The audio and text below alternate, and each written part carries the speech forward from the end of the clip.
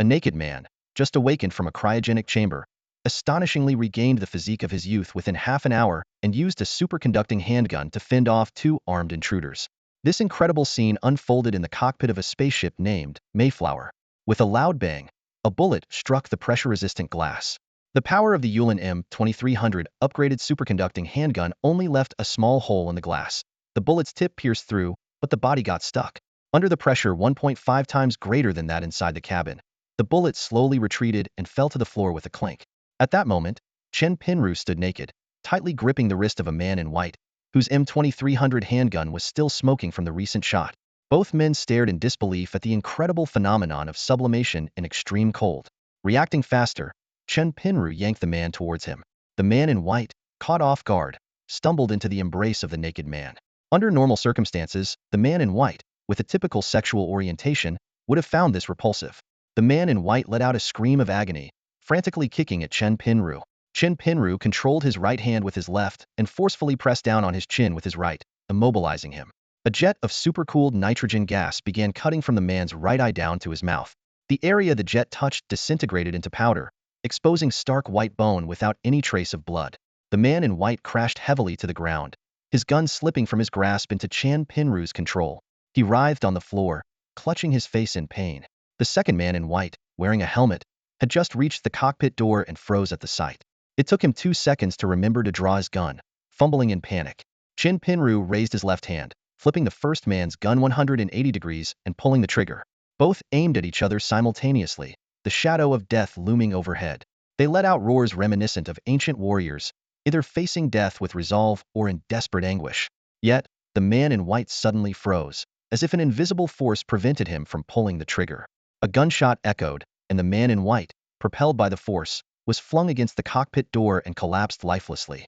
Jiang Xingyan, who had been screaming from the co-pilot seat, fell silent, staring blankly at the scene. 20 minutes earlier, Chen Pinru awoke from a numbing cold, his entire body aching and numb. Struggling to sit up, he realized he was stark naked as his vision cleared. Strange images flashed through his mind like a slideshow, leaving him bewildered. The person he had been speaking to was gone, and the room had transformed into a cylindrical chamber resembling a high-pressure tank, with soft orange light emanating from its walls. After sitting quietly for a moment, the pain and numbness rapidly subsided.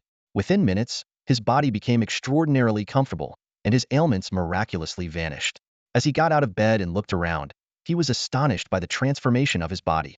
Smooth, elastic skin, prominent veins, shiny nails. His aged, greasy body was replaced by well-developed muscles, full pectorals, a six-pack, and an impressive wide back. Taking a deep breath, he felt the symptoms of viral infection, which had caused itching and coughing, completely disappear, and his heart beat powerfully in his chest. Youth is wonderful, he couldn't help but exclaim. Looking back, the metallic bed still floated in the air, emitting a faint blue glow, as if glazed. The previously dilapidated, dim old house had now become a glowing metallic cylinder. He stumbled around, searching for an exit, when a loud noise announced the opening of the chamber's top. Instinctively, Chen Pinru tensed his muscles, assuming a defensive posture, surprised by his reflexive reaction. An elderly man in a white coat with white hair rushed in, waving his arms excitedly, shouting, "Hurry, get out, there's no time." Though confused and still a bit groggy, Chen Pinru followed him out of the cylindrical chamber. As soon as he exited, the previous silence was replaced by chaotic clamor. People were shouting and running in panic. The clanging of metal was deafening. Objects fell from the enormous isolation dome, and through the thick, pressure-resistant glass, a white world appeared. The ground was covered in snow, the sky equally white, with the surface near the dome gradually turning dark red.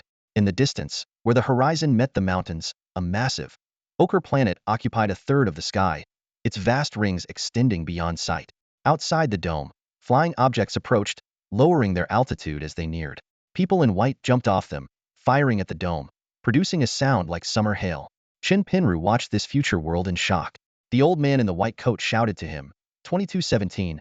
"Oh no, Mr. Chun, run with me." "Me? Run with you? Why? Who are you?" "I'm Lin Yongsheng. Hurry, follow me." "You are? Lin Yongsheng? Lin Yongsheng?" Chen Pinru struggled to recall. A handshake flashed in his memory, as if remembering something, yet his brow furrowed. "Can I at least get some clothes first?" He finally realized he was still naked. A few female staff members ran past, and he reflexively covered himself, but they seemed indifferent, as if it were routine. No time, run. Lin Yongsheng pointed to a spaceship with chaotic graffiti, pulling Chen Pinru towards it. The ship's tail prominently displayed the name Mayflower. Two airships beside the Mayflower hummed with a dull engine noise, spewing orange smoke and scattering papers and debris as they slowly lifted off, crowding towards the spaceship's exit. Suddenly, a loud explosion shook the air, followed by the sharp sound of shattering glass. Chen Pinru ran while looking back, seeing a section of multi-layered pressure-resistant glass near the ground shatter under intense weapon fire.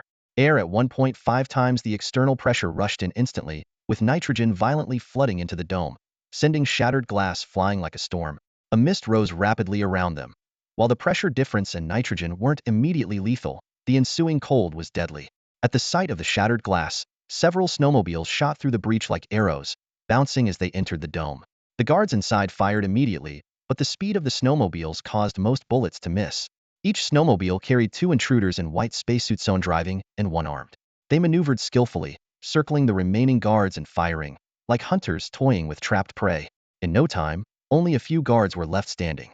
Two snowmobiles spotted a naked man and someone in a lab coat running and immediately changed direction to pursue, firing as they chased. Bullets hit the spaceship, sparking and clanging loudly. "You bastards!" Lin Yongsheng yelled as he ran. "My ship? I'll kill you!" he shouted, waving his arms, his white hair standing on end with anger and exertion. With bullets whizzing behind him, Chen Pinru sprinted towards the spaceship, ignoring his embarrassment. The spaceship's hatch was wide open, with a ladder reaching the ground. A woman in a blue spacesuit stood at the entrance, frantically waving. As they got closer, the roar of the spaceship's engines grew louder. The two breathlessly climbed aboard, and the woman jumped nervously, shouting, "Professor, the preheat is complete. You can take off immediately." Professor Lin, panting heavily, leaned against the wall and clutched his side, slowly making his way to the cockpit. Upon reaching the door, he gathered his strength and yelled back, "Chen Pinru, Jiang Xingyan, shoot them! Dear, help me close the hatch." Jiang Xingyan shouted. Chen Pinru, seeing another woman, instinctively covered himself and asked, "Where do I pull?" Before Jiang Xingyan could respond, the spaceship began to shake violently. A massive jet of air shot downward, creating a layer of orange mist on the ground as the spaceship roared and slowly lifted off. By this time, the two snowmobiles had reached the base of the spaceship. The passengers jumped off, quickly detached the external air hoses, and ran towards the hatch ladder, discarding their cumbersome oxygen helmets as they went. Jiang Xingyan urgently tried to pull the chain on the door. One of the snowmobile drivers saw this and fired a shot, possibly intending only to intimidate, but the bullet hit her shoulder mercilessly. She screamed and collapsed to the ground. It was only then that Chen Pinru realized he needed to pull the chain. He rushed forward, only to find two people in white had already climbed the ladder, with the shooter close behind. Chen Pinru dashed to the hatch to pull the chain, nearly colliding with the first man in white. Due to the height difference, the man's line of sight was directly level with Chen Pinru's lower body. The man in white, stunned by the unexpected close-up of another man's nudity, froze. Chen Pinru, disgusted by the bearded man's gaze at his privates, reflexively kicked out.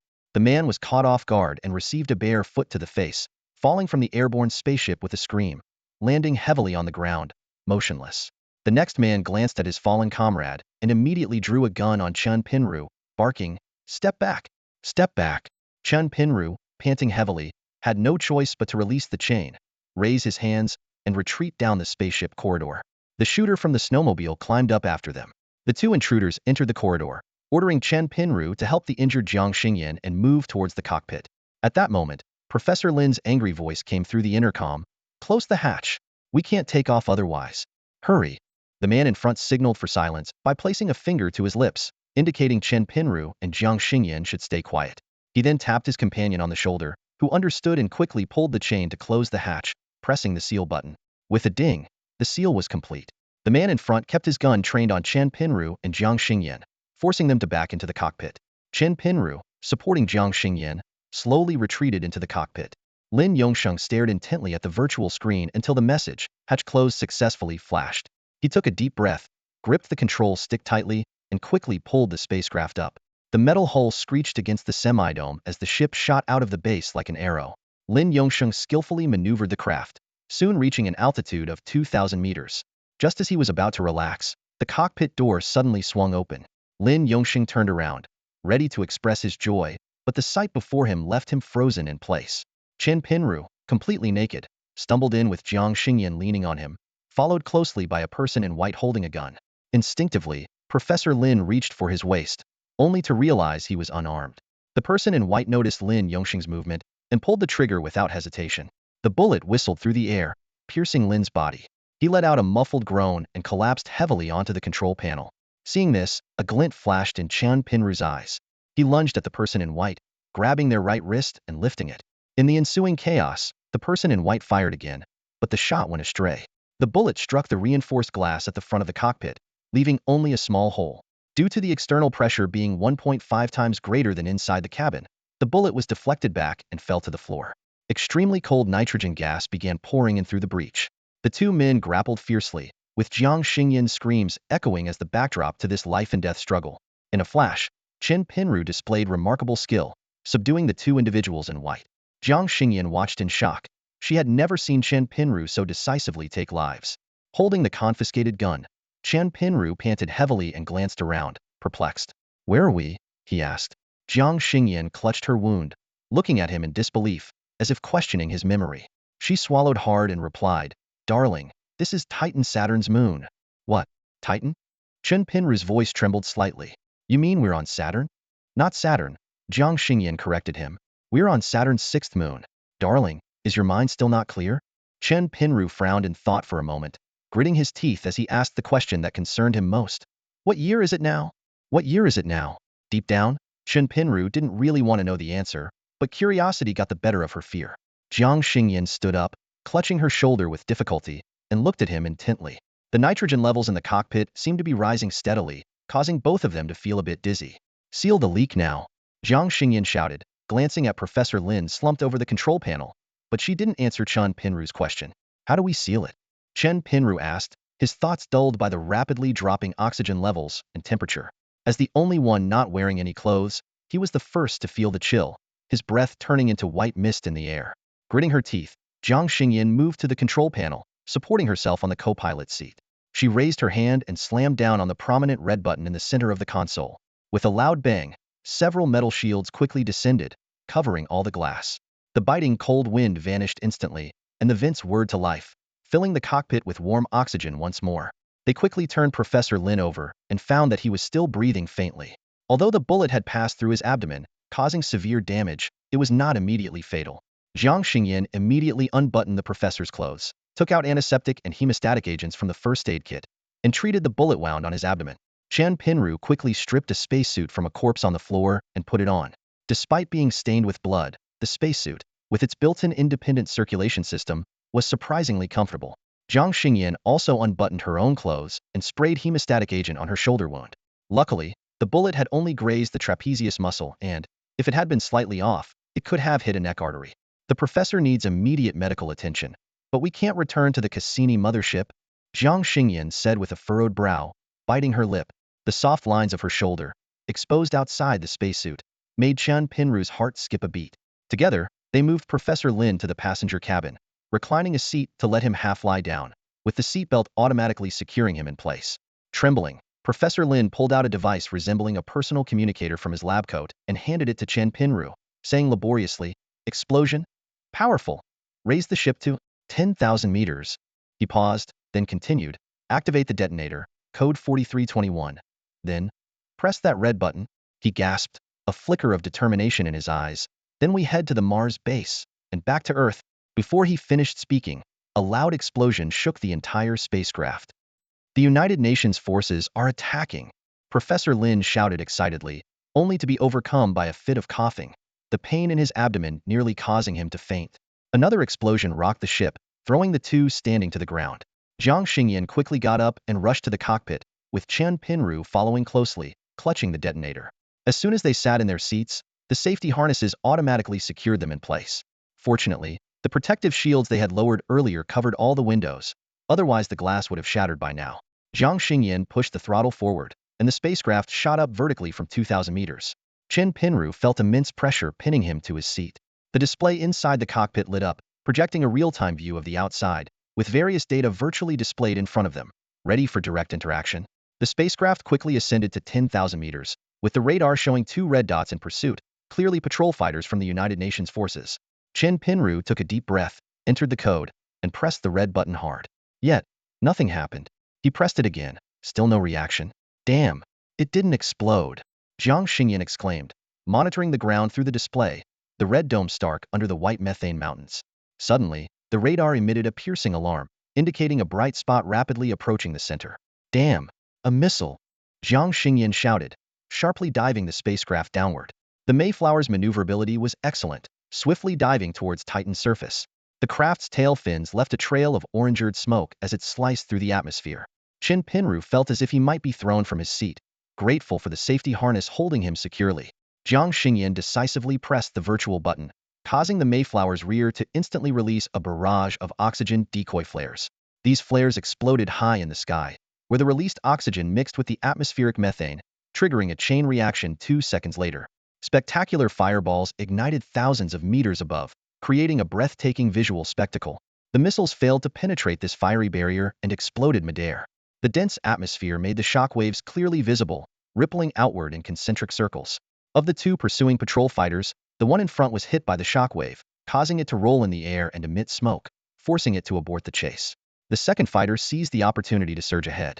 As their altitude dropped to about 2,000 meters from the dome, Jiang Xingyan leveled the Mayflower. Press it again. Hurry, my dear, she urgently shouted. It dawned on Chen Pinru that she had pressed the button meant to destroy the teleporter. No, we can't destroy the teleporter.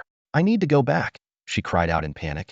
Jiang Xingyan shot a worried glance at Chen Pinru and snatched the detonator, pressing the button again. Still, there was no response. Go to the back and ask Professor Lin what's going on, Jiang Xingyan commanded. Chen Pinru quickly unbuckled her seatbelt and ran to the cockpit door to shout questions at Lin. Despite being strapped in, the earlier violent maneuvers of the ship had left him in pain, his face pale. He sighed weakly. Most likely, the detonator has been jammed. It's over. We need to leave quickly. He pointed out the window at the white sky, where the massive rings of Saturn loomed overhead. Due to the earlier explosions, clouds of various colors floated in the sky, resembling the backdrop of a puppet cartoon. Relieved that they didn't need to destroy the teleporter, Chen Pinru sighed with relief.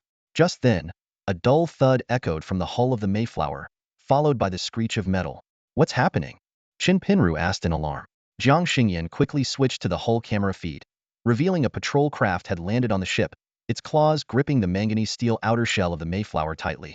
On the surveillance screen, the top hatch of the patrol craft opened, and 4 soldiers in white spacesuits jumped out, swiftly moving toward the emergency access point.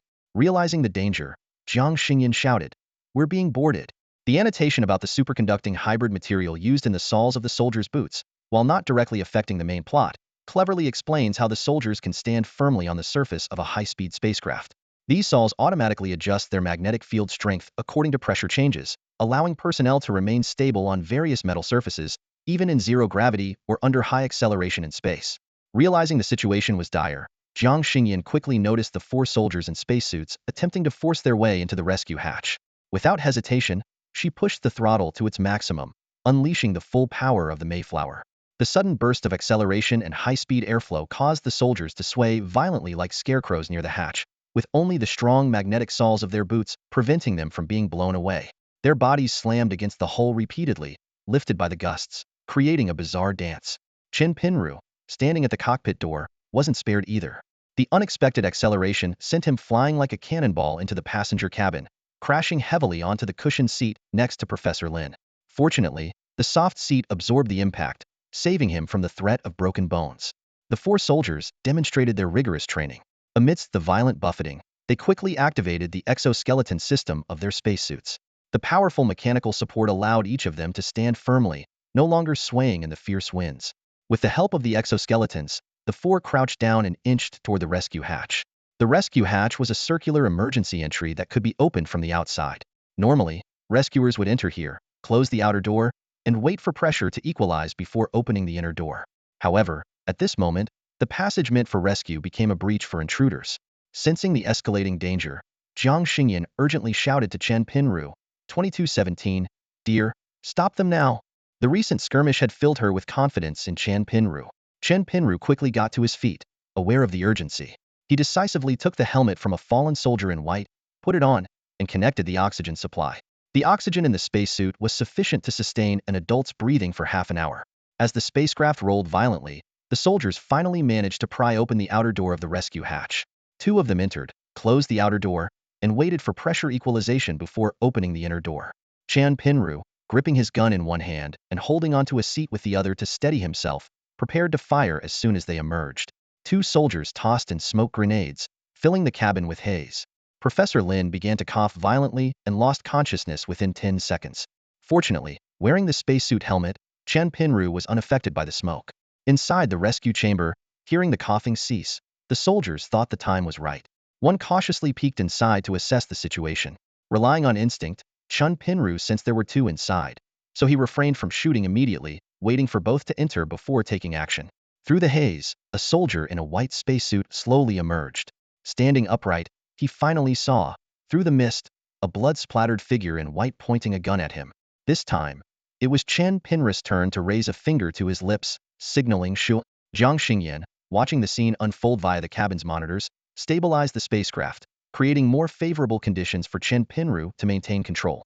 Hearing no further movement, the second soldier also emerged. Chen Pinru aimed his weapon at them, repeating the Shu gesture. The two soldiers obediently stood against the wall, hands raised. Chen Pinru pointed at the inner hatch and then at one of the soldiers, commanding quietly, "Close it." The soldier complied, sealing the inner door.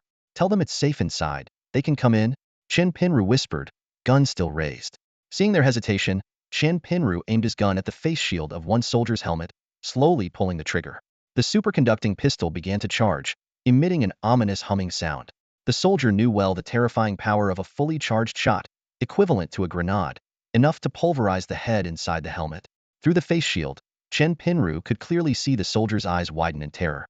At that moment, Chen Pinru felt a strange energy surge within him, like an invisible hand capable of gripping the soldier's mind. A slight pressure would cause the soul to involuntarily contract. Under this pressure, the soldier pressed the communicator, croaking, "All clear. You can enter." Soon, the other two soldiers entered the cabin. Ultimately, four fully armed soldiers stood in a row, hands raised against the wall, completely subdued by Chen Pinru alone. Witnessing everything through the cameras, Jiang Xingyan was overjoyed. She shouted excitedly into the cabin, "Hero, I love you." Chen Pinru, with his back to the cockpit, shouted back, "Turn on the ventilation. The smoke's about to reach the cockpit." Jiang Xingyan immediately activated the ventilation system, clearing the cabin of smoke. 1 against 4. It seemed as though he had captured them single-handedly. Chen Pinru smiled, faintly sensing the soldiers' resentment and frustration. After this half-hour chase for survival, Chen Pinru felt his body awakening at an incredible pace, his mind expanding with unprecedented awareness. It was a peculiar sensation, comforting, yet slightly aching at the back of his head. Since his time travel from 2023, his body had undergone dramatic changes. The once middle-aged, unfit physique was replaced by a healthy, strong, and agile form, brimming with explosive energy. His previously myopic eyes were now as sharp as an eagle's, able to detect subtle details he once missed. Even his sense of smell and hearing seemed heightened, perceiving more layers than before. What surprised Chen Pinru the most was that in just a short while, he seemed to be able to perceive the thoughts of others, whether intentionally or not. He was astonished to find that everyone was surrounded by a faint, almost imperceptible aura, transparent like jelly, but in different colors. Even more intriguing was that these auras had tiny tails, which Chen felt he could easily grasp. Just a slight tug or pinch, and the person's mind would ripple in response. This sudden sensory ability left him both shocked and fearful. His gaze swept over the four soldiers leaning against the cabin wall. The information their auras conveyed was unmistakable. Each was poised to leap at him. Yet they all hoped someone else would make the first move, becoming the hero to take the initial hit and create an opportunity for the others to subdue Chen Pinru. Chen quickly assessed the situation in his mind.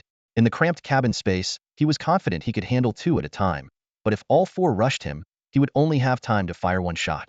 No matter how fast he could shoot, he couldn't fire 4 bullets in an instant. If the others drew their guns or knives amid the chaos, he would surely be injured or killed, with no chance of winning. Realizing he was at a disadvantage, Chen urgently needed to break the deadlock. He had initially only thought of capturing everyone, overlooking the perilous situation he was in. Suddenly, a crazy and childish idea flashed through his mind. Even he found it absurd. "Feeling defiant, aren't you?" Chen asked, his voice cutting through the silence of the cabin. The 4 men raised their hands and exchanged glances through their helmets. Although they couldn't see each other's expressions, Chen could sense their confusion. "How about this?" Chen continued, his tone carrying a hint of provocation. "Let's have a fight on the ground below. No guns, that's unfair. We'll use our personal defense knives." He paused, swallowing hard, his heart racing, but he maintained a facade of calm. "There are 4 of you. I'll take you all on at once. Cheon held his gun, his gaze flicking between the four. Since he was wearing a helmet too, they couldn't see his expression, unsure if he was serious or joking, or if he was under the influence of hallucinogens. Jiang Xingyan, overhearing this, also thought Chun had lost his mind. She turned her head and shouted into the cabin, "Are you crazy?" Chun slowly removed his helmet, taking a deep breath, his eyes locked onto the four men. He could sense the complex emotions within them: fear, excitement, and a glimmer of hope. But most prominently, a feeling of humiliation. "Can we take off our helmets?" one of them asked hesitantly. "Go ahead," Chun replied curtly. The four slowly removed their helmets, revealing similar faces: deep-set eyes, prominent brow bones, and hooked noses. The only difference lay in their beards. One had a thick full beard, another sported a handlebar mustache, while the remaining two, slightly younger, had sparse facial hair. Their faces were rugged, their eyes dark and filled with menace, bearing the marks of rigorous training. They silently stared at Chun, trying to gain an upper hand in the standoff. Chun met their gaze unflinchingly. The tension in the air was palpable. After about 10 seconds, the man with the thick beard broke the silence. "You think you can take on all four of us with a knife?" he asked, his voice dripping with anger and disdain. Chun sensed the shift in their emotions, realizing they were taking the bait. He deliberately replied in a dismissive tone, "Of course. You're just little pests." He almost said little pests from the United Coalition Army, but remembered he wasn't familiar enough with this world, so he quickly corrected himself. His words further incited their anger. The bearded man glared at Chen, gritting his teeth. "I don't need four. I can take you down myself." Chen felt a surge of satisfaction. If they came at him one by one, it would be much easier to handle than if they all attacked at once. He continued tauntingly, "Why not all four at once?" The bearded man suddenly laughed, his voice echoing in the small cabin. "We've never seen such an arrogant young man in the Puzzledata Guard." Chun laughed along, not only because his plan was working but also because he was pleased to hear someone, especially an enemy, call him young man. The last time he'd been referred to that way was at least 15 years ago. But now, he indeed felt young again. The man with the handlebar mustache glared at Chun with a cold look, saying, "Let's land the ship. Soon, we'll see you dead." Chun let out a contemptuous snort, then shouted, "Land." His voice reverberated in the cabin, as if heralding an impending life-or-death struggle. Chen Pinru stood like a valiant captain commanding a battleship, his posture straight and his gaze intense, as he shouted at the spaceship's control panel, "Land." Yet, the ship remained still. Taking a deep breath, he barked again, "Land." After a brief silence, Jiang Xingyan's slightly bewildered voice crackled through the communicator, "Are you out of your mind?" If it weren't for the tense battle atmosphere, the four enemies opposite would likely have burst into laughter. Feeling a bit awkward, Chun Pinru scratched his head, aimed his gun at the four, and then awkwardly smiled, "That's women for you." To his surprise, the four enemies simultaneously nodded in agreement. Sensing the situation was deteriorating, Chun Pinru grew anxious and sternly shouted at the camera, "Land it now," while rapidly blinking, trying to send a covert signal to Jiang Xingyan. Jiang Xingyan, observing Chan Pinru's angry expression and rapid blinking through the monitor, quickly realized that the cabin situation was not entirely under control. "All right, I'm landing." She quickly scanned her surroundings and spotted a flat area about 10 kilometers from the dome, next to an ethane lake. The lake's water appeared gelatinous, shimmering in gray and black hues, resembling jelly made from Chinese preserved eggs. As the fierce wind blew, the lake's surface barely rippled, only gently quivering. As the spaceship descended to just 5 meters above the lake's surface, Chen Pinru ordered everyone to put their helmets back on, swiftly donning his own and connecting the oxygen supply. He signaled Jiang Xingyan to open the hatch. She first increased the cabin pressure to 1.8 times the external pressure to prevent the cold nitrogen from rushing in and harming the severely injured and unconscious Lin Yongsheng. Titan's gravity is slightly stronger than the moon's, so jumping from a height of 5 meters into the jelly-like ethane lake posed little threat to humans from Earth. The ethane lake, a non-Newtonian fluid, was extremely viscous. One would need to stand still for about 5 hours to sink knee-deep. 3 enemies jumped first, with the bearded one hesitatingly looking back at Chen Pinru before jumping last. As a man of honor and integrity, Chen Pinru followed suit. Although closing the hatch and leaving might have been the wiser choice, he chose to keep his promise. Years later, Chen Pinru often regretted this decision, believing he should have abandoned his pride and left. Jiang Xingyan quickly closed the hatch, piloted the spaceship to the shore, and then rushed to check on Lin Yongsheng's condition. The 4 enemies formed a line on the lake's surface, raising their right hands to the sky. Though their voices were muffled by their helmets, it appeared they were performing some kind of ritual from the Puja La data region. Subsequently, they tossed their guns onto the gelatinous ethane surface. Chen Pinru stood 3 meters from them, also drew his gun, and tossed it onto the lake, watching it bounce a few times before settling. Titan's atmosphere is composed of 98.44 nitrogen, making it the only nitrogen-rich body in the solar system besides Earth. The remaining components include methane and ethane. With a slight breeze, these gases would rub against helmets, shoulders, or gloves, creating thick orange mist that drifted in circles, as if in a fantasy world. Chun Pinru dared to face 4 opponents because he could sense their energy, predicting their next moves. This split-second advantage allowed him to gain the upper hand. However, in the cramped space of the spaceship, facing a group attack, he couldn't instantly identify the most threatening opponent. While he might take down 2 or 3, he could also end up gravely injured or dead, unable to protect Professor Lin and Jiang Xingyan. In just half an hour, Chun Pinru's confidence had skyrocketed. The thrill of this experience far exceeded that of his entire life before 2023. The situation was now favorable, as the opponents, wanting to uphold the dignity of the Pujala Data Guard, opted for a duel. Yet, as well-trained, battle-hardened warriors, they didn't truly consider this young man a serious threat. Chun Pinru could hear his heavy breathing inside the helmet, his heart racing, adrenaline surging. Outside, the thick wind mixed with the orange smoke created by friction with his body, forming swirling patterns in the air, like a dynamic ink painting. He could sense the opponents were both tense and disdainful.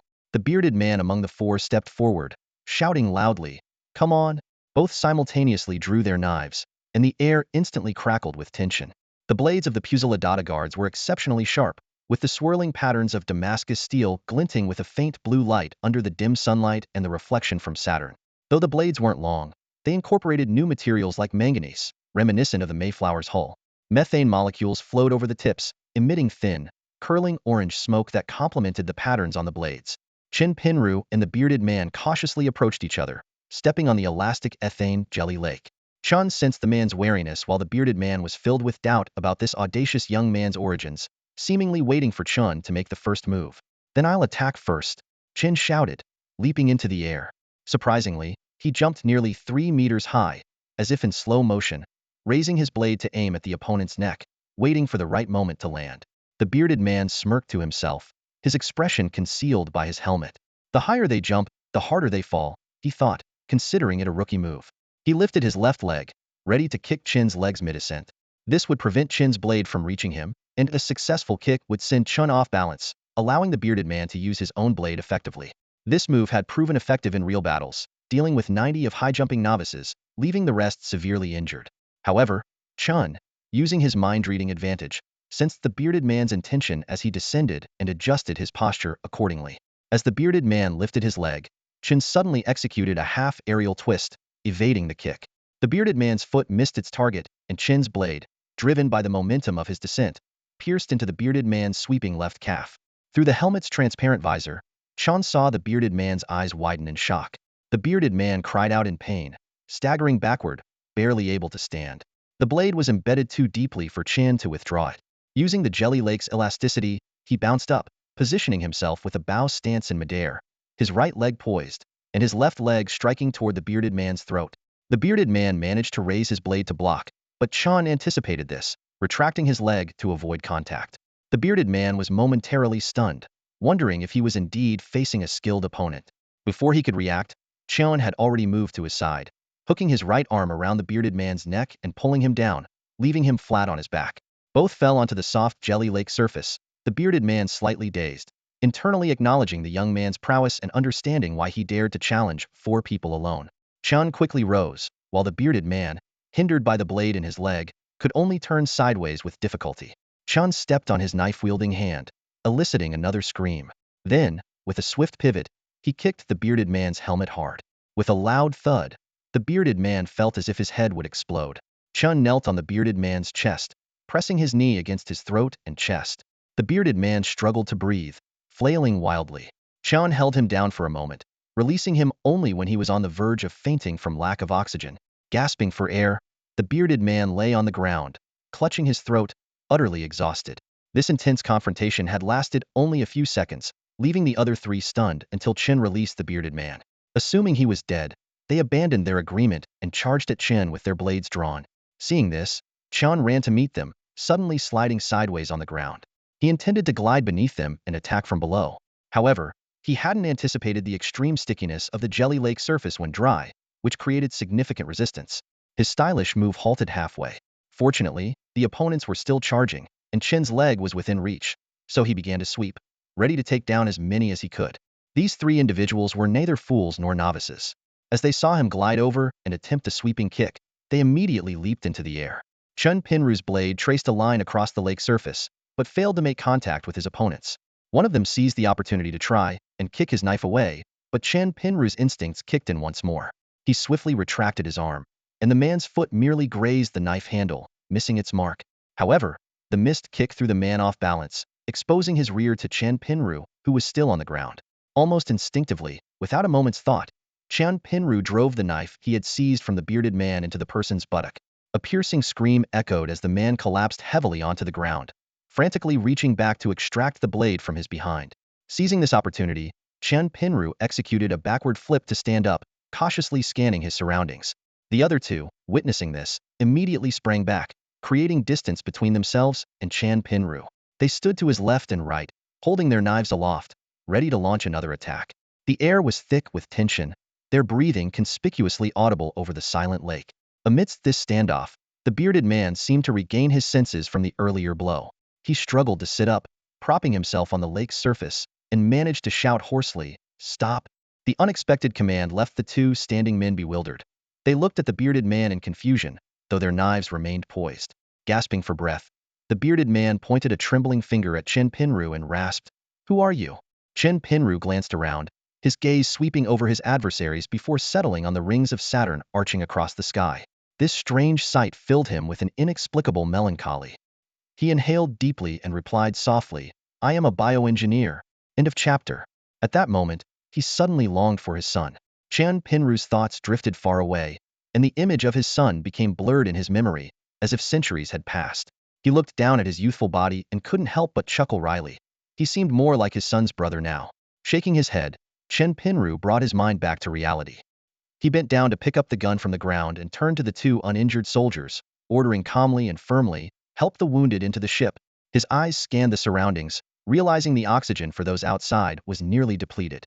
The four Puzzledarans exchanged glances, reluctantly admitting their defeat, yet accepting it with a sense of respect. They followed Chen Pinru into the warmth of the spaceship. Jiang Xingyan immediately began treating the two injured Puzzledarans, the bearded one and the one with a mustache. She was surprised to find that the knife wounds had already started to frostbite and necrotize. Swiftly, she took out a medical laser gun, carefully burning away the necrotic tissue before disinfecting the wounds. After treating the injuries, Jiang Xingyan offered them bread and milk. This gesture of kindness deeply moved the Puzzledarans, slowly melting away their guarded expressions. The bearded man, being the squad leader, had lost his previously aggressive demeanor. After a moment of hesitation, he asked, "Given the circumstances, how can we repay you?" His tone carried a hint of apology and respect. Chen Pinru and Jiang Xingyan exchanged a knowing glance, and then looked towards Lin Yongsheng. The old professor had just awakened from the effects of a hallucinogenic grenade, his face still pale. Jiang Xingyan spoke up, "We need your help. Please take this gentleman to the Cassini mothership for treatment. He's been shot in the abdomen, and his condition is critical." The bearded man's expression turned complicated. He looked at Jiang Xingyan, then at Chen Pinru toying with a defensive knife, and finally at Lin Yongsheng, showing a troubled look. Noticing the bearded man's hesitation, Chen Pinru put down the knife and said calmly, "We don't need thanks. We're all just following orders, serving our respective sides. There's no real hatred between us, right?" He paused, his tone becoming serious, but the old man's injury can't wait any longer. The bearded man sighed and explained, "The problem is, our patrol boat can only land on the fleet's mothership, the Puzzler. Without authorization, no other mothership will allow us to land. Only a cruiser-class mothership like the Puzzler can dock with the Cassini. Neither our patrol boat nor your shuttle can enter without authorization." A young Puzzledaran interjected, "Actually, there's a frontline hospital on the Puzzler." Chen Pinru looked at the young man, recalling how he had almost shot him earlier in the cabin. He asked, "How advanced is the medical facility? Can they handle abdominal gunshot wounds?" The bearded man replied, "Treating abdominal gunshot wounds should be no problem. If organ replacement is needed, we'd have to go back to Mars. But emergency and primary treatment are definitely possible."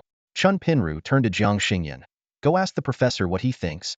Jiang Xingyan frowned and, after a brief conversation with the professor, turned to the Puzzledarans, asking, "How can you ensure the professor's safety and ours?" The four Puzzledarans looked surprised. "You're coming too?" With the Puzzledarans' help, Jiang Xingyan managed to repair the spacesuit of the motorcyclist that Chen Pinru had killed. The deadly bullet hole on the chest wasn't obvious unless closely inspected. Jiang Xingyan donned the spacesuit and borrowed a Puzzledarn helmet, completing her disguise. They devised a plan. The four Puzzledarns would pilot the Mayflower private ship to land on the Puzzle, reporting that they had captured a rebel civilian and the Mayflower, with others having escaped or been killed. However, this civilian was shot in the abdomen and might have valuable intelligence, necessitating immediate medical attention. After the surgery, Chen Pinru and Jiang Xingyan, disguised as Puzzledarns, would find a way to get Professor Lin back to the Mayflower and escape.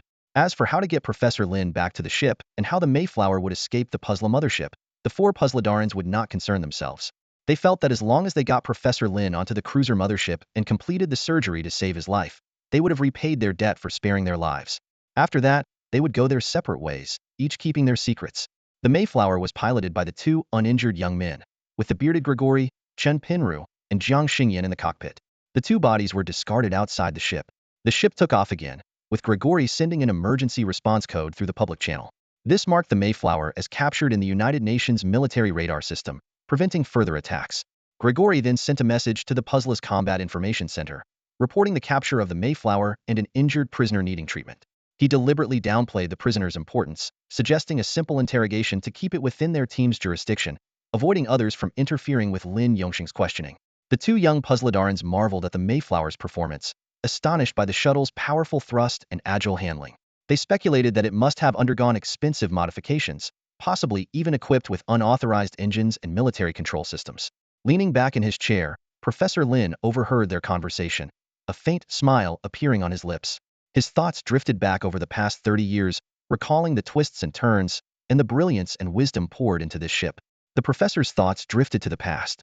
Memories of teaching at the National University of Singapore, his unpleasant ex-wife, the family estate back home, the free-spirited days on Mars, and the combat-filled life after joining the resistance flickered through his mind. Yet, his greatest secret remained the time travel machine, an invention that should not exist and had become the core of his academic research in the latter half of his life. The Mayflower was accelerating towards the cruiser Puzzle in low orbit around Titan. As the spacecraft gradually exited the atmosphere, Saturn became increasingly clear and bright in the background. The slender rings of Saturn stretched across the sky, with several moons slowly orbiting the massive planet, creating a breathtaking spectacle. The massive body of the Puzzle gradually came into view. It was 600 meters long and could simultaneously accommodate 3 300-meter transport ships and 3 100-meter light cruisers. Each light cruiser could carry 100 patrol fighters, a scale that was truly astonishing.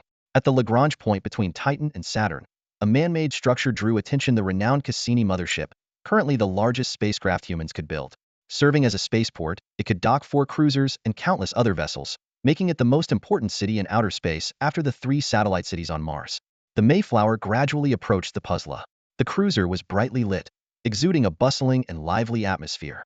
Its enormous silhouette loomed larger and larger, like a dark mountain in the field of view. For Chen Pinru, seeing a spacecraft up close for the first time left him speechless.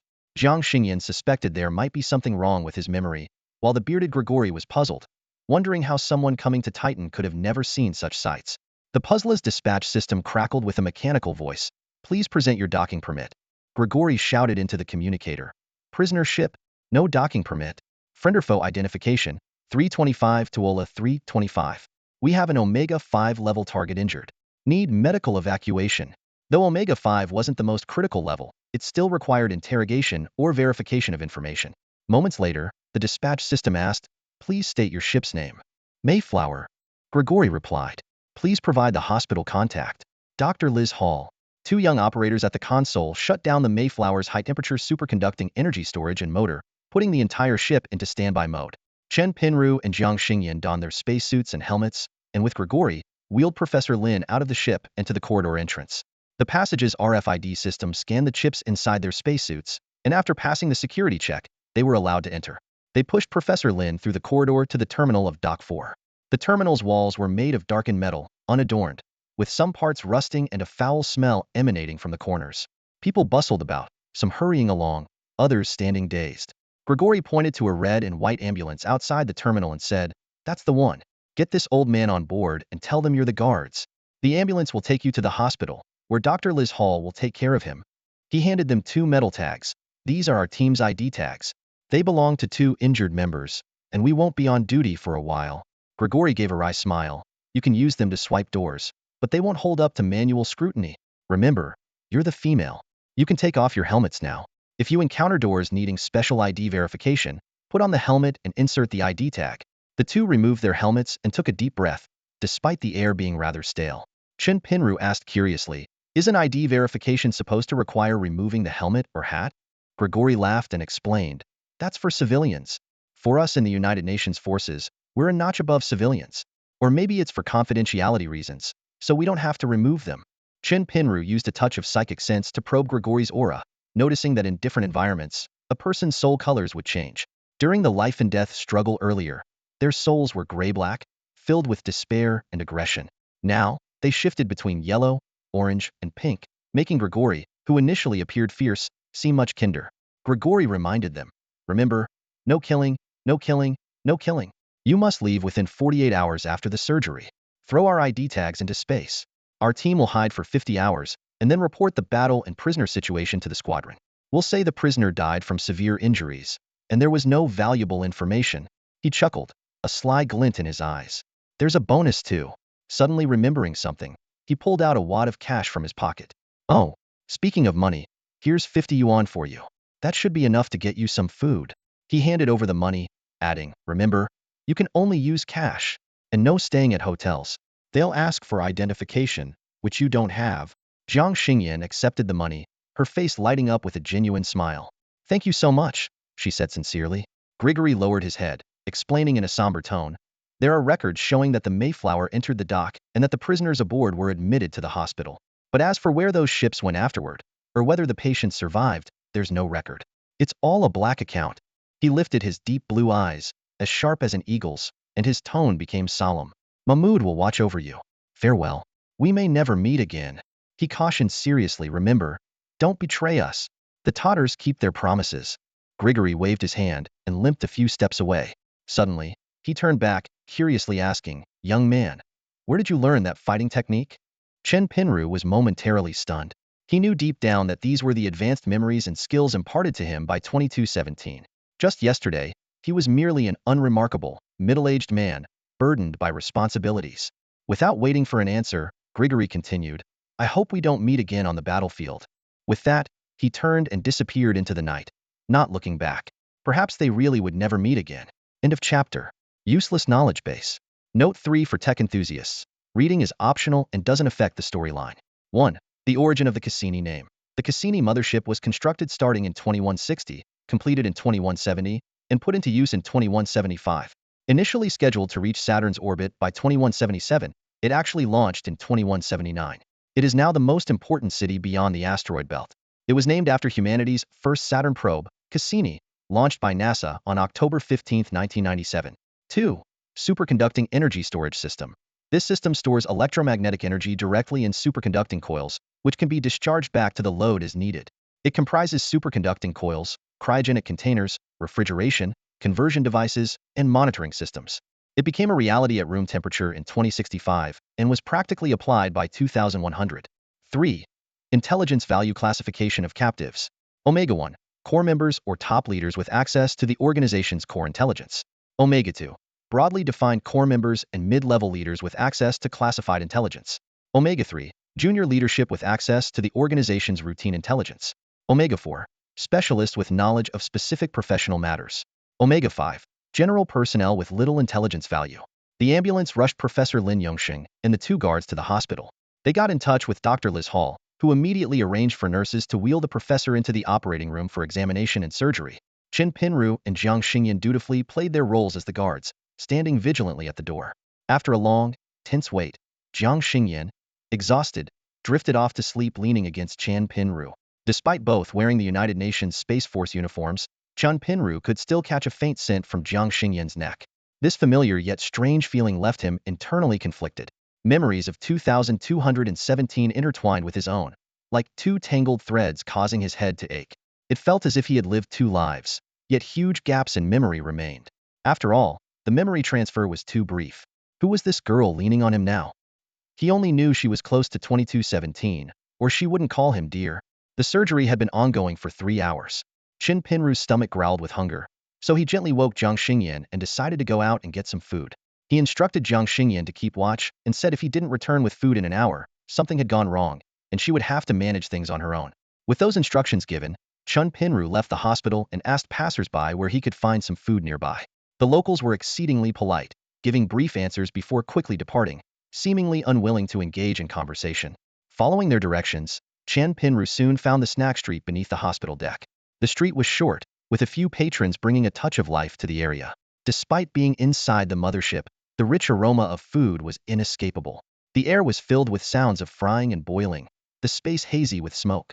People wore a variety of clothing, making their professions easily identifiable. Chen Pinru's white spacesuit marked him as United Nations Space Force. Those in yellow and orange overalls were greasy repair technicians. Those in light blue were electricians. Those in royal blue were computer engineers. And those in red uniforms were firefighting and emergency personnel.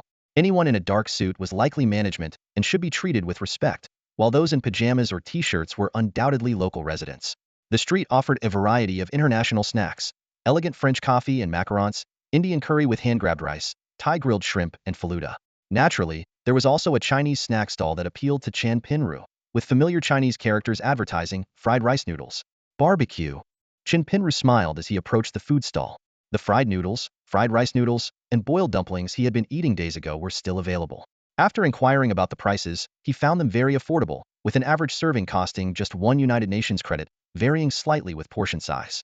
Ravenous, Chen Pinru decided to order some familiar food. He got himself a serving of fried noodles and ordered fried rice noodles for Jiang Xingyan, along with a serving of spicy stir-fried meat, hoping they would enjoy a satisfying meal. The vendor started with the spicy stir-fried meat, pouring a generous amount of oil into the pan. The rising smoke made Chen Pinru involuntarily swallow. Fresh red and green peppers were tossed into the pan, sizzling and releasing a rich pepper aroma. Then, the vendor reached for the meat.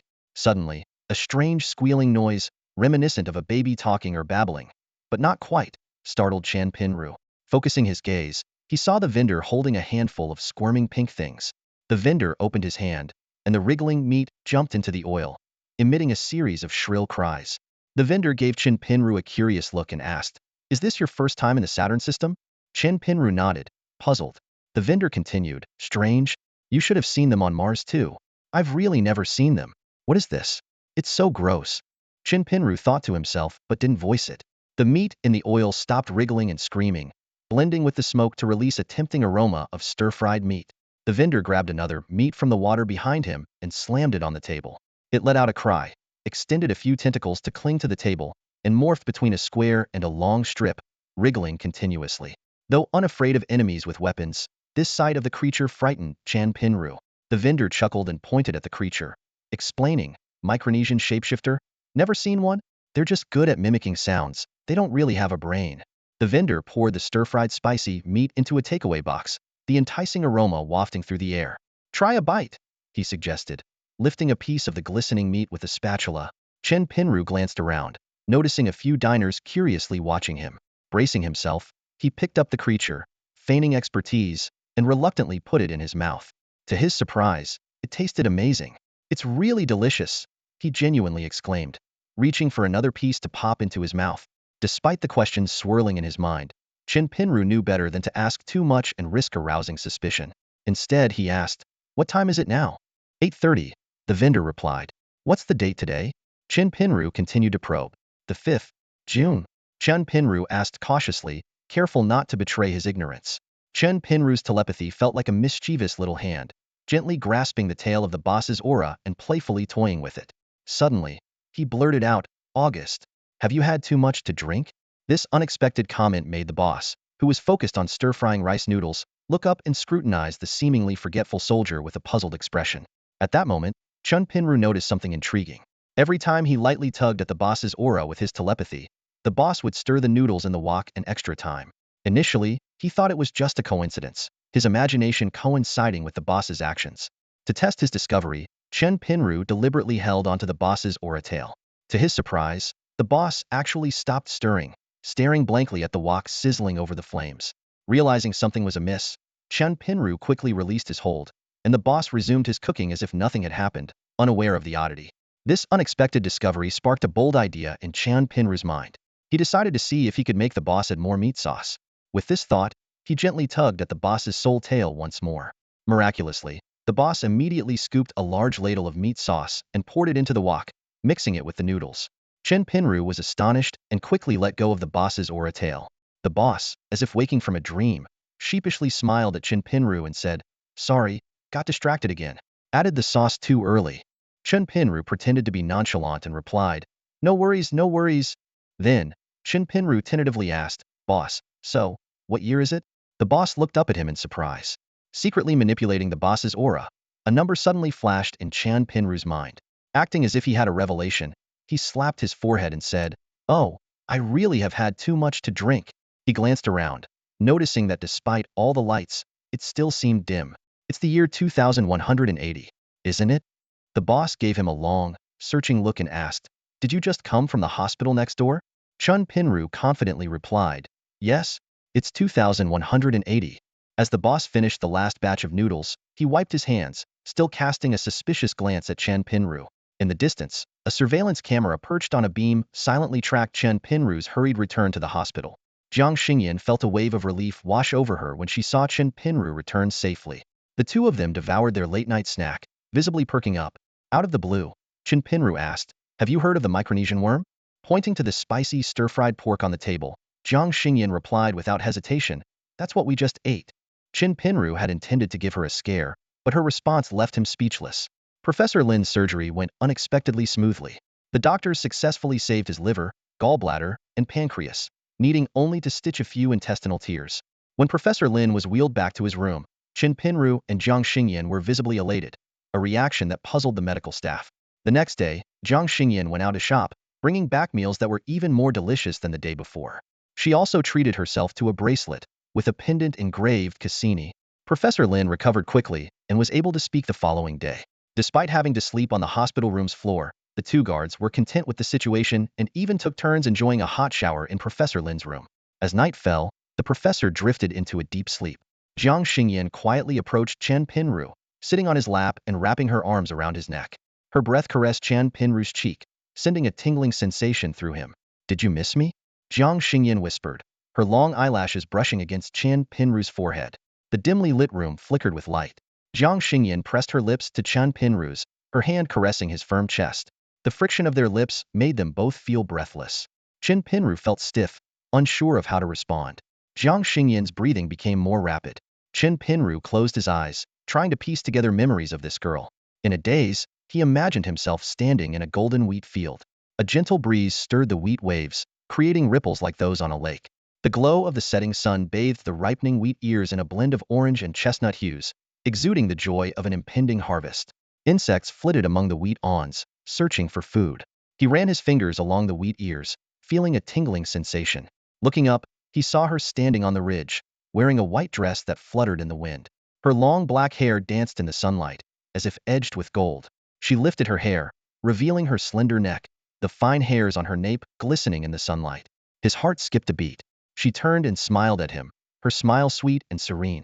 Slowly, she reached out and placed something in his palm.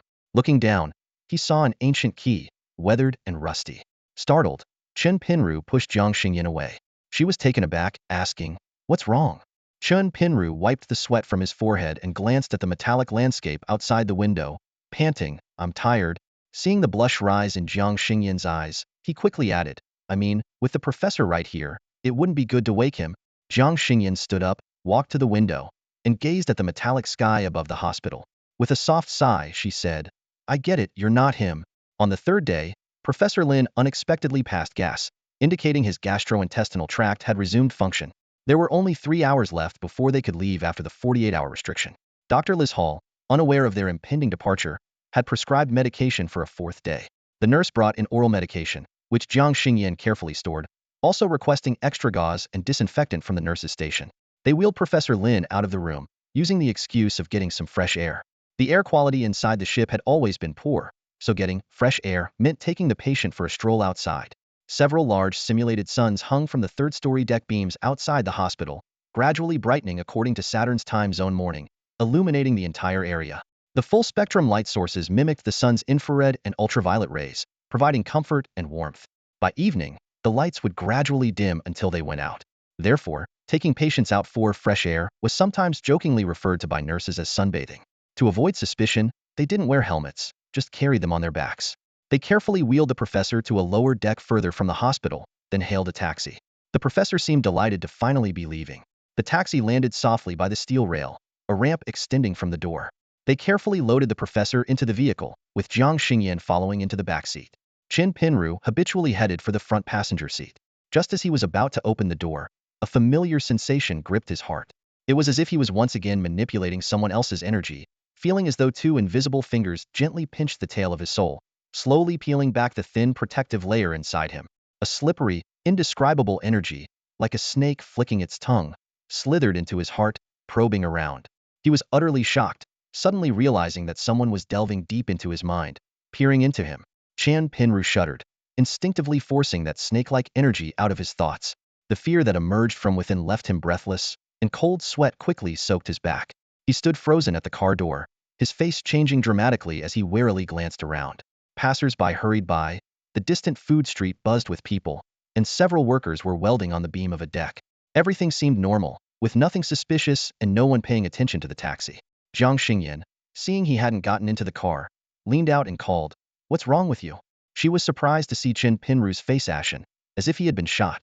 Chen Pinru took a deep breath and quickly got into the car, urgently telling the driver, to Pier 4. Hurry. He couldn't explain to Jiang Xingyan the feeling of being invaded, as she had no idea he could perform what was known as mind reading. The taxi lifted off, speeding along the steel road toward their destination. Chen Pinru felt his heart pounding wildly, a sense of panic he hadn't experienced in a long time, not since over 150 years ago when his health was poor. His anxiety quickly spread to the others in the car. Jiang Xingyan asked worriedly, "What's going on?" Chen Pinru glanced around through the rearview mirror and said in a low voice, "We're being followed." The atmosphere in the car instantly became tense. At that moment, Chen Pinru's gaze inadvertently caught sight of the Pusila-class cruiser outside the car window.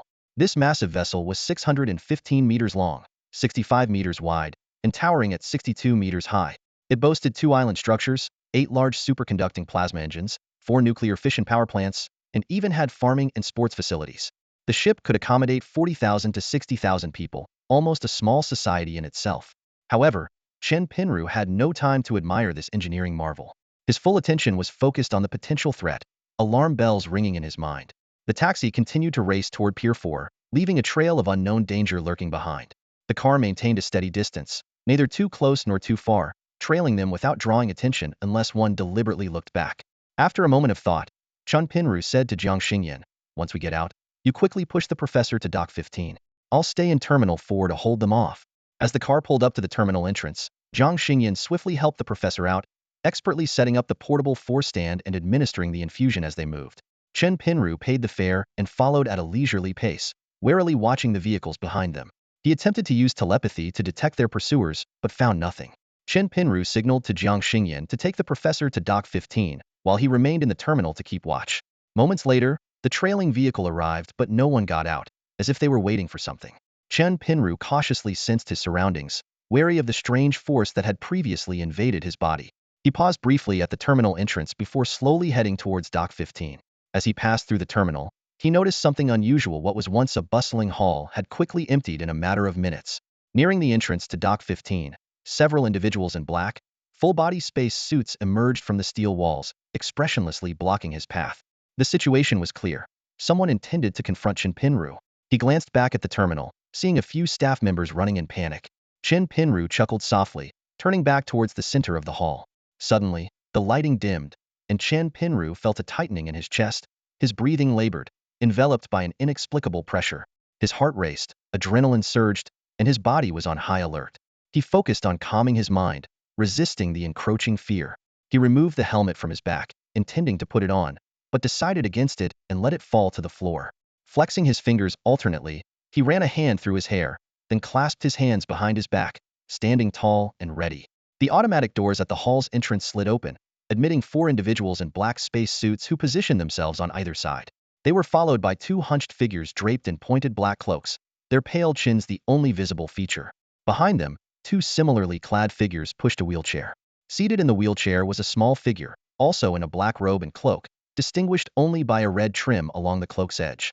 Unlike the others, this person's face was completely obscured by the cloak's depths, a void that seemed to absorb all light. Eerily, the light around them appeared dimmer, as if shrouded by an invisible ink. Chen Pinru sensed the increasing pressure in the hall, akin to being submerged deep underwater, his lungs struggling for air. The two robed figures in front led the way with silent steps, while the pair behind pushed the wheelchair, the sound of wheels on steel breaking the silence. They halted 2 meters from Chen Pinru. The leading robed figures stepped aside, bowing respectfully. Chen Pinru had already begun scanning the room with his telepathy. The individuals in the space suits emitted gray or black auras, stagnant like dead water. However, the robed figures gave off no detectable aura, suggesting one of two possibilities. They were either dead or capable of closing off their minds. Clearly, these were the latter. Chen Pinru recalled the moment he felt his mind probed when they got into the taxi, likely the work of these individuals. The person in the wheelchair leaned back slightly, as if tilting their head to appraise him. Although their face was hidden, it devoured light like a black hole. Suddenly, Chen Pinru felt an energy slowly seep into his mind, effortlessly breaching his defenses. He tried desperately to resist the energy, but it was so powerful that he couldn't muster even the slightest mental resistance. A sense of helplessness and powerlessness overwhelmed him. Suddenly, the mysterious figure in the wheelchair spoke. "Hello, Chen?" Chen Pinru immediately felt a wave of discomfort, his stomach churning with a nauseating urge to vomit. The voice seemed to hit him like infrasound, making him feel physically ill. What shocked him even more was that the voice was dual-toned. One voice emerged from the shadowy hood, strange and hoarse, like a whisper mixed with the raspiness of a cold, the words barely discernible. The other voice resonated directly in his mind, triggering a sense of nausea. This person in the wheelchair was not only speaking in the traditional way, but also using telepathy to communicate with him. Due to the unclear speech, the words entering Chen Pinru's mind appeared like subtitles, helping him understand the person's intent. Though the wheelchair-bound figure could have communicated solely through telepathy, that would have created a bizarre scene. The two of them standing silently, occasionally expressing facial and physical reactions. If ordinary people behave this way, they'd likely be sent to a psychiatric ward in no time. "Have we met before?" the wheelchair-bound figure asked. Another wave of nausea hit Chen Pinru as he swallowed hard to keep it down, replying, "Definitely not." "Are you sure?"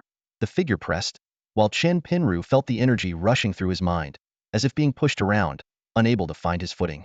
"How do you know my name is Chen?" Chen Pinru almost lost his composure, struggling against the urge to vomit. The figure seemed to notice something amiss, shuddering slightly. "What's going on? Why is your memory so chaotic?" Suddenly, the figure let out an ear-piercing howl, like the sound of a bellows being blown into a Category 12 hurricane. People around them lowered their heads, while Chen Pinru's eardrums ached and his scalp tingled. "Where did you train?" The figure raised his voice, with a tone of reproach. From beneath the black cloak covering the armrest, the figure slowly extended a finger. It was gray-black, thin and wrinkled, with long, prominent nails, the skin appearing as if it had been soaked in water for a long time.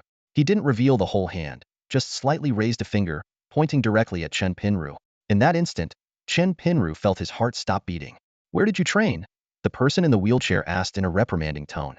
He slowly extended a finger from his black cloak, pointing it directly at Chen Pinru. In that instant, Chen Pinru felt as if his heart had stopped. He held his breath, fighting with all his might against the energy trying to halt his heartbeat. Although his strength was insufficient to completely dispel the energy, he managed to prevent it from fully taking control.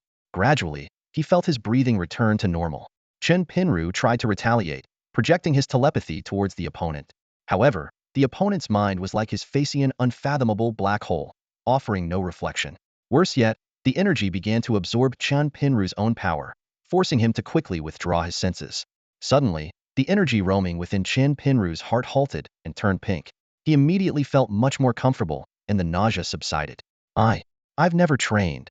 Chen Pinru first attempted to convey this message telepathically, but it felt like it vanished into thin air. Helplessly, he had to say it out loud. The room fell silent, as if no one believed him. The man in the wheelchair let out a low, mocking howl, and the people around him joined in laughter. With a slight wave of his finger, the wheelchair man restored the room to silence. The silence lingered for about 10 seconds. "I am Sir Lucio, an immaculate one," the man in the wheelchair declared in a dual voice. "These here with me are also immaculate ones." He gestured with his finger. The 4 cloaked immaculate ones bowed slightly to Chen Pinru, who, feeling unsure, simply nodded in return. "I've never encountered such a chaotic soul." Sir Lucio coughed heavily. "Such chaos I've only seen in the mind of my schizophrenic father." He howled again, and this time Chen Pinru detected a note of lamentation. Sir Lucio pointed to one of the immaculate ones standing at the front. The person nodded, turned, and bowed to Chen Pinru again, saying, "Mr. Chin, regardless of where you learned your telepathic skills, we Immaculate Ones unanimously believe you are indeed gifted and have great potential. Achieving such control over your mental realm without purification and without the protection of the star gods is something not seen in many years, if ever. We hope you will return to your true nature, cultivate kindness, and pursue tranquility and simplicity." Chen Pinru didn't fully grasp the speech, but understood it was a plea for him to do good. He wondered, am I the bad guy? He suddenly suspected that the C-2217 who had traveled to 2023 to find him might be the real villain, and that Professor Lin and Jiang Xingyan were actually the masterminds. The thought amused him. At that moment, Chen Pinru noticed that the Immaculate Ones were focused on the speaker, seemingly paying him no attention. Taking advantage of this, he turned abruptly and sprinted toward the entrance of Dock 15's gangway. The black-clad guards at the door were caught off guard by Chen Pinru's sudden escape and stood frozen, unsure how to react. In their minds, this blood-stained white spacesuit-clad man was expected to kneel and kiss Sir Lucio's hand. Chen Pinru felt energies behind him trying to latch onto his presence, even attempting to invade his mind. He pushed them out with force, like holding his breath.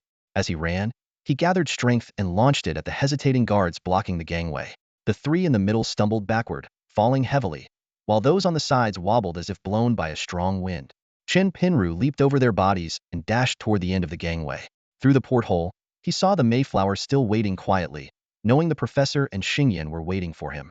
Just as he was about to reach the end of the gangway, he abruptly halted.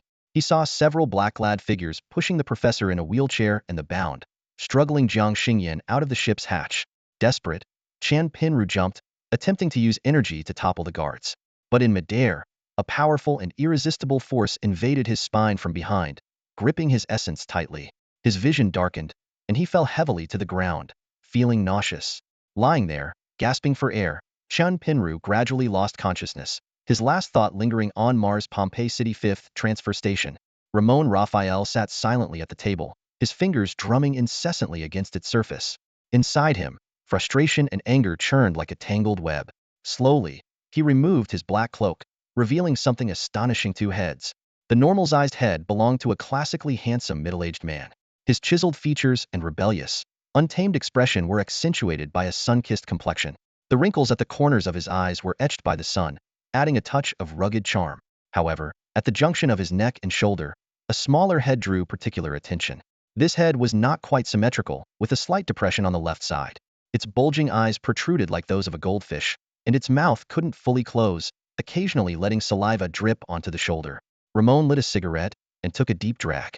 The smaller head immediately detected the smoke, pursing its lips and deliberately coughing, causing the larger head to cough as well. "Rory, if you keep smoking, you'll kill us both." The smaller head rasped slowly. "You're so annoying. You know that?" If there was no one around, Ramon thought, the little head would lazily and hoarsely say, "Rory, could you wipe that off?" Memories surged like a tide. Ramon recalled the days when he and his brother were abandoned at an orphanage in the infected zone, nearly starving to death. Their deformity was so severe that anyone who glanced at them felt repulsed. No children wanted to play with them, leaving the brothers to grow up in solitude and hunger. Though Ramon couldn't afford to remove the parasitic head, he was fortunate to discover, at age 10, that the smaller head was far more useful than the normal one. The little head could sense others' thoughts with its eyes closed, and as it matured, it even gained the ability to control others' actions. This ability led to both brothers being taken away by cloaked figures. Suddenly, a knock on the door interrupted Ramon's thoughts. "Come in," Ramon called out, sensing his bodyguards, Andres and Elena, outside the door. The two entered, closing the door behind them, each greeting the two heads. "Hey, Rory." "Hey, Rory. So, what's the situation?" asked the normal head. Andres reported, "The United Forces' recent raid was incredibly successful. They flawlessly captured the Skydome, inflicting heavy losses on the resistance." Elena added, "They also disrupted the explosives, preventing all three remote teams from succeeding, including Professor Lin." "How is Professor Lin now?" Ramon asked, taking another puff. Andres chuckled. "Our sources found out that 2217 and Jiang Xingyan took him to the Puzra Mothership's frontline hospital. The surgery went very well, but they escaped yesterday afternoon." "I already know that," Ramon interrupted impatiently. "And the other person isn't 2217. He's called Chen Pinru, right?" "Yes." Elena nodded. Andres leaned closer to Ramon, lowering his voice. "But today, we discovered the Mayflower is still docked. Word is they were intercepted by the Untainted." "What?" both heads exclaimed simultaneously, with the smaller head's bulging eyes widening even more. Ramon stood up, his towering 6 feet 5 inches frame nearly reaching the low office ceiling. He extinguished his cigarette and walked to the window. Outside, cargo ships at the 5th transfer station queued for takeoff and landing, creating a bustling scene. In the distance, Pompeii City glimmered luxuriously under the sky shield. Mars-orangered sky and terrain evoked a slight warmth in his heart. It's been so many years since I've seen my family. Ramon gazed distantly, sighing deeply. Our family. The smaller head corrected slowly and hoarsely, frowning. With eyelids too short, tears quickly welled up and, along with the saliva, dripped onto the shoulder. Rory, could you wipe that off? It was August 2180. On Earth, it was summer in the northern hemisphere. All right, let's take a journey back to the distant era of 2018. Chen Pinru, 42, stood in front of the entrance to the Biological Research Institute, gazing at the plaque with a mix of emotions. The weather in KM City was as pleasant as ever, a clear blue sky and mild climate, but it did nothing to ease his restlessness. That morning, he had argued with his wife about money again. Their 9-year-old son was about to start school, and the hefty tuition fees felt like a mountain pressing down on them. To ensure their child stands out, his wife insisted on a private elite school, with fees of $50,000 per semester, totaling $100,000 a year. Combined with the mortgage, they were struggling financially, with even a small surplus becoming a distant dream. Chin Pinru sighed and pushed open the office door. He was an ordinary man, born into a family of intellectuals in a regular city in the southwest. Once handsome, the years and life's burdens had left him looking a bit worn out, with thinning hair and an expanding waistline, and he found himself breathless with just a bit of exertion. In his youth, Chin Pinru had a talent for painting and dreamed of becoming an artist or an architect. However, fate had other plans, and he ended up studying biology at an average university and landed a 9-to-5 job at the KM Biological Research Institute. Despite the mundane life, Chen Pinru was passionate about his research work. He focused on biodiversity and ecosystem protection, making significant contributions to understanding the relationships between organisms and their environmental impacts. He was also a beloved mentor to students, skilled at sharing knowledge and fostering interest. Just as Chen Pinru was about to make himself a cup of tea to start the day, a colleague informed him that the director wanted to see him. Reluctantly, he dragged his feet to the director's office, noticing how the director's shiny bald head gleamed under the light. Ah, Chun. Remember the new chrysanthemum-shaped virus we discovered in the cave in Mangla, Zishuang Bana? The director began directly. Chin Pinru sighed inwardly, another tricky task. But he nodded and agreed, knowing that the extra allowance could help ease their financial strain. Back home, Chin Pinru shared the news with his wife and then chatted with his son. What do you want to be when you grow up? He asked. A race car driver. His son replied confidently. Chen Pinru chuckled. Sure, but you'll need to learn your school subjects well, or you won't understand the racing manuals. I will, his son said, looking at his father with bright eyes. All right then, Chun Yulin, let's shake on it. You're going to achieve great things, Chen Pinru said, raising his hand. Okay, Dad. The small hand met the large one, and Chen Pinru felt a surge of love. A few days later, Chun Pinru arrived in Mengla County, at the southernmost tip of Yunnan Province. Close to the border, the area had a distinct tropical climate, with high temperatures and heavy rainfall year-round, lush with vegetation. The terrain in Mengla County consisted mainly of low mountains and hilly valleys, with numerous ravines. The target cave was hidden within this complex landscape. The path up the mountain was slippery and difficult to traverse. Although the altitude wasn't high and there was plenty of oxygen, the air was as hot and humid as a sauna. After just a few kilometers, Chen Pinru and his colleagues were drenched in sweat, their clothes soaked through. After nearly 4 hours of trekking, they finally arrived at the cave. This cave was discovered 5 years ago, and the initial work was carried out meticulously. Conveniently, there is a gentle meadow in front of the cave, where the Biology Institute, in collaboration with the local government, has set up a temporary rest area. While reinforcing the foundation, they unexpectedly broke through to a small cave beneath the grass. Although the entrance was small, the interior was spacious, with a low temperature, and the area was just about the size of a standard laboratory. This unexpected find was a godsend, offering the researchers a natural lab and saving them significant investment in cooling equipment. The largest cooling device they needed was just a small refrigerator for storing samples that required refrigeration or freezing. Since the temperature and humidity in the small cave were almost identical to those in the large cave, other items could be directly placed in the cave laboratory without needing refrigeration. The makeshift hut was built above this laboratory cave, with the cave entrance located inside the building, cleverly combining living and laboratory functions. Researchers could get out of bed and directly descend into the cave to work, without having to go outside. Several groups of researchers from the Biology Institute had already visited, conducting detailed sampling and surveys of the bats and other organisms within the cave. As an expert in molecular biology and evolutionary biology, Lao Chen focused mainly on studying the origin, generational evolution, and variation of the bat populations here. This was his second visit, and he was already quite familiar with the environment.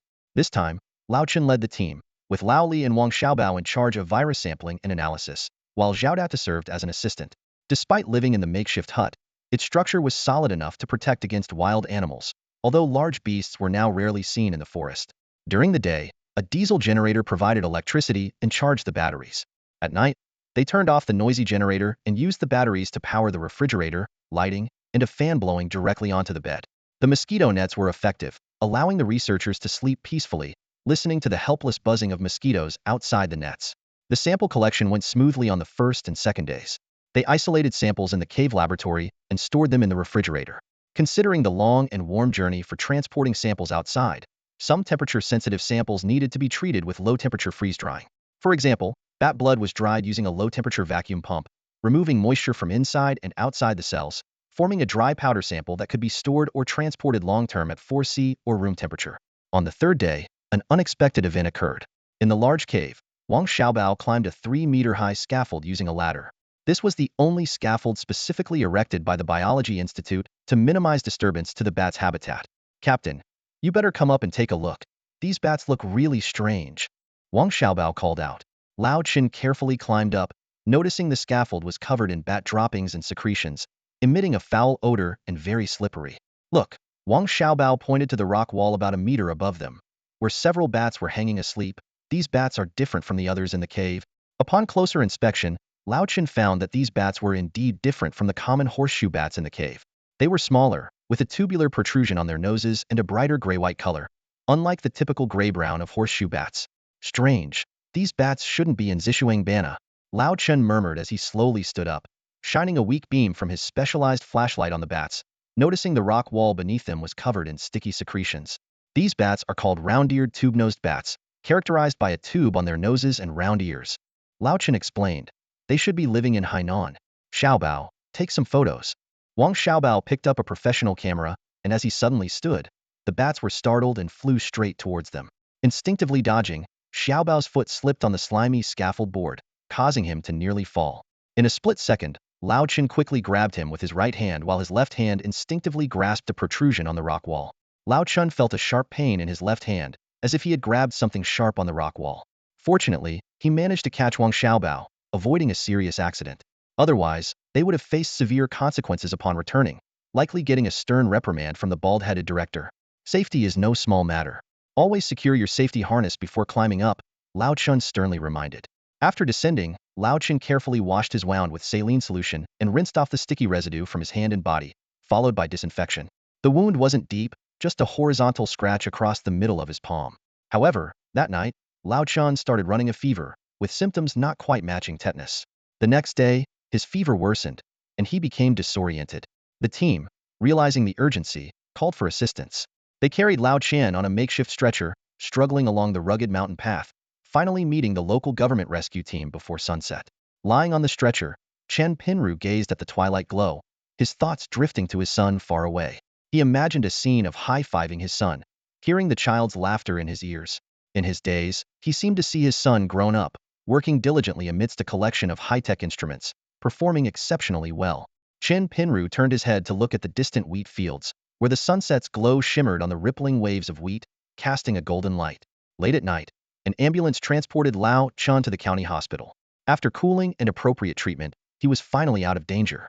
He felt deeply grateful, appreciating the decisive actions of his 3 companions that saved his life in a critical moment. In the town of Mohun, located in Mengla County, Zishuangbana, the main rivers include the Namuo River, Nampo River, and Namman River. This area also encompasses Dongzongbao, and just 10 kilometers to the south lies the border with Laos, while 50 kilometers north is the famous tourist attraction, Wangtian Tree. The region is far removed from modern pollution, surrounded by mountains, shrouded in mist, with fresh air. The river waters are crystal clear, and fish swim freely within. Old Chun spent 2 days in Mengla County Hospital. His fever subsided, and blood tests showed no abnormalities, although he still had a cough. This was common, as everyone who had entered that cave experienced a cough for a while. Although Old Chun wanted to return to the cave to continue working, he felt weak and experienced chills at night. So he decided to rest at a hotel in the county for a few days. The other 3 team members returned to continue their work. Feeling dizzy and disoriented, Old Chun had no appetite for his favorite Menghai grilled chicken. He took a tablet of astaxanthin and soon fell asleep. However, his sleep was restless, filled with dreams. He seemed to return to the day he was carried down the mountain on a stretcher, feeling light and cold, gazing weakly into the distance. In the distance, waves of wheat swayed in the wind, and a boy sat silently on the field ridge, watching over the wheat field with his back to him. Old Chun slowly sat beside the boy and asked, "Why do you keep watching over this place?" The boy turned his head, his face resembling Old Chin's son, and quietly said, "Would you forgive those who have sinned?" Old Chun was taken aback. I haven't thought about such a profound question." The boy continued, "I believe you would. You are a kind-hearted person. You would also watch over this wheat field." Old Chen awoke with a start, sitting up in bed, breathing heavily, his back drenched in sweat. His physical condition remained unchanged, neither improving nor worsening. Yet, he felt too weak to work, so he informed his 3 colleagues of his decision to return to Kunming for medical treatment. After speaking with the bald-headed director, the director agreed he should go back for treatment. After consulting several major hospitals in Kunming, the final diagnosis was a viral cold combined with a gastrointestinal infection. Puzzled, Old Chun asked the doctor, "But it's summer now.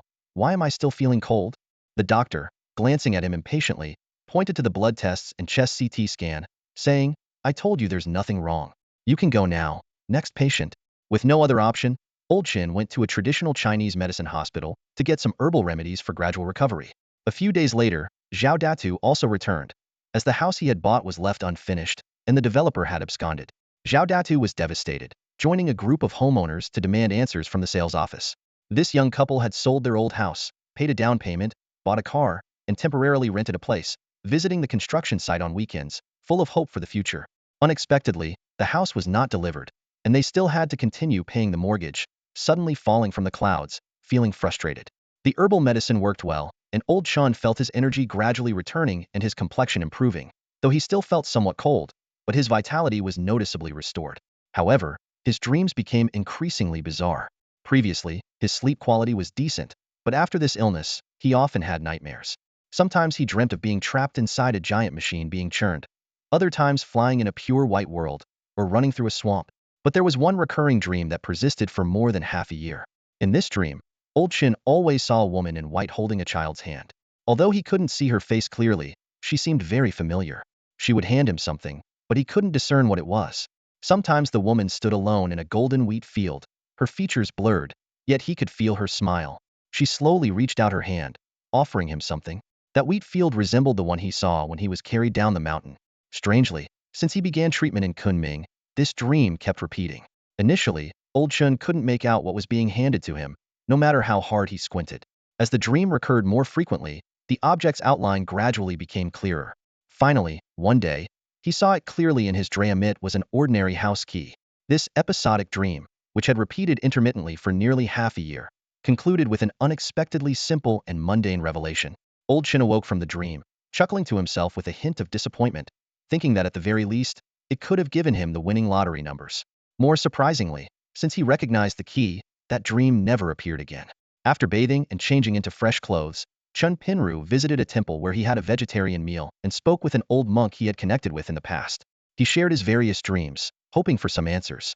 The monk lit an incense stick and carefully examined Chun Pinru's face. Despite having been in poor condition since emerging from the cave, Chun Pinru's complexion remained rosy, and his once gaunt face had become slightly fuller. The monk slowly spoke. "You must have unfulfilled wishes from a past life.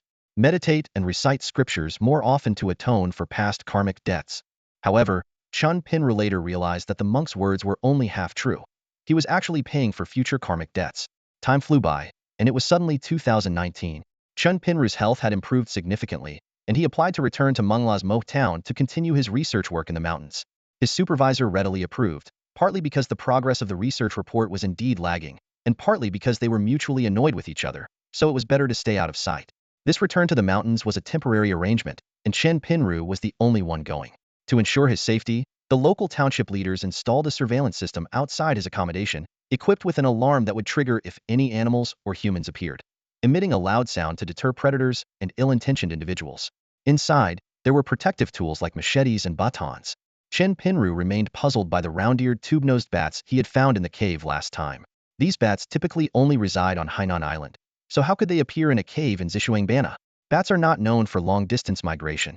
Feeling a bit disappointed, Chan Pinru meticulously searched the cave for hours, hoping to rediscover the round-eared tube-nosed bats that had vanished. These bats, with their bright white coloration, should have been easy to distinguish from the dark-colored horseshoe bats in the cave, yet he found nothing. This time, Chun Pinru carefully secured his harness and climbed the rock wall. He captured a few bat pups that had not yet learned to fly, intending to perform dissections and cell cultures later to test for bacteria and viruses. He also collected mucus samples from the rock wall that had once scratched his palm, to take back to the small cave laboratory.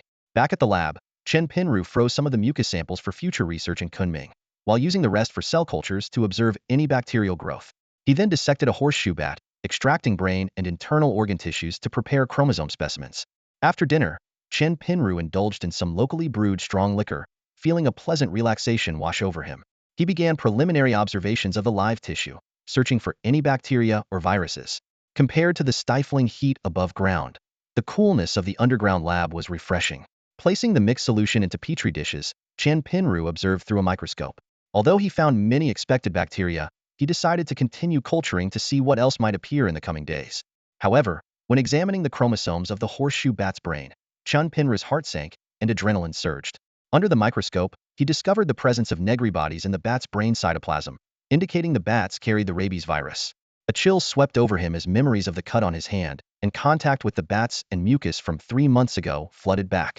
Coupled with the fever symptoms he experienced at the time and in the following days, Chen Pinru suddenly realized he might be infected. In a panic, Chen Pinru quickly drew a vial of his own blood. Despite knowing that rabies virus cannot be detected in blood, he wanted to see if there were any other bacteria or viruses present. Of course, the equipment in this makeshift lab was limited, and most viruses couldn't be detected. Chun Pinru urgently conducted a series of tests with the available lab equipment and methods, including nucleic acid testing. He anxiously awaited the results the next day. His mind racing, Chen Pinru considered the worst-case scenario. If he was indeed infected with rabies, he was at risk of it manifesting soon. Alone, he might succumb quickly. Resolute, Chen Pinru drew another vial of blood, separated the plasma, and made it into a freeze-dried powder for long-term preservation. In case he died by morning, it would at least prove it was an occupational exposure, qualifying as a work-related injury. Despair surged over him like a tide. Chun Pinru suddenly felt that his life or death seemed inconsequential, yet a series of practical problems followed. What about his son's tuition fees? Who would pay the mortgage? Who would take care of his parents if they fell ill? The sorrow of middle age was the difficulty in both living and dying. Chin Pinru decided to return to the simple house and drink more homemade liquor to numb himself. Just as he stood up, a loud crash resonated from above the simple house. Startled, Chin Pinru blurted out, "Who's there?" Old Chun was feeling quite upset, as if he had never truly experienced happiness in his life. The thought of possibly being infected with the rabies virus only deepened his despair. He decided to climb up from the cave laboratory to the makeshift shelter to have some homemade liquor and numb his senses. Just as he stood up, a sudden clatter came from the shelter above. Old Chin's hair stood on end, and he instinctively shouted, "Who's there?" He quickly grabbed an aluminum pipe nearby. Though it felt too light and awkward, it was better than nothing. Cautiously, Old Chen stepped onto the ladder and climbed towards the shelter. He peeked in, squinting to adjust to the dim light. He saw a shadowy figure near his bed, seemingly rummaging through his belongings. His first instinct was to shout, but reason told him it was too dangerous. If the person attacked, he would be defenseless in his current position. So, Old Chun silently climbed up, raising the aluminum pipe, and stealthily approached the mysterious figure. As he got closer, he was shocked by what he saw. The person was completely naked, standing there with skin that emitted a faint glow in the dark, as if smeared with oil. Summoning his courage, Old Chun suddenly shouted, "What are you doing?" Normally, such a shout would startle anyone, making them turn or jump, but the person remained eerily calm, as if nothing happened, only stopping their movement but still facing away from Old Chun. This unusual calmness sent chills down his spine. A thought flashed through his mind. Could this be a martial arts master? Aren't those legendary fighters capable of defeating enemies without even turning around? Fearing for his life, Old Chun dared not move closer. What happened next completely shattered Old Chin's understanding. The person began to evaporate like a special effect from a movie. A real human started dissolving into tiny particles right before his eyes, mixing with the air and gradually fading away. The process flowed seamlessly from the head to the shoulders, body, legs, and finally the feet.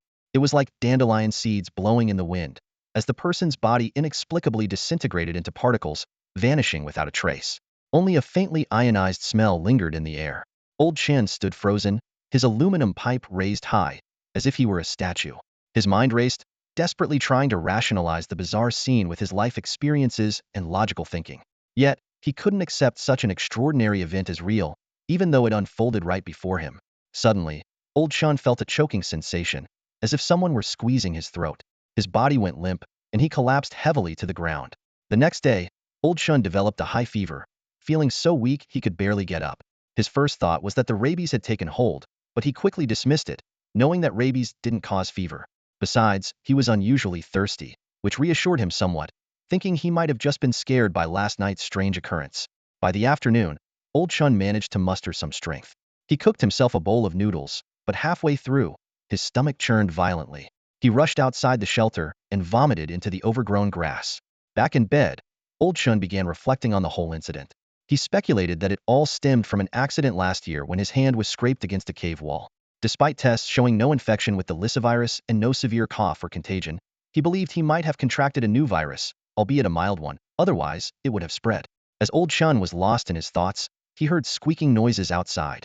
He realized it might be rats drawn by the smell of his vomit. The idea of rats gnawing on his discarded noodles made him nauseous again. He hurried outside, bending over to retch once more. Just then, Old Chun felt something soft underfoot.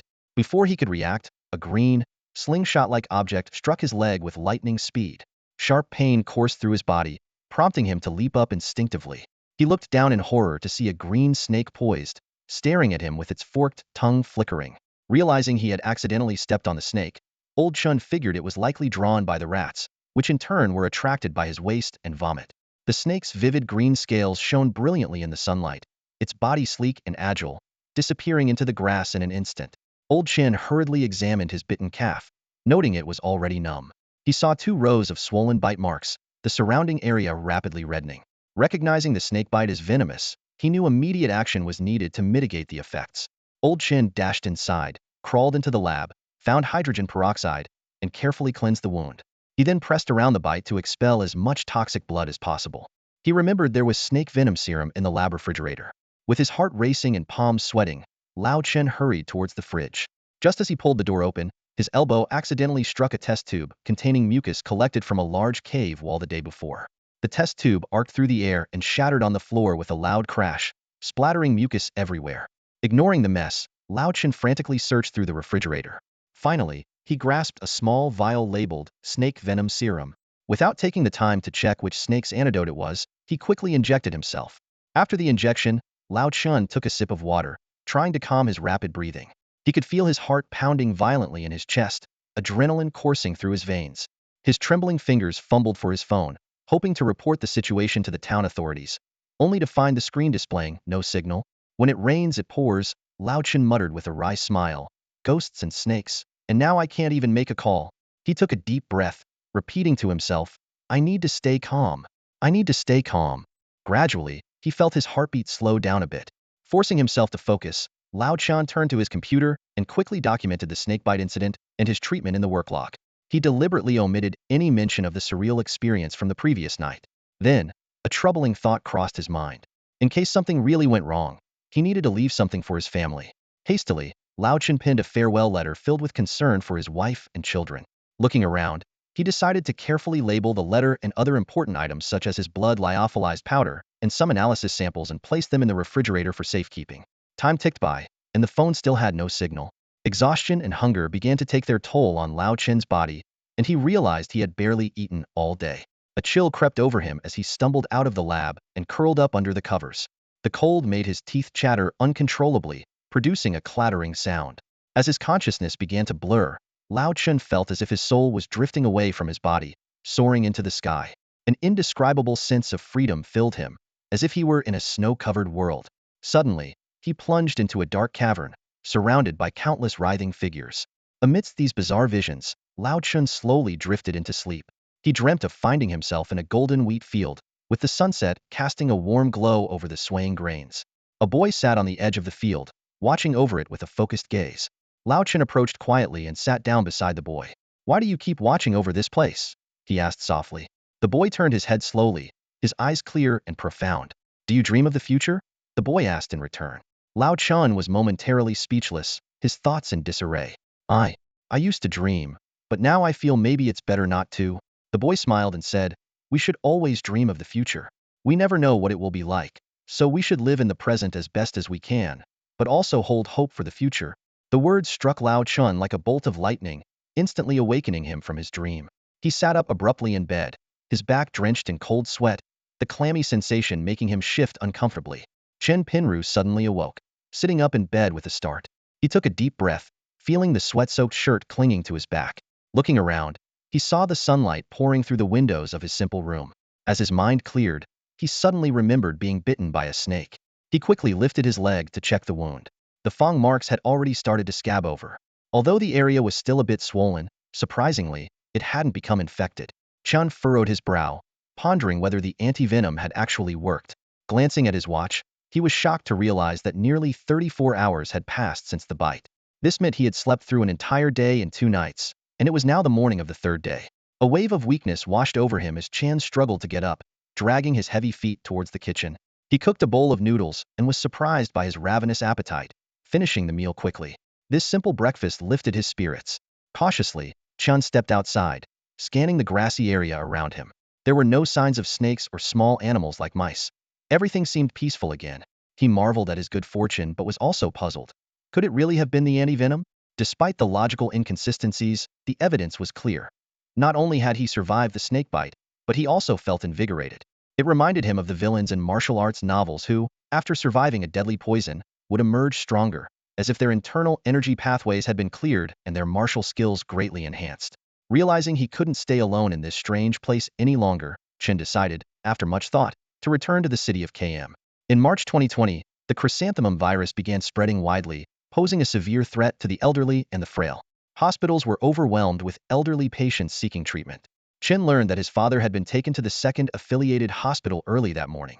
He immediately contacted an old friend working in the hospital's laboratory department. Luckily, the respiratory department had just freed up 2 beds the previous night, and his friend managed to persuade the head to reserve one for Chen's father. Chen rushed to the hospital, hastily bought a mask at the entrance, and squeezed into the crowded elevator. The elevator was filled with the sound of coughing from both doctors and patients, prompting Chen to tighten his mask instinctively. The respiratory department was packed, with patients either standing or lying down, some leaning against walls, others huddled in corners. The air was filled with the sound of harsh coughing, and some patients looked barely able to breathe. The doctors were all on duty, and even the inpatient department had been temporarily converted into an outpatient clinic. Chun made his way through the corridor crowded with extra beds, and finally found his father in a ward. The old man's oxygen levels were low, and he coughed incessantly, but his spirits were relatively good, and his mind was clear. Chun held his father's frail hand, chatting softly about family matters. A team of doctors entered for rounds, their eyes red with exhaustion, some of them coughing continuously. Chun couldn't help but feel a surge of respect, blurting out, "You all work so hard." One doctor replied, "It's no big deal for us to work hard, especially during such times. We just hope the patients suffer less and recover soon." These simple words deeply moved Chun, making him appreciate the dedication of the healthcare workers. During this extraordinary period, they not only bore immense work pressure, but also faced the relentless threat of the virus and death. Yet, driven by a sense of responsibility and professional ethics, they remained steadfast in their roles, maintaining a deep respect for life and care for their patients, doing everything they could to provide medical care, dedicating themselves to their duty without regret. Back at the office, the bald-headed director called a meeting for all employees. Considering the current situation, he announced a shift system, dividing the staff into 2 teams to prevent the spread of the virus within the unit, which could lead to a complete shutdown if everyone got infected. Chen occasionally coughed and sometimes felt chills and weakness, symptoms reminiscent of his illness from the cave. Strangely, during the chrysanthemum virus outbreak, he hadn't felt significantly unwell. A month later, the school finally announced a closure. On the last day of classes, the school gate was crowded with parents wearing thick masks, huddling as they waited for their children to be dismissed. In contrast, the students were thrilled at the prospect of no classes, their faces beaming with excitement. Chen picked up his son, Chen Yulin, who immediately complained of hunger upon seeing the array of mobile food stalls outside the school. Chen advised, "No shaved ice, but you can choose something else." Eventually, Chen Yulin opted for soybean flour dumplings. Chen first scanned a code to pay, and the vendor handed the child a paper bowl. They lined up, surrounded by kids holding similar bowls. The vendor, coughing intermittently, added soybean flour, sesame seeds, and colorful candied radish bits to each bowl. Then everyone patiently waited for the dumplings to cook, with 4 per bowl, finally drizzling them with syrup. Unfortunately, the vendor's pot was small, only able to serve 3 or 4 kids at a time, leaving the others to wait for the next batch. Just as it was almost time for Lao Chin's child to take over the stall, a sudden shout pierced the air. The city inspectors are here. Though not particularly loud, the shout echoed like thunder above the night market. The vendors, as if well rehearsed, moved with swift and fluid motions. The boiling tangyuan in the pot, the sizzling skewers on the grill, the half-mixed shaved isol were swiftly packed up in the blink of an eye. Tricycles and handcarts, carrying all sorts of stalls, retreated like a tide, vanishing into the surrounding streets and crowds in an instant. A gentle breeze swept by, lifting a few pieces of waste paper, leaving the street deserted except for Lao Chan and his child. They stood there, bowls in hand filled with the fragrant bean paste, but empty otherwise. The father and son were left standing in place, dumbfounded, watching as the last tricycle disappeared from sight. The next day, it was Lao Chin's turn for duty. At the crack of dawn, he arrived at the office door. Looking at the closed door, he shook his head and sighed. It's us old folks who are reliable. The young ones are probably still in bed at this hour. He reached into his pocket, pulled out a keychain, and skillfully found the office key to open the door. Just as he was about to put the keychain away, a strange key caught his eye. It was an ordinary door lock key, bearing the Gully brand, gleaming with a new copper shine. Lao Chin paused, scrutinizing this key that had somehow appeared on his keychain. He strained to remember, but couldn't recall which door it was for. His home used a fingerprint lock, the building door required a card, and the keys to his previously sold house had long been handed over to the buyer. Sitting at his desk, Lao Chun fiddled with the mysterious key, muttering to himself, I'll remember one day. Maybe I forgot I have another house? With that, he chuckled to himself, shook his head, and put the keychain away. In 2023, Chun Pinru found himself standing in front of his computer, suddenly unable to recall why he had gotten up. This had been happening frequently, causing him to worry if he might be developing Alzheimer's. As he fumbled with the keychain in his pocket, his eyes fell on a Gully brand key, but he couldn't remember what door it was meant to open. With the rise of smart technology, the use of keys in daily life had diminished significantly. His home had a fingerprint lock, the apartment door could be accessed with a phone or a keycard, and the keys to his previously sold properties had long been handed over to the new owners. Apart from the keys to his office and his parents' house, the purpose of the Gully key remained a mystery. Whenever he had to use a key to open a door, Chan Pinru would stare at this mysterious key, struggling to recall its purpose from his increasingly hazy memory. Sometimes, he even entertained the absurd notion that he might be a forgetful millionaire who owned multiple properties but had forgotten them all. This thought always left him in a brief state of melancholy. After the pandemic ended, Chun Pinru's health had not fully recovered. Although he knew these symptoms might not be directly related to the virus, they still troubled him. What puzzled him more was that during the 2 to 3 years when the pandemic was at its worst, whether it was visiting the hospital multiple times to care for his father, working in an office where colleagues were frequently falling ill, or even when his wife and children contracted the virus one after another, he remained untouched. Driven by this mystery, Chun Pinru embarked on a series of self-examinations.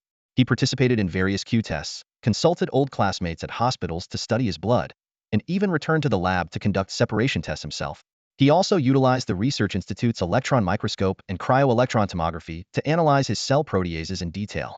Yet, all results showed nothing unusual. Chan Pinru knew deep down that his immunity to the chrysanthemum virus stemmed from an infection he had contracted in a cave in Mohun, Zishuangbana in 2018, followed by a snake bite incident. Nevertheless, his health was indeed declining. Once the nationwide lockdown was lifted, he decided to return to the Mohun Cave laboratory to continue his research. However, an unexpected piece of news disrupted his plans. In a phone conversation with Deputy Mayor Yen, who was in charge of science, health, and education in Mohun Town, Chun Pinru learned that a minor landslide had occurred in the area last year, directly affecting the location of their laboratory. Due to pandemic restrictions and the area's remote location, it wasn't until recently that anyone had gone up the mountain to check the situation. Deputy Mayor Yen promptly sent over numerous photos from the site. The images showed a dry layer of red soil covering the entire hillside, with new vegetation beginning to sprout from the earth. Chen Pinru immediately reported this situation to Director Guangtou. Upon hearing the news, Director Guangtou was visibly distressed, lamenting the loss of equipment, worth tens of thousands, buried under the landslide. He began blaming Chen Pinru for the delayed report. Although Chen Pinru explained that the information delay was due to pandemic restrictions, the director insisted that Chen Pinru should have maintained better contact with the locals and held him responsible for the loss. This accusation infuriated Chen Pinru. He thought to himself that these administrative matters should have been the director's responsibility, not something to blame a technical person for. This disagreement further intensified the tension between them. Fuming with anger, Chun Pinru decided to travel to Dongzongbao in Mohun town himself to assess the situation. The next day, he and Zhao Data set off. Upon arriving in Mohun that evening, they first met with Deputy Mayor Yin to get a detailed briefing. The following morning, led by Deputy Mayor Yin, the group began their ascent. As they passed by a wheat field at the foot of the mountain, Chun Pinru suddenly stopped and pointed, saying, "This wheat field looks like something I've seen in a dream." Deputy Mayor Yin chuckled and said, "That means you have a connection with this field. Maybe you were a farmer here in a past life." Everyone laughed at the joke. However, when they reached the cave area, the smiles faded. The entire area had changed beyond recognition, with the previously visible cave entrances completely vanished, replaced by a vast new hillside. The spring breeze had already started to turn the fresh soil green, with various plants breaking through the surface. The air was filled with the scent of blossoming trees and flowers, as if nature itself was narrating a story of rebirth. After digging for an hour at the site of the former makeshift aluminum shelter, a few local young men had to give up. Without heavy machinery, it was almost impossible to excavate the buried equipment by hand.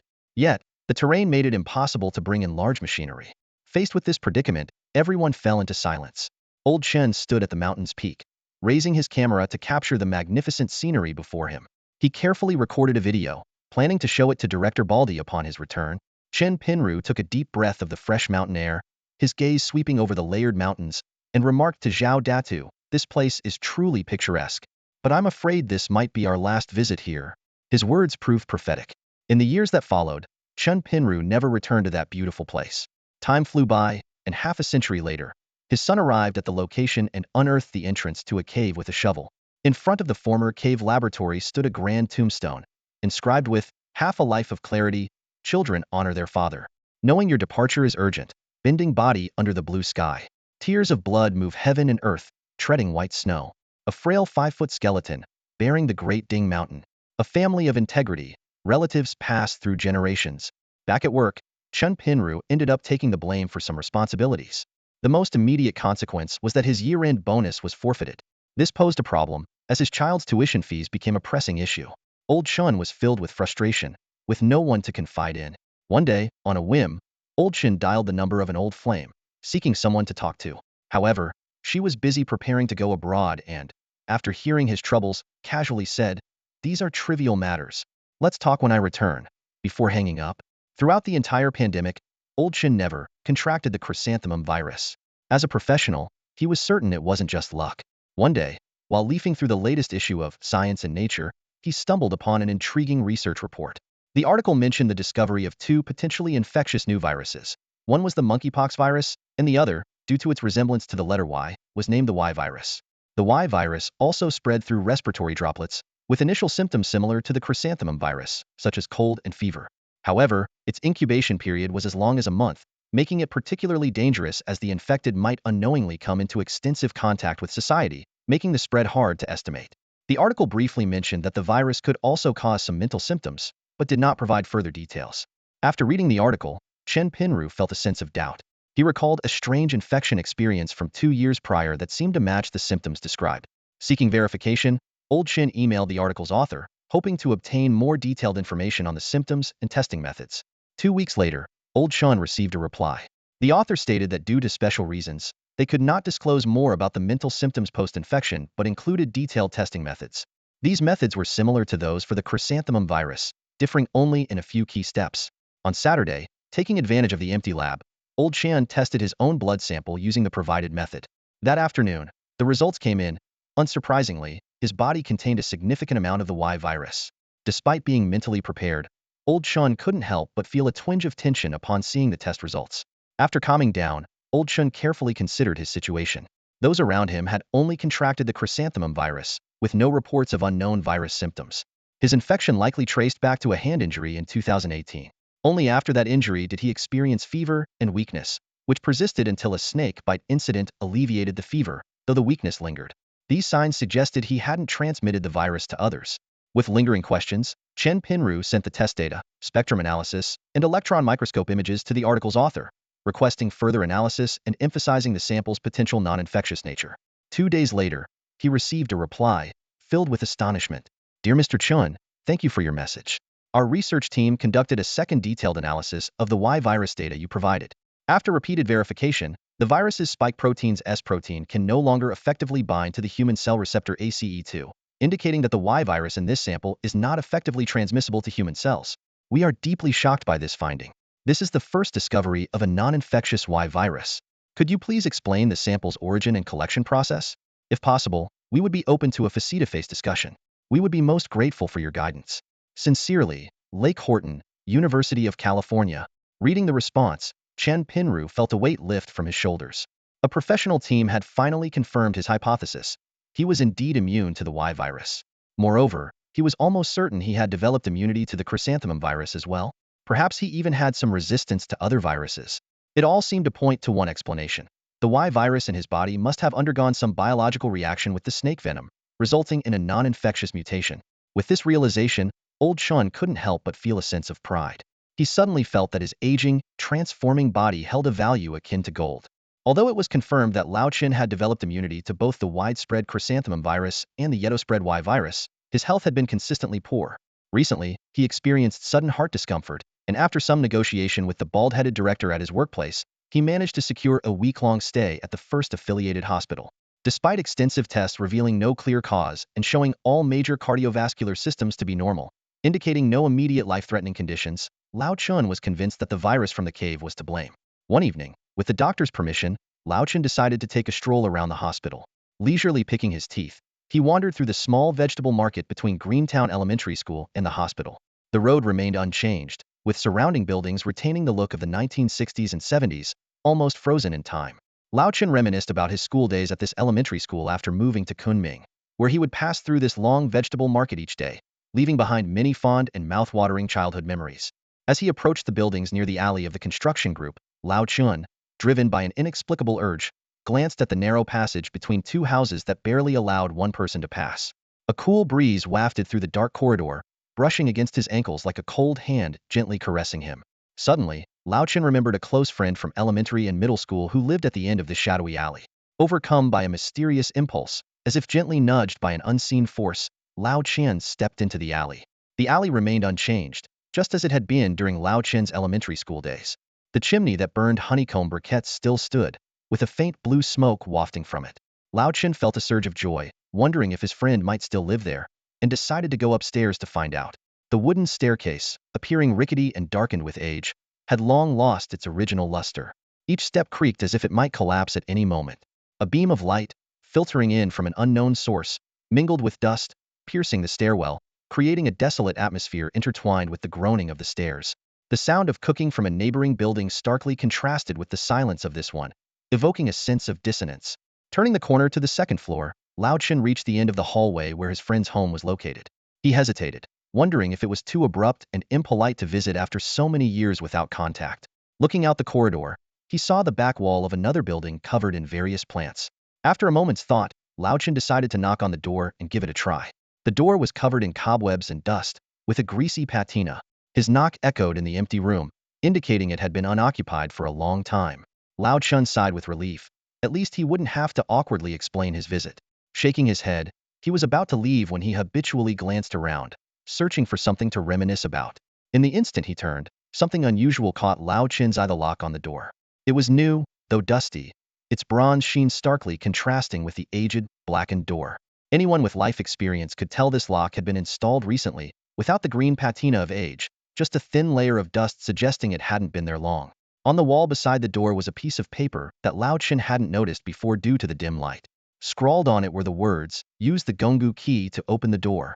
Lao Chun's heart raced. Remembered carrying a Gonggu brand key of unknown purpose. Suppressing his excitement, Lao Chun told himself it was just a coincidence, as Gonggu locks were common. Yet his hands moved on their own, retrieving the key from his pouch, trembling slightly as he inserted the Gonggu key into the lock, giving it a gentle turn. The door opened. A cold wind, laced with the smell of mold and decay, hit him in the face. Lao Chun's mind went blank, unable to fathom why this key could unlock a place he hadn't visited in 30 years. As his eyes adjusted to the dim interior, he saw a figure standing in the left corner of the empty room. In shock, Lao Chun stumbled back, yet in the darkness, he could still discern that the figure was completely naked. The man's skin emitted a faint glow, resembling an athlete's oiled body at first glance. The light streaming through the holes in the roof dappled his shoulders. Suddenly, the sound of a door opening startled him, and he slowly turned his head. Old Chin, seeing the face clearly, was horrified to the point of wanting to scream.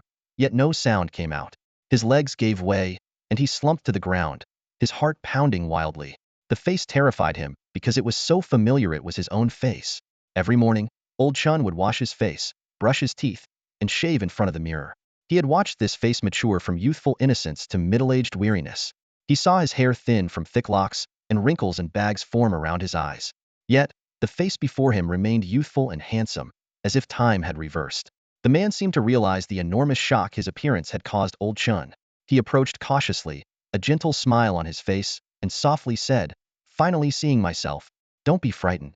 Your life is my life, and it concerns both our futures." These words struck Old Chin again, reminding him of a similar encounter in a makeshift house above a cave lab in Zishuangbana. Back then, he had also seen a glowing, naked person. Forcing himself to calm down, he trembled as he asked, "She? Zishuangbana, that night, the one who disappeared. Was it you?" The young Chan Pinru beamed, his muscular physique glistening in the dim light. "Yes, it was me. I sent you the key to this house." He extended his hand to help the middle-aged Chen Pinru up. "Hello? I'm C-2217, from the future. Well, how should I put it? I'm essentially you, but the future you." Middle-aged Chen Pinru still felt dizzy and unstable. He took a deep breath and said, "Why do I feel like this is a scam? Can't you focus on someone else for a change?" "This is not a scam. It's a reality," C-2217 stated firmly. "You say you're from the future, huh? Sounds like science fiction. Do you take me for a child? Trying to fool me?" Chen Pinru, now slightly more clear-headed, retorted. "Did you look like this when you were young?" 2217 pointed to his own face. The face is right, but I never had muscles like that." Chen Pinru scrutinized 2217's perfect physique, feeling a twinge of envy. His gaze drifted downward, pointing to 2217's lower body. "That? Yours is much more perfect than mine." 2217 couldn't help but burst into laughter. Old Chin took a deep breath and pressed on. "So the person in Zishuangbana, it was you. Why did you give me the key to this house? Couldn't you just hand it to me directly? Why all the secrecy? Or is there something you can't say directly to me?" 2217's expression turned serious. It's a long story." By this time, the view outside was obscured by dusty and cobweb-covered windows, but the sense of the sunset fading and dusk quietly descending was palpable. 2217 spread his hands, looking troubled, and sighed. It's complicated. Time travel isn't as simple as those mindless fantasy novels make it seem. You can't just decide to travel through time, and it's definitely not as easy as opening a door." He paused for a moment before continuing. "Traveling requires an immense amount of energy to break down a human body into a plasma state, which is necessary to trigger quantum entanglement in another time and space. The specifics are quite complex, and I don't fully understand them myself. You might want to discuss this with Professor Lin in person. He's the real expert in this field." 2217 scratched his head, trying to recall Professor Lin's explanation. Professor Lin mentioned that the universe doesn't actually have a concept of time.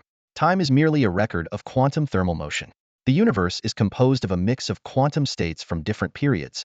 He scratched his head again and added, "Simply put, it's about breaking you down into a plasma state in one place, and then reconstructing that plasma state through quantum entanglement in another place. That's how it works."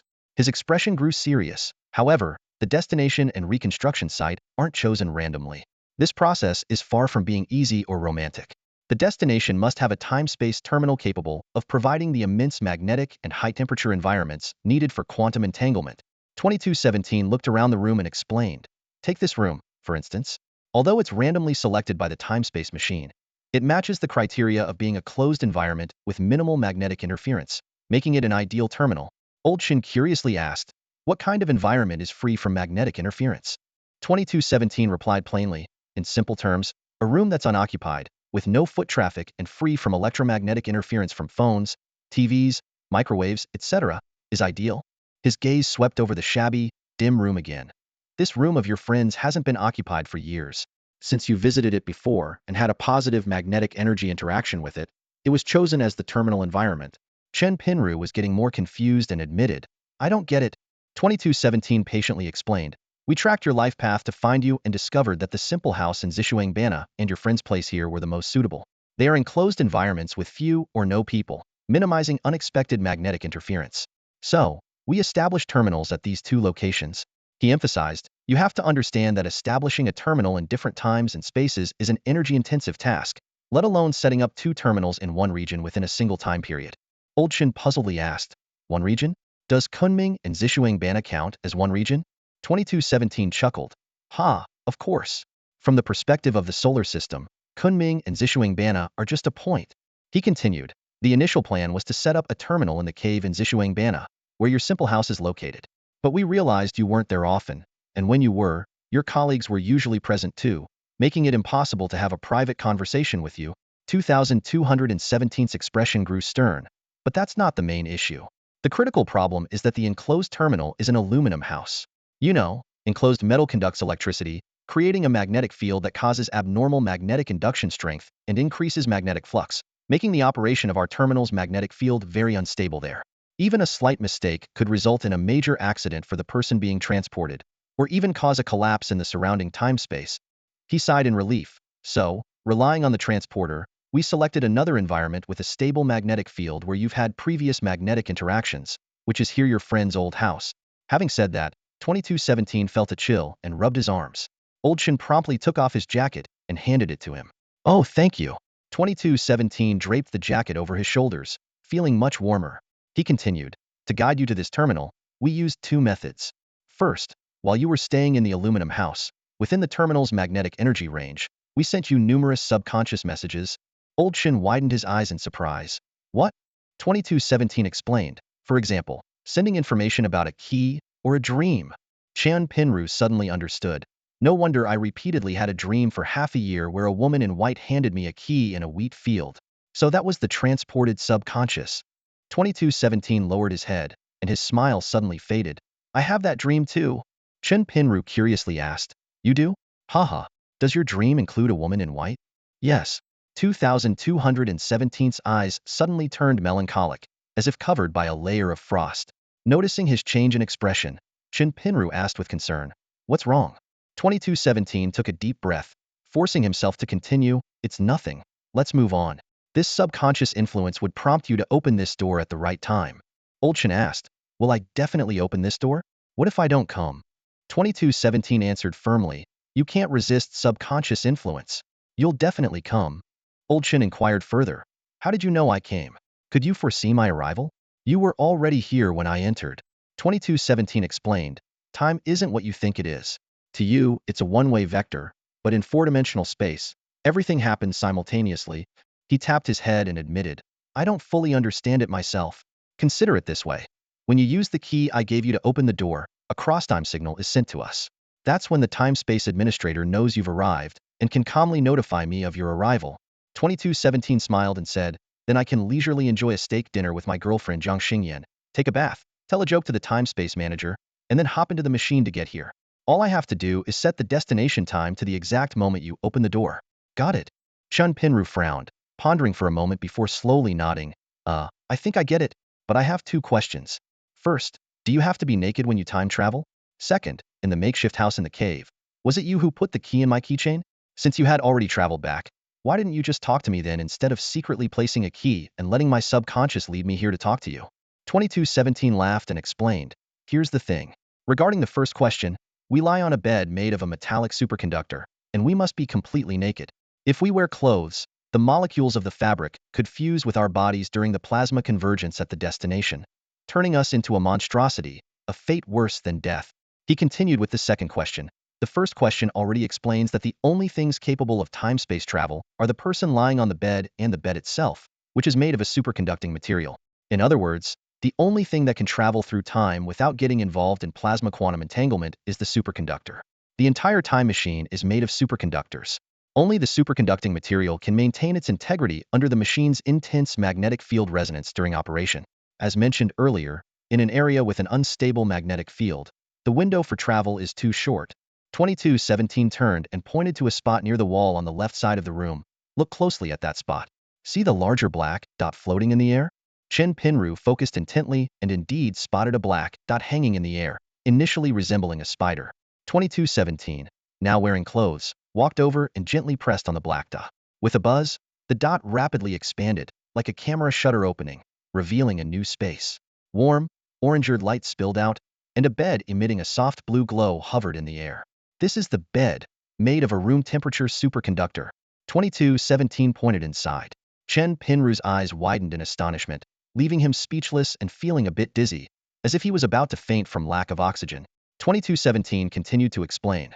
So, I could only bring a set of room temperature superconductor-made locks and tools here, change the lock, and put up a note saying, please use consolidated brand key to unlock. We deliberately made it look like a certain brand to make it easy for you to find without making a mistake. The reason I didn't talk to you in the makeshift house in Bana was due to that reason. The house was made of metal, and we hadn't anticipated this issue. After a few experimental time travels, we found the magnetic field was extremely unstable, allowing only a brief stay, which was very dangerous. So, I couldn't explain things to you at length like now, nor could I clarify why I was looking for you. He took a deep breath and continued. Then we checked your life trajectory history, and during your last trip to Mohan and Bana, while you were conducting experiments in the underground cave lab, I took a risk to travel back and secretly clipped the key onto your keychain.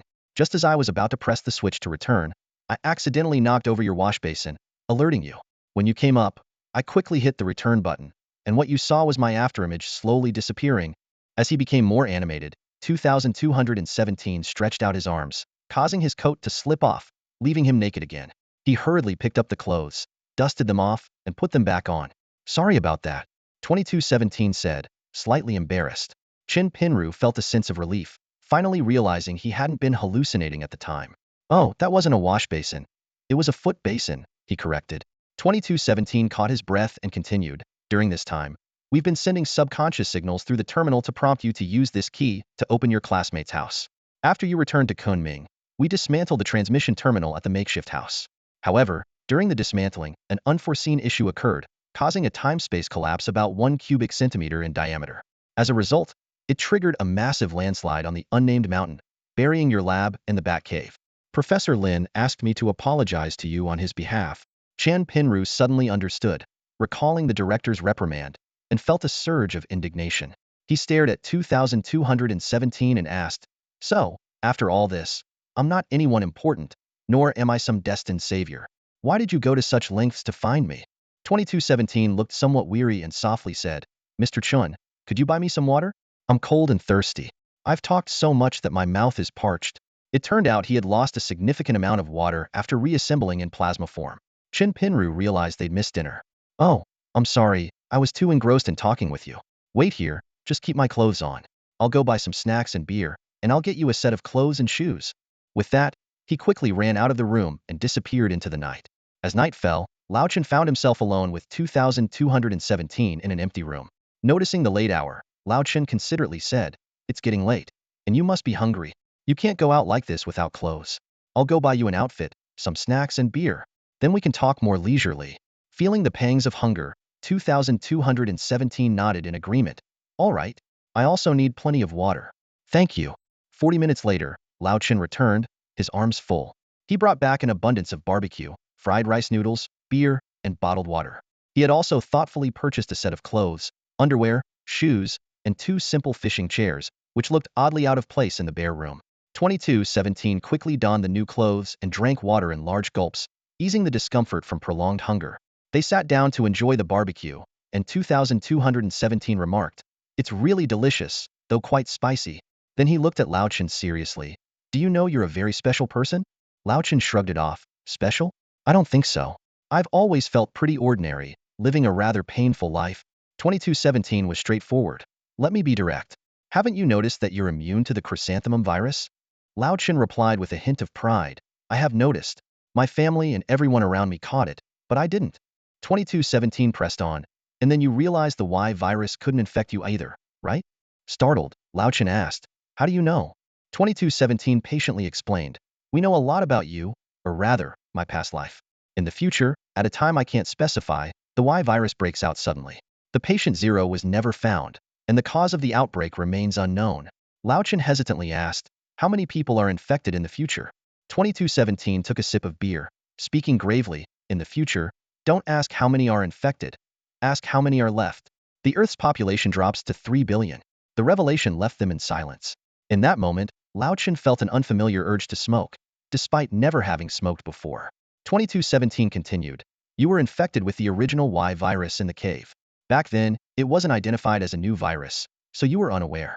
Because it was the original strain, unmutated and not very virulent, your immune system managed to fend it off. So, It didn't spread. It's like your immunity kept a sleeping giant confined within you. 2217 mentioned another detail. In the letter you left for your family, you wrote about being bitten by a green snake, right? Lao Chun was taken aback by 2217's knowledge of his past, wondering if it was either the truth or an elaborate scam. 2217 went on, "You were very fortunate. It was a small green bamboo viper. If it had been a larger one, you thought the antivenom worked? No, the antivenom you took was for pit vipers, but it does have effects on neurotoxins. The main player was the Y virus. The snake venom proteins modified the Y virus in your body, or rather, the Y virus neutralized the snake venom. You were incredibly lucky." 2217 elaborated on the changes in the Y virus. The hooks in the Y virus, the S protein, specifically the S1 and S2 proteins, disappeared due to the snake venom proteins. "I don't fully understand it. Professor Lin and Xingyan had me memorize this.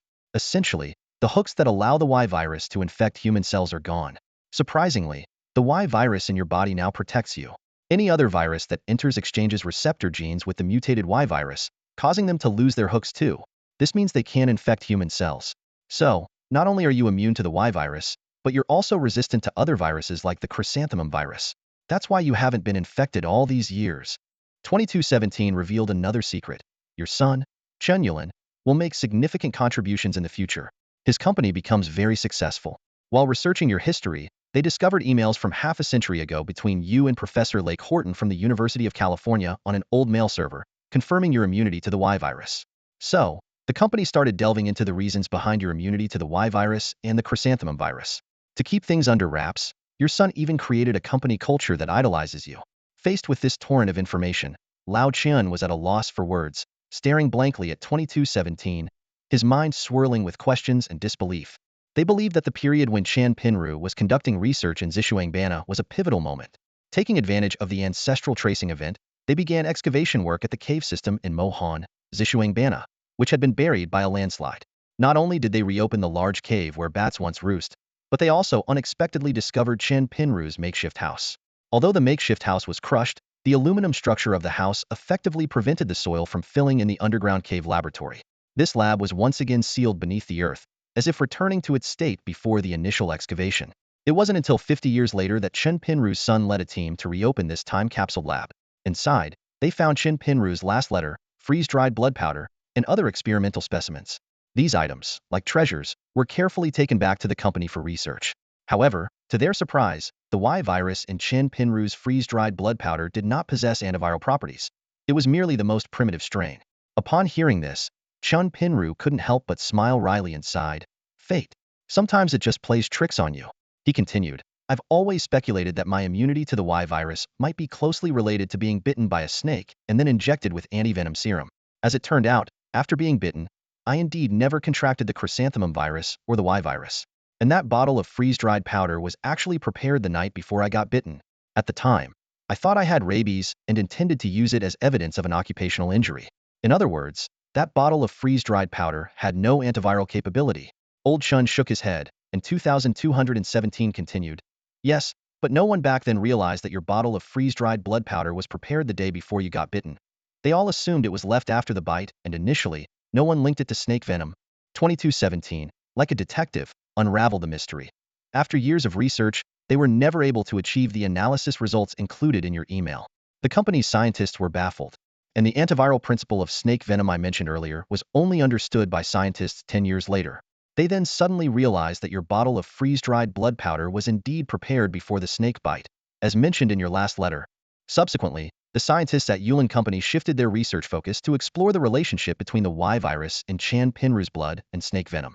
However, no matter how they combined Chan Pinru's freeze-dried blood powder with bamboo viper venom, they couldn't eliminate the S protein. Worse still, by this time, Chen Pinru's freeze-dried blood powder had been exhausted. 2217's tone grew urgent. "So, you yourself have become the only living laboratory with antiviral capability. You must go to the future to save those infected humans. The harmless Y virus in your body only needs simple special processing to be mass-produced and become a specific treatment for Y virus infection." Old Chen frowned and asked, "Can't future technology cure the Y virus?" 2217 explained, "Scientists have been trying, but the Y virus mutates too quickly to develop an effective and stable antiviral drug. They don't understand why, after you were bitten by the snake, a stable immune Y virus formed in your blood. That's why we are so eager for you to travel to our time, to save the infected, to save all of humanity. Olchin laughed and said, Haha, you're putting a lot of pressure on me. I can't bear the responsibility of saving humanity. He took a sip of beer and enjoyed a skewer of chicken wings. Haha, I believe what you're saying, but I have just one question. Why don't you just take my blood back and make it into medicine? 2217 burst into laughter. You, my friend, are indeed smart. You've hit the nail on the head. That's precisely the key reason I'm here. He paused briefly before continuing. The team led by Professor Lin Yongxing, along with other internationally renowned research teams, spent over 30 years of relentless research to understand this time machine that shouldn't exist in our world. You know, this time travel machine isn't a product of Earth's technology. Wait a minute. Chan Pinru interrupted. Isn't this something future scientists develop themselves? 2217 shook his head and laughed. Haha, of course not. Human technology can't even cure a virus, let alone develop a time travel machine. That's way more complex than curing a virus. He patted his head. Let me give you a quick rundown of the story of Professor Lin and the time travel machine. The two sat in their fishing chairs, enjoying barbecue and beer. 2217 began to narrate a story from the future, the legend of Lin Yongxing and the time travel machine. Despite the urgency of the future situation, 2217 took his time, as he believed the concept of time had long surpassed ordinary understanding. The story began in 2145, in the synchronous orbit of Titan. In the command room of the cruiser carrier, the Pusilla, Captain Zhang Zekin frowned as he gazed at the massive orange planet in front of him.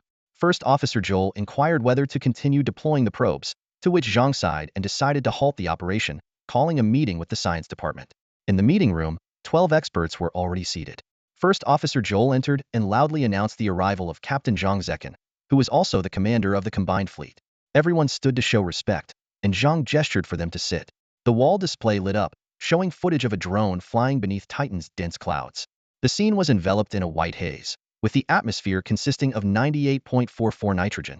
In the distant atmosphere, methane formed thick orange clouds under solar radiation, resembling cotton candy suspended in the sky, heavy and surreal. On the ground, blue and white icebergs stretched endlessly, reminiscent of Earth's Antarctica, but with an unusually intense reflection, giving the ice a plastic-like appearance. This was because the ice here was primarily composed of methane, ethane, diacetylene, propane, cyanoacetylene, and other substances. As the camera zoomed in, the ground began to show an orange hue. One steep face of a methane snow mountain appeared bright red, starkly contrasting with the surrounding whiteness. In front of the mountain was an ethane lake, its surface without waves but exhibiting a jelly-like quivering.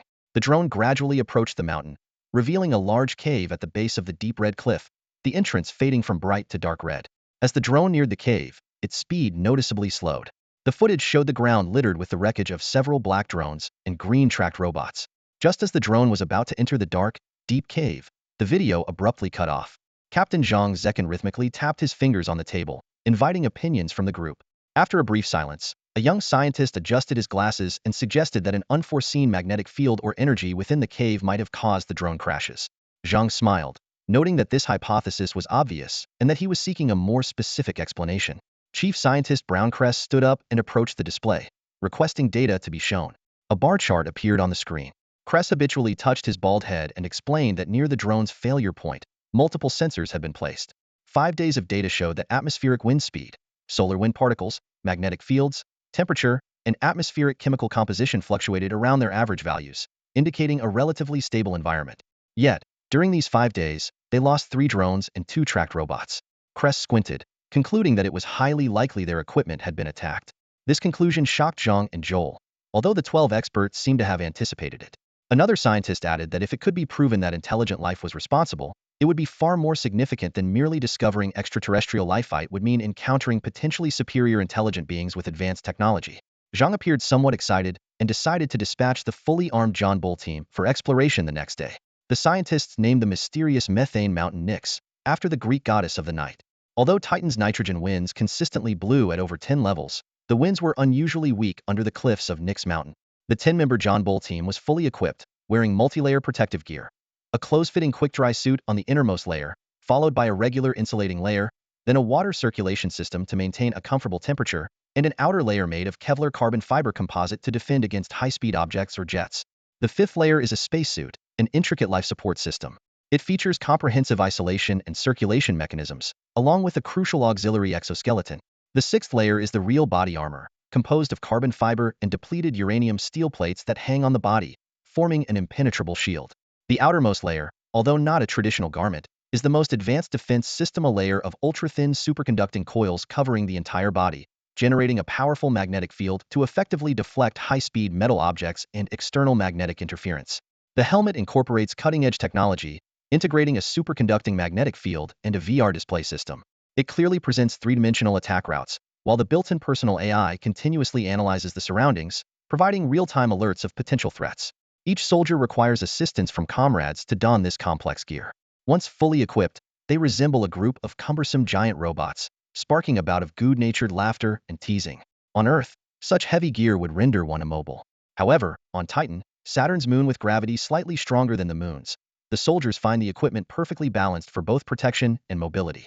The patrol combat shuttle detaches from the Puzra cruiser stationed in synchronous orbit, swiftly descending into Titan's atmosphere. Its orange trail unfurls like a watercolor painting in the sky. The vessel lands as close as possible to the cliffs of Mount Nyx, in the designated area for sensor deployment. The John Bull team disembarks from the shuttle, with environment-sensing antennas automatically rising from their backs. They advance cautiously, gripping their standard-issue weapon of the day, the Yulin S-45 assault rifle. Each carries 5 magazines, each holding 50 rounds. Though they could connect to the body-mounted automatic feeder, they opt not to use this feature for today's mission. To prepare for potential high-threat scenarios, 2 team members jointly carry a powerful plasma gun. The group splits into 3 teams, moving in a wedge formation. Sergeant Robert, known as Sniffles, leads Private Jack and another private at the forefront, with others positioned in the middle and rear. They carefully navigate over scattered drone and ground robot wreckage, pressing forward in their exploration. The methane ice beneath their space boots creaks under the weight, the only audible sound. Their headsets convey only the faint breathing of their teammates, with the outside world eerily silent, devoid even of wind, a stillness that keeps everyone on edge. The team continued forward for about 50 meters when suddenly, all members sensed an unusual change. Their skin prickled as if charged with static electricity, a sensation that clashed with the 20 Tesla magnetic field generated by the superconducting coils they wore. Theoretically, this field strength, far exceeding Earth's 0.0004 Tesla magnetic field, should have been sufficient to ward off any typical magnetic interference. Captain Robert, Nose Dragon, was at the forefront and was the first to detect the anomaly. He decisively raised his right hand, signaling the team to halt immediately.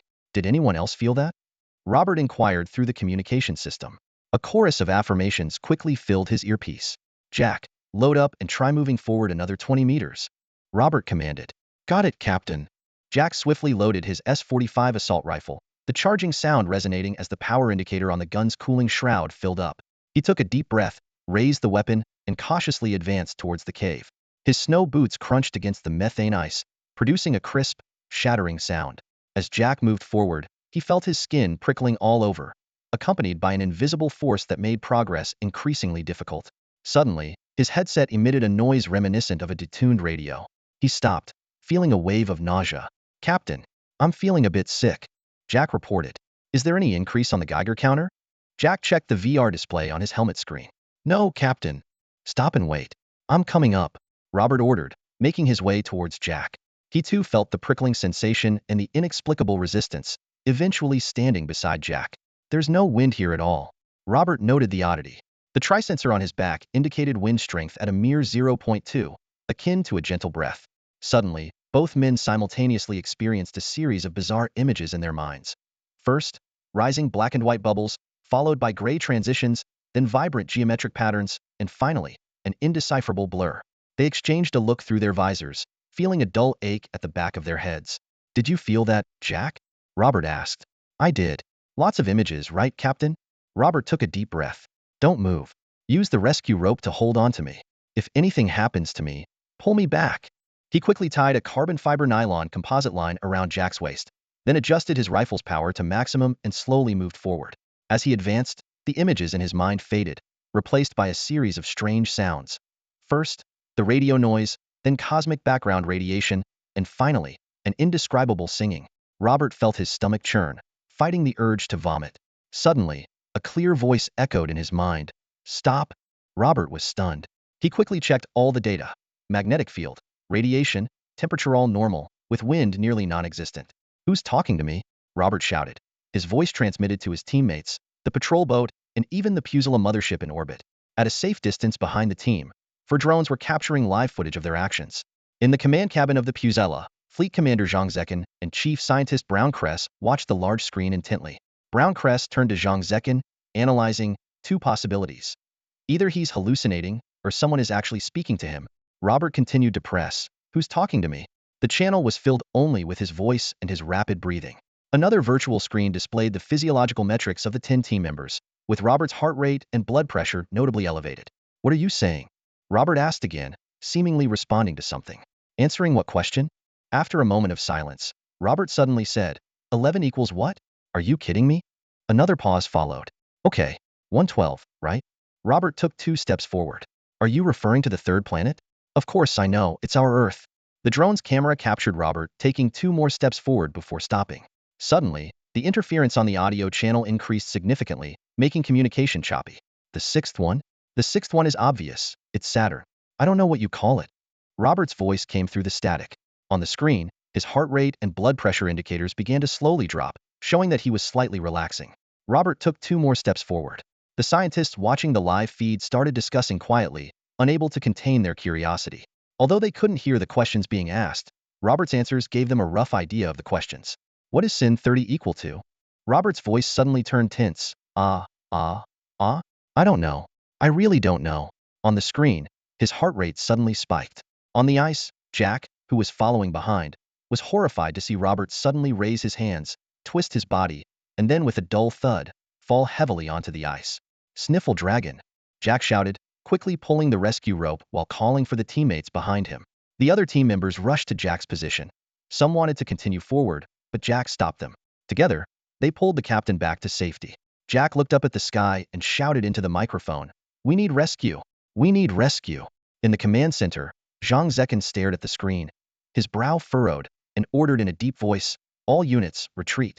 On the physiological monitoring screen, Captain Robert's heartbeat line turned into a glaring red line. Amidst this tense atmosphere, a piece of scientific information about Titan quietly appeared in the corner of the screen. Titan, also known as Saturn's largest moon, is the second largest moon in the solar system. It has a thick atmosphere primarily composed of nitrogen, along with various hydrocarbons. This mysterious moon is considered a potential home for life due to its unique environment, capturing the attention of scientists. Viti Levu Island in Fiji, specifically Suva City, is the location of the world's highest government, the International United Assembly Government. Viti Levu is renowned as the Pure Island due to its long-standing record of 0 pandemic cases, which was a crucial factor in the Supreme Government's decision to establish its base there in 2110. After discussions with the Fijian government, Suva, the former capital of Fiji, was designated as the headquarters of the United Assembly Government. For over half a century, Viti Levu has strictly controlled the entry of infections and those with post-infection complications. The tranquility of Viti Levu was shattered by a significant discovery from Titan. Arsen Dietrich Duke, a tall young man, hurriedly crossed the Grand Hall of the United Assembly with a confidential message in hand, heading to the office of his father, Speaker Warner Nangamez Duke. Inside the office, the speaker was engaged in a lively discussion with 2 other members of parliament regarding a proposal. Arsen bowed politely. "Mr. Speaker, there's an urgent confidential message addressed to both the Prime Minister and you." Juan Duke adjusted his glasses and turned to the 2 members. "Let's wrap it up for today. We'll discuss this in more detail during the next general debate." He escorted them to the door and then closed the heavy elmwood door. "What does the message say? Read it to me," the speaker instructed his assistant. Arsen unlocked his tablet with a fingerprint and handed it to his father. "You'll need to verify it as well. It's classified as top secret."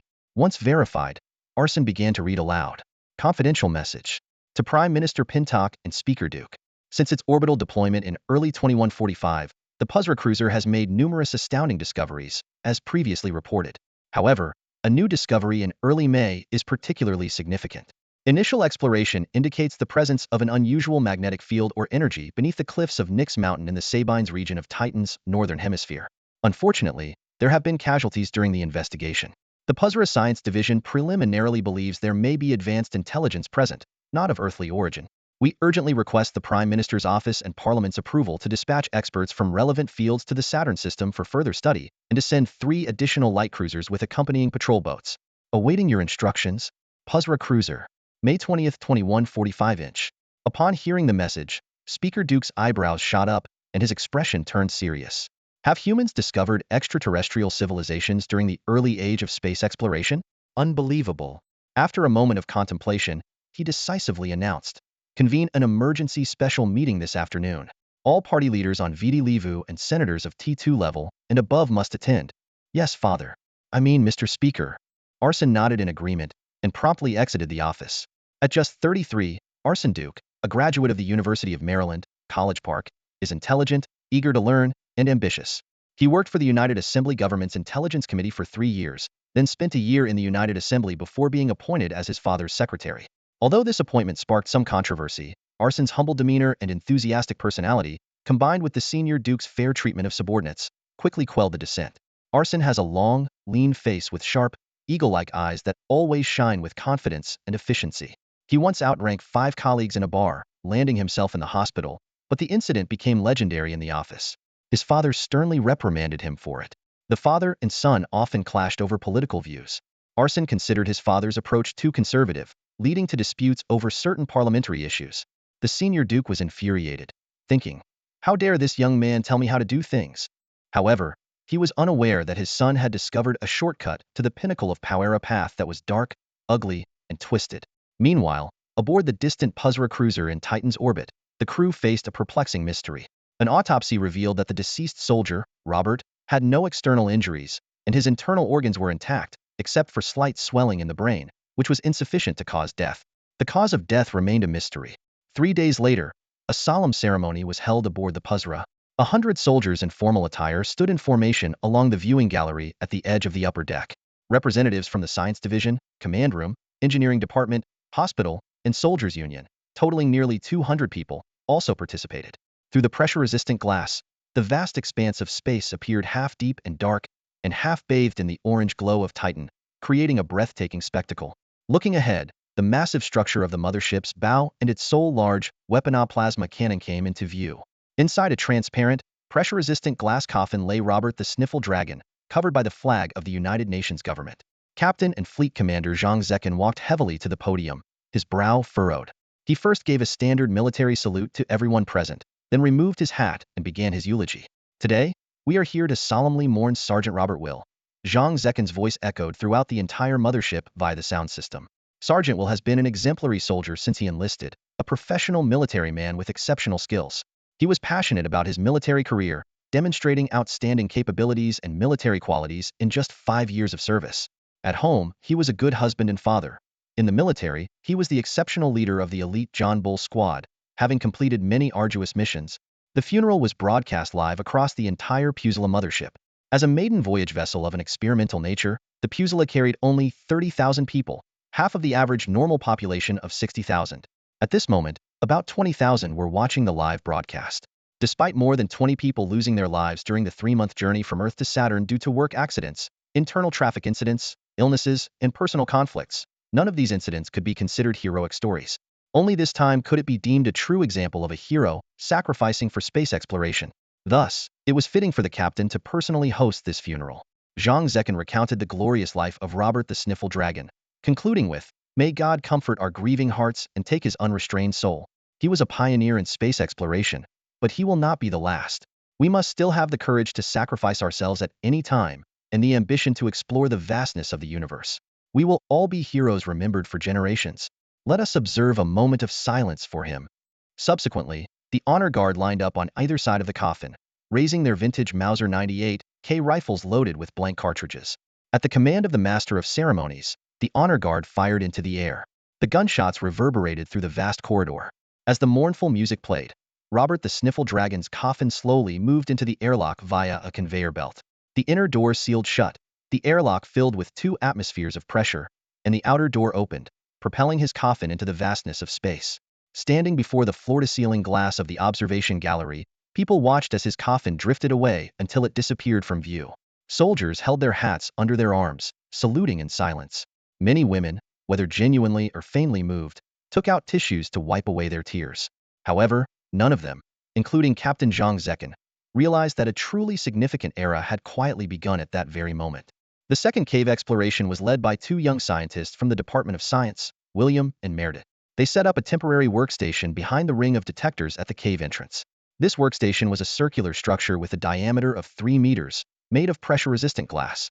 They cleverly used high-temperature rods to burn several large holes in the methane mixed ice surface, inserting the spherical steel frame and rebar of the workstation into these holes to form a stable foundation. Inside the workstation, there was a powerful data server that stored 100 terabytes of scientific and technical knowledge, covering fields such as modern mathematics, physics, chemistry, biology, mechanics, engineering, and the universe.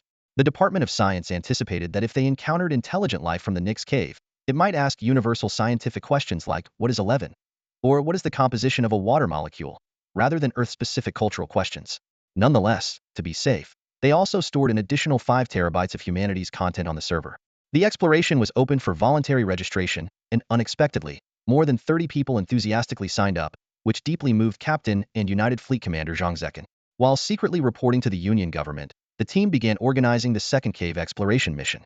Robert's teammate, Jack, also signed up. With his previous experience, he was chosen as the first candidate, ready to embark on this perilous journey once again. To improve safety, each group consisted of 3 people, with 1 person advancing and 2 providing support from behind. They made improvements to the equipment, removing the cumbersome depleted uranium carbon fiber bulletproof panels, and instead installing a portable display horizontally below the chest. This display was connected to the server in the circular workstation, allowing for real-time answers to be displayed. The explorer only needed to look down to see the information on the screen, making it easier to answer questions. This design was intended to prevent the VR display inside the helmet from becoming overloaded with information, which could hinder responses. Jack embarked on this path filled with unknowns once more, feeling a mix of anxiety and anticipation. He followed the footprints left a few days earlier, with 2 team members 20 meters behind him holding his rescue rope tightly. This area was about 500 meters from the cave, and strangely, it had become completely still, leaving the footprints clearly visible. Seeing those footprints, some left by Robert, Jack felt a surge of emotions. As the resistance increased, a familiar frequency sound echoed in his mind. When he reached the spot where Robert last stood, a voice sounded in his mind, "Stop." Jack took a deep breath and said, "I've stopped." This response was not only for the voice, but also to ensure the workstation recorded it. All video and audio signals were being transmitted in real time to the Puzzler cruiser. At this moment, 100 or 200 people had gathered in the command cabin of the cruiser, watching this life and death broadcast with bated breath. The voice continued to ask, "What is 11? Without hesitation, Jack replied, 112. He felt as if Robert's life was continuing through him. "You may take 2 steps forward." Jack cautiously moved forward. He glanced down at the computer screen on his chest, which prominently displayed 112. In a small window at the bottom right of the screen, the tense expressions of the 2 scientists inside the circular workstation were visible. The voice then asked, "What is the diameter of Saturn?" Jack checked the screen again and answered, 116,464 kilometers. "Take 2 steps forward." Jack breathed a sigh of relief, moving forward with difficulty, feeling his legs slightly weak. Suddenly, the voice asked, "Why does Titan's sky appear white from the surface but orange from space?" Jack immediately repeated the question that appeared in his mind. The 2 scientists in the circular workstation quickly input the question into the AI. Soon, the answer appeared on the screen on Jack's chest. He recited it.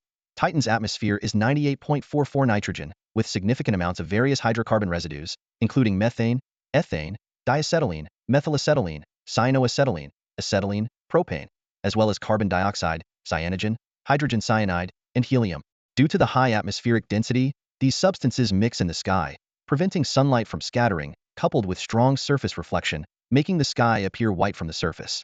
Meanwhile, these hydrocarbons in Titan's upper atmosphere react with solar radiation to produce dense orange clouds. Therefore, from space, it appears orange. Suddenly, the voice in his mind paused. Jack felt the shadow of death looming over him, and he took a deep breath, awaiting the final judgment. "Take 2 steps forward." The voice sounded again, and Jack, relieved, cautiously moved forward. The voice echoed again, and Jack nearly collapsed to his knees. He fought back the fear, forcing himself to move forward 2 more steps, his legs trembling uncontrollably. Suddenly, a wave of regret washed over him as he began to question why he volunteered for this mission. At this moment, he would rather face instant death on the battlefield than endure this terrifying situation. "Can I go back now?" Jack swallowed hard, his voice trembling as he asked. "Not yet. You must answer all 12 questions before you can rest," the voice in his mind coldly replied. Jack cursed inwardly. What kind of ridiculous rule was this? But he had no choice and had to continue. "What is the value of Sin 30? The voice asked again. Jack glanced at the computer screen, though he knew the answer without looking. This question had once cost Robert his life, a memory he couldn't forget. 0.5. Jack answered firmly, confident in his response. "Take 2 steps forward." the voice commanded. Jack took a deep breath and moved forward 2 more steps. Through his headset, he could hear the tense and heavy breathing of the 2 companions behind him, tightly gripping the rescue rope. By now, Jack had advanced nearly 8 meters, but the cave was still at least 300 meters away. Fear surged through him like a tide. In your solar system, on the 3rd planet, there are oceans, and something that moves on water, which you call a ship, the voice continued. A ship has a rope ladder hanging over the side, 2 meters above the sea. The sea level rises by half a meter every hour. How many hours until the water reaches the ladder? The 2 scientists exchanged glances, verified the calculation, and shouted in unison into the microphone. 4 hours. Jack could calculate the answer without the scientist's help, so he confidently replied, 4 hours. The voice in his mind fell silent for a moment, pausing longer than usual. Finally, it announced coldly and without emotion, incorrect. What? How? Jack couldn't even finish his question, nor did he have time to feel fear, before his mind went blank and he collapsed to the ground. Aboard the mothership, Captain Zhang Zekin frowned at the physiological monitoring screen, where Jack's heartbeat had flatlined. Launch an assault. Zhang Zekin slammed the table and stood up abruptly. Evacuate all personnel from Mount Nix today. He turned to his first officer, Joel. We can't wait for the government to send a light cruiser, which will take at least 3 months to arrive. Zhang felt mocked, yet he had no idea if his adversary was human or something else. How many combat patrol boats do we have, Joel? Zhang asked. 12. Joel replied. That's too few. Yes, our mothership is meant for exploration and research, not warfare, Joel. An exceptional figure in his position as a black man, replied. Zhang furrowed his brow, looking out the floor-to-ceiling window at the massive Titan. Deploy 6 of them for a probing attack, to see if we can break whatever magnetic lock or high-tech barrier is there. Understood, Captain. Oh, Joel, I want you to lead the team personally. Yes, Captain. First Officer Joel turned and headed for the command room door. Oh, First Officer. Zhang called out again. Do not attack the cave directly. I want whatever's inside. He hesitated, searching for the right word. I want the ghost inside. Zhang found the term ghost quite fitting. The next day, after all ground personnel had evacuated, 6 combat patrol boats descended from the mothership's synchronous orbit, plunging into the atmosphere, trailing numerous orange contrails. 15 kilometers in the air from Mount Nix, the boats formed an attack formation. Joel, sitting in the 3rd row of the tandem cockpit of the last patrol boat, number 06, lowered his anti-glare goggles. As per yesterday's plan, 01 and 02 commenced the attack.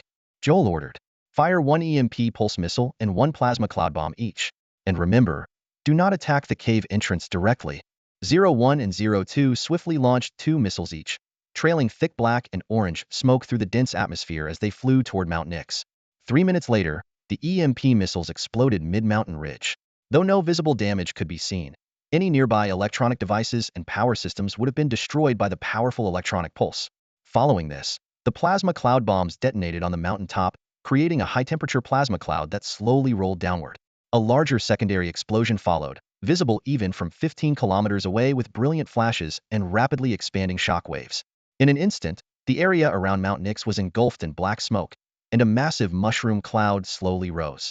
Joel, sitting in the 3rd row of the cockpit, spoke through the intercom. 05 and I will go to the site to assess the damage. 05 and 06 descended to hover 3 kilometers from the mountain, releasing several drones to record the scene. The footage showed that aside from some blackened scorch marks above the mid-mountain level, the cave entrance and surrounding landscape appeared unchanged. At that moment, a voice suddenly echoed in Joel's mind. Come over, child. Come over, child. Before Joel could issue any orders, the pilots of 05 and 06 were already steering the patrol boats to accelerate toward Mount Nix. Joel's eyes widened as he watched helplessly, unable to utter a word. As his patrol boat hurtled toward the massive mountain, the 2 patrol boats crashed heavily into the mountain ridge, bursting into 2 magnificent orange-eared fireworks. Their shattered remains scattered along the cliff, falling around the cave entrance. The drones previously launched faithfully captured this dramatic scene. In the mothership's command cabin, everyone was stunned into silence as they watched the live broadcast. No one had anticipated the situation to unfold this way, and the atmosphere in the command cabin was suddenly heavy with tension. Zhang Zekin frowned deeply, slowly standing and walking to the floor-to-ceiling glass. He gazed at the enormous satellite, lost in thought. In the same year, 2145, when the secret mission on Titan faced significant challenges, back on Earth, at the National University of Singapore's Faculty of Science, Department of Physics, Professor Lin Yongsheng was teaching in a lecture hall with only a few students in attendance. Standing tall and with a piercing gaze, Professor Lin was explaining quantum mechanics and solid-state physics, his laser pin tracing elegant paths on the holographic screen. Yet, few in the audience were truly focused, as most seemed bewildered by the complex theories. However, a group of female students watched him intently. For them, simply seeing the man dubbed the most handsome professor in the faculty was satisfying enough. With his striking features and chiseled profile, he seemed like an iconic professor straight out of a classic Indiana Jones film from 2 centuries ago. Professor Lin scanned the room and sighed softly, realizing that many students genuinely struggled with these intricate concepts. He clicked the laser pin, turning the holographic screen to the next page. Despite being only 35, Lin Yongsheng was already a full professor, renowned for his ability to make quantum mechanics accessible and clear, unraveling the mysteries of the microscopic world with ease. Recalling his doctoral thesis, Lin couldn't help but smile. It was that very thesis that had impressed the review panel and secured him a teaching position at the university. Time seemed to have left no mark on his face, only adding to his charm. His bright eyes seemed to communicate directly with the soul, and his dazzling smile was truly captivating. An outdoor enthusiast, Lin often explored mountains and seas like Dr. Jones, venturing through deserted cities. The sun had bronzed his skin, giving him an energetic and vibrant appearance. In quantum mechanics, Lin continued, time is a fundamental concept, forming a four-dimensional space-time continuum with space. It's a continuous, universal variable used to describe the state of objects at various moments. He gestured broadly, as if painting a grand cosmic picture. According to quantum mechanics, both matter and energy exhibit wave-particle duality, and their movement and behavior can be described using wave functions. Therefore, time becomes an important parameter in quantum mechanics. Lin went on to explain, the evolution of time in quantum mechanics is described by the Schrödinger equation. This equation not only predicts the state of an object at a future moment, but is also reversible if the future state is known. We can deduce the current state. As he passionately continued his lecture, his communicator buzzed softly in his pocket. Lin paused momentarily but quickly resumed his professional demeanor, saying, in summary, in quantum mechanics, time is depicted through the evolution of wave functions to describe the state of objects at different times. It is also a component of the four-dimensional space-time, forming the framework of the macroscopic world with space. The communicator's vibrations persisted, compelling Lin to press the stop button. Frowning, he thought it must be something urgent, given that people usually knew he was teaching at this hour. Glancing at the message, he saw, your wife and her fitness instructor have just arrived at your ancestral home. The message was from the detective he had hired. Lin's expression turned serious as he pictured the family Estatia small Western-style mansion built in the late 19th to early 20th century, located near the famous Cheon Shunyan residence. Its red roof and white walls were crafted from expensive marble and Malay green bricks, with Margaret-patterned glass windows adding a touch of classical elegance. The L-shaped English veranda and the small garden in front had once been a warm gathering place for family. This ancestral home, rich with the Lin family's history and memories, had seen fewer visitors by the 22nd century. Yet, it was still meticulously maintained and occasionally hosted friends and relatives from afar. Lin had married his wife there at age 30, spending a blissful wedding night. The class bell rang, a traditional chime preserved by the university. Lin smiled at the group of female students in the front row and said, "No overtime today, ladies. I've got something to attend to." Professor Lin calmly walked out of the classroom, but the moment he crossed the threshold, his pace quickened dramatically. He nearly sprinted across the campus, heading straight for the hovercar parked at the school gate. With agility, he jumped into the car and urgently instructed the driver, "Quick, to Penang Road." Sitting in the car, Yongsheng Lin rubbed his temples, a bitter smile tugging at his lips. For the past 6 months, he had noticed something off about his wife, but had lacked concrete evidence. It took less than 10 days after hiring a detective for the truth to surface. Now, he only hoped to catch the adulterous pair red-handed before they could carry out their affair. The hovercar halted at the entrance of a small garden. Holding his breath, Yongsheng Lin gently pushed open the garden gate, swiftly crossing the garden and the corridor to reach the hall entrance. He took a deep breath, pushed open the main door, and hesitated briefly before the inner door. Just then, his wife's giggles floated from the living room, igniting his fury. He kicked open the inner door, and the sight before him made his blood run cold. His wife, half naked, was entangled with her fitness trainer on the family heirloom sofa. An open bottle of wine and leftover roast chicken lay on the table beside them. Both looked at him in terror, his wife hurriedly covering herself with clothing. Overcome with rage, Yongsheng Lin charged at the trainer like an angry bull, throwing punches and kicks. Initially, the trainer endured the assault, but as Lin's attacks grew fiercer, he retaliated with an uppercut to Lin's chin. Staggering backward, Lin bit his tongue, filling his mouth with the taste of blood. His wife, in tears, pleaded, "Stop, don't fight." She crouched on the floor, crying as if she were the victim, spitting out a mouthful of blood. Lin snarled indistinctly, "You scoundrels, I'll make you pay." Seeing this, the trainer hurriedly pulled up his pants and bolted for the door. Lin grabbed an Elizabeth II statue from the hallway cabinet and hurled it at the trainer's head. The heavy statue struck the trainer with a dull thud. He collapsed to the floor, twitched a few times, and then lay still, his pants slipping to reveal a pair of garish, tight-fitting underwear. Breathing heavily, Lin spat a blood-tinged phlegm at the trainer's underwear, feeling a fleeting sense of satisfaction. His wife's screams echoed throughout the living room. A week later, after finishing a class and exchanging instant messaging details with 2 female students, Lin was summoned to the principal's office. 2 middle-aged men in black suits awaited him, one smiling, the other with a grim expression. The principal tactfully left the room. The smiling man sipped his tea before speaking. "Professor Lin, your actions have severely violated both the United Nations Penal Code and Singaporean law. Our investigation confirms your wife's inappropriate relationship with the fitness trainer, and we sympathize with your situation." He glanced at his stern-faced colleague before continuing, "However, your method of handling it was inappropriate, resulting in the man suffering brain damage and partial paralysis. Are you aware that you've committed a crime?" The accusatory voice echoed through the office. A wry smile appeared on Lin Yongxing's face. "I am aware. I'm prepared to go to prison." His tone carried a hint of resignation. The man in black, leaning against the principal's desk, turned around at these words, his sharp gaze fixed on Lin Yongxing. "Prison isn't that simple." His voice was deep and icy as he listed the consequences. "First, you'll lose your current prestigious job and it'll be nearly impossible to work in the education sector again. Second, your beloved cutting-edge research will come to an end. Third, Coach Lee is planning to file a massive civil lawsuit against you. From what I understand, even selling your old home wouldn't cover the damages. And that's after serving 5 to 10 years in prison." Another man in black, with a smile on his face, approached with a teacup and continued, "This will ruin your life." The 2 of them spoke in turns, as if weaving an invisible web.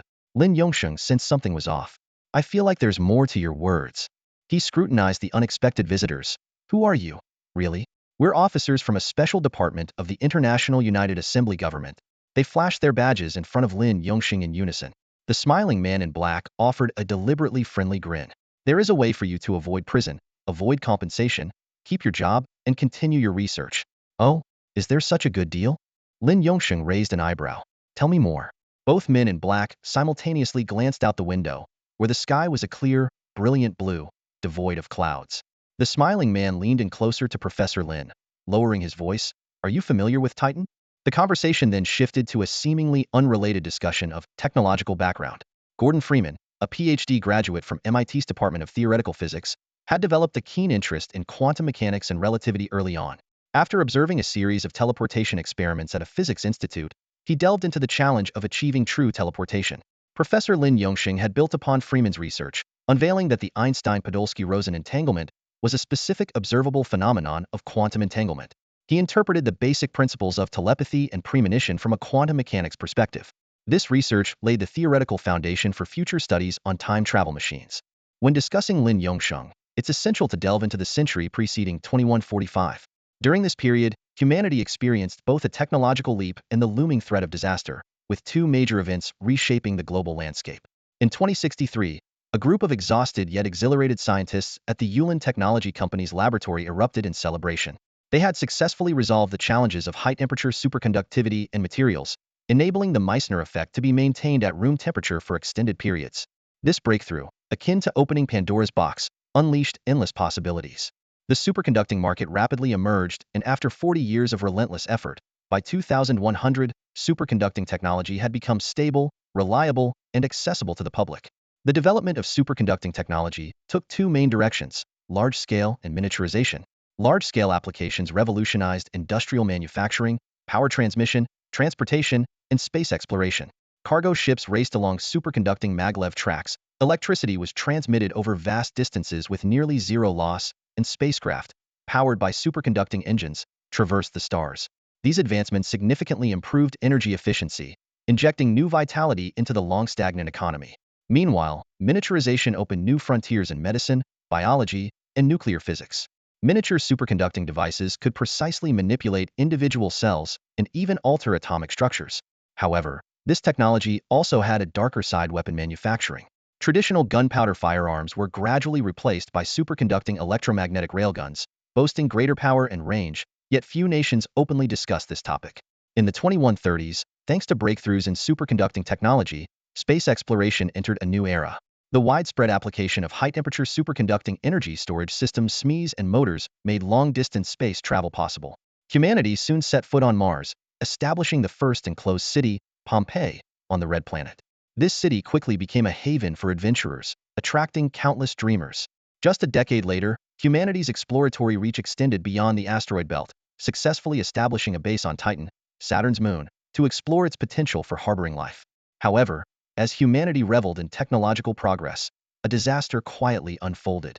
In 2065, a mysterious virus known as Type Y swept across the globe. Its origin was unknown, and it infected people everywhere. The virus, resembling the letter Y, was highly deceptive. Initial symptoms mimicked a mild cold, with only a slight cough, no fever, and no diarrhea. Yet, a month later, the virus wreaked havoc within the body, leading to a full-blown outbreak. Infected individuals first experienced bleeding from epithelial tissues, with blood seeping from the nostrils and eyes. In severe cases, they would vomit or cough up blood. The virus then attacked the nervous system, causing symptoms similar to rabies, such as convulsions, hydrophobia, and phonophobia. The most terrifying aspect was the extreme aggression exhibited by patients, who behaved like mindless beasts. At this stage, the virus was concentrated in bodily fluids, and being bitten almost guaranteed infection. Without effective treatment, most patients succumbed to dehydration, starvation, or blood loss, while those with underlying conditions died from complications and infections. Even with medical intervention, the mortality rate remained around 30. Society was gripped by panic as scientists worked tirelessly to find a solution. 5 years later, leveraging research on the rabies virus, scientists finally developed an effective antibody, reducing the mortality rate to about 0.1. This achievement was hailed as a milestone in humanity's battle against viruses, prompting global celebrations. However, as the celebratory fireworks faded, a greater crisis loomed. It was discovered that if either parent had been infected with the virus, their offspring were likely to be born with deformities. These unfortunate children rarely lived past the age of 10 and exhibited extreme aggression, often destroying furniture, biting other children, and even attacking household pets. This revelation, like a bolt from the blue, once again pushed human society to the brink of despair. After the devastating pandemic, the world was plunged into an unprecedented humanitarian crisis due to a severe shortage of resources. Healthcare systems were overwhelmed, unable to cope with the influx of patients suffering from long-term effects and the birth of deformed infants. Governments were forced to take unsettling measures, establishing camp-like facilities to manage these unfortunate individuals collectively. In these facilities, those with severe aftereffects and deformed children struggled to survive in environments lacking adequate medical care and food. Humanitarian resources were extremely limited, and many met a tragic end. This harsh reality cast a shadow over the new era. Meanwhile, technological advancements starkly contrasted with human suffering. From the initiation of high-temperature superconductors in the 2060s to their practical application in the 2100s, a new industrial revolution unfolded over just 40 years. During this time, the rampant virus led to mass human deaths.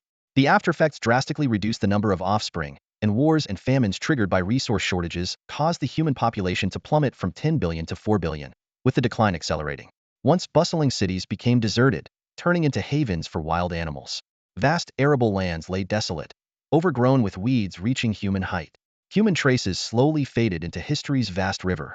Apart from primates also afflicted by the virus, other animals seemed to breathe a sigh of relief, rapidly expanding in numbers and diversity.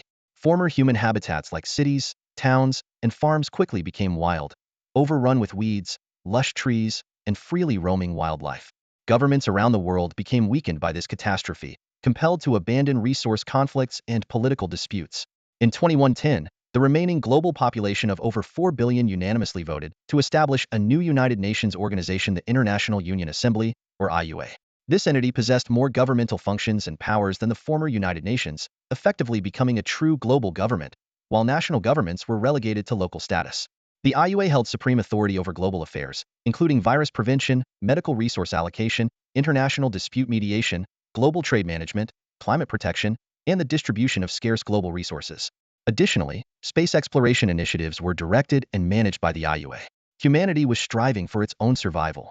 However, social class divisions became increasingly severe, with the global Gini coefficient reaching alarming levels. After a brief period of stability, the population began to decline sharply again, and by 2130, only 3 billion people remained worldwide. From the 2060s to the 2170s, a full century of human evolution presented a contradictory picture. On one hand, elite scientists made groundbreaking advancements in high-temperature superconductors, low-temperature nuclear fusion, genetic technology, and space exploration. On the other hand, the global pandemic ravaged human bodies and societies, leading to extreme economic turmoil and increasing social stratification. Those who had once been infected with the virus and suffered from its aftereffects seemed forever isolated from healthy populations, forced to live in destitution, hunger, and cold, housed in facilities resembling camps or collective farms. This period of history became an invaluable repository of knowledge. Note, suggests reading the following document for those interested in human development history from the 2060s to the 2170s.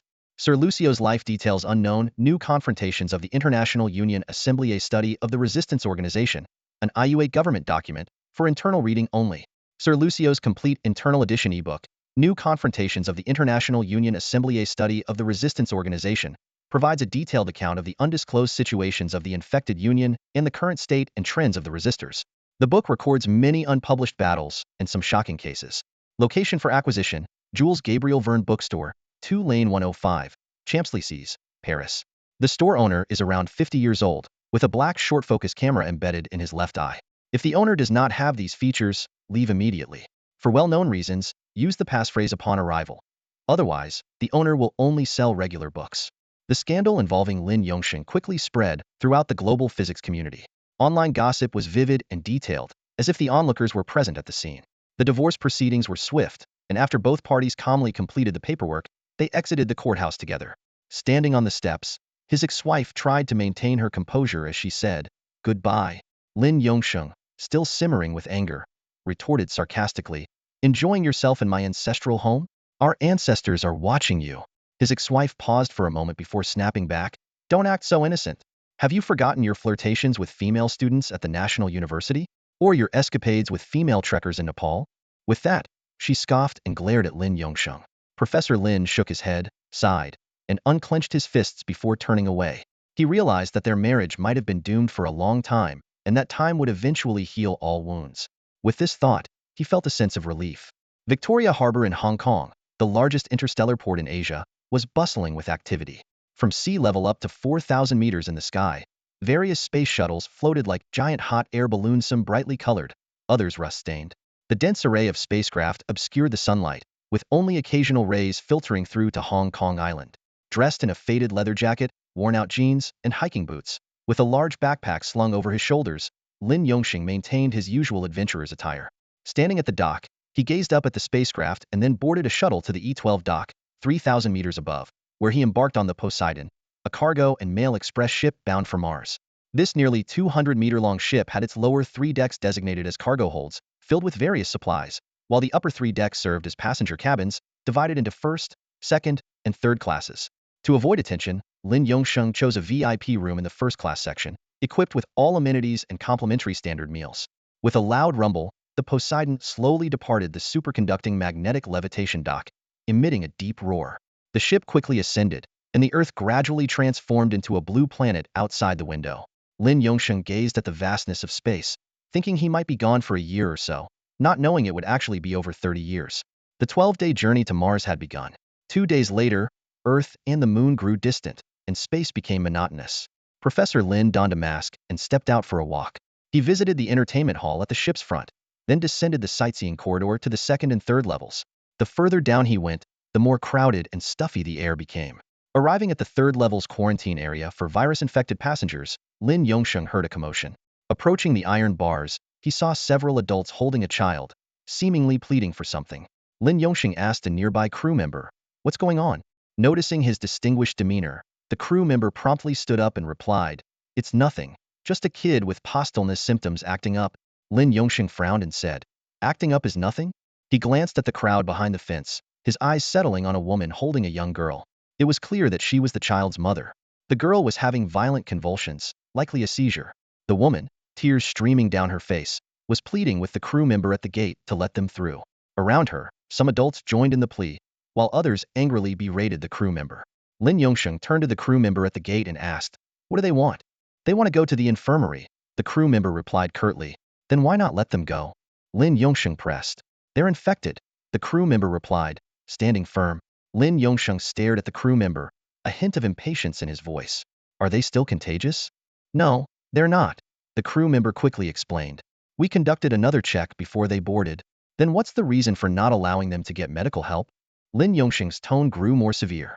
The crew member hesitantly pointed to a sign on the fence that read, "Infected area, no entry without permission. Without approval, no one inside is allowed to leave," the crew member explained, his voice tinged with uncertainty. At that moment, the girl's seizures intensified, her eyes rolling back. Her mother cried out in despair. "Please, open the gate." Lin Yongsheng frowned at the sign, feeling anger rise within him.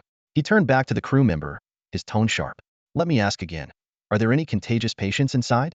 The crew member, seeing this unknown man with an air of authority, replied nervously, "No, but I've been ordered not to let them out, even if it means they could die." Lin Yongsheng demanded. The crew member was at a loss for words, unsure how to respond. Seeing the girl's condition worsening, Lin Yongsheng made a swift decision. He pushed the crew member aside, quickly unlatched the gate, and opened it. The girl's mother, shouting her thanks, rushed out with her child towards the infirmary on the third floor. Others followed closely behind. As a one-eyed man ran past Lin Yongsheng, he expressed his gratitude with a "thank you." He hesitated to extend his hand, but Lin Yongsheng reached out, shook it, and simply said, "Go quickly." Watching them head towards the infirmary, Lin Yongsheng turned to the crew member and asked, "Can I go inside?" The crew member, surprised, asked, "Sir, you want to go in?" "Yes, is there a problem?" Lin Yongsheng replied, "No problem, but sir, are you sure you want to be in contact with them?" The crew member hesitated. Lin Yongsheng explained with a hint of exasperation, "They're not contagious. Why shouldn't I?" As a university professor who often explored various parts of the world, he was well informed about different infectious diseases. The crew member stepped back, allowing Lin Yongsheng to enter the quarantine area, and quickly shut the gate behind him. The rear half of the third deck was a closed-off section, with only the iron gate providing access to the outside. Each room housed 15 to 30 people in cramped bunks, with no separation by age or gender. The rooms were crowded and chaotic, with poor sanitary conditions and only one bathroom per room. Lin Yongsheng walked through, frowning, drawing curious looks from the passengers. It was rare for someone to voluntarily enter the quarantine area, especially someone dressed in a leather jacket, appearing affluent. Apart from doctors and police, healthy individuals rarely ventured here. Most of the passengers bore visible signs of disability: missing limbs, facial deformities, asthmatics, and emaciated individuals. Lin Yongsheng felt a pang of sadness, recalling those he encountered during his travels who suffered from the aftereffects of infections. He always tried to help them as much as he could. At the end of the corridor, two men were smoking, having witnessed the earlier scene. They watched the leather-jacketed man wander in. Looking around, the thin man gave a signal to the taller one, who approached Lin Yongsheng, offering him a cigarette. "Thanks, brother," the tall man said. "You opened the gate for them." Lin Yongsheng politely declined the cigarette, smiling, "It's nothing, just lending a hand. I don't smoke, but thank you." "What's your name?" the tall man asked. "My last name is Lin. You can call me Old Lin," Lin Yongsheng replied. "Oh, I'm Robespierre." The tall man introduced himself, then pointed to the thin man. "And he's Dickens." The thin man nodded, cigarette in mouth, gesturing a greeting to Lin Yongsheng. Lin Yongsheng couldn't help but laugh. "Are you the pioneers of the French Revolution and the great writer?" The tall man burst out laughing. "You could say that. You're a good man. You seem to sympathize with us infected folks, huh?" "Absolutely," Lin Yongsheng said earnestly. "No one wants to get sick. You were all healthy once. It's not your choice to fall ill.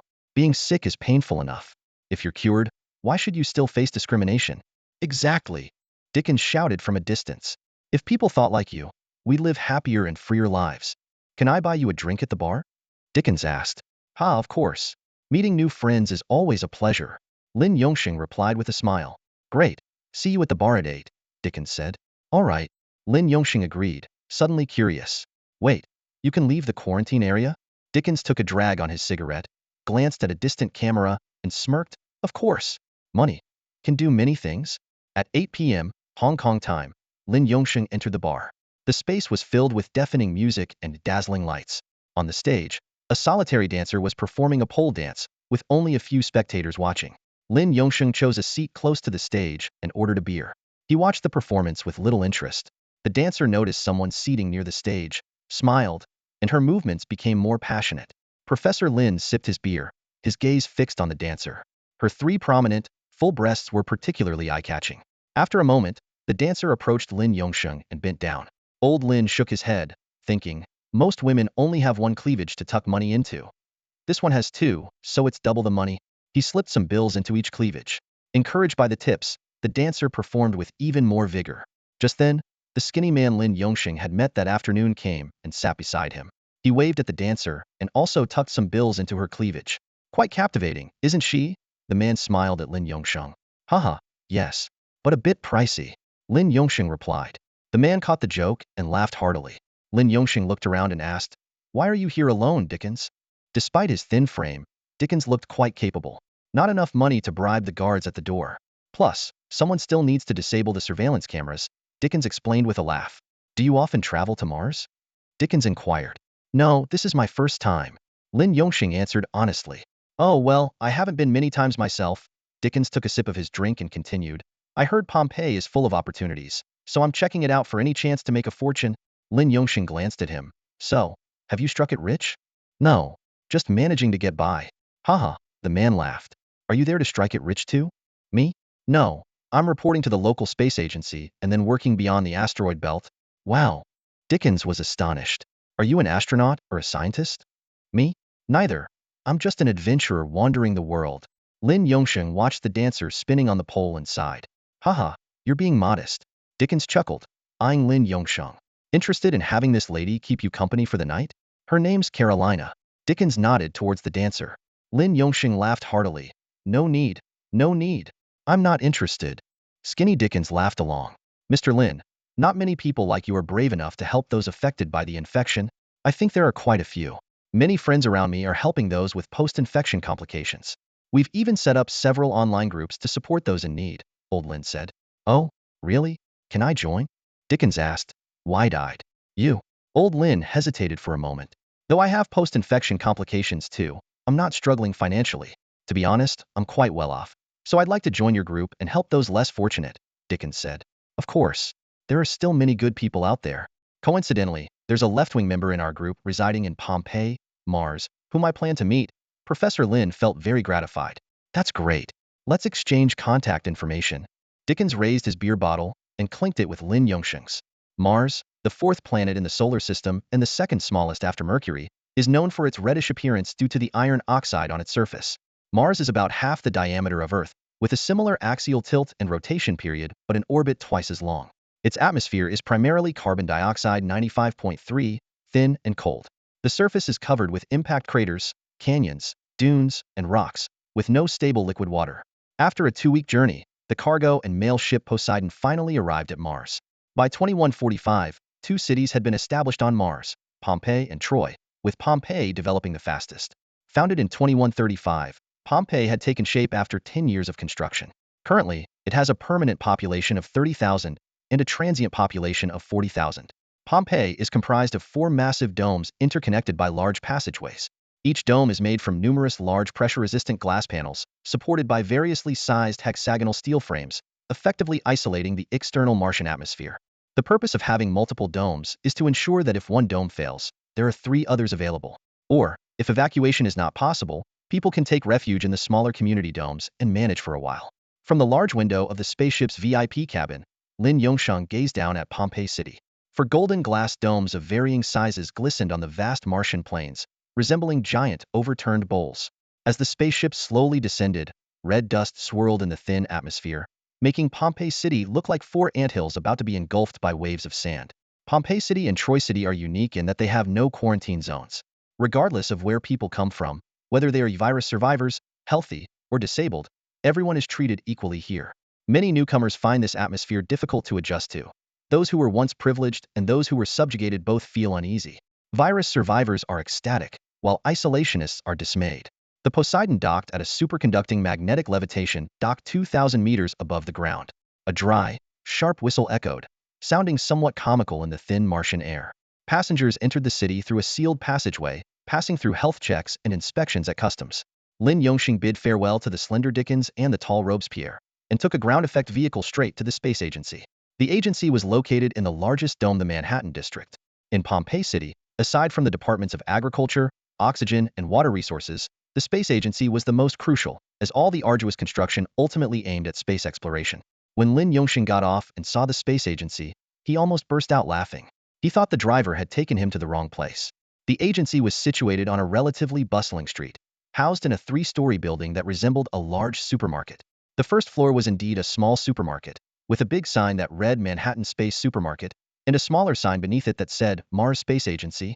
Doubting he was in the right place, Lin Yongxing entered the supermarket and asked a clerk, "Excuse me, is this the space agency?" The plump female clerk didn't look up, focused on dyeing her 6 fingernails with a rapid dyeing gun. The nails shifted between red, blue, and green. Feeling a bit annoyed, Lin Yongxing raised his voice and asked again. The clerk impatiently interrupted him. "Take the left staircase to the 2nd floor." She pointed towards the stairs with her 6-fingered hand. Lin Yongxing glared at her and followed the stairs to the 2nd floor. He stopped an employee passing by to ask about the check-in location. The employee adjusted his glasses and asked, "Who are you?" "My name is Lin Yongxing. I'm from Singapore." Lin Yongxing was cut off as the employee shouted down the corridor, "Professor Lin is here." Seconds later, a group of people burst out of several rooms, chattering excitedly, "Professor Lin, you've arrived? Please come to the office. We'll notify the minister immediately." Before long, the minister arrived, a rosy-cheeked, plump old man who vigorously shook Lin Yongxing's hand, saying, "Thank you, thank you. We've been waiting for you. You know, the situation at the front is tense, and we urgently need talents like you. Come to my office. Augustina, bring some coffee for the professor." In the minister's office on the 3rd floor, the chubby minister Pablo closed the door, wiped his brow, and asked, "Professor Lin, I'm Pablo, warmly welcoming you. Are you aware of the situation?" "I only know there's a significant discovery on Titan, but I'm not clear on the specifics," Lin Yongxing replied. "So you don't know yet. You are truly noble and courageous, coming here for science without hesitation," Pablo exclaimed. Just then, Augustina knocked and brought in coffee. Lin Yongxing thanked her, savoring the fragrant aroma, while thinking to himself, "I have my own reasons for coming to this godforsaken place. I'm not that noble." "Please, go ahead, minister," Lin Yongxing urged. Pablo animatedly recounted, "Here's the situation. In early May, the expedition fleet made a significant discovery in the Sabines region of Titan's northern hemisphere, at Nyx Mountain." He spoke as if he had experienced it himself. As Lin Yongxing listened, sipping his coffee, he was taken aback by the story. "I can't believe we've really encountered an alien civilization? Professor Lin, the situation and timing are critical. You're the last expert to arrive.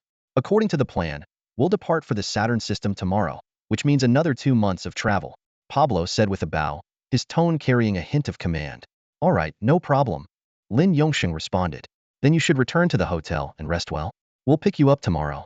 "Oh, the hotel key card is with the supermarket clerk on the 1st floor. You can ask her for it," Pablo said as he saw Lin Yongxing out.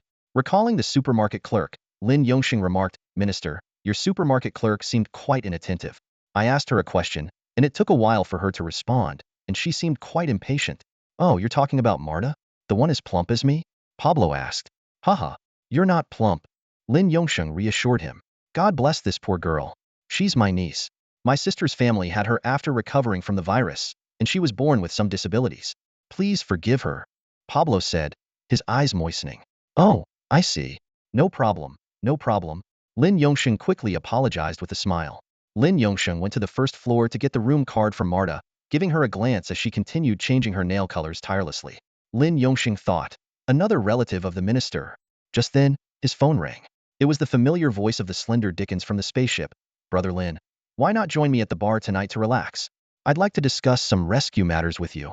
At 8 p.m. Mars time, Lao Lin arrived at another dome in a hovercraft, searching for the stowaway bar. Despite its small size, the bar was filled with the characteristic noise and dim ambience typical of such establishments. As soon as he entered, Lao Lin spotted the slender Dickens and the tall Robespierre by the stage. Since the 2 Martian cities had yet to master the materials and techniques for alcohol fermentation, all the drinks here were imported from Earth at a hefty price. Dickens ordered an expensive cocktail for Lao Lin. When Lao Lin looked up, he was surprised to see that the pole dancer on stage was none other than Carolina, the 3-breasted dancer from the Poseidon bar. "Why is she dancing here again?" Lao Lin asked, pointing at Carolina. Dickens laughed, making an exaggerated gesture across his chest. "Haha, Carolina is quite popular." Lao Lin chuckled as well. Robespierre added, "Actually, Carolina spends most of her time dancing on Mars, and only occasionally performs on various ships." "You seem to know her well?" Lao Lin inquired. "Yeah, as post-pandemic survivors, we all know each other pretty well," Dickens explained. The 3 of them clinked glasses and took a sip. On stage, Carolina performed provocative moves on the pole, eliciting whistles and crude remarks from the men below. Another girl joined her on stage, and their interaction stirred the crowd into a small frenzy.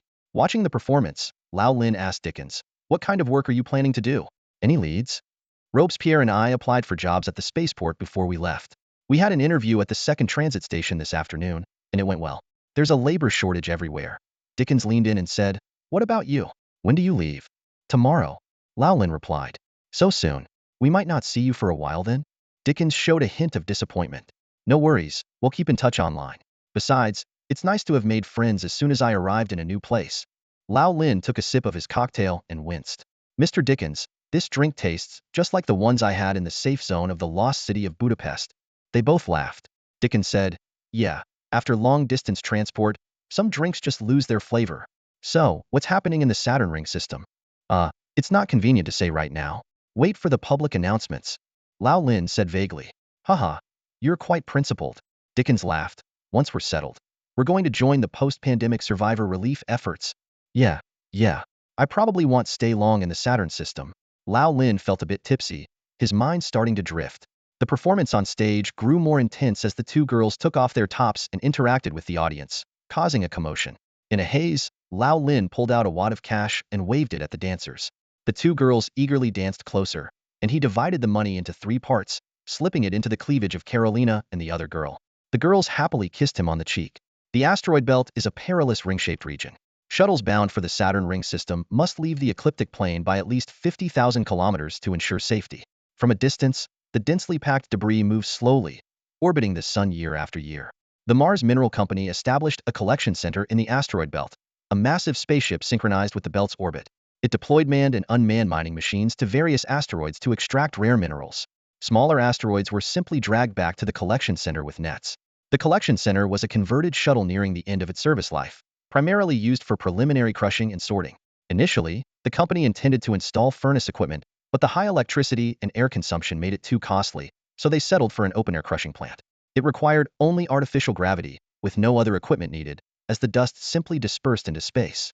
Only the crew quarters needed temperature, pressure, and water-gas electricity supply, significantly cutting costs.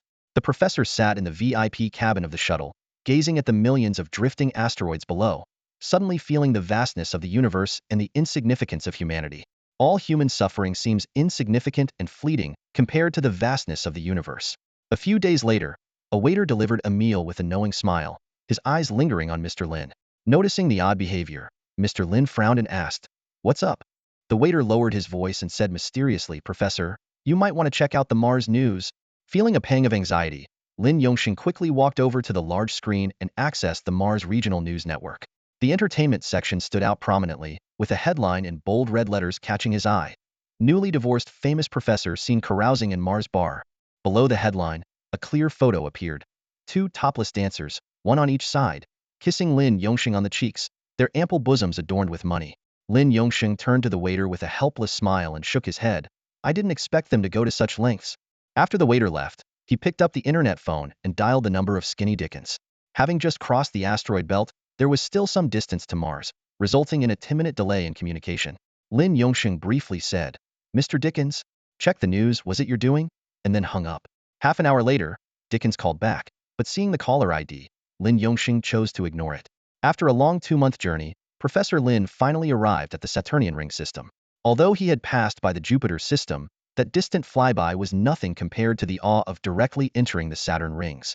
As the spaceship began to enter the rings, Lin Yongxing was utterly mesmerized by the sight.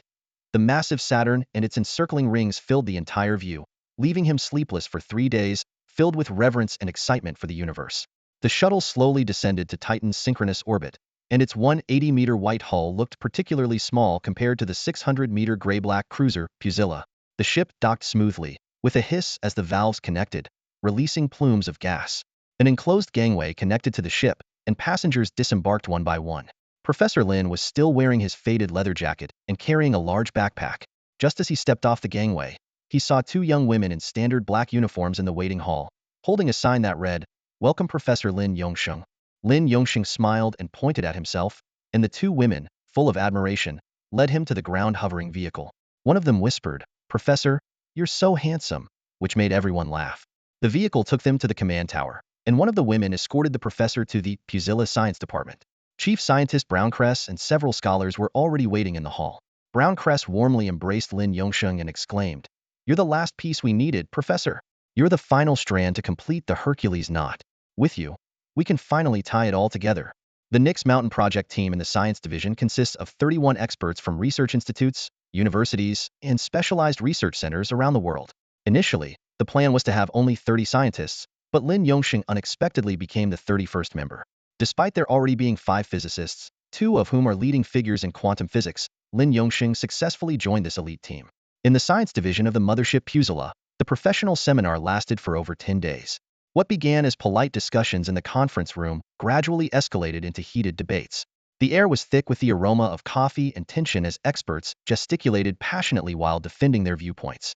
After extended debate and compromise, they reached preliminary conclusions and submitted the results to the Pusilla Fleet Command. Captain Zhang Zekin carefully reviewed the report containing 10 conclusions. 1. There is advanced intelligence within the Nix Mountain Cave, but it is unclear whether it is a living entity or an intelligent machine. 2. Its influence is limited to a few kilometers around the cave, with the exact range yet to be tested. 3. No overt hostility has been detected, but it can detect objects approaching the cave and has a clear defensive capability. 4. The defense methods are unique. Living beings are directly questioned, with incorrect answers resulting in death. Equipment is destroyed within a certain range. 5. Forced attacks currently cannot break through its defenses. As long as it doesn't threaten human survival, the contents of the cave should not be completely destroyed. 6. It communicates directly with the brain, bypassing language, yet the brain comprehends the content, indicating a technology level beyond humanity. 7. The current issues are limited to the STEM fields and still within human understanding. The greatest challenge lies in riddles, where answers are unpredictable. 8. Continued communication is recommended, initially using anthropomorphic algorithm robots for testing. If unsuccessful, more volunteers should be recruited. 9. The value of the objects inside the cave remains unclear. 10. Consider excavating the mountain from the side or rear to approach the target object. To celebrate the milestone achievement, Captain Zhang Zekin invited the Science Division and the 31 new experts to a dinner on behalf of the fleet's staff. The dining room tables, draped in white cloth, were laden with exquisite delicacies. Succulent crabs, thick salmon, pricey Caspian caviar, and tender Australian sweet shrimp. The presence of fresh tomatoes and cucumbers was surprising, given that it took nearly 3 months to travel here from Earth. Captain Zhang Zekin raised his glass, a rare smile on his face. Thank you all for your hard work over the past half-month, guiding our fleet's direction. The elite team led by Brown Cress in the Science Division is the brain of our fleet. Every idea you propose influences our entire operation. Tonight, let's relax, no work talk, and no discussion of tomorrow's new tasks. Let's raise our glasses. This red wine has been cellared in Pompeii for 24 months, and we have every reason to enjoy it. Amidst the laughter, everyone shouted in unison, "Cheers!" Lin Yongsheng raised his glass too, feeling a mix of anticipation and nervousness. The real challenge was about to begin. The next day, the Science Division sent 2 young scientists, William and Maldin, leading 2 groups of volunteer daredevils and 2 high-computing robots, back to Nix Mountain. These robots were not humanoid.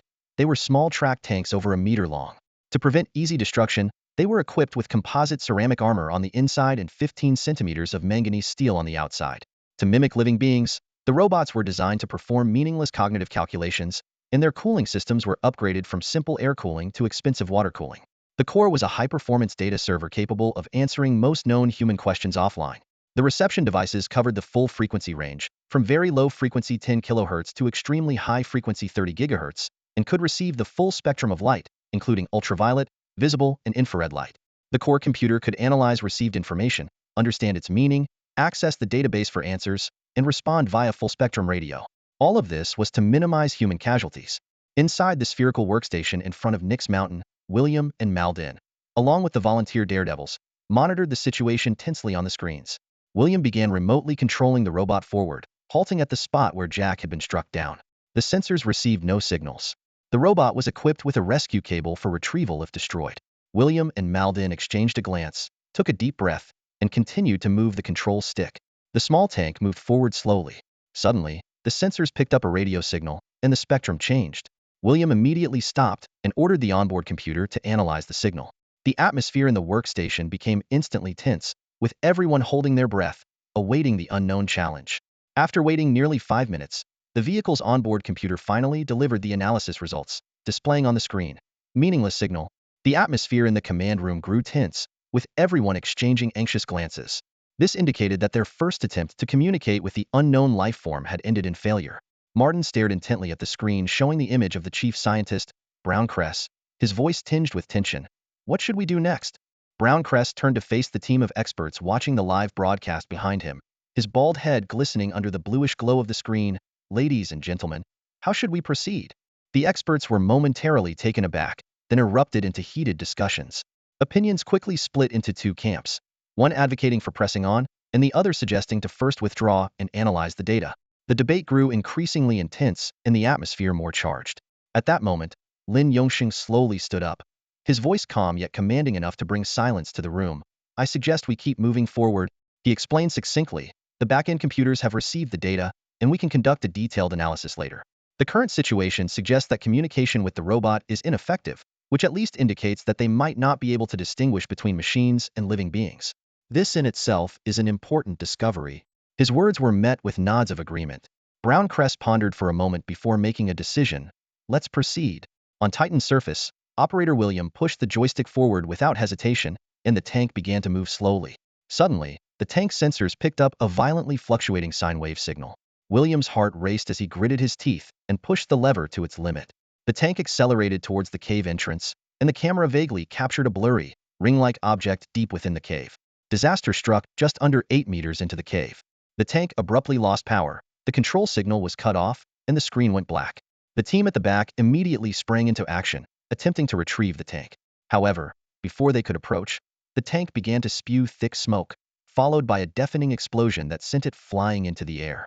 Thick black smoke billowed as several team members, disregarding their safety, rushed forward, hastily pulling the burning tank back. Although they quickly extinguished the fire with extinguishers, the tank was completely destroyed, reduced to a charred heap of wreckage. Silence fell over the command room once more, as each expert fell into deep thought. Lin Yongxing took a deep breath, a determined glint in his eyes as he turned to Dr. Browncrest and said firmly, I believe we need to send people in. Lin Yongxing clenched his teeth and furrowed his brow as he turned to Dr. Browncrest. We have to send someone, he stated firmly. Dr. Crest nodded slightly in agreement. He looked up, his gaze sweeping over the experts watching the live broadcast on the screen. Any objections? He asked. Some nodded, others remained silent. Then, he issued the command to William on the screen. Proceed with the manual exploration. The third exploration team set off immediately, led by a volunteer named PJ Blair.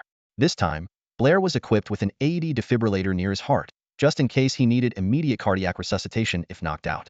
However, after previous setbacks, Blair had lost the initial courage he had when he signed up. He knew well that answering these questions could be perilous, but for the sake of his reputation, he had to push through. Blair trudged to the spot where Jack had fallen when suddenly a voice echoed in his mind. Stop! Blair immediately shouted back, I've stopped.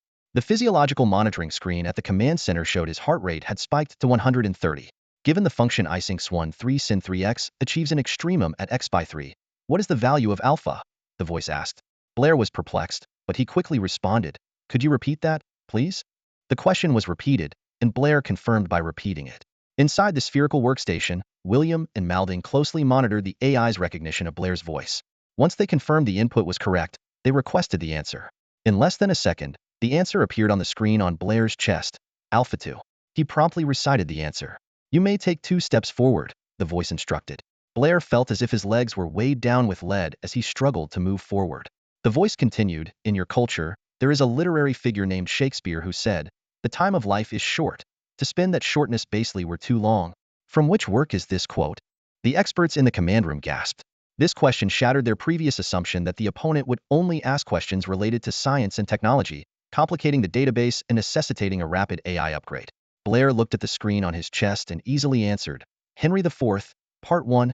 Compared to reciting mathematical formulas, this clear-cut question was much simpler. He took another 2 steps forward.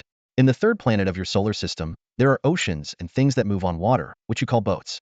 A boat has a rope ladder hanging down 2 meters above the sea, and the sea rises half a meter every hour. How long until the sea submerges the ladder? The voice posed the question that had previously led to Jack's demise. Everyone loathed this question. Though it was a simple brain teaser, it was potentially deadly. Blair swallowed hard but confidently replied, the ladder will never be submerged. Because the boat floats, it rises with the water. Please take 2 steps forward, the voice instructed. The difficulty of the questions was clearly escalating, and the prospects were grim. Explain your understanding of photons, the voice asked Blair. The AI quickly provided an answer, and Blair recited, a photon is a fundamental particle that mediates electromagnetic interactions, classified as a gauge boson. It is the carrier of electromagnetic radiation and is considered a force carrier in quantum field theory. Unlike most fundamental particles, photons have zero rest mass, meaning they travel at the speed of light in a vacuum. Photons exhibit both wave and particle characteristics, displaying classical wave properties such as refraction, interference, and diffraction, as well as particle properties through the photoelectric effect. Photons are the particles that carry energy and light, with their energy proportional to the frequency of the light wave. When an atom absorbs a photon, an electron gains enough energy to jump from an inner orbit to an outer orbit, transitioning the atom from a ground state to an excited state. Blair explained in detail, and the voice listened patiently without interruption. As Lin Yongxing watched the broadcast, he felt a strange sensation. It wasn't that he doubted Blair's responses. He hadn't even listened closely to the answer, which fell within his field of expertise. What puzzled him was why the entity in the cave was asking questions.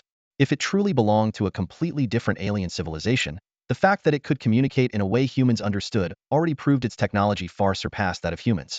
But why was it asking questions? After Blair finished answering, the voice remained silent for a long time, seemingly processing and understanding his response. "Take 2 steps forward," the other party suddenly commanded. Blair took a deep breath and cautiously moved forward 2 steps. The audience in the live stream whispered in awe, feeling the difficulty of the conversation. This response brought Blair to tie with Jack's previous number of correct answers. About 8 of your human genome is jokingly referred to as the dark genome. Can you introduce the latest research on it? The other party continued. Blair repeated the question, clearly clueless. Fortunately, the answer appeared on the screen in front of him, and he began to read it verbatim.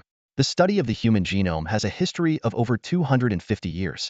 The most notable effort was the Human Genome Project launched in the 1990s. On April 14, 2003, after more than a decade, international laboratories succeeded in mapping the human genome for the first time. However, about 8 of the sequences remained unexplored, limited by technology and a lack of understanding of unknown genome functions. This 8 is jokingly referred to as the dark genome, or even junk DNA. Many scientists, however, do not agree with this term, recognizing its potential value. Lin Yongxing and Chief Scientist Brown Kress exchanged puzzled glances, clearly surprised by Blair's response. Amazingly, Blair managed to answer all 12 questions. Although some answers weren't entirely accurate and seemed more like open-ended questions from the other party, Blair was allowed to return to rest. He returned to the mothership Puzzla like a triumphant hero, personally welcomed and honored with a banquet by the United Fleet Commander, Zhang Zekin. During the dinner, Lin Yongxing toasted Blair and curiously asked, "When they asked questions, did any other questions flash through your mind?" Blair paused for a moment. "I don't think so. Why do you ask?" "Oh, nothing.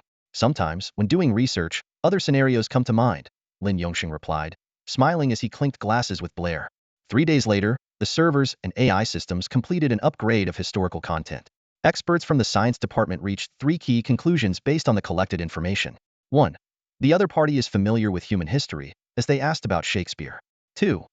The other party is gaining insights into current technological developments, such as biotechnology, through questioning. 3. The robot sensors still cannot receive the other party's communication method. Human exploration is necessary. The command initially intended to replace Blair with another volunteer, but the previous volunteers all withdrew, viewing the mission as a hopeless venture. No one was willing to make a futile sacrifice. Reluctantly, the command approached Blair again, promising that this would be the final mission and that his success would be richly rewarded. Blair no longer cared about rewards. He just hoped to return alive. Last time, he answered 12 questions and advanced about 18 meters, leaving around 260 meters to the cave entrance, a daunting distance. The cliff below remained silent and windless. Blair returned to the spot where he previously answered questions, and like a hero facing his fate, he said, "Ask your questions." However, there was only silence. Blair took 2 more steps forward, and finally, the familiar melody echoed in his mind.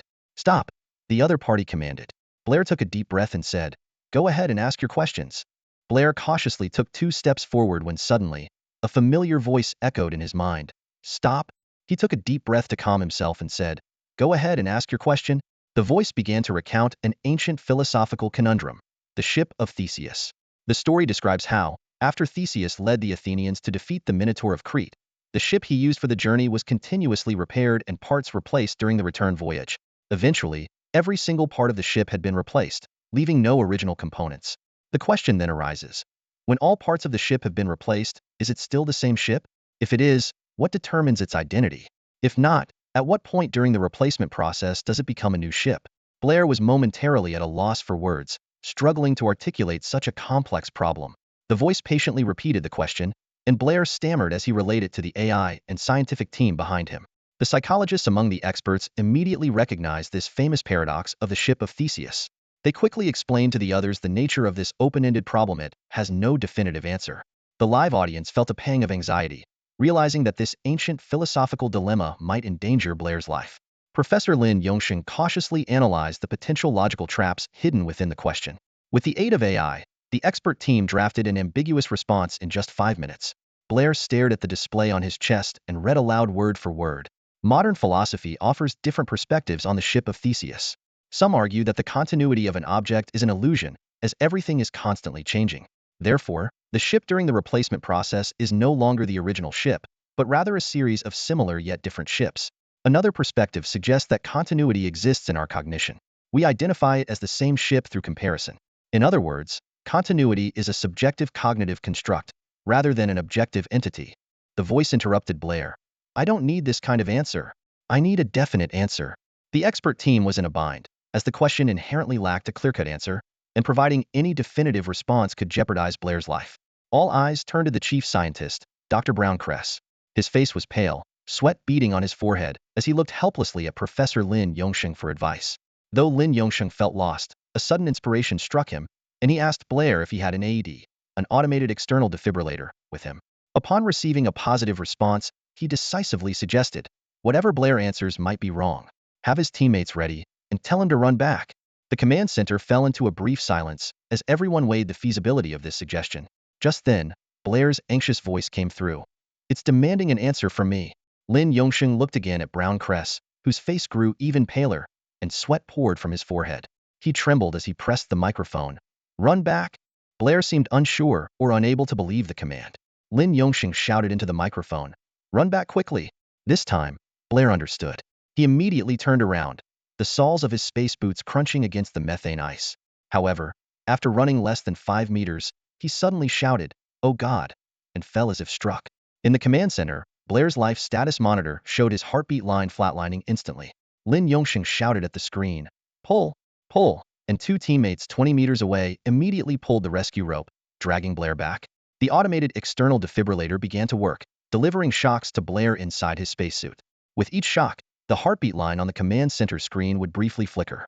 His teammates swiftly moved him to the circular workstation, where William and Martin increased the air pressure to 1.8 atmospheres, opened the door, and dragged Blair inside. The cabin pressure gradually returned to 1 atmosphere. The 4 team members quickly removed Blair's helmet and opened his spacesuit, allowing the defibrillator to continue its work. They placed a pressurized mask on Blair, increasing the oxygen concentration. After 3 tense minutes, a miracle occurred. Blair's heart began beating on its own, and his breathing gradually resumed. Cheers erupted in the command hall of the mothership. On the physiological monitoring screen, Blair's vital signs were steadily returning to normal. Lin Yongsheng exhaled deeply, turning his gaze to the live footage from the drone, lost in thought. 3 months later, in Pompeii City on Mars. Upon returning to Mars, Dickens approached Lin Yongsheng, confidently asserting that he never had anyone take a photo of old Lin. He explained that his own face was also partially visible in the picture, and he wouldn't want to end up on the entertainment pages either. Old Lin accepted this explanation.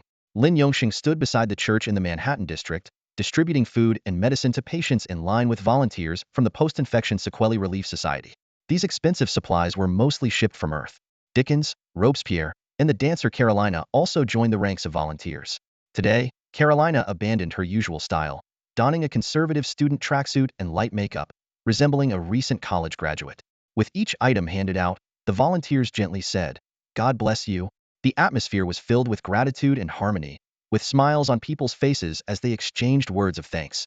Although the discovery of advanced intelligence on Titan was still classified, there were over 30,000 people on the puzzle, making it difficult to keep secrets. By the time the puzzle docked a month ago, the news had quietly spread in Pompeii City, becoming the open secret people eagerly discussed over meals. The less the average citizen knew about the details, the more their curiosity was piqued. The day after docking, Dickens and Robespierre were eager to invite Professor Lin to dinner to inquire about the inside story. However, Professor Lin remained tight-lipped, only casually disclosing some trivial information, leaving the two restless and itching for more. During the 2-month journey back to Mars and the subsequent month after arrival, the Fleet Command and Science Departments held numerous meetings to discuss the next steps. The consensus included halting further exploration to reassess the approach, assembling the world's top scientists to study the matter and devise a reasonable exploration plan, recruiting volunteers at a high cost if no better plan emerged, to form a daredevil team, investigating whether artificial intelligence could communicate with the entity to reduce life risks, exploring the possibility of drilling from the side or back of Nyx Mountain, ensuring the advanced intelligence remains unharmed. Though Blair was fortunate to be rescued, he was left permanently wheelchair-bound. His cerebral cortex was damaged, leaving him unable to recall the exploration process and recognizing almost no one except his mother. Blair was sent back to Earth. A grand award ceremony was held at the council hall in Suva City, Viti Levu, Fiji, the seat of the highest global government, the International Union Assembly Government. Prime Minister Pintock and Speaker Duke personally awarded Blair, sitting in his wheelchair with a vacant stare, the Human Liberation Medal, the highest honor bestowed in the past 30 years. Posthumous honors of the Union Hero title were also awarded to the late John Bull team members Robert and Jack, as well as Fleet First Officer Joel and the crew of combat patrol boats 05 and 06. Their families received generous compensation. The general public was unaware of the specifics, only knowing that these heroes sacrificed for the cause of science on Titan. In the luxurious penthouse suite of a hotel in the Manhattan district of Pompeii City on Mars, Professor Lin Yongxing sat on a leather sofa, sipping wine while gazing out at the city's lights gradually coming to life through the floor-to-ceiling windows. The sunset painted the sky pink, soon to disappear below the horizon. He sighed softly. "Darling, you're sighing again?" Carolina, dressed in a semi-transparent nightgown, walked over with a wine glass in hand, nestling beside Professor Lin. Her unique 3 voluptuous breasts were faintly visible. Old Lin smiled, pulling Carolina into his arms and pondered aloud. "Why do you think it asks such seemingly foolish and trivial questions?" Carolina snorted softly, rolling her eyes at old Lin. "Do you even need to ask?" She swirled the wine in her glass. "It's clearly testing your intelligence. Trying to see how many of you men aren't complete idiots." She giggled, her 3 ample breasts bouncing with her laughter. Old Lin felt enlightened, suddenly realizing, of course, it's testing our intelligence. Because it wants to collaborate with us, it's tirelessly testing us. He burst into laughter, startling Carolina. Lin Yongxing took Carolina's wine glass, set it on the table, and turned to embrace her. On a macro level, the Joint Fleet has launched a comprehensive investigation of Titan, no longer limiting their focus to the mysterious Nyx Mountain. However, apart from this enigmatic mountain range, no other areas have yielded exciting discoveries. Exploration of Nyx Mountain remains a priority, but progress is fraught with challenges. The interior of the cave has become an impenetrable fortress. Various advanced robots and electronic devices have been unable to establish contact with the unknown entity within. Magnetic field detection shows slight variations, but the data is too sparse to analyze. Even geological surveys face obstacles, as radar signals are disrupted when approaching the cave, preventing insight into its internal structure.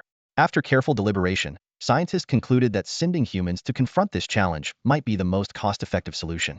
Thus, in 2146, a large-scale Titan Warriors volunteer recruitment campaign was launched simultaneously on Earth and Mars.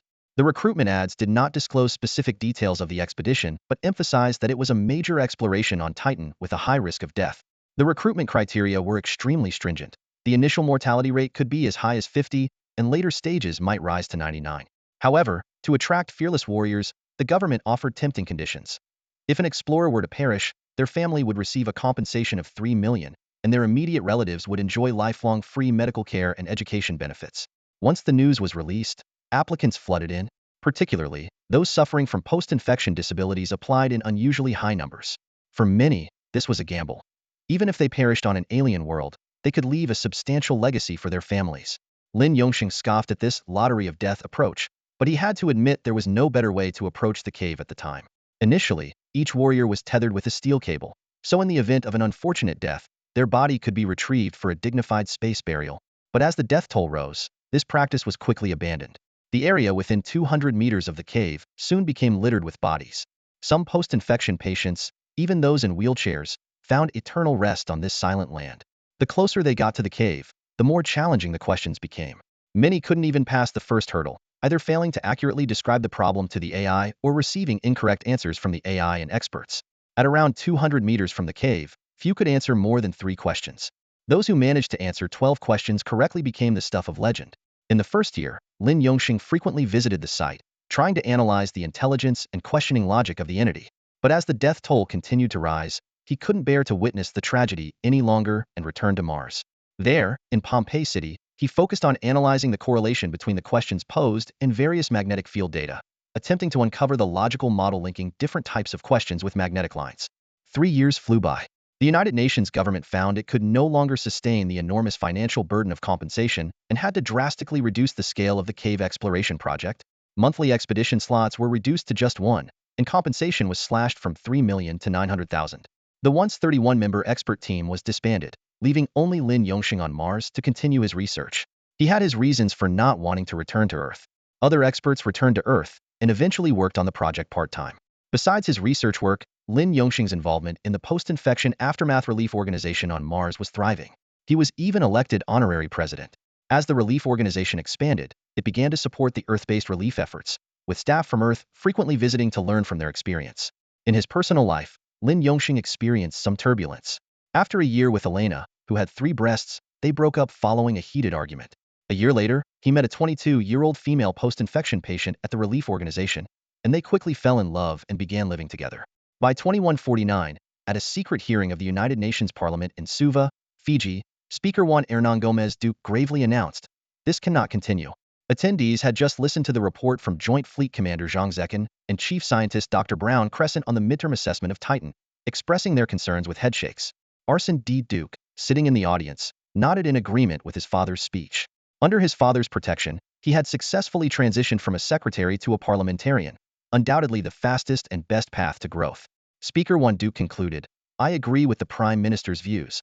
The United Nations government simply cannot continue to support such a massive, indefinite, and unpredictable exploratory mission." He paused briefly, adjusted his glasses, and announced, "Now we will proceed with general remarks." Arsène D. Duque quickly raised his hand, stood up, and addressed the other parliamentarians. "We cannot continue to send these so-called explorers to their deaths for compensation. This exploration has turned into a veiled sale of lives. This is extremely inhumane." The legislators nodded frequently, agreeing with this point. Many believe that a lot of participants were actually from the lower rungs of society, having no other options. They took risks and gambled, but did not provide any valuable scientific data or advance the frontier of exploration. It seemed as if these individuals went on a mission to die, merely to secure a substantial compensation. Some even boldly speculated that there were unscrupulous individuals among them who deliberately answered incorrectly at the first question, leading to immediate death, just to obtain the compensation. These people had no intention of contributing to science. They were purely motivated by money. Therefore, everyone unanimously agreed with Prime Minister Elzak Pintock's proposal regarding the project, to further reduce the compensation to 300,000, in order to return to the essence of scientific exploration. The aim was to attract those true adventurers eager to explore the universe, not those willing to die pointlessly for money. After the discussion ended, Old Duke and Young Duke returned to their home in Suva City. Young Duke's mother hadn't seen her son for half a month, and upon his return, she immediately instructed the cook to prepare a lavish meal. At the dinner table, Old Duke once again brought up the issue of the massive funds used for Titan exploration in recent years and seriously suspected discrepancies between the compensation payouts and actual death tolls, hinting at some sort of manipulation. Meanwhile, Young Duke was focused on opening an oyster, squeezing some lemon juice, and savoring it with closed eyes, enjoying the refreshing taste. Suddenly, Young Duke opened his eyes and looked at his father, saying, "Dad, I have an idea." Old Duke gestured for him to continue. Young Duke went on, "Don't you have an old friend at Yulin Corporation? Manolo Gabriel." "Yes, he's in charge of the bio and life engineering there." "So what?" Old Duke asked. "You might not know, but Yulin Tech recently bought an uninhabited island, planning to conduct specialized biological research and development there. Manolo is the person in charge," Young Duke explained. As the father and son discussed work, the mother interjected with some displeasure, "Haven't you talked enough at the office? Do you have to bring it home?" She glanced at Young Duke and started nagging. "You're already 36 this year. When are you planning to get married?" Young Duke replied with a smile, "Mom, there are plenty of girls around me. No need to rush." "Of course, I'm worried," she said, cutting her steak. "Your good friends are having kids, and you're still single." "Mom, let me finish this last work-related thing with Dad." Young Duke reassured her, then turned to his father. They named the island Happy Island. Lao Lin's life in Singapore was going well until it was turned upside down by his wife's infidelity. Despite his longing to return to Singapore, circumstances wouldn't allow it. An impulsive act of revenge left Coach Lee disabled, unable to stand or walk. 2 years later, Coach Lee filed a lawsuit against Lin Yongxing. What puzzled Lao Lin was that the mysterious department of the United Nations government didn't resolve the issue as promised. He began to suspect that the 2 men in black might have taken advantage of the situation, leading to Coach Lee's subsequent lawsuit. This seemed a reasonable assumption, but Lao Lin had no way to confirm it now. Returning to Singapore meant endless legal battles, so Lao Lin chose to stay on Mars. The independent judiciary there granted immunity from Earth lawsuits, effectively putting him beyond the reach of the law. Over time, Lao Lin gradually adapted to life on Mars. He continued his work on Titan, earning a salary comparable to what he would have made at the university, which still held his position for him. Besides his research work, Lao Lin played a significant role in the Post-Infection Syndrome Relief Association, transitioning from an honorary president to a core figure actively involved in various charitable activities. On a personal note, he enjoyed a harmonious relationship with Eliza, a 22-year-old woman suffering from post-infection syndrome, making his life quite content. In 2150, a secretive call from a colleague and friend at the National University shattered his peace. The call revealed that Coach Lee, along with Lao Lin's ex-wife, had come to the university to protest, demanding the school provide Lao Lin's contact information. To protect Professor Lin, the university refused their request without a court subpoena. What infuriated Lao Lin further was that this shameless pair had the audacity to file a lawsuit demanding that Lao Lin hand over the Lin family ancestral home as compensation to Coach Lee. This news enraged Lao Lin, and he realized that over the past 5 years, this pair had been scheming in Singapore. Lao Lin regretted being too naive, trusting the assurances of the two men in black who had promised that once he moved to Titan, he wouldn't face any more lawsuits. Now he understood how unreliable promises without written proof could be, though he knew such matters were difficult to formalize. The Lin family ancestral home held immense significance for Lao Lin. It not only carried traditional culture and family history, but also possessed immense property value. Lao Lin couldn't accept two outsiders coveting his ancestral property, and what angered him more was that the court accepted this absurd lawsuit. This series of blows sent Lao Lin's blood pressure soaring and made him irritable. He unjustly lashed out at Eliza several times, making her feel wronged and even exacerbating her asthma symptoms. Realizing his outbursts, Lao Lin decided to send Eliza to Earth for a change of scenery. Eliza had fled to Mars with her infected parents at the age of 7, and her memories of Earth were already fading. Lao Lin arranged her itinerary, bought her a ticket, provided her with travel funds, and contacted friends in Singapore, Hong Kong, North America, South America, and Europe, asking them to assist her during her visit and ensuring she was not contagious. At the fifth dock of Pompeii, Lao Lin reluctantly bid farewell to Eliza. The dock, perched 3,000 meters high, offered a view of Pompeii's 4 domes, resembling children's building blocks. Gently caressing Eliza's cheek, Lao Lin advised, "Have fun. Enjoy the beauty of your home planet." Eliza tossed her golden hair, gave Lao Lin a passionate kiss and said, "I'll have a great time. Don't be angry anymore. Your health is the most important." She playfully smiled, waved goodbye, blew him a kiss, and turned aboard the shuttle. With a roar, the shuttle departed from the superconducting dock, heading toward the red horizon, eventually disappearing as an orange speck. Watching Eliza leave, Lao Lin was overcome with a sense of unease, though he couldn't pinpoint why. As it turned out, Lao Lin's intuition was right. 2 months later, terrible news arrived. Eliza had been shot dead by United Nations forces in North America. The official explanation stated that local resistance groups were becoming increasingly rampant, and Eliza, for unknown reasons, was linked to them. During a raid, she was mistakenly identified as a member of the resistance and was shot dead. This news devastated Lao Lin. He was filled with rage, wishing he could fly back to Earth to demand justice. However, he quickly realized he had no clear course of action. Without a specific target, he would have to confront the vast bureaucracy of the United Nations government, risking exhaustion from bureaucratic runarounds. Moreover, he was still entangled in an unresolved case, and returning would only lead to endless legal troubles, possibly even imprisonment and the loss of his beloved ancestral home. Life's highs and lows often come in an instant, and this drastic change was enough to completely crush a person. Lao Lin drowned his sorrows with Dickens, Robespierre, and other old friends from the Post-Infection Syndrome Relief Association. In the corridor outside the bar, he broke down in tears, lamenting how, in middle age, life seemed increasingly disappointing. In 2152, Lao Lin led a new 3-person research team to establish a forward research base at the foot of Nix Mountain on Titan, connecting it to the original circular base. Despite his heart being filled with grief and anger, he chose to pour his energy into work, hoping to find some solace in his scientific endeavors. In a gesture of respect towards those affected by the virus, a unique member joined the 3-person research team Alfredo. This young individual, who studied at the National University of Singapore, was not a student of Professor Lin but had garnered attention due to the lingering effects of the virus infection. Fate brought him to distant Titan, where he met the young and handsome Professor Lin Yongsheng, becoming a part of the research team. At this time, the volunteer program was facing a crisis. With a 100 mortality rate, the 300,000 yuan compensation seemed insignificant, and no one was willing to take such a risk. The research team was forced to continue their work under challenging conditions aboard the Moon Goddess. This small combat spaceship, compared to the mothership Plus, was significantly lacking in research facilities, power supply, and living comfort. Challenges arose one after another. The replacement of the small high-temperature superconducting energy storage unit SMEs at the Nix Mountain forward base proved difficult, with 2 power outages causing the data server to shut down. Fortunately, no one was exploring the caves at the time, preventing any casualties. This series of issues left Professor Lin furious, yet helpless. One day in March, Professor Lin led the team on the Moon Goddess, focused on researching data models of Titan's Northern Hemisphere magnetic field. Suddenly, an unexpected phone call interrupted their work. Professor Lin? Hello. This is Arson Dikrik Duke, a member of the United Nations Parliament. A confident, unfamiliar voice came through the phone. Lin Yongsheng was slightly surprised. Senator Duke? I know you. I've watched your live speeches. Oh, that's great. Senator Duke seemed relieved. I have something to discuss with you. This is confidential, and our communication channel is encrypted. Senator Duke continued. The United Nations Parliament has secretly recruited a batch of volunteers. They are true science enthusiasts who do not care about compensation. Please wait patiently for their arrival. As for how to organize the exploration and utilize these volunteers, we will leave that entirely up to you. Lin Yongsheng was overjoyed and exclaimed, That's incredible. The United Nations government managed to recruit volunteers again.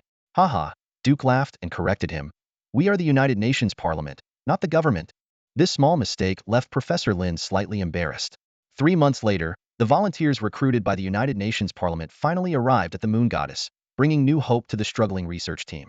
3 months later, the volunteers recruited by the League of Nations Parliament arrived at the Moon Goddess. The first group consisted of as many as 20 people, a number that took Old Lin and the other 3 members of his team by surprise. The team leader strictly prohibited any contact between the volunteers and the crew, citing the need for confidentiality.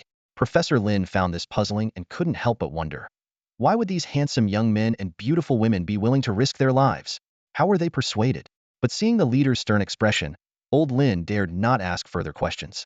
The next day, the first batch of 4 young volunteers boarded a combat patrol boat with the research team to the forward base. As the team's assistants helped the first volunteer, a young man designated M1, into his spacesuit, Old Lin closely observed his expression. He looked directly into M1's eyes and asked, Young man, are you afraid? M1's eyes were filled with a kind of fervor and emptiness. He stared intently out the window and replied, Why should I be afraid? We are warriors. Our mission is to move forward bravely and save humanity. Old Lin looked into his eyes, feeling an indescribable sensation. He glanced at the other 3 volunteers and found their expressions were largely the same, devoid of fear, instead filled with a fighting spirit as if they were on a high. Old Lin shook his head, puzzled about what methods the parliament used to turn these young people into this state. What was even more surprising was that they didn't seem like they were suffering from any after effects. They appeared healthy and almost flawless. M1 was dispatched. On the physiological monitoring screen at the forward base, his heart rate and blood pressure remained completely normal, showing no signs of fear. When M1 reached about 200 meters from the entrance, he stopped. The other side began to question him. Is it true that mRNA varies specifically among different cells in the human body, but tRNA does not? Why? M1 mechanically repeated the question, and moments later, his chest computer displayed the answer. He read aloud. Yes, different cells in the human body originate from the mitotic division and differentiation of a fertilized egg, so they have the same genetic material, DNA. However, luxury genes are selectively expressed, forming different mRNAs, which are translated into different proteins, thus determining the different morphological structures and physiological functions of the cells. The types of tRNA, however, are the same. A tRNA can only carry 1 amino acid, and a codon can only determine 1 amino acid. Take 2 steps forward, M1 was instructed, and he complied. The other side continued. There is a diamond in front of the elevator door on each floor from the 1st to the 10th floor, varying in size. You take the elevator from the 1st to the 10th floor, and the elevator door opens once on each floor. You can only take 1 diamond. How can you ensure you get the largest one? M1 repeated the question. Lin Yongsheng and the other 3 team members exchanged glances, and Old Lin felt a sense of foreboding. After the AI provided an answer, M1 read it aloud. This is a question without a standard answer. It tests open-minded thinking and logical reasoning. One strategy is to not pick any diamonds on the first 5 floors, observe the sizes, and remember them. On the following 5 floors, choose a diamond that is close in size to the largest seen in the first 5 floors. The other side remained silent for a long time, seemingly analyzing the answer. Finally, it coldly stated, I do not need this kind of answer. I need a definite answer. Wrong answer. M1 suddenly shouted, Impossible, and then collapsed to the ground like a stone. His heart stopped. Lin Yongxing and Alfredo, along with the other 3, sighed deeply as another vibrant life came to an end. Old Lin turned to look at the other 3 volunteers, expecting them to be saddened or frightened. Instead, he found their eyes empty, their expressions still fervent, seemingly unaffected by M1's death. Old Lin was incredulous, unable to comprehend these emotionless volunteers. He even felt a twinge of anger. He turned his chair to face them seriously and asked, "Aren't you upset about M1?" The 3 looked at Old Lin blankly, and one responded, "We are upset. But this is our destiny. We are here to sacrifice ourselves. We feel honored." The other 2 nodded in agreement. Lin Yongxing and Alfredo exchanged looks, speechless, their hearts filled with complex emotions, unsure of what to say. Suddenly, a flash of insight struck Old Lin, as if he grasped something in the chaos, yet he couldn't articulate it. He cautiously asked the 3 volunteers, "What is 9 times 9? The 3 stared at Old Lin in confusion. "And 5 plus 8? What does that equal?" Old Lin pressed on. The 3 shook their heads and one replied, "We haven't been trained on that yet. Once we finish our internship, we'll go back and learn." Old Lin suddenly realized that these volunteers were not only brainwashed but also deceived. Pointing to the distant cave outside the pressure glass, he exclaimed, "Do you know you'll die if you go there?" A girl calmly replied, "We know. We are willing." Professor Lin's eyes widened in disbelief. At that moment, Alfredo pointed at the system screen and said, "Professor, the superconducting accumulator is running low on power again. Have you reported to the Moon Goddess?" Lin asked. "We've contacted them. The command center told us to hold on. All 3 superconducting accumulators are charging slowly, and it will take another 24 hours to fully charge the first one." Old Lin sighed helplessly. Same old problem, incurable. He turned to his assistants. "While we still have power, send out the second volunteer." Lin Yongxing tapped the widescreen monitor thoughtfully and said to the 3 assistants, "I've always felt something was off, but I couldn't pinpoint it." "What seems off?" the assistants asked curiously. "Don't you feel it's increasingly interested in asking questions related to our society? Some are even classic IQ test questions." Alfredo pressed further. "What does that imply?" Old Lin patted his head. "I feel like I've grasped something, but I can't articulate it." The second volunteer, W1, was ready to go. She was a young girl. Old Lin couldn't bear to watch, so he turned away, allowing the 3 assistants to help the AI answer questions. W1 walked to where M1 had fallen, where several bodies had already piled up. Just as she said, "Please ask the questions," a loud noise came from the forward base, and the power suddenly went out. The room was plunged into darkness, and the computer servers all powered down with a hum, leaving even the lighting out. In the dark, Old Lin urgently shouted, "Why hasn't the backup power started yet?" After 30 seconds, the backup power finally kicked in, but it could only maintain basic system operations, leaving just 2 dim emergency lights. The servers and database were completely down. Old Lin anxiously peered through the pressure glass at the distant W1, with communication completely cut off. Everyone could only wait anxiously to see when she might collapse. "What's wrong with the SME's superconducting accumulator?" one assistant complained. Professor Lin explained, "The Moon Goddess power plant isn't supplying enough power, and charging is too slow. It wasn't designed for high-power fast charging of the SMEs. We took this accumulator down when it was only 60 charged. Just when everyone thought W1 was about to collapse, a miracle happened." She turned around and walked back. Lin Yongsheng and the assistants watched in astonishment as she returned to the base, unharmed. "A miracle!" Old Lin exclaimed. "Could it be divine intervention? No one has ever walked back without answering all 12 questions." Everyone bombarded W1 with questions. "How did you come back? Didn't they ask you any questions?" W1 calmly replied, "I just walked back. They didn't ask any questions, just told me to return." Old Lin pondered. "Didn't they say anything? Haven't you learned language, math, physics, chemistry?" W1 looked bewildered. "What are those?" Old Lin suddenly burst into laughter, so much so that the 3 assistants thought he was on the verge of a breakdown. He glanced at the powered-off data servers, then at the bewildered volunteers, and pointed to M2, saying, "Now it's your turn to go. If they tell you to come back, just come back.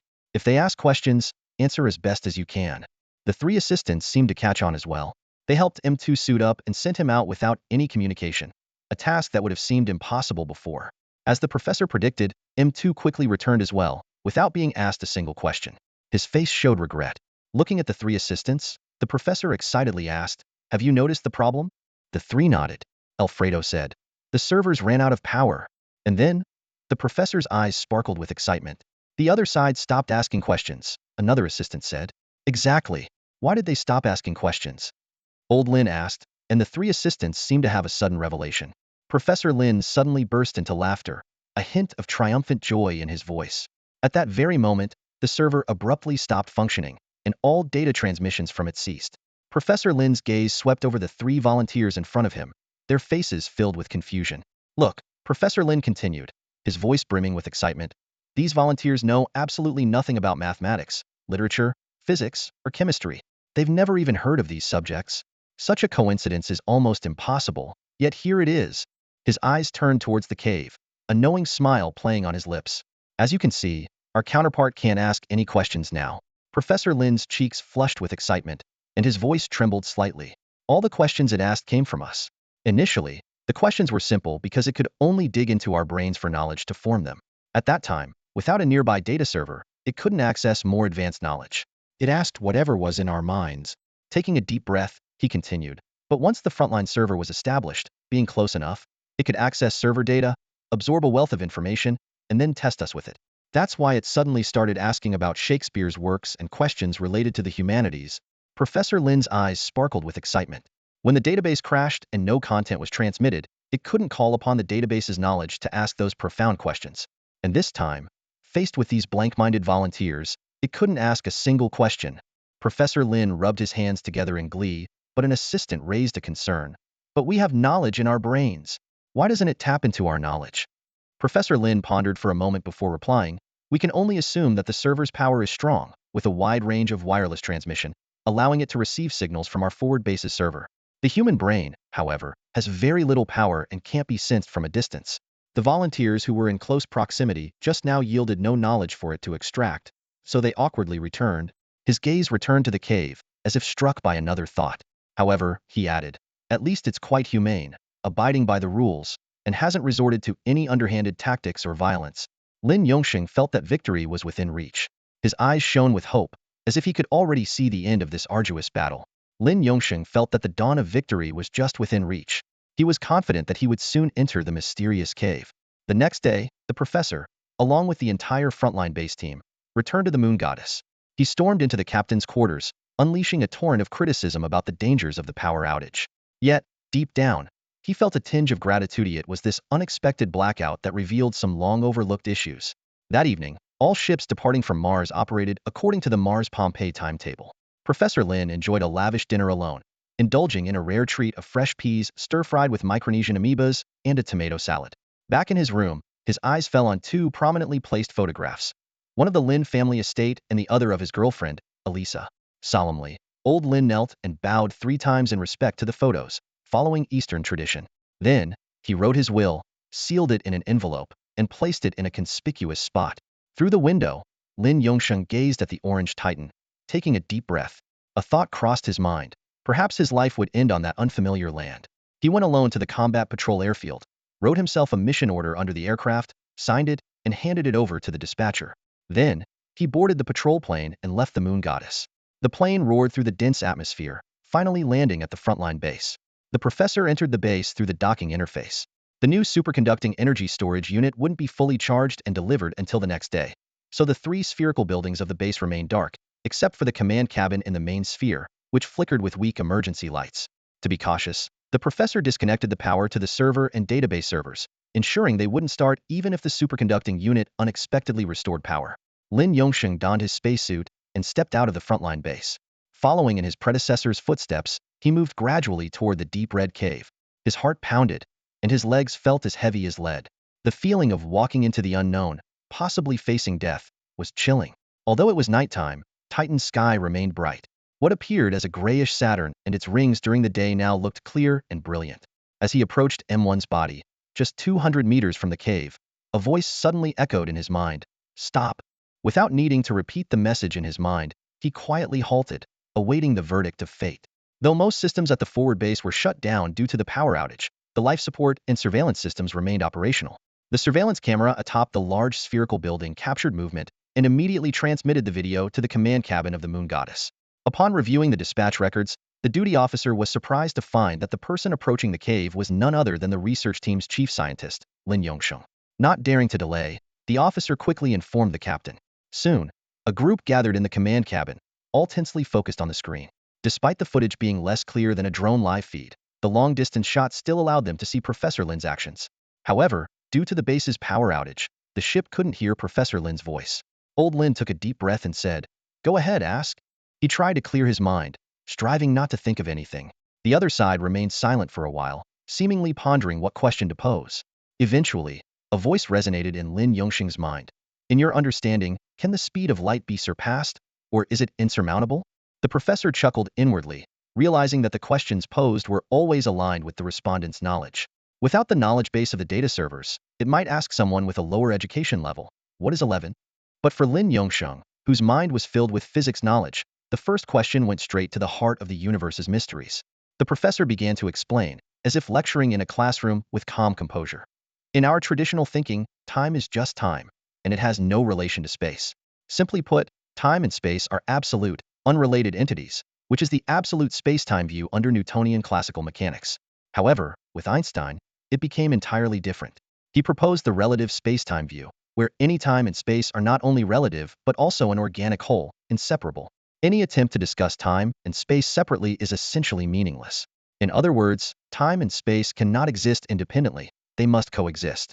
Time combined with three-dimensional space forms the four-dimensional space-time we inhabit. The speed of motion for all things in the universe is the same. Not only the same but also moving at the speed of light. Because space and time are unified, when an object moves in space, it certainly moves in the time dimension as well. Strictly speaking, everything moves in space-time, not just in space." The professor stood at the entrance of the cave, facing the mysterious presence, and began his lengthy discourse. His voice echoed in the silent surroundings as he explained the theory of everything moving at the speed of light in four-dimensional space-time. Specifically, the professor said excitedly, "Everything moves at the speed of light in four-dimensional space-time, not just in space." His gestures became more animated, as if sketching complex diagrams in the air. Everyone's movement speed has two components, spatial dimension speed and temporal dimension speed. The combination of these two velocities always remains constant at the speed of light. The professor delved deeper, his voice filled with enthusiasm. "If an object's speed in space increases, its speed in time decreases, and vice versa." His eyes sparkled with wisdom, as if he were back in a university lecture hall. In the distant command room of the lunar goddess, the monitors showed the professor gesticulating wildly, but no sound came through. The people in the command room watched in confusion, unsure of what the professor was saying. The professor spoke uninterrupted for half an hour, while the mysterious presence remained silent, never interrupting his explanation. Finally, the professor concluded, "The reason the speed of light is unsurpassable is entirely due to the inherent properties of four-dimensional spacetime, which are based on the constancy of the speed of light. This characteristic of four-dimensional spacetime is independent of any object within it. Nothing can exceed the speed of light." After finishing, the professor took a deep breath and said, "I'm done." All around was silence. Within 500 meters of the cave entrance, there was almost no wind and no wireless signal, creating an unreal tranquility that Old Lin felt. After a long pause, a voice finally resonated in Old Lin's mind. "Take 2 steps forward." Old Lin obediently took 2 steps forward. The voice continued, "Explain the relationship between the Einstein-Podolsky-Rosen entanglement of superquantum structures and spacetime quantum entanglement." Old Lin's mind was exceptionally clear. He realized this topic was the core of his doctoral dissertation. He began to explain in detail, deliberately making mistakes at a few logical points to see if the presence could detect them. Another half hour passed as Old Lin discussed everything from relativity to quantum entanglement, from ancient civilizations to modern societal issues. After finishing, he licked his dry lips and awaited a response. Silence lingered for a moment before the voice spoke again.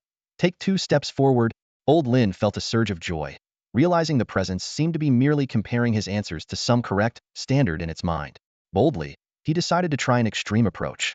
When asked to explain the relationship between quantum entanglement and time travel, Old Lin began to speak nonsense, answering in illogical sentences for 10 minutes. To his surprise, the presence still instructed him to continue forward. Over the next 2 hours, Old Lin answered nearly 140 questions with increasingly shorter, nonsensical responses. Eventually, he reached the cave entrance and saw the massive ring-shaped machine covered in white methane snow crystals. In the lunar goddess command room, there was an uproar of excitement as everyone marveled at how Old Lin had managed to get so far without any support. Finally, the presence asked one last question. "Why do you keep approaching me?" Old Lin took a deep breath and replied, "Humans have a major flaw. For this flaw, we forge ahead regardless of the risks. That flaw is curiosity." The presence fell silent. Old Lin waited a moment, then cautiously stepped forward, finally entering the cave. He stood beneath the enormous concentric rings, touching the cold machine, filled with excitement. Lin Yongxing looked around and saw a smaller concentric ring in the distance, leaning against a rectangular metal object. The entire machine was partially buried in snow made of methane and ethane, having lain dormant for countless years. He took a deep breath, realizing that the true great journey was just beginning. It might be a small step for him personally, but it was a giant leap for all humankind. A grand ceremony was initially planned at the League of Nations Parliament building to honor Lin Yongxing with an award, but he politely declined the accolade. Lin Yongxing believed that fame was futile and instead made two practical requests: to drop the lawsuits filed by his ex-wife and Coach Lee against him, and to have his old residence designated as a National Historical Monument of Singapore, prohibiting its sale. These requests were promptly fulfilled, leading Lin Yongxing to reflect that such rightful matters had to be secured at the cost of one's life. Nonetheless, he managed to resolve his pressing concerns. Over the next 20 years, Lin Yongxing dedicated himself entirely to researching the mysterious machine. Time flew by, and the story returned to 2023. C-2217 and Chen Pinru were sitting on simple fishing chairs, enjoying aromatic barbecue and chilled beer. 2217 had just finished recounting the legendary tale of Lin Yongxing entering a cave on Titan when the sky began to lighten. Curiously, ever since Professor Lin interacted with the machine, it had stopped emitting brainwaves or attempting communication with humans. People were free to enter and exit the cave, and the League of Nations government organized multidisciplinary research teams to delve into the enigmatic device within the Nyx cave. Professor Lin led a larger team, fully committed to the research work. By 2157, 5 years later, human scientists had finally figured out the general purpose of the machinite was a device for spatial matter transmission. Subsequent research revealed that operating the machine required a massive power supply. As a result, the League of Nations government established a special fund to construct a medium-sized methane-fired power plant next to Nyx Mountain, dedicated to powering the machine. 2 more years passed before scientists discovered how to activate it. During this period, Professor Lin, influenced by the resistance organization's ideology, secretly joined the Post-Infected Alliance. This group mainly consisted of post-infection syndrome patients and their second-generation offspring with deformities. It was then that Professor Lin realized that Dickens and Robespierre had always been members of the resistance organization. Starting in 2160, human attempts to conduct spatial transmission experiments with the machine repeatedly failed, with most subjects vanishing without a trace. It wasn't until 2163, when someone suddenly returned from the machine, that scientists realized they had inadvertently achieved time transmission rather than spatial transmission due to insufficient energy supply. In other words, those who disappeared might have been sent to some period in the past. However, due to the crude technology, the crossing inflicted severe harm on the human body. Most of those who returned tragically died within a month. The fate of those who didn't return was likely no better.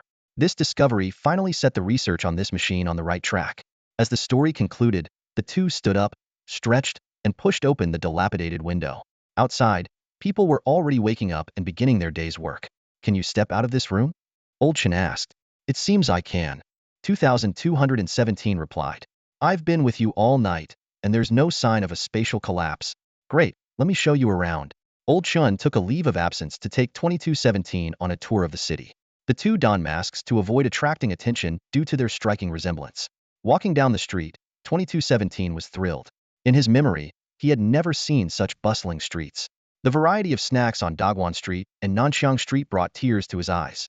He eagerly tasted these novel foods. Passing by street stalls, 2217 was captivated by various inexpensive bracelets, necklaces, and crystals, hoping to bring a souvenir back for his girlfriend. Unfortunately, these items couldn't traverse time. Chen Pinru also took him to watch a movie, marking 2217's first ever visit to a cinema. He marveled. "Life is so rich and colorful. I don't want to go back." In the afternoon, as school was about to let out, Old Chun took 2217 to pick up his son at the school gate. 2217 knelt down, removed his mask, and carefully observed Chen Yulin, smiling as he said, "So you're the famous Chen Yulin?" His son looked at his face in surprise and shouted to his father, "Why does this uncle look so much like you?" Old Chen chuckled and explained, "This uncle is a relative of mine, from a very distant place. Let's go have a grand meal together." Old Chun called his wife to arrange a leave and took both of them to enjoy a lavish seafood buffet. The next day, Old Chun bought 2217 a camp bed, some clothes, and his son's tablet to keep 2217 entertained. Feeling a sense of urgency, 2217 said to Old Chun, "You must travel to the future. Just a few vials of blood, and you can come back." Chun Pinru looked at 2217 and said, "You haven't introduced yourself yet." 2217 sighed. "All right, let me tell you about myself." Another story. The year 2165. At 52 years old, Arsene Dikrik Duke has secured the position of Deputy Speaker of the National Union Parliament. His father, Juan Hernan Gomez Duke, who was the Speaker, passed away in an accident a decade ago, leaving behind valuable connections. Utilizing these relationships and his own efforts, Arson quickly rose from being an ordinary member of parliament to deputy speaker in just 10 years. One day, Arson received a call from Manolo Gabriel, the president of Yulin Company's bio division and an old friend of his father. Manolo invited Arson to vacation on Happiness Island. "The hunting season is here again," Manolo said enthusiastically over the phone, "and our company has made significant breakthroughs in biotechnology. I hope you can come and see. By the way, my son Martin is also on the island." Mentioning Martin Gabriel brought a smile to Arson's face. Martin, 3 years younger than Arson, was a childhood friend and close companion. The memories of hunting on Happiness Island filled Arson with excitement. "Boys will be boys," he murmured to himself, deciding to accept the invitation. After packing his bags, Arson took a private plane to Happiness Island. As the plane gently landed on the vertical takeoff and landing pad, Martin Gabriel was already waiting nearby. As soon as the cabin door opened, Arson, beaming with delight, jumped out and warmly embraced Martin. "Long time no see, Tom Cat," Arson shouted teasingly, using Martin's nickname. "I've missed you too, Jerry Mouse." Martin laughed, responding with Arson's nickname. Their father's friendship had forged a bond between the two, creating a deep trust and camaraderie. During dinner, only Manolo, Martin, and Arson were present.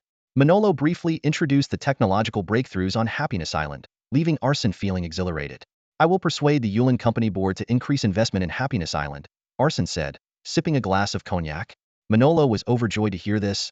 "Thank you so much," he exclaimed. "I knew your father all my life, and he was a good man. By the way, how is your mother doing?" "Aside from high blood pressure, she's doing well," Arson replied. Manolo set down his knife and fork, clasping his hands together with a serious expression as he looked at Arson. "You know, I'm an old man and should have retired long ago. Happiness Island represents the work of my later years and holds many secrets not meant for outsiders." He paused, glancing between Arson and Martin. "I hope someone trustworthy can take over the management of Happiness Island."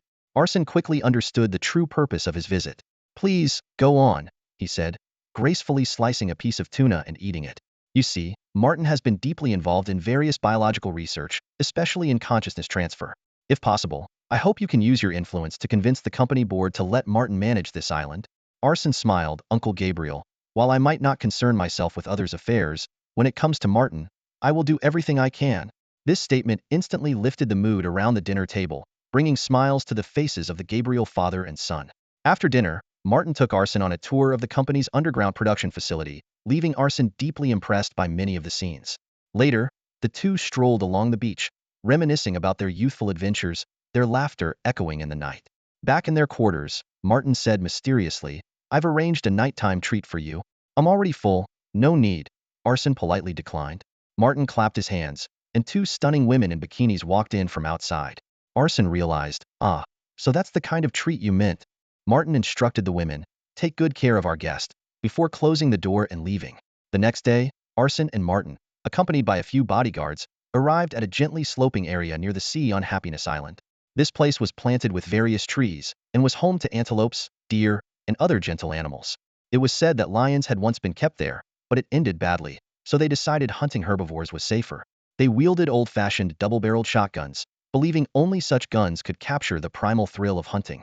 Soon, the hunting grounds were alive with gunfire, and the startled animals scattered in all directions. Arson lowered his gun, satisfied as he watched an antelope struggling in the distance. He turned to Martin and said meaningfully, "The greatest pleasures for a man are two things: hunting and making love." Pausing, he added, "Oh, and don't forget to take care of last night's treats." The year is 2173. A gentle breeze sweeps across the fields, causing waves in the wheat that ripple like the surface of a lake. As the sun sets, its orange glow bathes the nearly ripe, chestnut-colored wheat heads in a golden light, exuding the joy of an imminent harvest. Among the wheat, small insects buzz and dance happily as they forage. He reaches out to touch the wheat heads, feeling a pleasant tingling as the bristles brush against his palm. Looking up, he sees her standing on the edge of the field, her white dress fluttering in the wind. Her black hair flows in the sunset, as if gilded by the light. She lifts her long hair, revealing the fine hairs on her neck glistening in the sunlight. His heart skips a beat as she turns to smile at him, sweet and serene. Slowly, she extends her hand, placing an ancient, rusted key into his palm. C-22-17 jolts awake, gasping for air. He sits up, feeling a tightness in his chest, drenched in sweat. After taking a few deep breaths, he surveys his surroundings. The room is small and bare except for the bed, with off-white walls that have a pronounced plastic feel. Sensing his movement, the walls emit a soft, ambient light. In a niche by the bed is half a glass of water. On the opposite wall is a recessed bathroom, where a button beneath the mirror controls the retractable sink and toilet.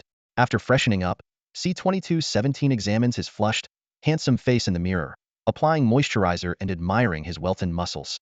He dons a cream-colored, quick-dry jumpsuit emblazoned with C-2217, a bell rings, and the lights on the wall shift to a flashing orange as the door opens automatically.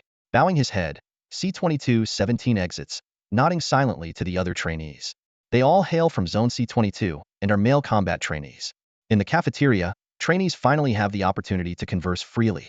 Many seize the chance to chat with female trainees, but C-2217 is focused on finishing his meal quickly and getting back to training. Recently, he has successfully completed events like parallel bars, push-ups, and obstacle courses. Despite feeling sore all over, he is filled with a sense of fulfillment. Today's training is a 30-kilometer run. Having failed to complete it for 2 consecutive days, C-2217 is determined to finish today. The island's scenery is beautiful, reportedly 2,000 kilometers from the nearest mainland. The course is challenging, featuring rugged mountain paths, swamps, maze-like forests, and steep rocks. At 13 kilometers, they enter the swamp, and the group begins to spread out. This stretch is the toughest, with soft wetlands and waist-high grass proving extremely taxing. C-2217 is panting heavily, his lips chapped, but his heart rate remains within acceptable limits. Finally emerging from the swamp, C-2217 stands atop a small hill, gasping for breath. Looking back, he sees 3 team members already over the ridge, with no one trailing him. A wave of satisfaction washes over him, proud of his performance. As 2217 was about to turn and start running the next stretch of the mountain trail, he caught sight of a dense patch of cattails, saltwort, and asters in the swamp out of the corner of his eye. He suddenly stopped. His heart racing. There appeared to be someone standing there, waving at him. He quickly turned back, eyes fixed on that area. But there was nothing there except the swaying cattails. 2217 frowned, recalling that it was a restricted zone. Any area off the running path was forbidden. It harbored unpredictable viruses and was rigged with deadly bouncing mines. Once triggered, these mines would jump to chest height and explode with devastating force. Shaking his head, 2217 tried to dismiss the illusion. I must be seeing things, he muttered to himself. Or maybe I've been running too long, and my brain's low on oxygen, causing hallucinations. Nonetheless, he couldn't resist taking another careful look in that direction. It was indeed empty. There was no way anyone could be standing there. He remembered that the trainees' electronic watches would issue a life-threatening warning if they ventured beyond the designated path. No one dared to risk going that far into the forbidden zone. Despite the unsettling feeling, the training had to go on. 2217 took a deep breath, turned, and resumed his pursuit of those ahead, his footsteps echoing along the mountain trail. Days flew by in the repetitive routine. Soon, 2217 passed the physical tests with flying colors. Next was a series of specialized training, combat, firearms usage and maintenance, mountain off-road vehicle and low-altitude aircraft piloting. The academic courses covered United Nations history, virus development history, human collective farm history, mechanics, and basic medical care. This place, known as Happiness Island, was actually an expansive training base for young people. Based on their career training direction, trainees were divided into Groups A through E. Group A, Education and Psychological Counseling, responsible for counseling patients in contaminated zones and monitoring the mental health of workgroup members. Group B, Accounting and Asset Management, responsible for resource, fund allocation, and accounting. Group C, Combatants, which included 2217's group and was the largest with 300 trainees per batch. Group D, Aircraft Pilots, authorized to fly aircraft in contaminated zones only. Group E, Medical Personnel, responsible for treating patients in contaminated zones and preventing epidemic spread. There were rumors of a Group F, but no one had ever seen them, and it was against the rules to inquire. Despite being deep in the ocean, Happiness Island boasted enchanting tropical scenery. The entire island was covered in lush vegetation, with emerald waters meeting the azure sky. However, activities on the island were strictly limited, and everyone's electronic watch had an inbuilt map. Crossing the boundary triggered a warning, and all trainees adhered to this rule scrupulously. The island's leader was jokingly referred to by the trainees as Tom, clearly a nickname. His official title was Commander of the 4th Mobile Unit of the International Union Assembly's Defense Forces Happiness Island Training Base, with the rank of Major General. Interestingly, the base wasn't funded by the Union government but by a globally renowned high-tech company and technology corporation. One noon, as 2217 was about to have lunch, C-2216 called out to him, carrying a tray piled high with food. C-2216 was half a head taller than 2217, with a physique as robust as a male kangaroo, likely weighing at least 15 kilograms more than 2217. He sported a short beard and a high hairline accentuating his broad forehead. This guy, always loud, consistently topped the physical tests, but it was rumored that his psychological test scores were low. C-2216 suddenly seemed shy, his gaze wandering over the steaming mound of meat. I like a girl. Can you come sit with me over there? He gestured with his eyes toward a table not far away, where a few girls were having lunch. Following his gaze, 2217 couldn't help but chuckle. Got it. You want me to play wingman, huh? Although 2217 was deeply immersed in his daily routine of monotonous training and study, love caught him off guard. One unexpected encounter in the cafeteria changed his quiet life completely. His neighbor, C-2216, tapped him on the shoulder and enthusiastically invited him. Hey, buddy, come join me for a meal with a group of girls. 2217 frowned. He was not one to enjoy crowds, partly due to his introverted nature and partly because of his social anxiety.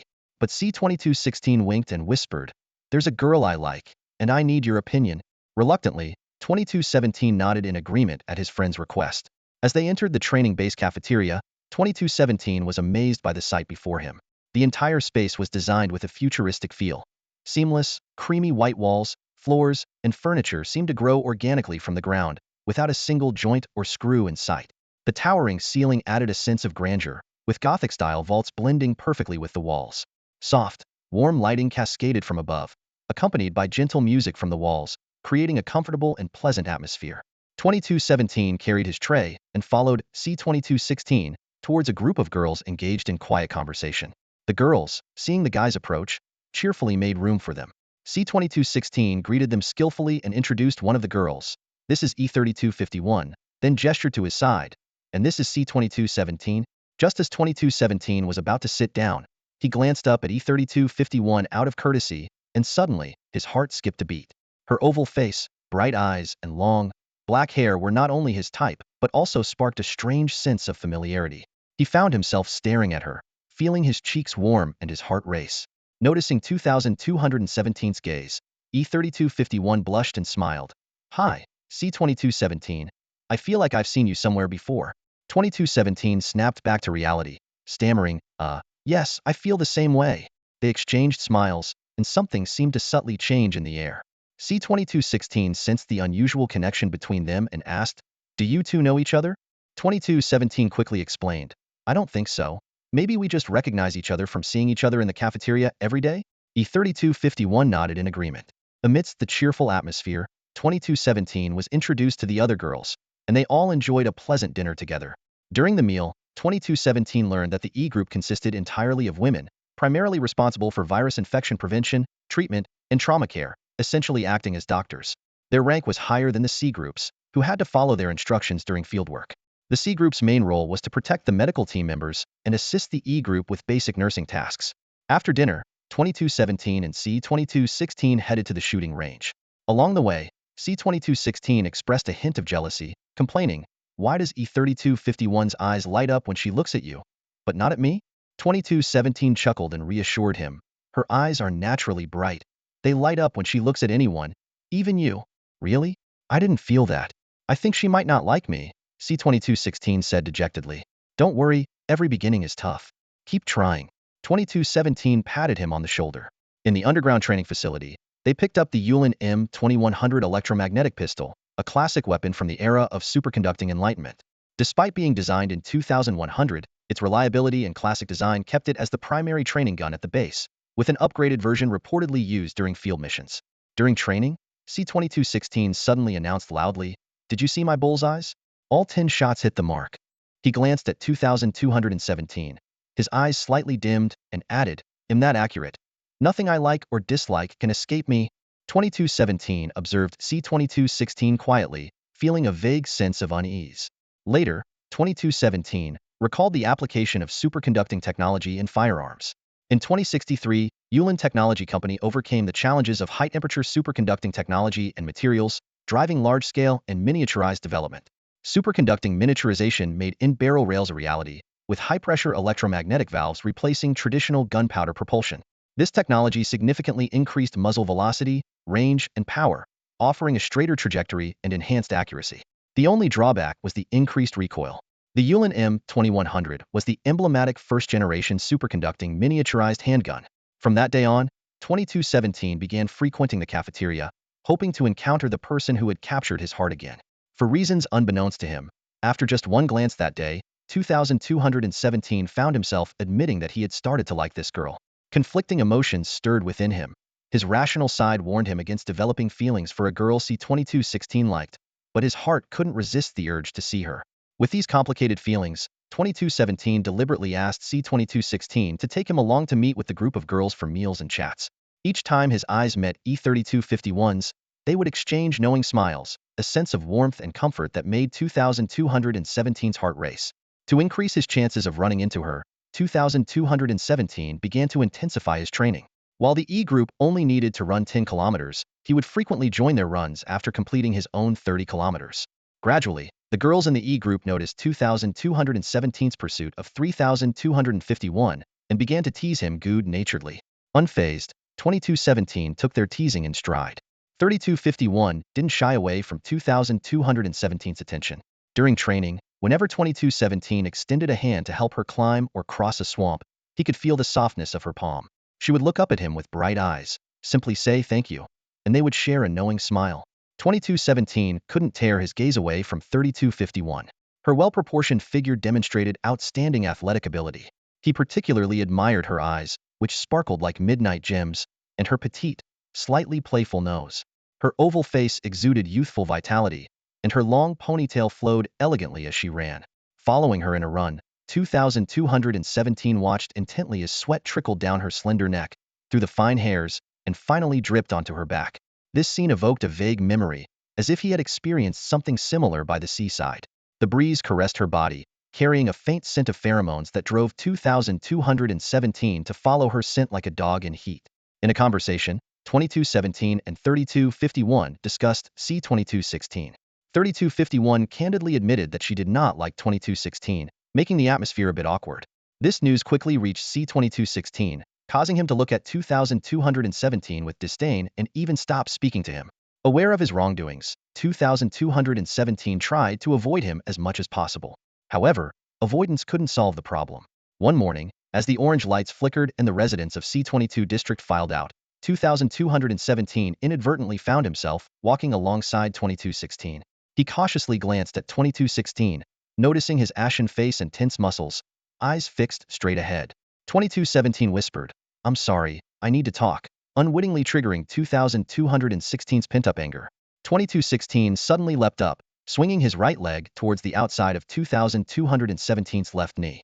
Caught off guard, 2217's left leg buckled, causing him to lean towards 2216. Taking advantage, 2216 delivered a swift left punch to 2217's head, his movements fluid and precise. As 2217 fell, muscle memory kicked in, and he swept his right leg towards 2216's left ankle, causing 2216 to crash down heavily. This unexpected clash threw the C22 district into chaos. The onlookers were thrilled, as such a fight over an E-group girl was unheard of on Happiness Island. In the end, C2216 was confined for 10 days and received 5 lashes, while C2217, for his retaliation, was confined for 3 days. Additionally, 2217 earned an infamous reputation as a love thief and heartbreaker. Summer has arrived, and running outdoors has become unbearably hot. The relationship between 2217 and 3251 is as fiery as the blazing sun, and it's been over 3 months since they first met. As a man, 2217 feels it's time to define their relationship. The scorching summer has replaced the spring breeze with a humid ocean monsoon. Running side by side, 2217 and 3251 quickly find their clothes drenched in sweat. Although chatting during training is prohibited, young people can't help but exchange sweet nothings. As long as it doesn't interfere with the training, the instructors turn a blind eye. While passing the marsh, 2217 instinctively glanced towards the lush cattails in the restricted area, feeling as though someone was watching them though no one was actually there. Entering the woods, they slowed their pace, enjoying the cool shade of the trees. 3251. 2217 called to her, his heart racing, "You know, I've always liked you."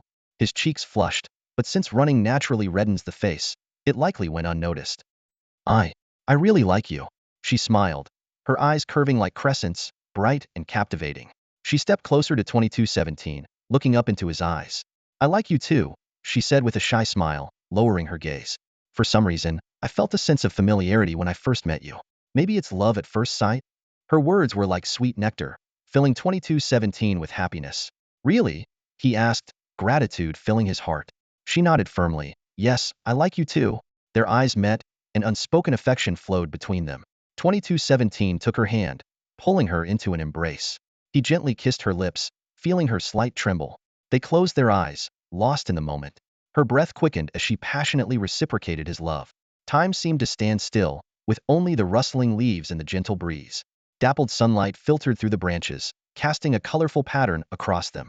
With her, 2217's life was no longer lonely. However, good moments are often fleeting. August on Happiness Island was unbearably hot.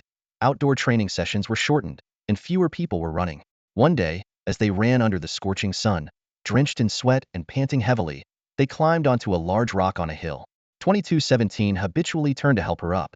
3251 smiled and reached out, but just as he was about to grasp her hand, she suddenly looked behind him in terror and screamed, "Ah!" Before 2217 could react, he felt a heavy blow to his head. He fell to the ground, dizzy, as warm liquid trickled down from his head. Through the blood, he saw C-2216. C-2216 was breathing heavily, looking down at 2217 with a thick wooden stick in hand. He took a deep breath and raised the stick again. 2217 thought his life was about to end, but then he saw E-3251 deliver a flying kick to C-2216's back. C-2216 staggered, dropping the stick. The light in 2217's eyes grew larger until it turned into a white blur. In the distance, he seemed to hear E-3251 calling his name, but it grew fainter. After falling, C-2216 quickly got up, ready to strike the attacker with a fatal blow. However, when he realized the attacker was his beloved 3251, he was devastated. All his love and hatred, along with his meticulously planned ambush, were shattered by her kick. He collapsed on the ground, sobbing in heartbreak and despair. E-3251 stood frozen, unsure of what to do. After a moment, she regained her composure and ran to the still bleeding 2217. An incident of trainee assault had never occurred on Happiness Island. This left Island Master Tom quite troubled. As a leisurely island master, he had only wanted to spend his days playing golf in the back hills, peacefully awaiting retirement. Surprisingly, he instructed the instructors to notify 2217 to meet him in his office. This news was shocking. As the highest authority on Happiness Island and the commander of the training base, meeting with an obscure trainee was newsworthy enough to make the top headlines on Happiness Island's digital bulletin board.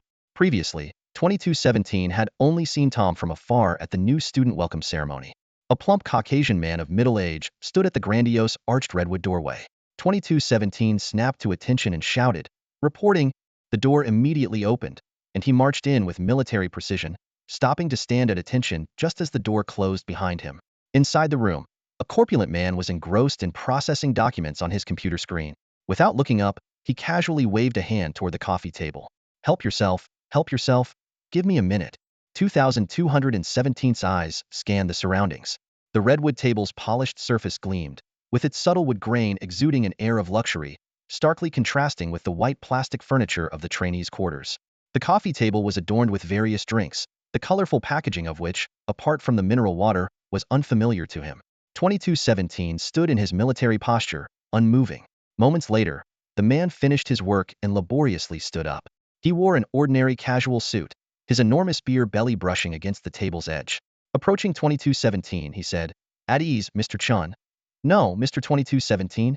He tapped his sparsely haired forehead and scrutinized the young man before him. 2217 was half a head taller, with a lean, upright build and a determined expression. The man's demeanor suddenly turned unusually amiable, even overly so. He gestured for 2217 to sit and personally poured him a glass of orange drink. Leaning closer, as if sharing a secret, he said, "This is from the Bordeaux region. Have a sip." 2217, slightly uneasy, cautiously took a sip. The sweet and tangy flavor spread across his palate, leaving a lingering aftertaste. He instinctively leaned back, maintaining a comfortable distance. Smiling, 2217 said, "Reporting, sir. It really is good. Don't call me sir. You can call me Tommy." 2217 thought to himself, "I dare not." Tommy continued, "This is natural orange juice from Bordeaux. You." He cast a deep glance at 2217, then replaced it with a benevolent smile. "The orange juice you've had before was probably just powdered concentrate with flavoring and water. This is natural. You likely haven't tasted it before. He spoke slowly, glancing at the ring on his plump finger. All right, on to the main topic, Mr. 2217. How do you intend to deal with Mr. 2216? Me? I've never considered that. Isn't it something I shouldn't have to worry about, sir? Ha ha ha. He wants to kill you, and you don't resent him? Feel the scar on the back of your head. I don't hate him. He's just a bit narrow-minded. Besides what? Besides, I took the person he liked. 2217 couldn't help but lower his head. Tommy laughed heartily, teasingly saying, they call you the love killer, don't they? 2217's face flushed slightly, feeling a bit uncomfortable. He's an unfit. Tommy paused, touching his forehead again. He's an unfit person, to be precise. He has major character flaws. We've decided to eliminate. No, sentence him to death. He said it so naturally and casually that 2217 thought he must be joking. 2217 looked into Tommy's eyes and suddenly caught a glimpse of a determined coldness. Shocked, he stood up. 2217 stood up nervously, his hands unconsciously clenching the seams of his pants. He took a deep breath, mustering the courage to make a request to the training base. Even though he used extreme violence against me, he doesn't deserve to die. Please give him a chance to repent and start anew. The base leader responded with a blank expression. The decision has already been made. It was decided by the board. The board? What board? 2217 asked, confusion written across his face. The leader rubbed his temples gently, contemplating whether to disclose more information. Finally, he spoke slowly. There's no harm in telling you. It's the board of Yulin Corporation. The mention of Yulin Corporation left 2217 silent. His mind raced, trying to comprehend the implications of this information. How could Yulin Technology Corporation have a say in military management? This question lingered in his mind. At lunchtime, 2217 shared the punishment decision with his friends in Zone C22. The news spread like wildfire throughout the trainee area. It was the first time since the establishment of the Happiness Island training base that such a dramatic event had occurred. A man killed another man over a girl and was sentenced to death himself. This tragic yet dramatic story caused a stir, especially in the female-dominated zones B and E. The girls began weaving various versions of the tale, vividly sharing and confirming them with one another. I actually saw that day.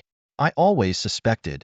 I didn't say anything, but these ever-evolving stories could keep them talking until graduation. Even years later, when they became grandmothers, they could recount this story as a fairy tale to their grandchildren.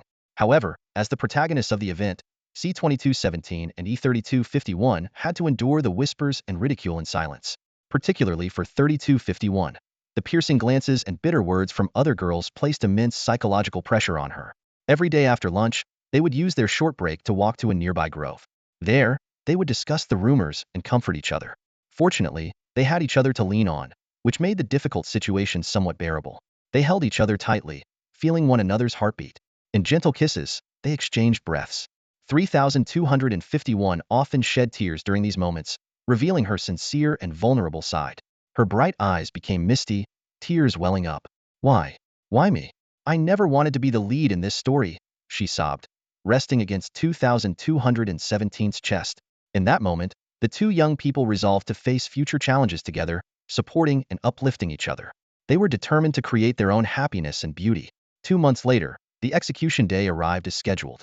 The weather was unexpectedly clear, contrasting sharply with the traditional somber and stormy atmosphere. 2217 and 3251 stood in the front row as part of the involved parties. The entire batch of over 900 trainees, along with teachers, instructors, and various administrative staff, totaling 1,500 people, packed Happiness Square to capacity. The cafeteria chefs had already set up various barbecue grills and vegetable skewers at the square's edge, ready to start the feast once the execution concluded. The scene resembled a carnival opening rather than a grim execution. It's said this way of celebrating the deceased originates from some Pacific Islands customs. The execution device mimicked an ancient gallows, but the noose was made of exposed superconducting wires. During execution, rather than dropping the person, electricity was directly applied. The voltage didn't need to be high, as the superconducting wires would transmit a massive current, causing instant death. Whether the body would be charred was left to fate. Thomas ascended the podium, dressed in a formal sea blue major general's uniform, appearing spirited and efficient. The sun glinted off the medals on his chest. As he glanced at his notes, the crowd fell silent. He addressed the microphone with a stern expression, carrying a hint of British pride. Since the dawn of humanity and the formation of societies, we have pursued one goal: freedom and equality. Whether in life or death, whether noble or humble, regardless of race, skin color, or faith and education. Raising a finger, he continued. This goal has always been the foundation of our society's existence and progress. This pursuit encompasses both the physical and the spiritual. Freedom and equality, as the results of over 5,000 years of human civilization's evolution, are deeply rooted in our values and behavioral norms. They symbolize our societal advancement and development, driving us forward. A free individual possesses the ability to make decisions and think independently. This environment of freedom encourages the release of personal creativity and provides fertile ground for innovation across various fields. Whether in science, technology, or the arts, freedom inspires people's creative potential, advancing society. Standing in the front row, 2217 and 3251 felt that Tom's speech seemed somewhat off-topic. However, it wasn't until years later that 2217 realized the depth and intent behind this address. Tom continued, "Similarly, equality, as a core value of human society, is crucial for promoting social stability and justice, fostering collaborative cooperation. The importance of equality lies in its role in enhancing social stability and justice. In a society lacking equality, inequality often leads to instability and unrest." In the square, Major General Tom stood on a platform, his voice resonating as he addressed the islanders on this serious issue. Using race and social class as examples, he highlighted how historical inequalities have frequently led to violence and social upheaval. The islanders in the audience displayed a range of expressions. Some listened intently, while others looked puzzled. Major General Tom continued, "The essence of freedom is the absence of restrictions on one's thoughts, actions, and choices. However, this lack of restraint can lead to the deprivation of rights for certain individuals or groups, threatening the principle of equality. Therefore, it is necessary to establish fair laws and systems to define and protect the boundaries of freedom, ensuring equality is achieved." Suddenly, Major General Tom's tone turned stern. "Currently, we have a cadet, C-2216, who is selfish and unruly, lost in his narrow worldview and emotions. He has broken the boundaries of law and order, attempted to take another's life, and disregarded others' right to life and freedom. This is absolutely unacceptable in our United Federation and on our happy island, and it has never happened before. He must be held accountable for his actions." Major General Tom's voice echoed through the square. "Such a grave crime will undoubtedly be met with severe punishment." He paused, looked around, and then declared, "With the approval of the United Federation's Happy Island Command and the Board of Yulin Technology, it has been decided that the death penalty for 2216 will be carried out today. No appeals." This statement was like a heavy blow, plunging the entire square into silence. Even the birds in the trees stopped chirping. Among the crowd, 2217 frowned, feeling there was something contradictory in the speech. He glanced at 3251 beside him, but she seemed unaware of any inconsistency. With Major General Tom's announcement, the atmosphere in the square turned solemn and grim. 2216 was brought out and placed on the execution platform. A few girls who saw him as a hero began to sob quietly. Standing in the front row, 2217 could see everything clearly. 2216 appeared noticeably heavier than 2 months ago, with pale skin as if he hadn't seen sunlight for a long time. More unsettling was his vacant gaze, staring blankly at the crowd, like a child unaware of what was about to happen. 2217 suspected he had been injected with some drug, rendering him mindless. 2 guards led 2216 to the rope, fitted him with exposed wires, and seated him in a chair. The scene was reminiscent of ancient execution methods. 3251 covered her eyes in fright, leaning her head on 2217's shoulder. The square was silent, except for the sound of the wind. The breeze moved through 3251's hair as 2217 furrowed his brow, filled with doubt. Island leader General Tom recited an ancient Hawaiian chant that sounded like a prayer. Then he suddenly shouted, "May God redeem him." The executioner flipped the switch. In that moment, 2217 thought he saw 2216 glance their way, his eyes still empty, his mouth opening as if to speak. But then his body jerked violently, slumping against the chair, with what seemed like a wisp of smoke rising from his neck.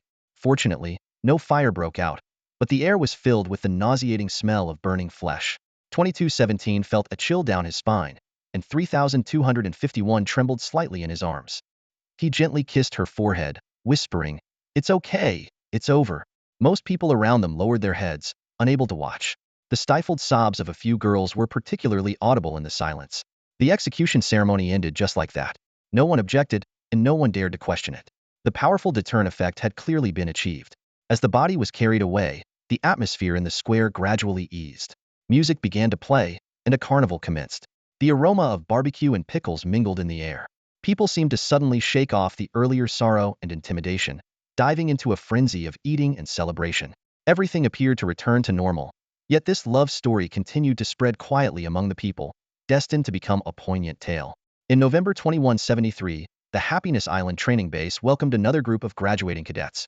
After 2 years of intense training, their journey had finally reached its conclusion. At the graduation ceremony, the cadets donned their sky blue ceremonial uniforms for the first time, a symbol of honor. The uniform's design was unique, featuring a right-slanted open collar and long rectangular shoulder epaulets with round ends, adorned with tassels, giving them the appearance of a military band. In the hall, everyone stood tall, their faces beaming with pride and confidence. Cadet 2217's gaze naturally fell on 3251 from Team E. Her neatly coiled hair accentuated her spirited demeanor, and she stood with a commanding presence. Sensing the attention, 3251 glanced back at 2217, her eyes reflecting the joy of graduation and anticipation for the future. Commander Tom's graduation speech was notably different from previous years. His words were filled with hope and inspiration, leaving the cadets with a bright vision of their future. He detailed the graduates' main responsibilities: to travel to the most polluted areas to treat patients and assist local governments in restoring order as much as possible. The results of the 2-year training were remarkable, with the majority of cadets graduating with excellent professional grades. However, a few were eliminated due to intellectual, physical, or personality issues. Some faced disciplinary actions, with one individual even receiving the ultimate penalty. Post-graduation, the cadets were divided into various teams. Each team's composition was as follows. Team A, one psychological counselor, serving as the first team leader, responsible for leading team activities, executing higher-up orders, and providing psychological counseling to patients or those in need. Team B, 2 members responsible for disaster relief materials distribution, medical resource allocation, and audit statistics. Team C, 2 to 3 members tasked with team protection and minor law enforcement. Team E, the core, usually 2 doctors, responsible for treating patients in polluted areas.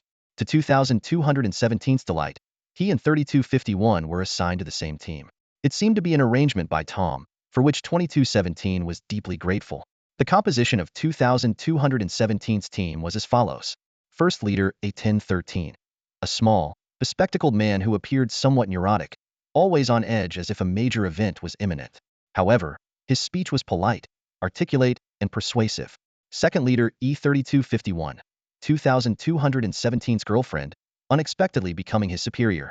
Team B, B1260 and B1279, 2 women responsible for managing financial resources. Team C, C2217, C2254, and C2386, tasked with combat and protection. Team E, in addition to E3251, there was another doctor, E3208. 2217 had vaguely heard of another team, Team F, but had never seen them or understood their duties. Their team was assigned to the European squadron. Before departure, Tom personally came to see them off. He made a point of finding 2217's team, and when shaking hands with 2217, he gave him a meaningful look. 2217 expected some profound or motivational words, but Tom simply shook his hand firmly and said, "Godspeed." He then hugged E3251, similarly telling her, "Take care of him." This scene surprised the other team members, who subsequently treated the pair with greater respect. A massive Osprey tiltrotor aircraft was loaded with the entire European squadron, comprising 10 teams and 80 people, along with 5 hovercraft, 2 heavy armored transport vehicles, 3 light armored all-terrain vehicles, and nearly 200 tons of supplies and medical resources. This trend toward larger-scale operations was made possible by advanced high-temperature superconducting energy storage SMEs and high-temperature superconducting motors. Despite the increase in aircraft size, the superconducting engines remained compact, with only the rotor diameter enlarged. The powerful engines significantly enhanced payload capacity and flight range, and since no runway was needed, the cost of building and maintaining ground airports were greatly reduced. The only downside was that it was slightly slower than fixed-wing aircraft. After takeoff, all window shades in the cabin were drawn, prohibiting any view of the outside. The squadron leader offered no explanation. After more than 8 hours of flight, the shades were only opened before landing. Europe lay shrouded in darkness outside the windows. The once vibrant city lights were gone, with most areas now within pollution zones, barely showing any signs of life. The aircraft finally landed at the base on the Champs-Élysées in the center of Paris. This was a heavily polluted area, and after unloading the 4 teams and their equipment designated for the Paris region, the Osprey quickly took off again, carrying the other European teams away. The once glorious Champs-Élysées was unrecognizable. The makeshift residential areas along the road had been in existence for over half a century, and after years of patchwork repairs, these structures, initially meant to be temporary, had become permanent homes. The streets are crisscrossed with pipes and channels, resembling the city's veins, responsible for drainage and waste management. In this urban jungle, rats and cockroaches scurry about with impunity, as if claiming the territory as their own. Looking up, the rooftops present a chaotic scene. A dense web of electrical wires intertwined with satellite dish antennas, forming a massive network. In such an environment, even the most seasoned low-altitude pilots dare not fly too close. A slight miscalculation could result in getting entangled in those treacherous wires, leading to disaster. The headquarters is situated near the Arch of Triumph. Once a monument of grandeur, it has lost its former glory. 50 years ago, a shell took a chunk off its top, and maintenance has been sporadic since. The passage of time is evident. The entire arch is yellowed and blackened, with climbing plants sprawling over its surface like a worn-out cloak. For a century, the Arch of Triumph has witnessed countless frenzied scenes. Infected individuals repeatedly scaling the structure, screaming desperately from the top before taking the plunge. This unsettling spectacle has become so common that people jokingly refer to it as the bungee jump gate. Accommodation is organized by group and is co-ed. Each group of 8 shares 4 bunk beds, with 2 beds allocated to each gender. Washing facilities and restrooms are communal and located outside. The team members couldn't resist teasing 2217 and 3251. "You two better not get too lovey-dovey, or the rest of us won't be able to handle it." 3251 laughed and replied, "We're here to save lives, not for romance." She then gave 2217 a meaningful look. 2217 returned the knowing glance with a smile, saying, "Even if we were to get mushy, we wouldn't let you see it." The next day, a welcoming ceremony was held by Auguste, the administrative chief of the Greater Paris Contaminated Zone, and General Kyle, the base commander, to greet the arrival of the 4 groups, totaling 32 members. Auguste briefly outlined the current situation. The total population of Paris had plummeted to around 520,000, with approximately 400,000 being infected, suffering from aftereffects, or children abandoned by choice. This means that only about 120,000 uninfected individuals remain. These 120,000 people are distinctly different from the others. They live concentrated in the western district of Paris, separated by high walls. Most of them work in high-end sectors such as management, high-tech, aerospace, pharmaceuticals, finance, and education, and have almost no contact with those in the infected zones. While some residents of the infected areas continue their previous occupations, their activities are confined to the infected zones, with no chance of returning to the uninfected areas. Auguste's words revealed a harsh reality. The virus has not only taken lives but also fractured society, creating new classes and communities. The residents of the infected zones generally have lower education levels and mostly engage in repair, transportation, and other manual labor. Finally, General Kyle took over, providing a detailed overview of the base's situation and its purpose. He emphasized the primary mission of the team members, to save lives and heal the world. Though brief, his words encapsulated the sense of mission within everyone's heart. That afternoon, Team 1 decided to take a walk around the makeshift housing area to get familiar with the surroundings. They randomly chose a household to visit.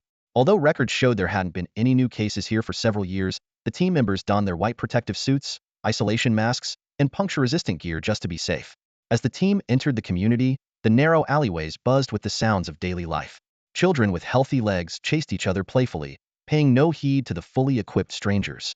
On both sides of the alley, overflowing trash bins emitted a nauseating stench. Flies and various insects buzzed and crawled over the decaying garbage, creating a constant hum. The ground was slick with green and yellow wastewater, which the team members carefully avoided. Above them, clotheslines were strung between the houses, and various garments fluttered in the breeze, occasionally brushing against the team members' isolation masks. Suddenly, a window flew open, and a bucket of dirty water came splashing down, narrowly missing the team. C-2217 instinctively shouted, "Hey, could you look before you throw water?" No sooner had he spoken than a burly woman leaned out, flipping him off and yelling, "Get lost, you useless support team." A 1013 attempted to explain, "We're here to help you. How can we be useless?" However, his words were met with even harsher insults and a few rotten vegetable leaves, which landed squarely on his isolation mask. His teammates couldn't help but chuckle, while A-1013 could only shrug helplessly. Guided by the Star Network, the team arrived at Albert's home. They chose his house for 2 reasons. His name started with an A, making it easier to find, and his family was a typical representative of the infected. Albert was once an excellent high school language teacher, and his current wife had moved to the makeshift housing area after becoming infected. The two met and lived together there. When the team reached Albert's home, they found the family of 3 all present. Their dwelling was on the 3rd floor of the makeshift housing, relatively better off, with a large ventilator whirring and a small heater keeping the indoor temperature stable.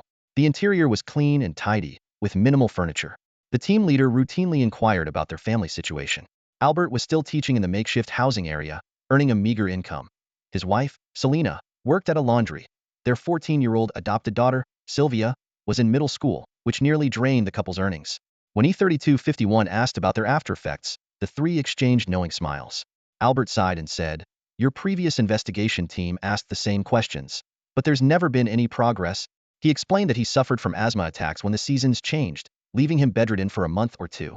Selena had nerve damage leading to cognitive decline and insomnia, with atrophied leg nerves causing her to limp. Finally, Albert pointed to Sylvia, who appeared healthy and lively, and asked, "Sylvia seems perfectly fine, doesn't she?" Sylvia sat down by the table, resting her chin on her hands with a mysterious air that made everyone hold their breath in anticipation. Just as they thought she was about to say something important, she suddenly opened her mouth and stuck out her tongue. 3251's eyes widened in shock, noticing that her tongue seemed unusually large. Before he could react, her tongue suddenly snapped upward, unfolding like a fan. Once unfurled, it was more than twice its normal size, resembling a frog ready to catch its prey. This unexpected scene startled the unprepared team members, causing them to cry out in surprise. Even the guard, C-2386, standing at the door, was alarmed and hurriedly pushed the door open to see what was happening. Seeing the frightened expressions on everyone's faces, Sylvia's family couldn't help but burst into laughter. Sylvia retracted her tongue and said triumphantly, "Never fails. Every time you come, I scare you. Haha." Her voice was muffled and strange because of her unusual tongue, which explained why no one had noticed anything peculiar when she spoke before. The captain, watching the scene, felt a bit ashamed. For so many years, no support team had been able to solve the Albans problem. He turned to the group's two doctors and whispered a few words, eventually deciding to schedule Sylvia for surgery at the community center in a few days to remove the excess tongue tissue. This would be the team's first official task. After bidding farewell to the Alban family, the team walked out of the yard of the makeshift house. 2217 scanned the surroundings cautiously and suddenly noticed a few shadowy figures standing in the dark alley. His heart tightened. He was sure there was no one there when he looked from upstairs. On closer inspection, the people were positioned in a triangular formation, clearly in attack stance. Worse still, the person at the front was reaching for his waist, as if to draw a weapon.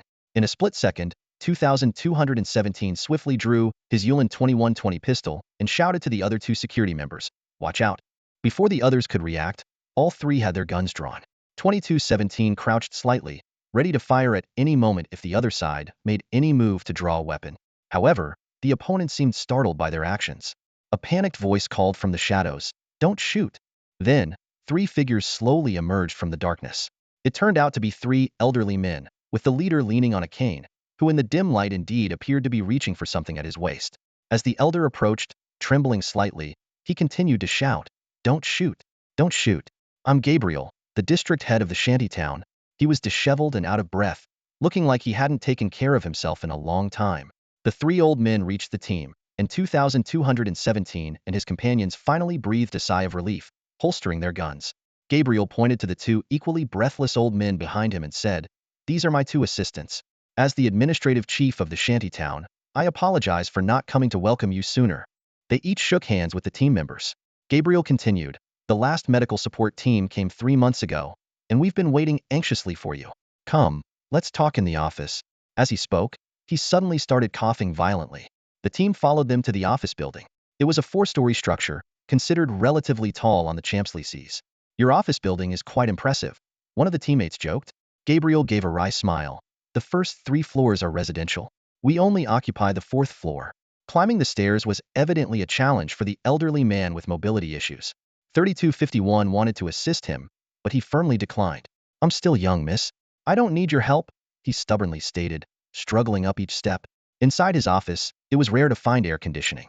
Although winter on the Champs-Élysées isn't particularly cold, the urban heat effect caused by the dense population, along with good insulation, made the office feel pleasantly comfortable. Since A1013's armband had 2 stripes, indicating he was the team leader, Gabriel primarily addressed him about the difficulties they faced. "You know, Mr. A1013, he glanced at the badge on 1013's chest. "Job opportunities in the temporary housing area are dwindling, and the economy in the entire polluted zone remains as stagnant as ever. It's been 3 months since anyone has checked on us after the last medical support team left, with no supply or medical assistance. God bless the Union government," he exclaimed, then quickly added, "Let the Union government go to hell." This sudden shift nearly made 2217 burst out laughing. He glanced at 3251, who also couldn't help but smile and winked at him. Gabriel continued, currently, one-third of our patients are elderly, and as the mortality rate among younger populations increases, French society is becoming more and more aged. He leaned on his cane, standing by the window, staring blankly outside. From the fourth floor, the buildings along the Champs-Élysées appeared in various heights, colors, and materials. Electrical wires crisscrossed the sky like a spider's web. In the distance, dark clouds began to gather, signaling the impending rain. The Union government doesn't consider us as people. He turned back, his tone filled with anger and helplessness. Even though I'm just a low-level government official, this is my home, and I must speak for the residents here. He pointed to a stack of documents on the table. Let's get to the point. This is a list of urgently needed supplies and medicines. I hope you can submit it to the support center and then to the Union government. The supplies you brought will only last for a week. His hair, a sandy color, was matted and tangled, showing his exhaustion. Tomorrow, you should visit the community hospital. There are many people there struggling on the brink of death. That evening, the team members only dared to move around the base camp area. From the watchtower, groups of soldiers could be seen patrolling around the base, constantly vigilant for any potential incidents. 2217 and 3251 walked hand in hand, silently taking in the surroundings, both deeply concerned about the living conditions of the people in the infected zone and worried about the future of society. Early the next morning, two teams escorted 4 doctors to the community hospital to assist the local medical staff, while the team leaders conducted psychological consultations. The logistics team members stayed at the base camp to prepare the distribution of supplies. The community hospital was crowded with patients, mostly suffering from various aftereffects or disabilities. In some ways, the severity and pain of their conditions were even worse than what the team had witnessed with Sylvia the day before. A child without limbs sat in a wheelchair, constantly twitching. A community doctor informed 3251 that the child didn't have much time left. In comparison, there were more elderly patients, most of whom stared blankly ahead, seemingly having lost hope in life. Seeing this sight, 2217 felt a pang of sorrow. He told 3251 that he needed to take a walk outside the hospital, unable to continue facing the disabled children. 3251 nodded understandingly, reminding him, "Stay safe." Then she immersed herself in the busy treatment work. 2217 stepped out of the hospital, taking a deep breath. The sky was overcast, and a fine drizzle began to fall. He greeted C-2254 and C-2386 and walked slowly down a narrow alley, hoping to learn more about the local culture. The makeshift housing was tightly packed, and if the buildings were any taller, the alley would be shrouded in darkness. Because 2217 wore a conspicuous off-white uniform and protective mask, passers-by kept their distance, many displaying expressions of disdain. 2217 thought to himself how poor the Union government's image was here. As he passed a pink alley, young women leaned out from the upper floors, curiously eyeing the Union support team member boldly walking in.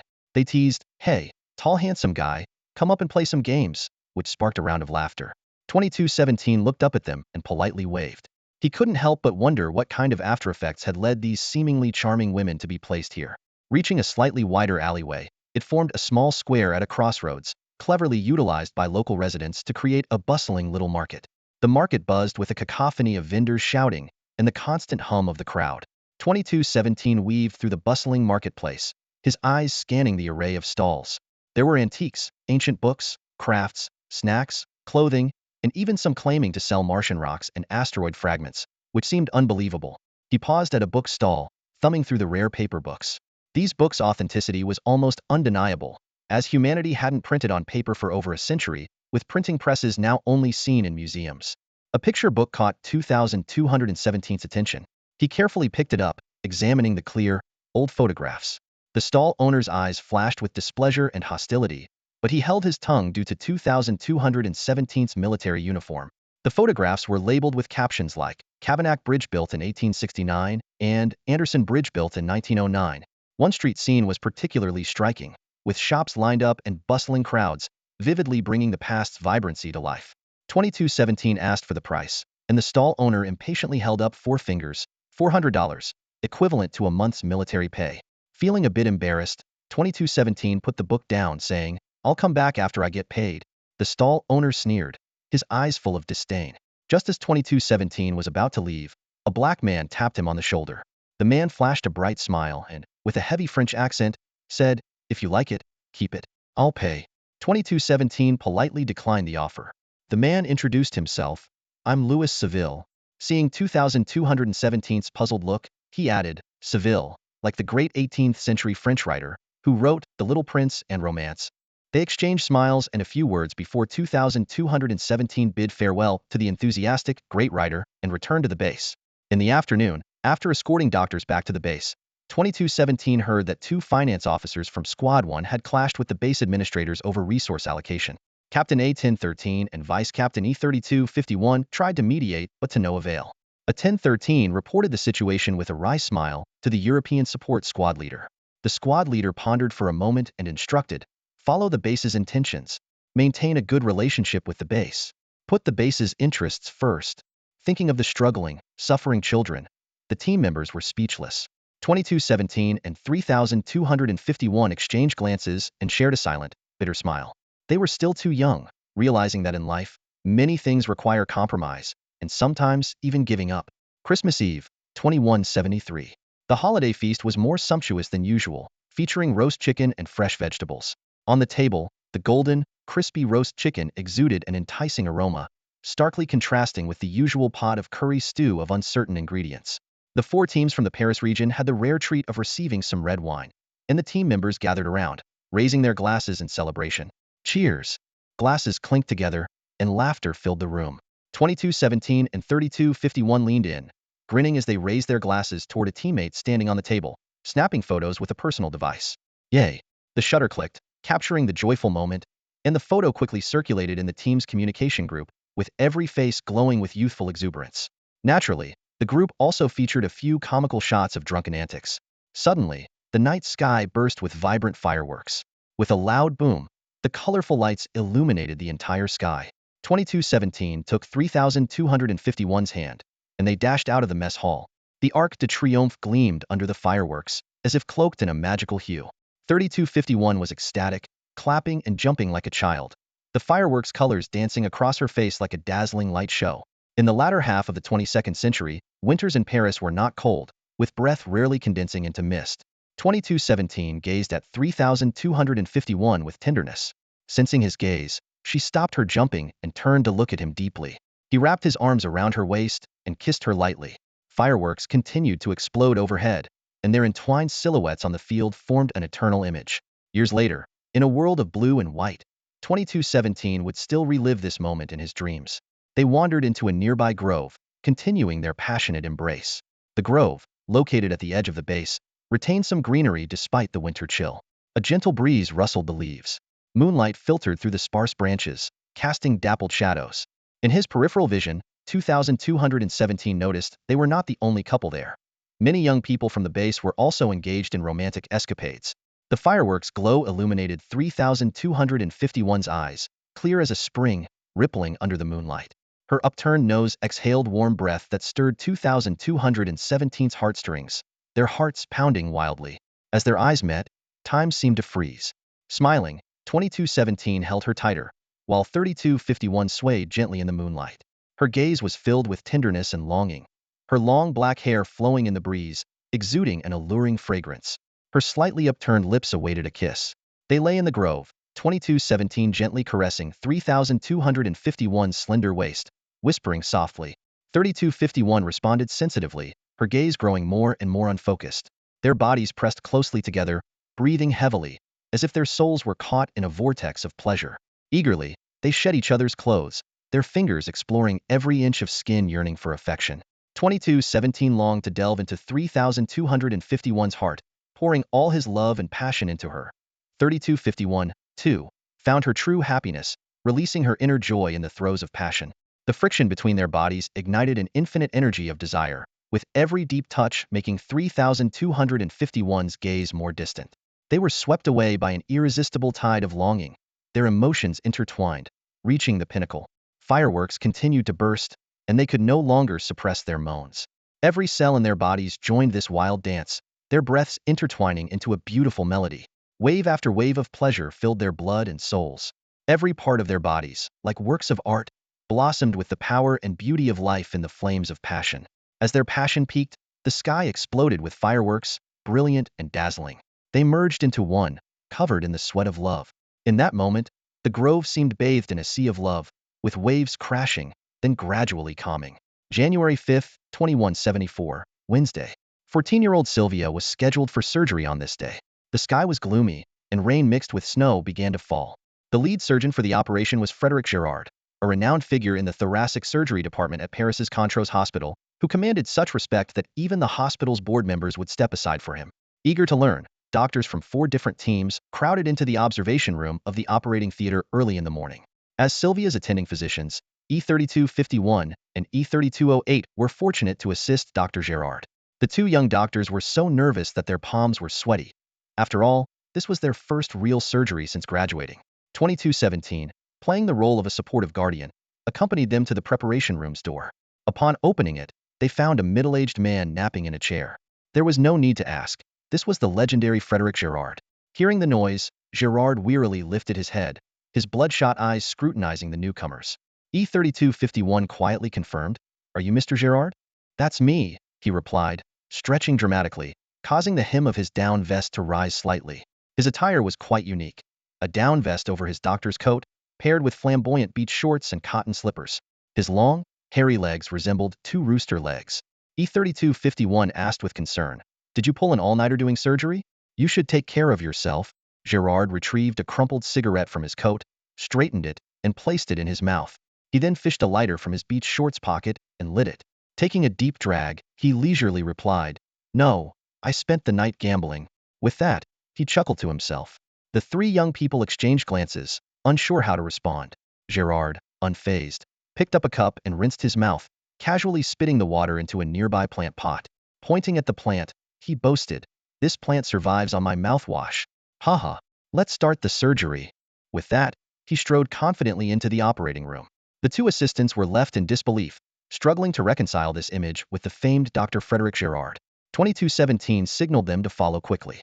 He then made his way to the observation room upstairs, where he could clearly watch the entire surgical procedure through a large slanted window. Sylvia was already on the operating table, connected to various machines. The anesthetist and nurses were fully prepared. Gerard completed the disinfection process and entered the operating room, still wearing his flashy beach shorts, but now with sterile slippers. A nurse helped him put on gloves and a mask, and the anesthetist began administering anesthesia to Sylvia. The moment the surgery began, Gerard transformed. His eyes were sharp, exuding a professional aura, and his hands moved with precision and skill, a stark contrast to his earlier laid-back demeanor. He looked up at the young doctors in the observation room and asked, "What is the first principle of surgery?" The doctors in the observation room exchanged glances, pondering for a moment before a timid girl raised her hand. "Is it anesthesia?" Another chimed in, "Understanding the patient's condition?" Gerard shook his head, and then looked at E3251 and E3208 beside him. Seeing their bewildered expressions, he raised his head and loudly declared to the observation room, "The first principle of surgery is to keep the patient alive." The statement was a wake-up call, and everyone suddenly understood, breaking into knowing laughter. Indeed, all efforts are aimed at preserving the patient's life. Gerard lowered his head and began explaining the critical points and techniques of the surgery to E3251 and E3208, occasionally pointing out details inside Sylvia's opened oral cavity. For him, this surgery was not particularly complicated. 2 hours later, Sylvia's excess tongue tissue was precisely removed and sutured, and she was sent back to her room. At the operating room's door, the Albans expressed their heartfelt gratitude to Dr. Gerard, E3251, E3208, and the entire nursing staff, with Mr. Alban even shedding tears of joy. Gerard reverted to his nonchalant demeanor, lighting up a cigarette and taking a deep puff. He waved off the Albans' thanks, then strode out of the hospital, heading straight for the casino. In February 2174, in Suva City on Viti Levu Island, Fiji, the highest global government, the International United Assembly Government, was headquartered. The parliamentary hall was packed, with representatives gathered to listen to the speaker's address. The 62-year-old speaker, Arsene Diklik Duke, stood at the podium, his deep-set eyes and sharp gaze sweeping across the room like an eagle. He had been speaking for a long time and paused to take a sip of water before continuing his lengthy discourse. Today, Speaker Duke's voice resonated through the hall. Humanity has been battling the Y virus for a century. Although we have effectively controlled the mortality rate, we still face 3 major challenges. The transmission routes remain difficult to control, the aftereffects on those infected are not effectively treatable, and the health of children born to recovered individuals cannot be guaranteed. His gaze moved over the faces of the representatives, exuding a confidence and authority that discouraged eye contact. Esteemed representatives, he raised his voice, the economic impact of pandemic isolation is reflected in 3 areas as well. Since its outbreak in 2065, many industries have been forced to halt or operate under restrictions, severely damaging economic activities. Factories cannot operate normally, commerce has shrunk, investments have been put on hold, and economic growth has suffered a significant blow. Speaker Duke continued to elaborate, isolation measures have led to rising unemployment and decreased consumer demand. International trade has been hindered, foreign exchange earnings have decreased, and economic growth in various countries has been severely impacted. He mentioned that the drug developed by Rainforest Technologies reduced the mortality rate but brought new social issues. A new class system has emerged, dividing the 35 of uninfected healthy individuals from those infected, based on health rather than wealth. A century of isolation has devastated the humanities, science, and economy, hindering equal communication, education, and trade. How many happy families have been torn apart, shaking our beliefs in family values and ethics? Speaker Duke paused, and the hall fell silent, everyone speculating on his intentions. Although every government has promised to lift the isolation policy, what is the reality? Not only has it not been lifted, but it has also intensified. The social divide between the healthy and the infected is growing deeper. We can travel to the rings of Saturn, yet we cannot conquer the Y viruses. Isn't that the greatest irony? He proposed a series of suggestions, including increasing government support, promoting investment and innovation, and reforming social structures. The speech lasted an hour, and he concluded by reaffirming the 7 fundamental policies of the United Nations over the past 30 years. That concludes my speech for today. Thank you, gentlemen of the Assembly. As Speaker Duke finished, the hall erupted in prolonged applause, with some representatives even standing to applaud. After the speech, Duke returned to his estate in a ground-hovering vehicle driven by his bodyguard. Exhausted, he longed for a good sleep. Lunch was prepared by his 27-year-old wife. Australian lobster with Caspian caviar, Arizona heifer steak, smoked salmon salad with vegetables, and Mexican burritos. After the meal, Duke sank into the sofa, sipping single malt whiskey. His wife, Kate, sat on his lap, gently kissing his pale forehead. Today's speech wore me out, Duke said, stroking Kate's waist. But it went well, with enthusiastic applause from the audience. Kate smiled alluringly. You're the best. My most charming older man. She took the whiskey glass from Duke, sipped some, then kissed him, passing the liquid into his mouth. Duke was thrilled, flipping over to pin Kate beneath him. He eagerly lifted her shirt, about to bury his head, when suddenly the doorbell rang. The voice of the garden gatekeeper crackled through the intercom. Sir, Mr. 5 is here to see you. Kate grumbled as she sat up, clearly annoyed by the interruption. Duke sighed in frustration. Ugh. Let him meet me in the billiard room. Yes, sir, the gatekeeper replied. Duke quickly straightened his clothes, fastened his belt, and then led Kate to the billiard room. Shortly after, a portly middle-aged man entered the room. He spread his arms wide, enthusiastically calling out to Duke. Long time no see, old chap. Long time no see, Mr. 5. Duke responded. The two burst into laughter and embraced tightly. The stout man turned to Kate, equally enthusiastic. You're looking more charming than ever, he exclaimed, giving her a hearty hug. His embrace was so forceful that Kate couldn't help but laugh and squeal. Come on, it's been ages since we played billiards, Duke suggested. Let's have a game. Darling, could you fetch us a couple of cigars? Kate nodded and swayed out of the room to get the cigars. The man's eyes followed her with admiration. You've got quite the catch, my friend. Ha ha ha. Duke laughed. You're not doing too bad yourself. Don't you have all those beautiful trainees on your island? Ha ha, they're different, the man explained. They're Chumans, shadow humans. In the recent graduating class, there were even 2 male trainees who got into a fight over a female trainee. One of them nearly killed one of our genetically gifted trainees. Really? Duke was surprised. Are these young folks just too high on hormones, Tommy? Tommy, the island owner, squinted and picked up a cue stick. Could be. We'll need to adjust things for the next batch. The one who tried to kill has been dealt with. Or rather, it was a collective decision by the company's board.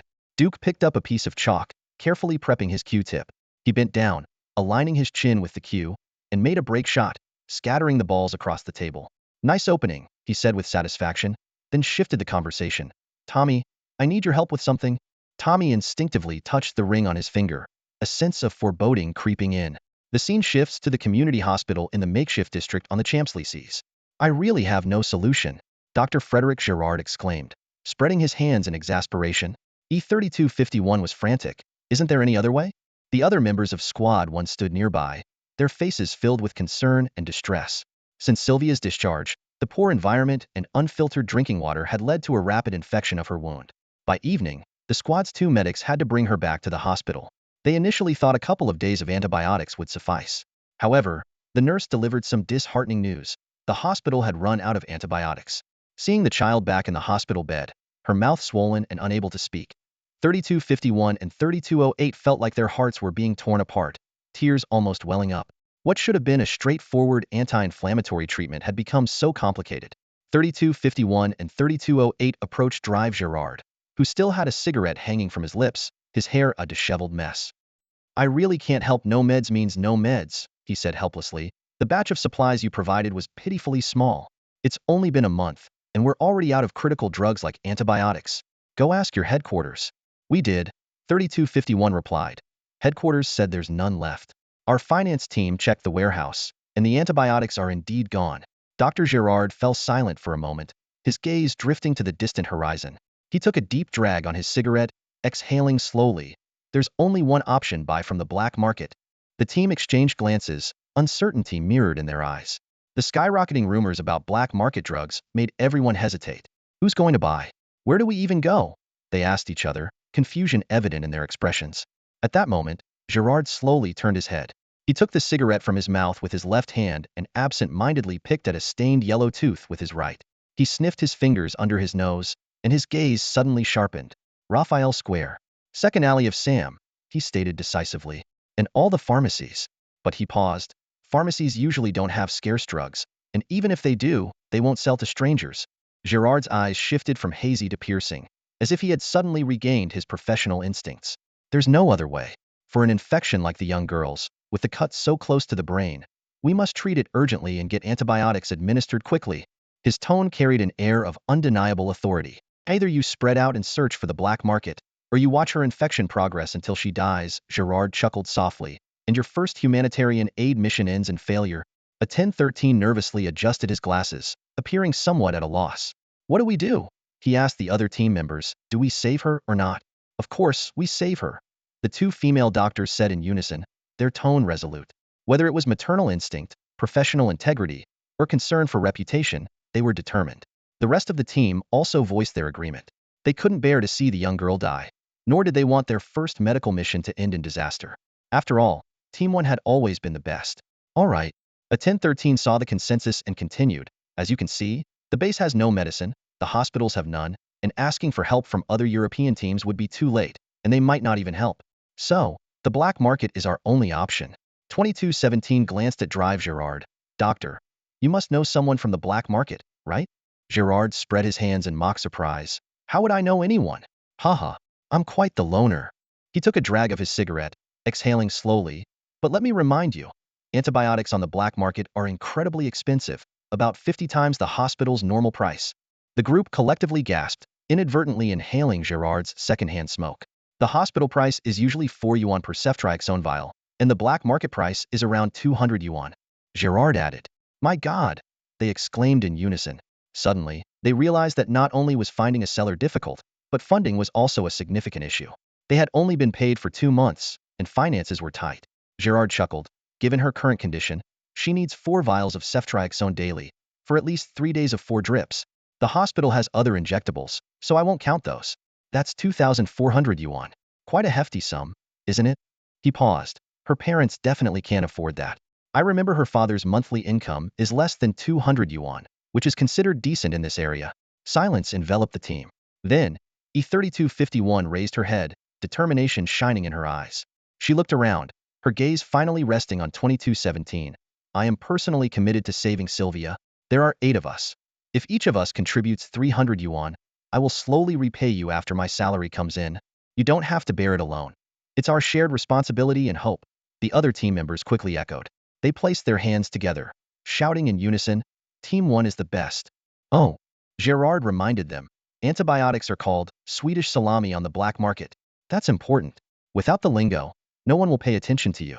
Remember, you need to get cefepime. It's the latest generation of cephalosporin antibiotics. Without delay, the team returned to the base to change out of their uniforms into civilian clothes. To purchase drugs on the black market, they withdrew cash from a nearby bank, ready for cash transactions. Unable to use base transportation, they were confined to the Champs-Élysées area and couldn't venture too far. They agreed to return to the base by 10 p.m. Following Gerard's directions, the team split up to search different locations, places known for trading all sorts of oddities. 2217 and 3251 paired up. Rarely seeing 3251 in civilian attire, 2217 found her intriguing today. Similarly, 3251 thought 2217 looked quite dashing out of uniform. They first passed through the pink alley. The alley was far livelier at night than during the day. On either side of the street, brothels lined up one after another. Some had facades illuminated by neon lights, exuding a modern punk vibe with flickering LED lights, while others displayed a single pink antique lamp, maintaining a dim, time-worn charm as if whispering endless tales of the past. The women stood at the doorways, poised, alluring, or sensual, dressed in vibrant outfits with immaculate makeup. They greeted the men's advances with subtle smiles, gracefully handling their provocations. Sometimes, they gently shook their heads to refuse an inappropriate request, while other times, they eagerly sought to captivate a stranger who might be their true love. The alley buzzed with life, a gathering of men's fervor. Some hurried past, while others lingered with leisurely glances. The air was thick with the sounds of flirtation and bickering. On the street, couples either cozied up or quarreled incessantly. In the shadows, whispered negotiations ebbed and flowed. This unique and picturesque scene made the alley a vibrant and colorful part of the cityscape. 2217 passed through, acutely aware yet quickening his pace with his head down. The girls by the street called out enthusiastically, "Hey handsome, wanna play a game?" At this, 3251 swiftly caught up and clung tightly to 2217's arm, both walking briskly. The girls, seeing this, tactfully fell silent. The two navigated through the lively alley, following the directions Gerard had provided, using their Starlink map to cross several more alleys. They arrived at a dim, run-down lane, where the cracked ground resembled a stone path, and rats scurried with squeaks. A few shops were open, but they were unsure whom to approach. 2217 gently kissed 3251's forehead, as if to bolster his own courage, and decided to inquire at each shop. They entered the first clothing store, where a dozing shopkeeper in a wheelchair awoke and asked, "What do you need?" 2217 hesitantly asked, "Do you have that thing?" The shopkeeper kindly prompted him to continue. 2217 mustered the courage, "Do you have sausages?" 3251 added, "Swedish garlic sausages." The shopkeeper widened his eyes, "Are you drunk? This is a clothing store." He tapped his head in disbelief. Realizing this wasn't the place for black market dealings, 2217 quickly apologized and dragged 3251 out. They asked at 3 more shops, facing reactions ranging from being thought insane to deliberately insulting the owners, or simply receiving cold stares. Each time, they made a hasty retreat. Upon reaching the 5th shop, the owner whispered, "Who would dare sell to you with that approach? There's a bookstore around the corner. Try asking there." 2217 was overjoyed and thanked him profusely. They dashed to the street corner, turning into a brighter street, and indeed saw a bookstore. As they pushed the door open, a musty smell greeted them. They glanced around, noticing one wall lined with books from 70 years ago, and the other with storage cards from the 22nd century. An old chandelier hung in the hexagonal room center, casting a warm but dim light. The shopkeeper emerged from the back, a thin old man with one eye behind reading glasses and the other fitted with a black camera lens that buzzed as it followed his gaze. 2217 was momentarily stunned into silence. Seeing this, 3251 quickly asked, "Do you sell Swedish garlic sausages?" The shopkeeper fixed them with a steady stare, his camera lens buzzing as it adjusted. The pair waited tensely, ready to flee at any moment. After about 20 seconds, the shopkeeper spoke, 250 each. "Which type do you want?" They both breathed a sigh of relief. 3251 replied, "Cephapeme skin." The shopkeeper went into the back room, shutting the door with a bang. He returned 7 or 8 minutes later, saying, "I only have 2 bottles of that type of sausage left." 3251 confirmed, "Cephapeme skin?" The shopkeeper nodded, the camera on his eye swiveling as if scanning the surroundings. "It's too little. I need at least 4 to 8 bottles." 3251 said anxiously, his brow furrowed. The bookstore owner shook his head firmly. "There's nothing I can do. They're in high demand. We only have these 2 bottles in stock right now." He paused and added, "We do have some penicillin and amoxicillin if you're interested." No, I don't need those." 3251 replied immediately, then said, "Let's just pay then. 500. The owner glanced around cautiously, his eyes darting between the door and the windows. 3251 attempted to negotiate. "Can you give us a better price? We need more." The owner hesitated briefly before conceding. "All right, 220 per bottle. But that's the lowest I can go." He added in a hushed tone, "Come back tomorrow morning. There'll be a new delivery. At least 4 bottles should arrive." 2217 and 3251 exchanged a look and said in unison, "All right." The two quickly returned to the community hospital, which was nearing 10 p.m. The other team members had also returned, but their results were less than satisfactory. 2217 and 3251's team managed to buy 2 bottles. A1013 and E3208's team also secured 2 bottles. B1260 and B1279 got 1 bottle, while C2254 and C2386 nearly got into a confrontation and ended up empty-handed. Dr. Frederick Gerard immediately instructed the nurse to prepare and for the young girl, Sylvia. The team members breathed a slight sigh of relief and began sharing their bizarre experiences of buying medicine, while also discussing their plan for the next day. Suddenly, a nurse approached Dr. Gerard with an empty medicine bottle and whispered a few words to him. He glanced at the bottle and a faint smile appeared on his face. 2217 felt a pang of anxiety, fearing they might have bought counterfeit drugs. Dr. Gerard motioned for everyone to gather around and pointed to the bottle, asking, "Did any of you check the serial numbers on these bottles?" The team exchanged puzzled looks, suspecting they had purchased fake or expired goods. Dr. Gerard, with an unlit cigarette between his lips, chuckled. "You two doctors should recognize this serial number. The stuff you bought on the black market is actually the same batch of medical supplies you brought as part of your mission." What? 2217 was stunned, and the others were left speechless, unable to comprehend the situation. Just then, the nurse handed another empty bottle to Dr. Gerard. Holding up one bottle in his left hand, he explained, "This empty bottle is from the supplies you 4 teams brought to the community hospital, issued from the base." Then, raising the other bottle in his right hand, "And this is from what you just bought on the black market. Take a closer look at the serial numbers on these 2 bottles." As they gathered to inspect, they found that apart from the last few digits, the letters and numbers on the labels were identical, clearly indicating they were from the same batch. Shock spread across everyone's faces. They stared wide-eyed and open-mouthed at the evidence before them, unable to believe it. Shock quickly turned to anger, and 2217 clenched his fists, his brow furrowed, a mix of hatred and fury in his voice. "We have to investigate this," Team leader A1013 declared resolutely. The next morning, 2217 and 3251 returned to the bookstore with the money they had gathered. As they waited inside, a black man entered. 2217 immediately recognized him. It was the famous writer Louis Seville. Louis Seville swaggered into the bookstore and greeted the owner. The owner glanced at 2217 and gave Louis a subtle nod. Louis sauntered over to 2217, reeking of alcohol, and asked, "Are you the ones looking for the goods?" "Yes," 2217 replied with a smile, secretly noting that Louis hadn't recognized him yet. It was understandable, given the mask 2217 had worn that day. Louis paused at the sound of the voice, scrutinizing 2217's face. It seemed familiar, but he couldn't quite place where he'd seen it before. Tilting his head and narrowing his eyes, he asked, "Have we met somewhere before?" 2217 chuckled. "Yes, at the market on the crossroads. You promised to give me an ancient book, remember?" Suddenly, Louis Seville realized who 2217 was. The soldier in uniform from that day stood before him. The disdainful look on Louis's face transformed into shock, and he exclaimed, "It's you," before turning on his heel and bolting towards the door with surprising speed. 2217 was momentarily stunned, but quickly realized he couldn't let the supplier escape. He dashed after Louis, who, in his haste, forgot the door swung inward and collided with the glass, letting out a dull thud and clutching his head in pain. Seizing the opportunity, 2217 tackled Louis to the ground, urgently explaining, "Don't run. I'm here to buy, not to arrest you." Louis struggled to get up, but was firmly held down by 2217. The bookstore owner watched the scene unfold, his eyes, equipped with surveillance cameras, narrowing sharply. 3251 was also taken aback, frozen in place. Once Louis Seville calmed down, 2217 released him, crouching down to emphasize again, "I'm here to buy, I promise." The owner brought over an ice pack wrapped in a towel, handing it to Louis to soothe the bump on his head. The group gathered around the table, the atmosphere still tense. Louis, holding the ice pack with one hand, reached into his pocket with the other, pulling out a box and placing it on the table, gesturing with his mouth, "There it is, 220 each." 3251 opened the box, revealing 4 doses of cephalosporin. She carefully checked the serial numbers, confirming it was the batch they needed.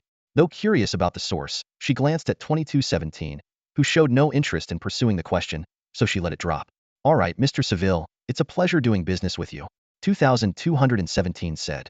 "I also need 3 more vials. Can you help me find them?" After the transaction, 2217 shook hands with Louis Seville and the owner, and together with 3251, they delivered the medicine to the hospital.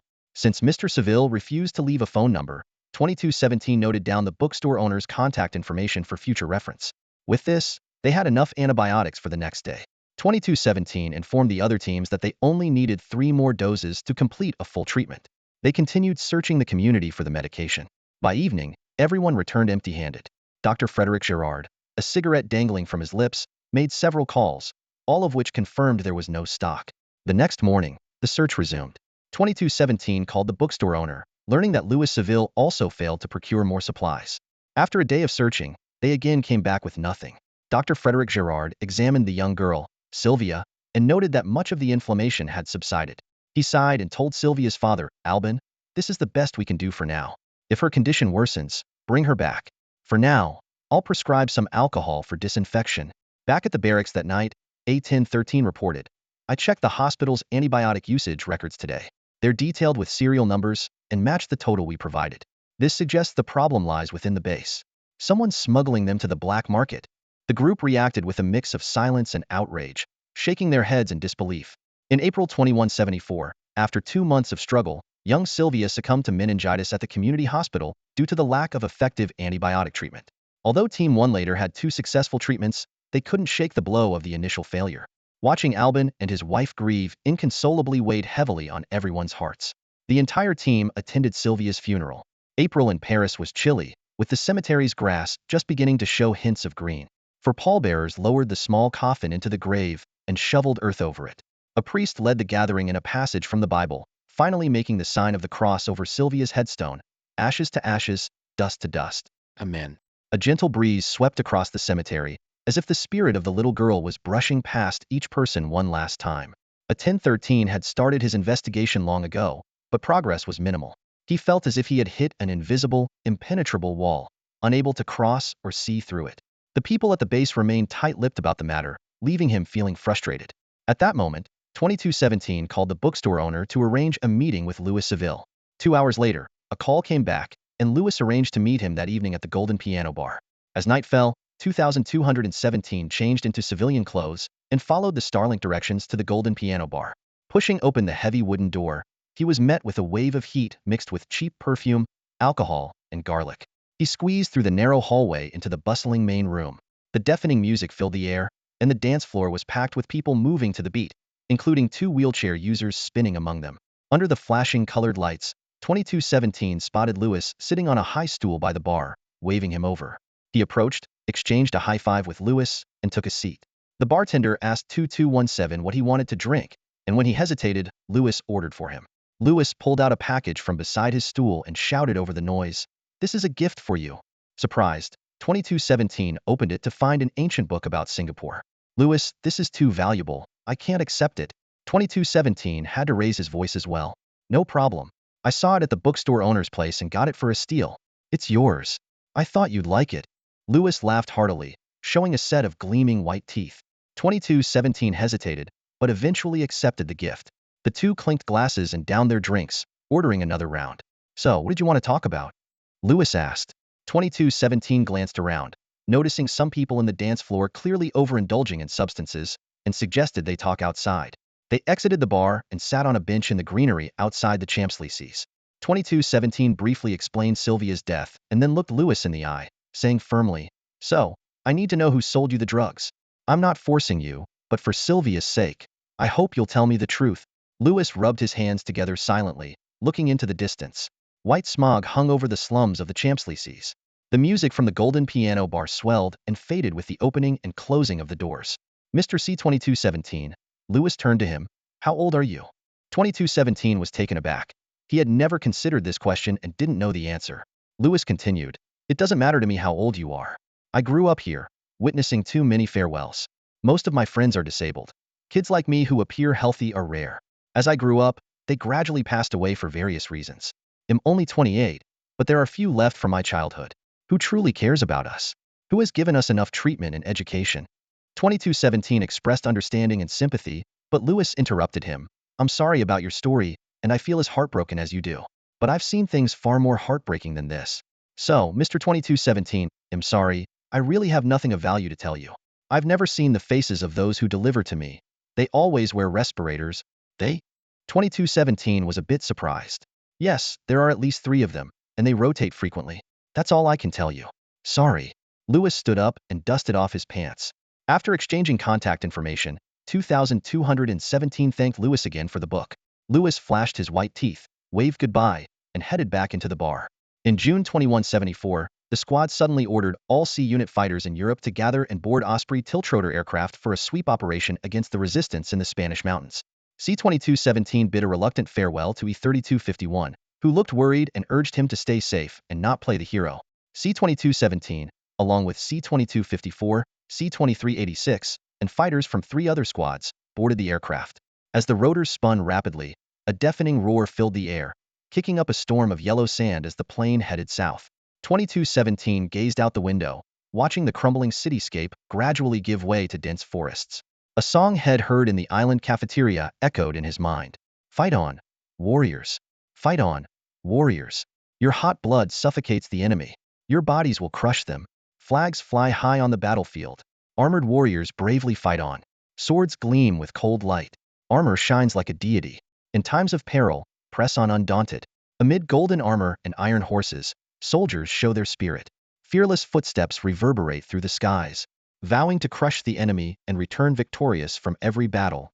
In the tranquil Garona River valley of the Spanish Pyrenees, a peaceful night was suddenly shattered. A piercing howl approached from afar, followed by a series of violent explosions. 2217 was jolted out of his makeshift bed, and chaos erupted among the soldiers in the tent.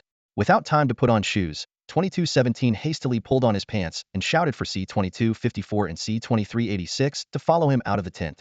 They quickly dove into a bulletproof ditch less than 5 meters away, which had been freshly dug that day. Around them, panicked soldiers were scattering in all directions. After a few shells landed, the barrage abruptly ceased. In the ensuing silence, the only sound was the crackling of a burning tree. The firelight revealed the shattered remnants of nearby trees. Fortunately, the shells had missed the tent area. Though no more shells came, no one dared to let their guard down, spending the entire night warily huddled in the ditch. The following day, a sweep operation in the Garona River Valley commenced. The orders were simple: shoot any moving object in the valley, whether on 2 legs or 4. Since the United Nations did not have ground troops in the area, logically, only members of the resistance would be active. 3 low-flying aircraft patrolled the valley for over 2 hours, but aside from hitting a 4-legged animal and startling a flock of birds, they found nothing. Even after donning infrared scanning goggles for another search, they detected no suspicious targets and returned empty-handed. However, at 3 a.m., the alarm sounded again. This time, 2217 did not hear the whistling of shells, but noticed the sky suddenly brightening. They rushed out of the tent, staring in awe at the sky. Several blue trajectories silently streaked across the night sky, each trailing a bright tail that illuminated half the horizon, casting the night into an unnatural deep blue. Around the trajectories, swirling halos of light emanated, gradually transforming into particles before slowly dissipating. 2217 was mesmerized by the dazzling, surreal display, momentarily forgetting it was a deadly weapon. As new recruits, they had no idea what weapon had created such a spectacle. The next day, grim news arrived. The mobile command center in the Spanish Valley had been destroyed, and several key commanders, including General Dassault, had perished.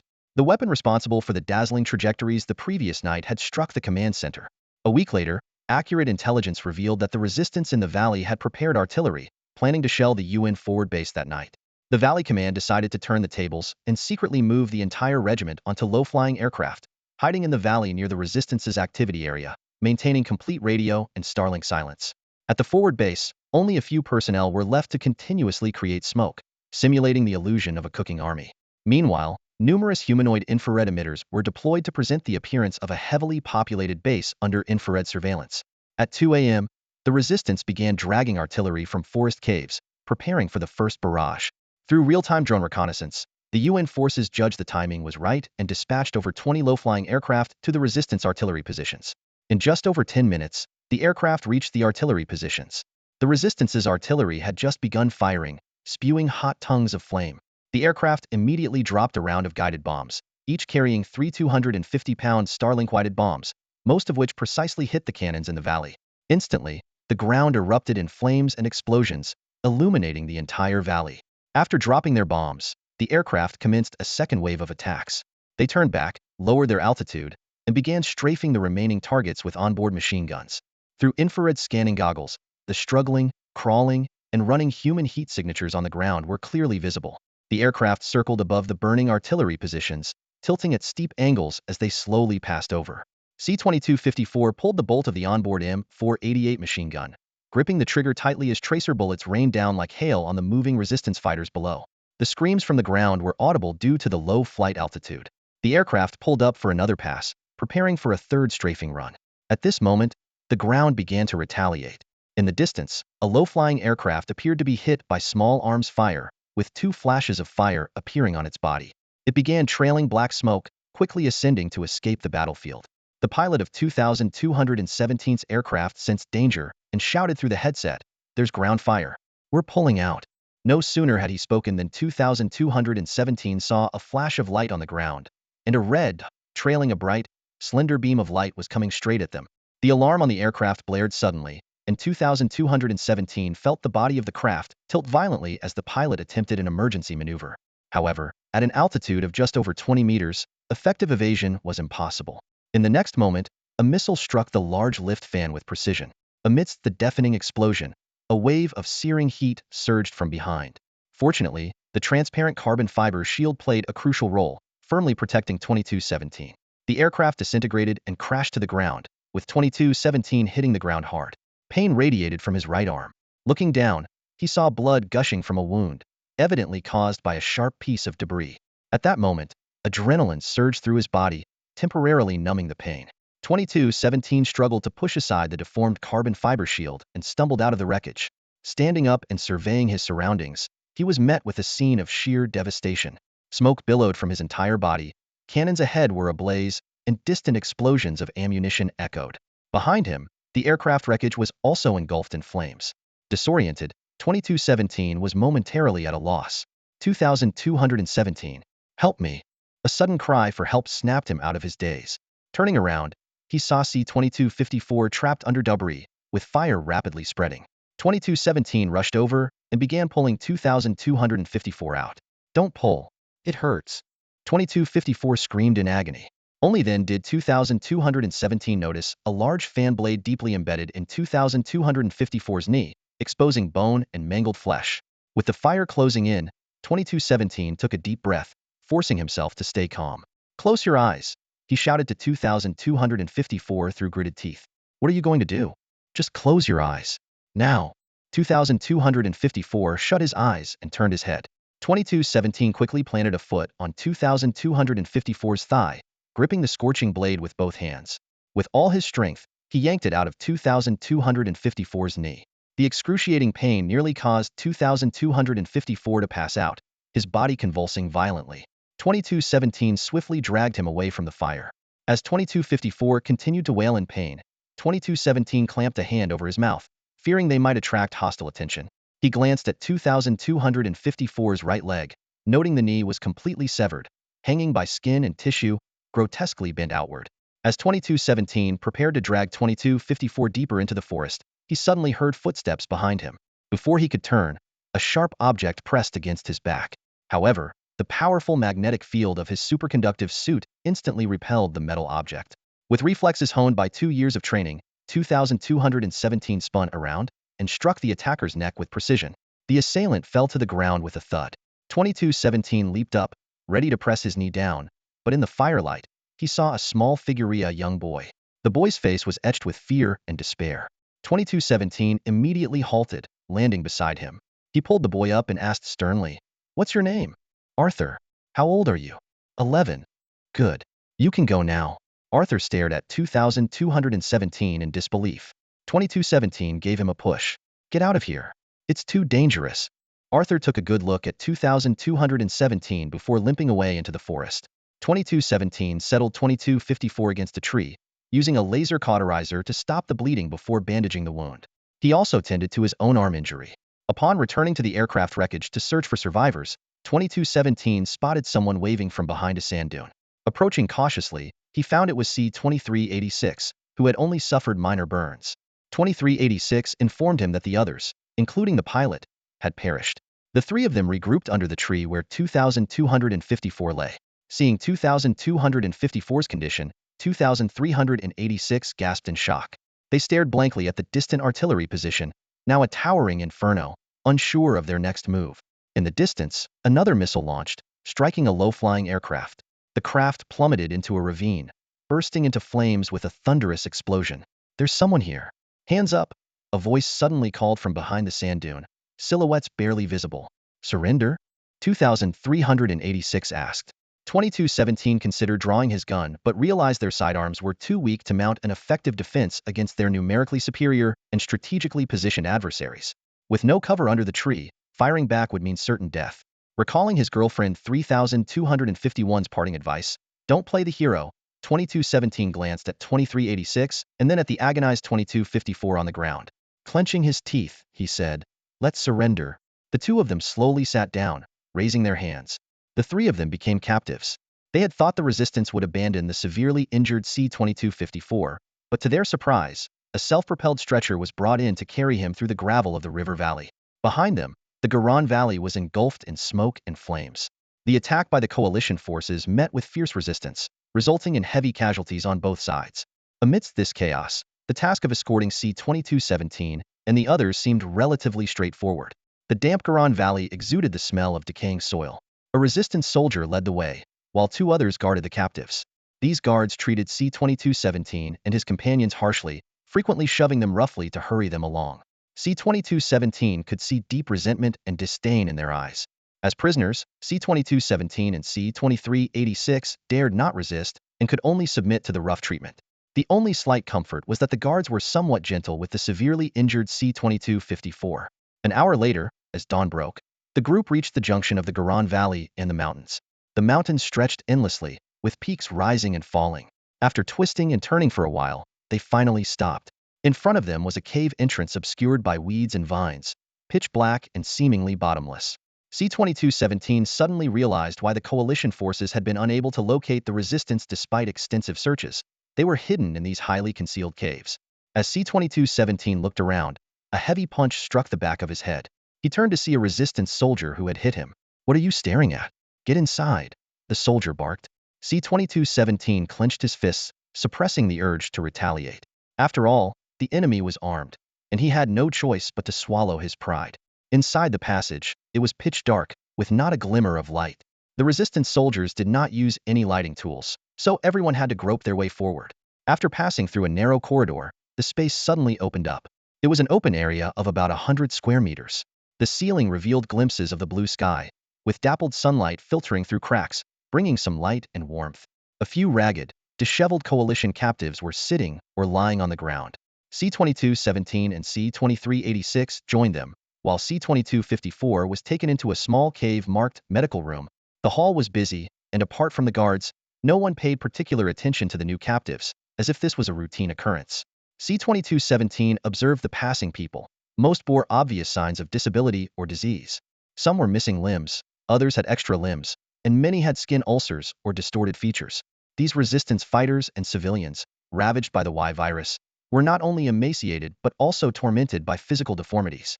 "These are all people who have been infected with the Y virus," C-2217 whispered to C-2386. A doctor in a white coat emerged from the medical room and asked the captives, "Who came with the person just brought in?" C-2217 and C-2386 raised their hands. The doctor bluntly stated, "Just to let you know, your friend needs immediate amputation. He's already unconscious." Seeing their shocked expressions, the doctor added, "Just informing you, no consent needed." With that, he returned to the medical room. It wasn't until the afternoon that the captives received their first meal, a few slices of rye bread and some unidentifiable soup. Despite their gnawing hunger, the food was far from sufficient. The catering staff apologetically explained, "This is all we can provide right now. There's no chance of more." C-2217 forced down the food, still feeling hungry but somewhat relieved. He leaned against the wall, pondering his uncertain fate. Suddenly, a young voice broke the silence. "Hey, I know you." A limping child hobbled over from a dark corner of the cave, pointing at C-2217. C-2217 looked up and recognized the boy he had let go the previous night, Arthur. He smiled wryly and waved. Arthur approached C-2217, asking with concern, "Are you hurt?"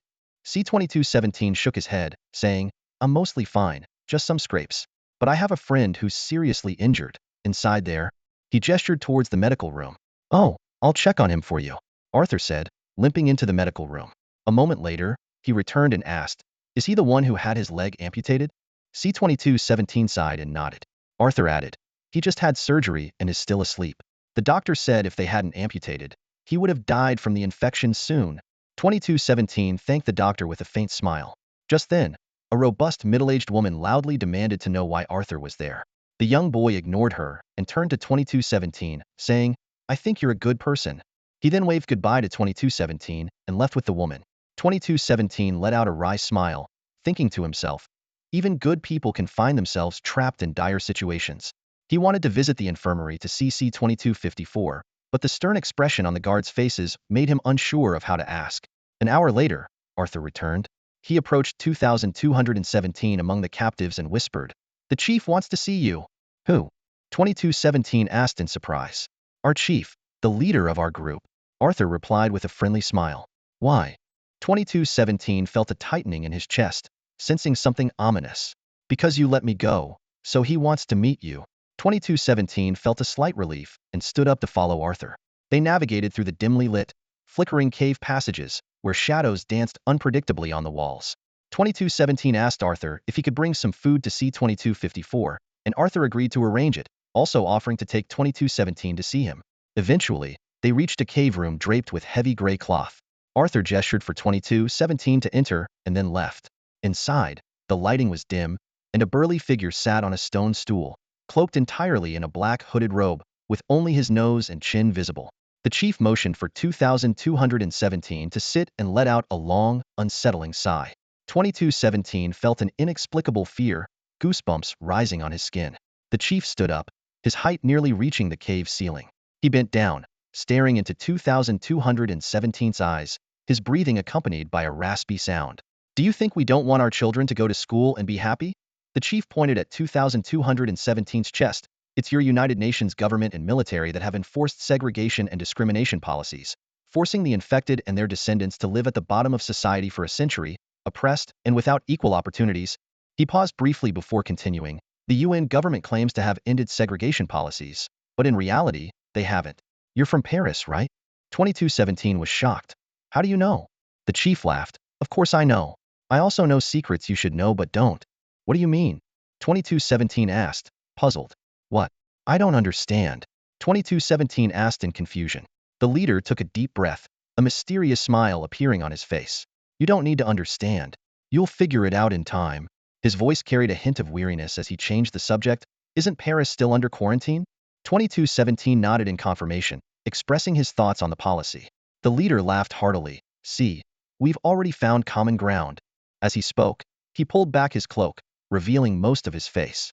It was then that 2217 noticed the leader's features. A short beard accentuating his square face, his skin slightly tanned, with sharp, defined angles. His nose was straight, his teeth white, and his eyes were lined with wrinkles that spoke of melancholy and fatigue, yet exuded a unique charm. 2217 couldn't help but smile. "Indeed, I sincerely believe that the quarantine policy for the infected and their descendants is quite unfair. It's even more extreme than racial segregation 2 centuries ago." He paused, surprised by his own words, realizing that little Sylvia's death had made him acutely aware of the injustice of the system. The leader showed his white teeth, smiling. "Regardless, you released Arthur, which shows you have a kind and just heart." At that moment, 2217 heard a heavy, phlegm-filled breath. He scrutinized the leader's face, suddenly noticing a pair of glowing eyes peering at him from a gap in the cloak on the leader's left shoulder. This discovery sent chills down 2217's spine, and he quickly lowered his head, unable to meet the leader's gaze. "Heh? Did you see something?" the leader asked with a chuckle. 2217 suddenly felt disoriented, his mind experiencing a brief pause, a bizarrely vivid sensation that left him bewildered. The inexplicable fear he'd felt earlier puzzled him even more. The conversation then shifted to a deep discussion about the discriminatory quarantine policy against the infected. 2217 found himself agreeing strongly with the leader's views, who merely advocated for a fair and peaceful environment. "Are you from Happy Island?" the leader suddenly asked. Yes. 2217 was once again surprised by the leader's knowledge. The leader tapped the table lightly, asking casually, "Do you know how old you are?" No, I've never thought about it. Have you ever wondered who your parents are?" "Well, I've never really considered that either." "In other words, you don't know who you are?" The leader paused, as if weighing his words. 2217 fell into contemplation as well, puzzled by why the leader was asking these questions. Yet, it was true. He had never thought about his own origins, which stirred complex emotions within him. The leader continued the conversation with 2217, praising his principles of valuing life and sympathizing with the weak. hoping he could assist the resistance. 2217 merely smiled, neither agreeing nor disagreeing. You can go now. Arthur is waiting for you at the door, the leader finally said. 2217 got up to leave, asking if he could visit his friend who just had surgery. Upon receiving permission, the leader extended his hand. You can call me Andre. 2217 felt a warmth spreading from his hand to his heart and quickly withdrew his hand. Thank you, Mr. Andre. As he exited the room, he indeed found Arthur waiting. He curiously asked, how did the leader know you were back? Arthur's face was full of admiration. Do you know why he's the leader? Because he knows everything. He's all-knowing. 2217 pondered this, realizing that the leader seemed to know all about him. Finally, under Arthur's guidance, 2217 and 2386 entered the medical room, ready to visit their comrade. The infirmary was more spacious than expected, resembling a small hospital. The beds were filled with gravely injured individuals, their clothing clearly distinguishing between the resistance fighters and the coalition forces. Yet, here, the two opposing sides seemed to have set aside their animosity, mingling together. At the back, there was a door marked operating room, from which all the severely wounded were evidently being wheeled out. 2217 and 2386 made their way to a corner and found 2254 lying there. His face was pale, his eyes shut, and a dirty, blood-stained thick blanket covered him. An 4 drip was inserted into his arm. Sensing someone approach, 2254 slowly opened his eyes, and upon seeing his comrades, managed a faint smile. 2217 gently stroked his hair and asked softly, how are you feeling? 2254's gaze was somewhat unfocused and filled with desolation. He murmured almost to himself, I'm crippled. It's okay, you're a hero. Everything will get better. 2217 leaned down and placed a gentle kiss on his cold forehead, offering comfort. 2386 asked with concern, have you eaten anything? Yeah, I had a little, but I couldn't eat much. 2254 replied weakly. No worries, we'll sit with you for a while. With that, 2217 and 2386 sat down on the floor beside him. Just then, a resistance soldier burst into the infirmary and, spotting Arthur, urgently said, Arthur, where's the commander-in-chief? We have an emergency to report. All right, follow me. Arthur responded, then turned to shout to 2217 and the others, you guys head back to the hall to sleep later. No wandering around. Got it? Don't worry, Arthur, we won't cause any trouble, 2217 assured him. Inside the infirmary, 2217 noticed some lightly injured resistance soldiers tending to their wounds. Due to extreme shortages of supplies, they could only rinse with clean water and apply herbal remedies. In contrast, the injured coalition captives received treatment with proper medical supplies. Soon after, guards came in to escort 2217 and 2386 back to the prisoners' area. Everyone lay sprawled on the ground, falling asleep. As dawn approached, the light filtering in from the cave's ceiling grew stronger, and the noise level increased. 2217 awoke from the stiffness and immediately sensed something was off. People around were hurriedly passing by with large bags, a stark contrast to the leisurely atmosphere of the previous day. Inside the infirmary, the wounded were being continuously moved deeper into the cave. What's going on? Other prisoners, also awakened by the commotion, felt uneasy. Suddenly, Arthur appeared with 2 resistance fighters, rudely pointing at 2217. You, come out.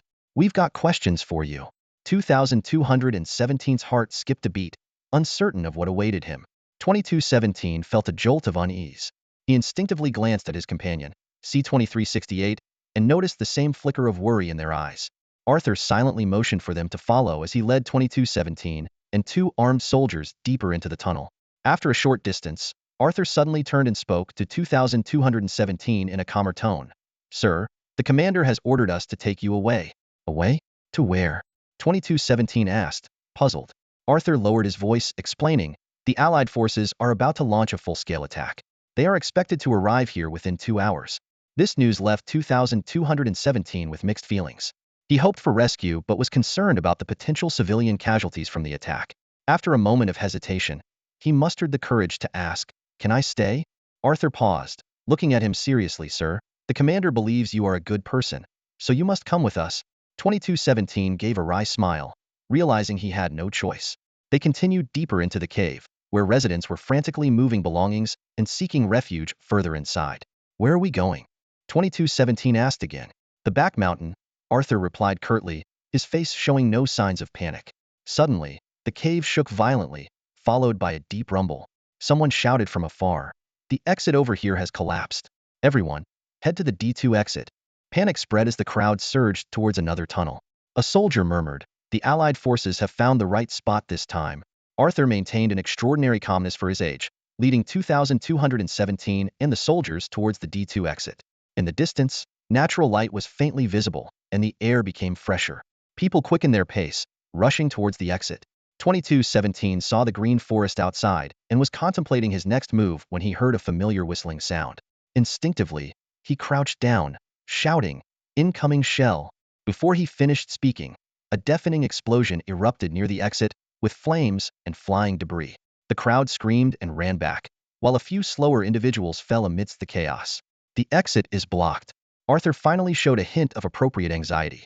2217 asked in confusion, "Weren't the Allied forces supposed to arrive in 2 hours?" "Intelligence isn't always accurate," Arthur replied, quickly pulling out a radio to report the situation to headquarters. The radio crackled with the voice of Commander Andre. "Arthur, return to the command room immediately."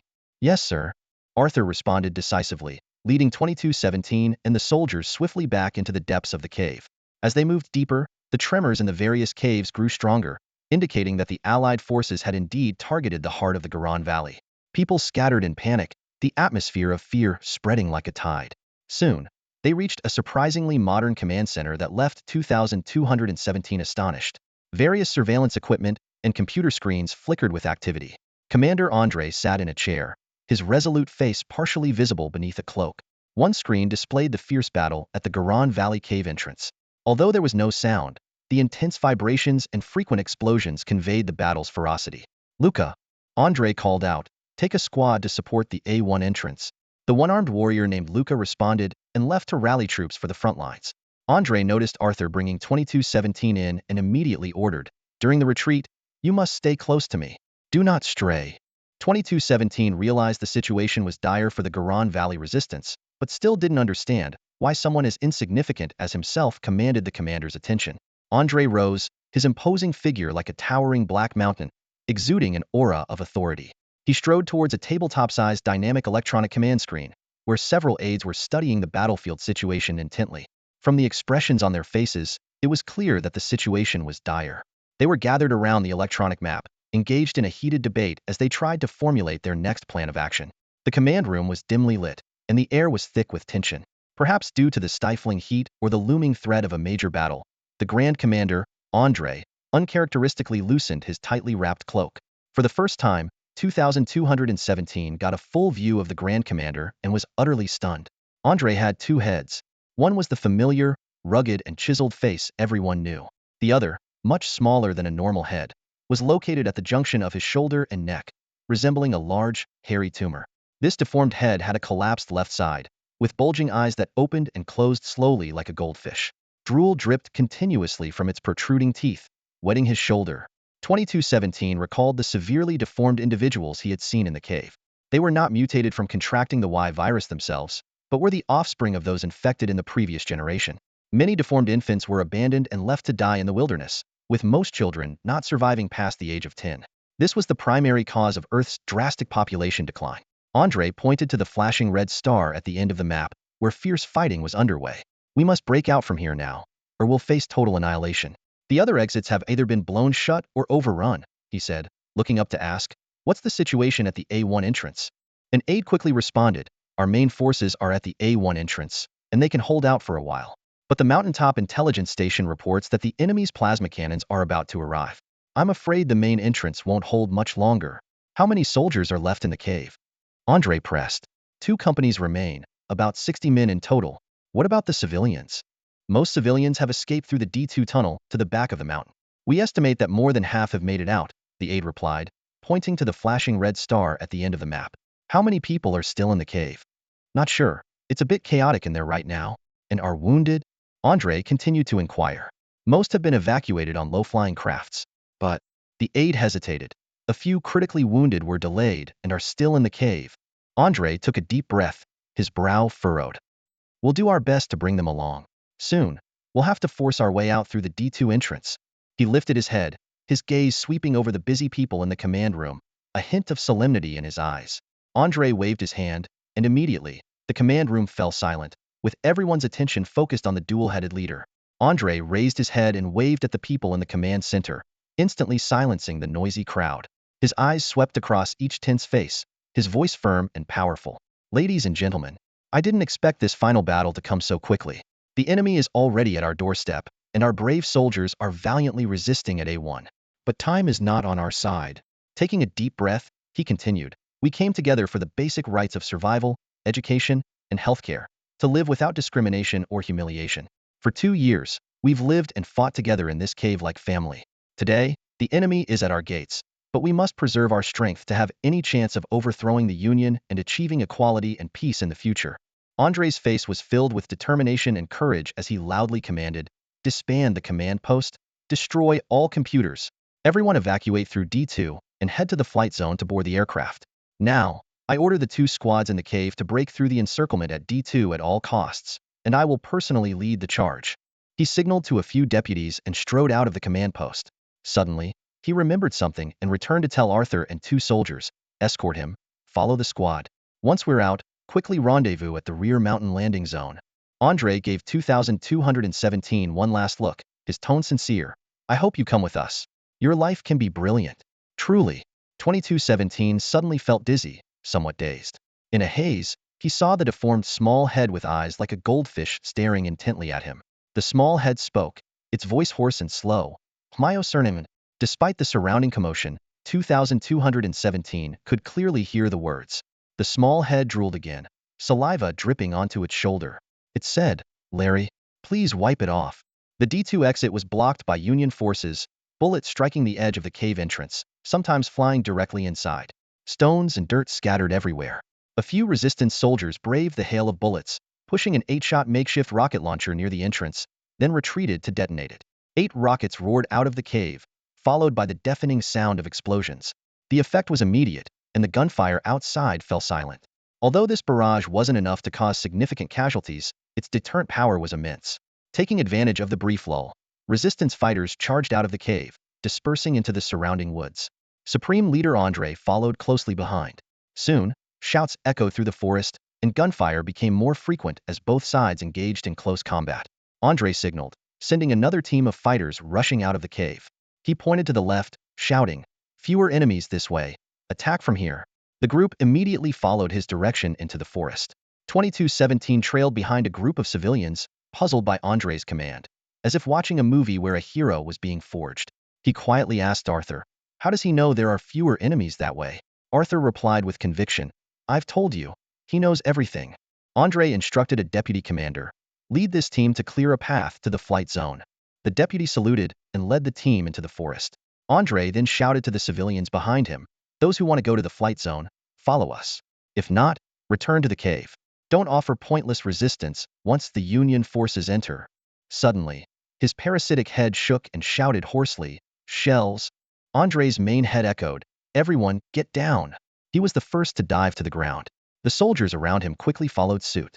Civilians panicked, some dropping to the ground, others fleeing back into the cave, shouting in fear. 2217 stood frozen, as he hadn't heard the whistle of incoming shells. Arthur and the 2 soldiers were already prone, with Arthur urgently yelling, get down. 2217 chuckled, what shells? As soon as he spoke, the piercing whistle of a shell, cutting through the air, suddenly sounded.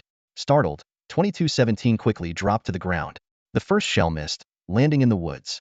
Amidst flames, shattered branches flew in all directions, some sharp pieces reaching the cave entrance, prompting civilians to rush back inside in terror. 2217 lay on the ground and turned to Arthur, whispering, how did he know the shells were coming so early? Just as he finished speaking, 2 more shells whistled down. Although they also landed in the forest, they were closer to the cave entrance than the first one. The blast wave whipped up a fierce wind, mixed with dirt and debris.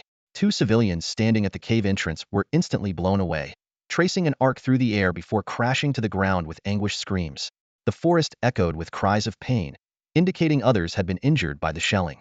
Andre quickly got to his feet and shouted, there's a temporary lull in the shelling. Everyone move out quickly from the left. Leading the charge, he dashed towards the left side of the cave entrance, with the soldiers following closely, their footsteps tracing those of the previous team into the forest. 2217 suddenly realized something, beginning to grasp the meaning of Arthur's words about being all-knowing.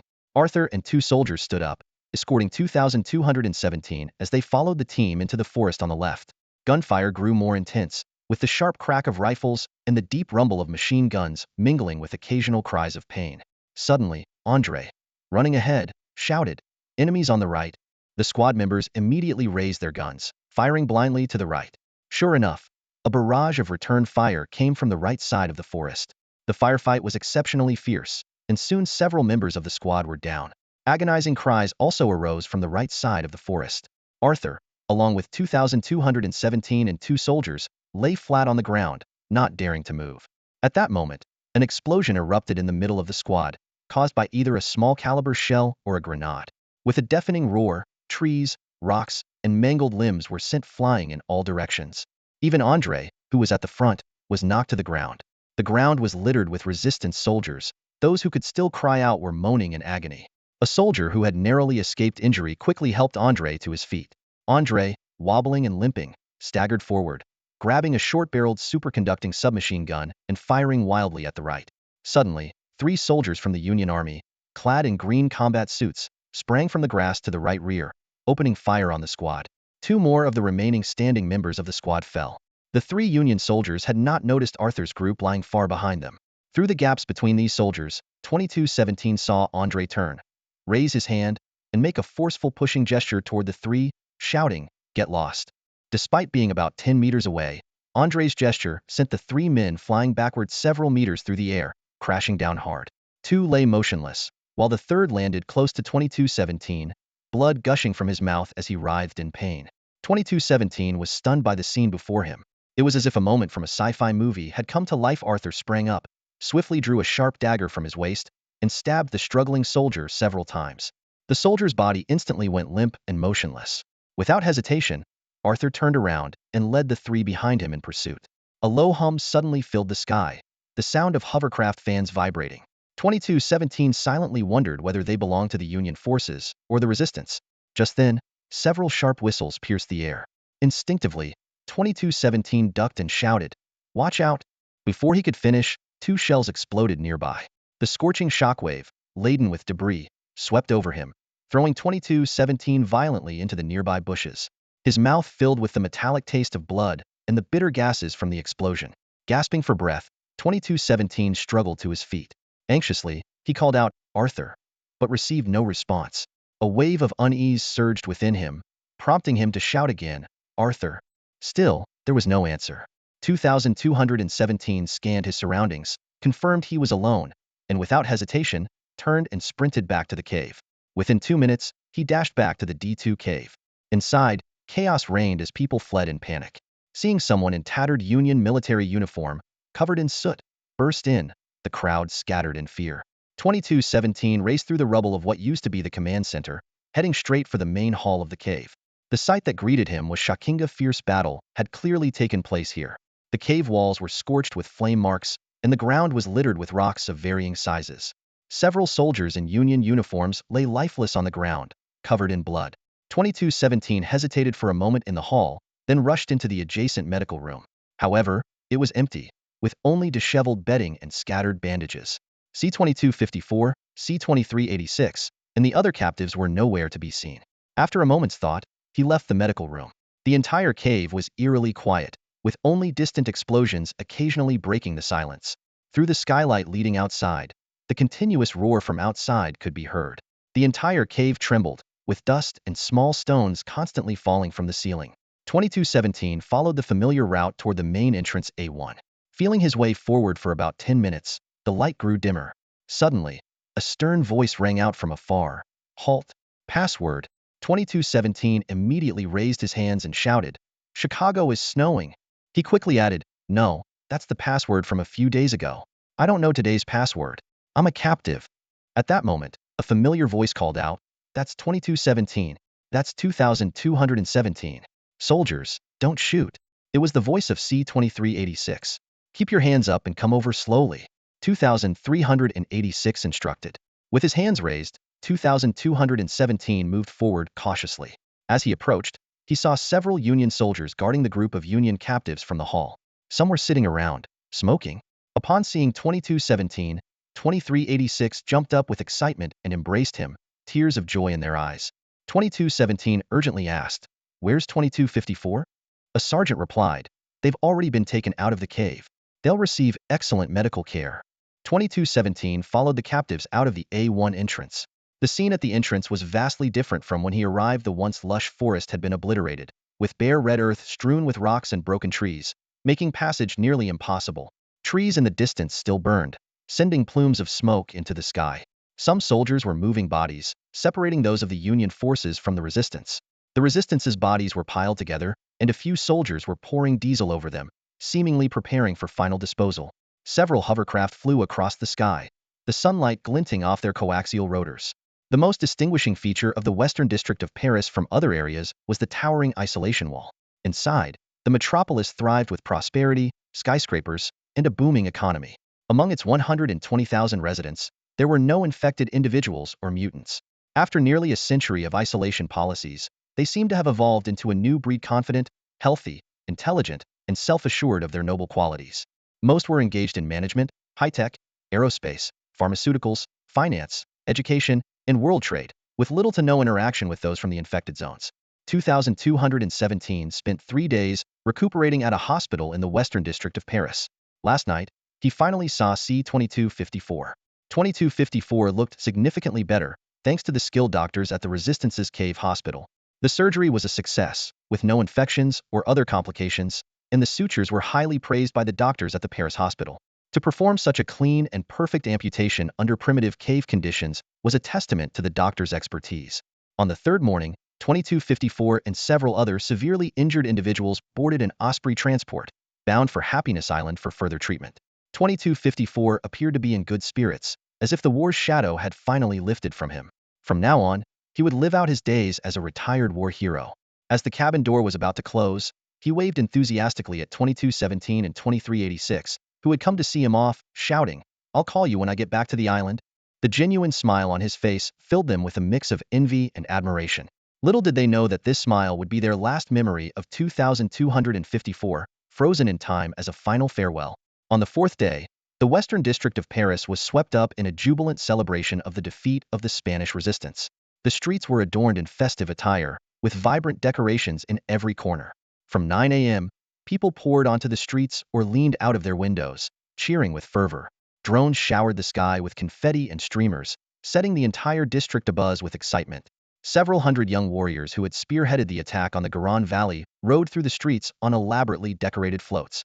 With garlands of fresh flowers draped around their necks, they waved at the cheering crowds. La Marseillaise and classic chansons blared from loudspeakers, adding a rich French flavor to the grand parade. Enthusiastic young women jumped onto the floats to kiss the young heroes, some of whom accepted the affection with delight, while others blushed shyly. Even 2217 and 2386 ended up with a few lipstick marks on their faces, feeling quite pleased with the admiration they received, willing to be captives of such affection. As night fell, fireworks continued to light up the sky. Due to the large number of attendees, the celebratory banquet was held at 3 different locations. 2217 and 2386 were assigned to the Hotel Raphael. Throughout the evening, generals, representatives from the League of Nations, and some unidentified dignitaries mingled with the soldiers, engaging in conversation and sharing meals. The soldiers listened humbly to the grandiose talk of these prominent figures. It was the most lavish banquet the two had ever seen. The buffet was laden with an array of exquisite dishes, some of which they had never even heard of. To keep certain foods fresh, dry ice was used, with milky white vapor cascading down the tiered serving tables. They eagerly sampled unfamiliar seafood and fruits, indulging until they were nearly bursting. The most astonishing culinary experience came from Mars Micronesian amoebas. To taste this delicacy, guests entered a soundproof room. Inside, the amoebas emitted cries like those of a wailing infant. Thrill-seeking diners gleefully skewered the screaming creatures, either frying them in oil or boiling them until their cries ceased. A sprinkle of sea salt and black pepper completed the dish, which was savored with great relish. Some adventurous souls even coated live amoebas with salt and chili powder, delighting in their writhing and cries before swallowing them whole. The green blood dripped down their chins, but the diners only laughed more heartily. Standing in front of the buffet table, 2217 held a plate in his hand, his gaze fixed on a piece of salmon. His stomach was already uncomfortably full, yet he hesitated on whether to continue eating. Just then, a flash of red caught his eye. Looking up, he saw a strikingly beautiful woman approaching him, a clear mix of Caucasian and Asian descent. She wore a stunning red evening gown with matching high heels. Her makeup was bold yet elegant, perfectly suited for the evening's affair. The low-cut design of her dress made 2217 slightly avert his gaze, while her subtly highlighted brown hair added an extra touch of allure. "Hello, soldier," she greeted cheerfully, pointing to the piece of salmon 2217 had been eyeing. "This salmon is from the Gulf of Alaska, quite the delicacy." "Oh, is that so?" 2217 replied, spearing a piece of fish and tasting it. It is indeed delicious." The woman scrutinized 2217 closely, making him a bit uncomfortable. "You're C-2217, right?" she asked with a tilt of her head. "How do you know?" 2217 responded, taken aback. A waiter passed by with drinks, and the woman gracefully picked up a glass of sparkling wine from the tray, taking a sip before exclaiming, "This is quite good. You're a hero, aren't you? One should know you." She gave 2217 a playful, teasing glance. 2217 felt uneasy, partly because he wasn't used to conversing with such a sophisticated woman, and partly because he knew he was merely a captive, far from being a hero. "I'm Benita, from Yulin Tech," she introduced herself with a smile. "Oh, hello." 2217 nodded politely. "Yulin is ranked among the top 10 companies globally, right?" "Depends on the criteria. In terms of overall strength, yes." Benita took another sip of her wine, her smile unwavering. "Have you thought about what you'll do after you leave the service?" "After the service? I haven't thought that far ahead." "Yes, there's still some time before you retire," Benita said, elegantly picking up an Argentine grape with her fork and placing it between her crimson lips. "You know, you're quite a unique guy." "Oh, really? Thank you." 2217 was puzzled as to why this seemingly high-class woman would take such an interest in him, a regular soldier. "When you retire, you might consider working for our company," Benita suggested. "Haha, why would that be? I don't really have any skills. Would I be a security guard?" 2217 joked. "You, yourself, are a treasure," Benita said with a gentle sway, taking another sip of her wine, her eyes sparkling with amusement. "Me?" 2217 suddenly recalled the scene in the cave of the Garan Valley where Andre insisted he stay with them. "Do I have something special?" he asked, confused. "Right now, not much. But in the future, who knows?" Benita moved closer, setting down her glass and looking up at him. She retrieved a business card from her low-cut dress, holding it between her fingers and offering it to him. "It has my contact information. Reach out when you have time, and I'll treat you to dinner." "Okay." With that, she playfully tapped his chest with her long, manicured fingernail, then turned to leave. Her red gown brushed against 2217's leg as she walked away. After a few steps, she glanced back at him, smiled at his dazed expression, and gracefully disappeared into the crowd. 2217 still held the card, warm and scented with her perfume. He looked down to read. Benita Veronica Lee, Ph.D. in Biomedical Science. Manager, Biomedical Department, Paris Branch. Yulin Tech. Below were her phone number and other contact details. 2 days later, aside from the media still celebrating the victory online, life for most had returned to normal. C-2217 and C-2386 returned to the headquarters at the Champs-Élysées infection zone. They first underwent a thorough debriefing by the intelligence department, recounting the entire capture process. However, 2217 deliberately omitted any mention of his encounter with Andre. The team, except for C-2254 who had returned to Happy Island, was reunited. The joy of reuniting after a long separation filled everyone with excitement, as they embraced and cheered for quite some time. E-3251 hugged C-2217 tightly, tears streaming down her face, and 2217 couldn't hide his own emotions, their faces wet with tears. The 4 newly deployed squads in Paris, consisting of 12 fighters, all participated in the Garan Valley battle, which was brutal. 3 were killed, 2 were seriously injured, 3 were captured including the 3 from one squad, 1 went missing, and only 3 were lightly injured. It was nearly a complete loss. Out of 98 fighters dispatched from the Champs-Élysées base, fewer than 40 returned unharmed. General Kyle, the base commander, hosted a modest celebration to welcome the returning warriors. The venue was simply arranged, with mostly canned food on the tables and only a few plates of somewhat fresh fruit, starkly contrasting the lavish dinners they enjoyed in the western district of Paris. General Kyle mingled with the crowd and approached a small squad. He raised his glass to toast 2217 and 2386. "To victory," he proclaimed loudly. The team members shouted their slogans passionately and downed their drinks. As General Kyle was about to leave, squad leader A1013 mustered the courage to step forward. In a low voice, he said, "General, I have some issues about internal corruption I'd like to report." General Kyle's penetrating gaze lingered on A1013's face for a moment before he gave a knowing smile. "Come to my office tomorrow morning to report," he said, patting A1013 on the shoulder and moving on to greet other squads. Meanwhile, after more than 8 hours of flying, C-2254 and 3 other severely injured warriors from Happy Island finally returned home. The airport was silent in the dead of night, with no welcome ceremony, only 2 ambulances waiting by the runway. The 4 were swiftly taken to the hospital and placed in separate isolation wards. To prevent potential virus spread, each room was guarded, with dedicated nurses attending to them. Over the next week, the 4 underwent a series of meticulous examinations. One, whose condition worsened, was moved to the ICU, while the other 3 remained relatively stable. During isolation, C-2254 requested to call Squad 1 in Europe, but the hospital denied the request. When he questioned why, the nurse simply replied, "You need to focus on your recovery." This dismissive answer left 2254 quite dissatisfied. The next day, the attending doctor made his rounds. He was astonished to find that the amputation surgery on 2254's right leg had preserved the knee joint, exclaiming, "It's incredible that such a high-level surgery was performed in a cave. The Resistance Alliance's doctors are truly exceptional." The doctor went on to explain the island's new technology, which allows metal prosthetics to naturally integrate with the bone and might even enable the regrowth of a new right leg years later. Delighted by this, 2254 immediately agreed to undergo the surgery. The operation proceeded quickly and was highly successful. The new prosthetic perfectly fit 2254's knee joint, with minimal rejection. Within 2 weeks, 2254 was able to walk slowly with a crutch. The doctor advised him to carefully feel the new prosthetic and offer suggestions for improvement. In the end, apart from the unfortunate ICU patient who passed away, the other 3 recovered well.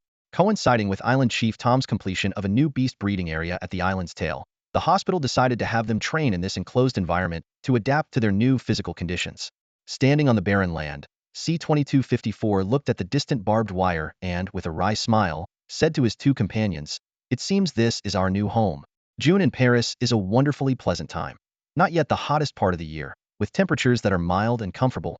A 1013 stormed out of the base command center with a grim expression, having been summoned for questioning for the 3rd time. Ever since he had the audacity to report the pharmaceutical losses to General Kyle, the base commander, the disciplinary department's inquiries had been relentless. "You don't conduct any investigations, yet you question me every day," a 1013 demanded angrily. The disciplinary department coldly responded, insisting that he provide the source of his evidence to verify the information. However, the most direct physical evidence A1013 could offer were 2 medicine bottles from a community hospital, one of which was bought on the black market without any proof of purchase. The testimonies of his squad members were also deemed invalid, as a 1013, being the squad leader, could potentially influence them. The other evidence A1013 had gathered could not directly prove that base supplies were ending up on the black market and instead put him under suspicion of defaming the base. The sudden backlash from society left A1013 feeling suffocated, with no outlet for his grievances except within his team. One night, A1013 approached 2 of his squad members, C-2217 and C-2386, his hands trembling as he nervously spoke, "Brothers, I feel like I'm in a tough spot. If possible, could you accompany me when I go out?" 2217 and 2386 exchanged glances, surprised at how dire the situation had become. After some discussion, the team decided that whenever A1013 went to the community, one of the soldiers would accompany him for protection, with 2217 and 2386 taking turns. On a night at the end of June, A1013 and C-2217 went to a post-infection community in the 6th arrondissement of eastern Paris. This area was home to the deformed, those with sequelae, and their descendants. In the distance, the Eiffel Tower stood shrouded in darkness, appearing aged and weary without its lights. The 2 avoided wearing conspicuous imperial military uniforms as A1013 led C-2217 through winding alleyways, frequently checking to ensure they weren't being followed. Once certain of their safety, they entered a dimly lit courtyard with Romanesque architecture. The garden was neatly kept, and a small gnome statue holding a hoe stood among the flowers. A 1013 knocked rhythmically on a pair of arched doors. Moments later, a butler opened the door and led them inside. "Colonel Palmy is in the bedroom. You can go up yourselves," the butler said, leaning on a cane. "My legs aren't what they used to be, and climbing stairs is difficult." In the second-floor bedroom, an elderly man with bronze skin and a receding hairline surrounded by long white hair reclined on the bed. A 1013 introduced him. "This is Colonel Palmy, from India, who has served in Europe for 30 years. With a hoarse, aged voice, Colonel Palmy recalled the scenes during Paris's 3rd infection wave.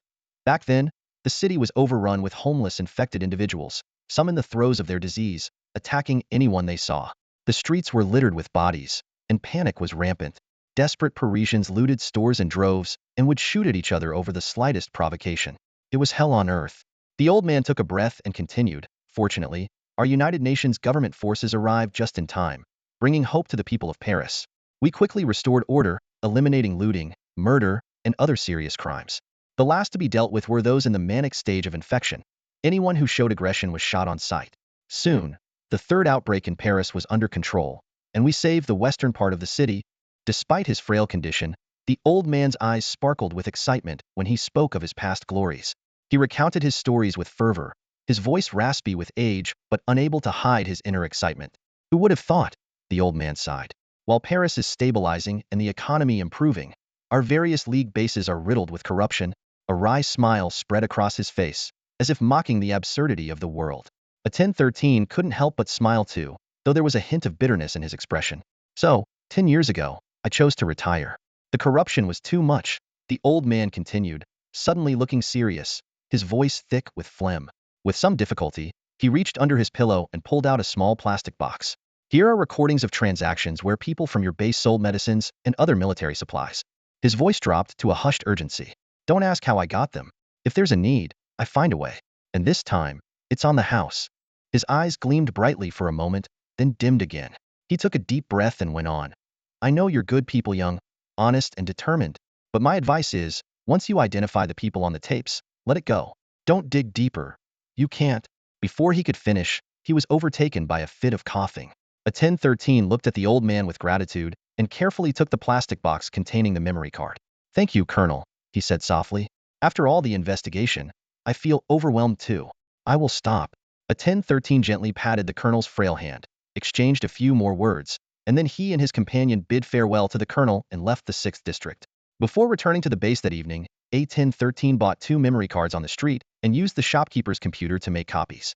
He gave one to 2217, instructing him to keep it safe, while he hid the other, planning to hand it over to the base's disciplinary department the next day. After a thorough analysis of the recordings by the disciplinary department, they identified the insiders as Lieutenant Ryder, Sergeant Henry from the Supply Adjustment Department, and Private Harrison. The video was shot in a regular store, showing a bustling scene outside. The 3 men were seen carrying boxes of supplies into the store. At the counter, Sergeant Henry presented various medicines and scarce medical supplies for the store owner to inspect. After the transaction, the store owner counted the money, and Lieutenant Ryder divided the spoils on the spot, clearly indicating it wasn't their first time doing such a deal. The 3 were detained and subjected to preliminary interrogation, where they began to confess. A 1013, along with 2217, 3251, and the rest of the team, felt a sense of relief, even though they knew there might be others involved. The warehouse records couldn't have been erased so easily otherwise. But adhering to the old colonel's advice, they decided to stop there. It was perhaps a way to honor the memory of the late Sylvia. On a Friday evening at the end of July, A1013 expressed a desire to visit an old friend and asked if either 2217 or 2386 could accompany him. Since 2217 was planning to go shopping with 3251 the next day and didn't want to be too tired, C2386 volunteered to go with A1013. Before they left, C2217 curiously asked A1013, "Are you going to tell the colonel the good news?" A 1013 chuckled, his facial muscles twitching slightly, and replied, "Maybe." And with that, he and C2386 headed out. The two didn't return that night. On Saturday morning, C2217 and E3251 donned casual clothes and eagerly set out to explore other parts of Paris. During these outings, whenever dining alone with 3251, 2217 would excitedly recount that triumphant night, describing all the exotic foods he had tasted. 3251 would laugh at the wonder in her boyfriend's voice, thinking he was like a country bumpkin seeing the world for the first time. Yet, she herself hadn't seen those things either. By noon, they found themselves at a steakhouse not far from the Eiffel Tower, enjoying lunch. The Eiffel Tower still stood tall, but after nearly a century of neglect due to the pandemic, it appeared rusted and worn. From a distance, the black iron structure was interspersed with brown rust, giving it a sense of decay. 3251 sipped her handcrafted cappuccino, savoring the fine filet mignon at a leisurely pace. In the post-pollution zone, such a meal was considered a luxury. The cool breeze from the air conditioning inside mingled with the warm summer air outside through the open windows, creating a pleasant spring-like atmosphere. The gentle breeze brushed through 3251's long hair, and she tucked it behind her ear, saying to 2217, "Do you remember that old book the African man gave you? The one about the sights of Singapore?" 2217 nodded, sipping his iced chocolate milk through a straw. "I do. It's strange. After seeing all those pictures of Singapore, I started dreaming about those places. It felt so real, like I was actually there. 3251 gazed thoughtfully at the distant Eiffel Tower. It's funny. I never dream about landmarks like the Eiffel Tower or the Arc de Triomphe, even though I see them all the time. Maybe you're meant to be in Singapore. 2217 joked with a laugh. It feels like I lived there in another life. 3251 mused, a mysterious smile playing on her lips. 2217 cut a piece of steak, savoring the juicy flavor. Who knows, maybe you were a Singaporean in your past life. He closed his eyes, swaying his head, lost in the taste of the medium-rare steak. Could be. 3251 laughed, taking another sip of her coffee. Just then, 2217's phone rang. It was a call from the base command. A voice on the other end urgently instructed, "Return to base immediately. There's been a major incident. We need your cooperation for an investigation." What happened? 2217 felt a sense of dread. "Two members of your team have died. Report back immediately." What? 2217 felt a surge of adrenaline. He looked at 3251, his expression grave. Something serious has happened. Not far from the base, the forest was dense with trees. The July sunlight made the leaves glisten. Before 2217 and 3251 even entered the base gates, they noticed a group of people rushing towards the forest. Driven by curiosity, they followed the crowd to the far side of the forest, away from the base's walls, and the scene before them made their blood run cold. A huge tree held the naked body of a 1013, suspended by an iron hook that pierced his back. His skin had been split open down the middle of his spine, with bamboo skewers holding the skin apart like a pair of bloody wings. His face was half covered in scars, and his head drooped lifelessly, wearing intact glasses that had clearly been placed on him post-mortem. The ground beneath the tree was almost devoid of blood, suggesting this wasn't the primary crime scene. Not far away, C-2386 knelt on the ground, fully clothed. His posture was fixed with bamboo skewers, and there was a conspicuous bullet hole in the back of his head, with dried blood indicating he had been killed instantly. In front of C-2386, near the tree where A-1013 was hanging, a cross made of long bamboo poles held a cardboard sign with bold letters, "Ellisback, la curiosité est un vilain défaut." Ellisback, curiosity is a shameful flaw. 3251 collapsed to the ground, sobbing uncontrollably. 2217 crouched down to hold him, his anger quickly replaced by fear. He realized that if he had gone out with a 1013 the previous night, it could have been him kneeling there instead of 2386. The bodies had likely been hung up in the early morning. This side of the woods was away from the base's walls and lacked surveillance. Hanging the bodies on the edge of the forest was clearly meant to draw attention and instill fear. This was evidently a meticulously planned group crime, with a method so brutal it sent chills down the spine. 2217 helped 3251 to the base wall to rest, then carefully examined the scene for possible clues. He called the base command center, demanding to know why no one had come to secure the scene. The command center claimed they had just learned of the incident, and that the forensic team and military police were on their way. However, the surrounding murmurs suggested the event had occurred hours ago, raising doubts about the base's sluggish response. After more than 10 minutes, the forensic team and military police finally arrived to handle the scene. Other members of Team 1 also arrived, and upon seeing the horror, they broke into tears, embracing one another. 2217, suppressing his grief, took 3251 to the command center for a detailed investigation. The inquiry covered the victims' recent activities, the whereabouts of 2217 and 3251, and the situation of other Team 1 members. 2217 cautiously withheld the fact that A-1013 had given him a backup video card. Due to the gravity of the case, Team 1's dormitory was sealed off for investigation, and the team members were temporarily housed in a modified shipping container. That night, a heavy atmosphere hung over everyone, and few could sleep. They gradually realized that an invisible and powerful force was controlling everything inside the base, leaving them with the choice to comply, distance themselves, or become involved. 2217 suddenly thought of Colonel Palmy, of Indian descent, and worried about his safety. He decided to seek out Palmy the next day, to inform him and seek his advice. At dawn, 2217 woke 3251 and quietly shared his plan. They each discreetly concealed a handgun, and 2217 also packed a change of clothes in his bag. As they left, they casually greeted those they encountered, claiming they were going out for a break. Since it was Sunday, no one suspected anything, offering understanding and support instead. And so, 2217 and 3251 embarked on a journey full of uncertainties. The two acted relaxed, chatting and laughing as they took a cab back to the steakhouse they had visited the day before, near the Eiffel Tower and by the Seine River. It was early morning with few people around, so they chose the same window seat facing the tower as they did yesterday. Once seated, 2217 didn't open the window as he usually would. Instead, he quickly got up, grabbed his bag, and hurried to the restroom. In a stall, he swiftly changed into clothes of a different color, put on a hat, left the bag by the restroom door, and quietly slipped out the back door of the steakhouse. 3251 walked to the restroom door, picked up the bag, and retrieved the clothes 2217 had just changed out of. She then moved to a corner of the steakhouse where a fabric mannequin was kept, draped the clothes over it, and dragged it to the seat where 2217 had been sitting. 3251 opened the window on her side. From outside, she was clearly visible sitting by the window, while through the unopened window on the opposite side, a faint silhouette of a person, presumably 2217, could be seen. The waiter was puzzled by the lady placing a mannequin across from her. 3251 explained that her boyfriend had stepped out for a moment, and she didn't want to have coffee alone. The seasoned waiter, having seen many things, didn't question further. Meanwhile, 2217 slipped into an alley from the back door, now wearing a hat and quickly donning a mask. He briskly walked through 2 blocks, catching sight of Colonel Palmy's Roman-style courtyard from a distance. To ensure safety, he circled the block a few times, confirming he wasn't being followed before approaching the door and knocking rhythmically. The courtyard was bright with sunlight, lush with greenery, and meticulously organized. 2217 couldn't help but think how nice it would be to own such a place, to live quietly and detached from the world. The pandemic had changed too many lives. He knocked again. The door opened, but it wasn't the elderly butler he had met a few nights ago.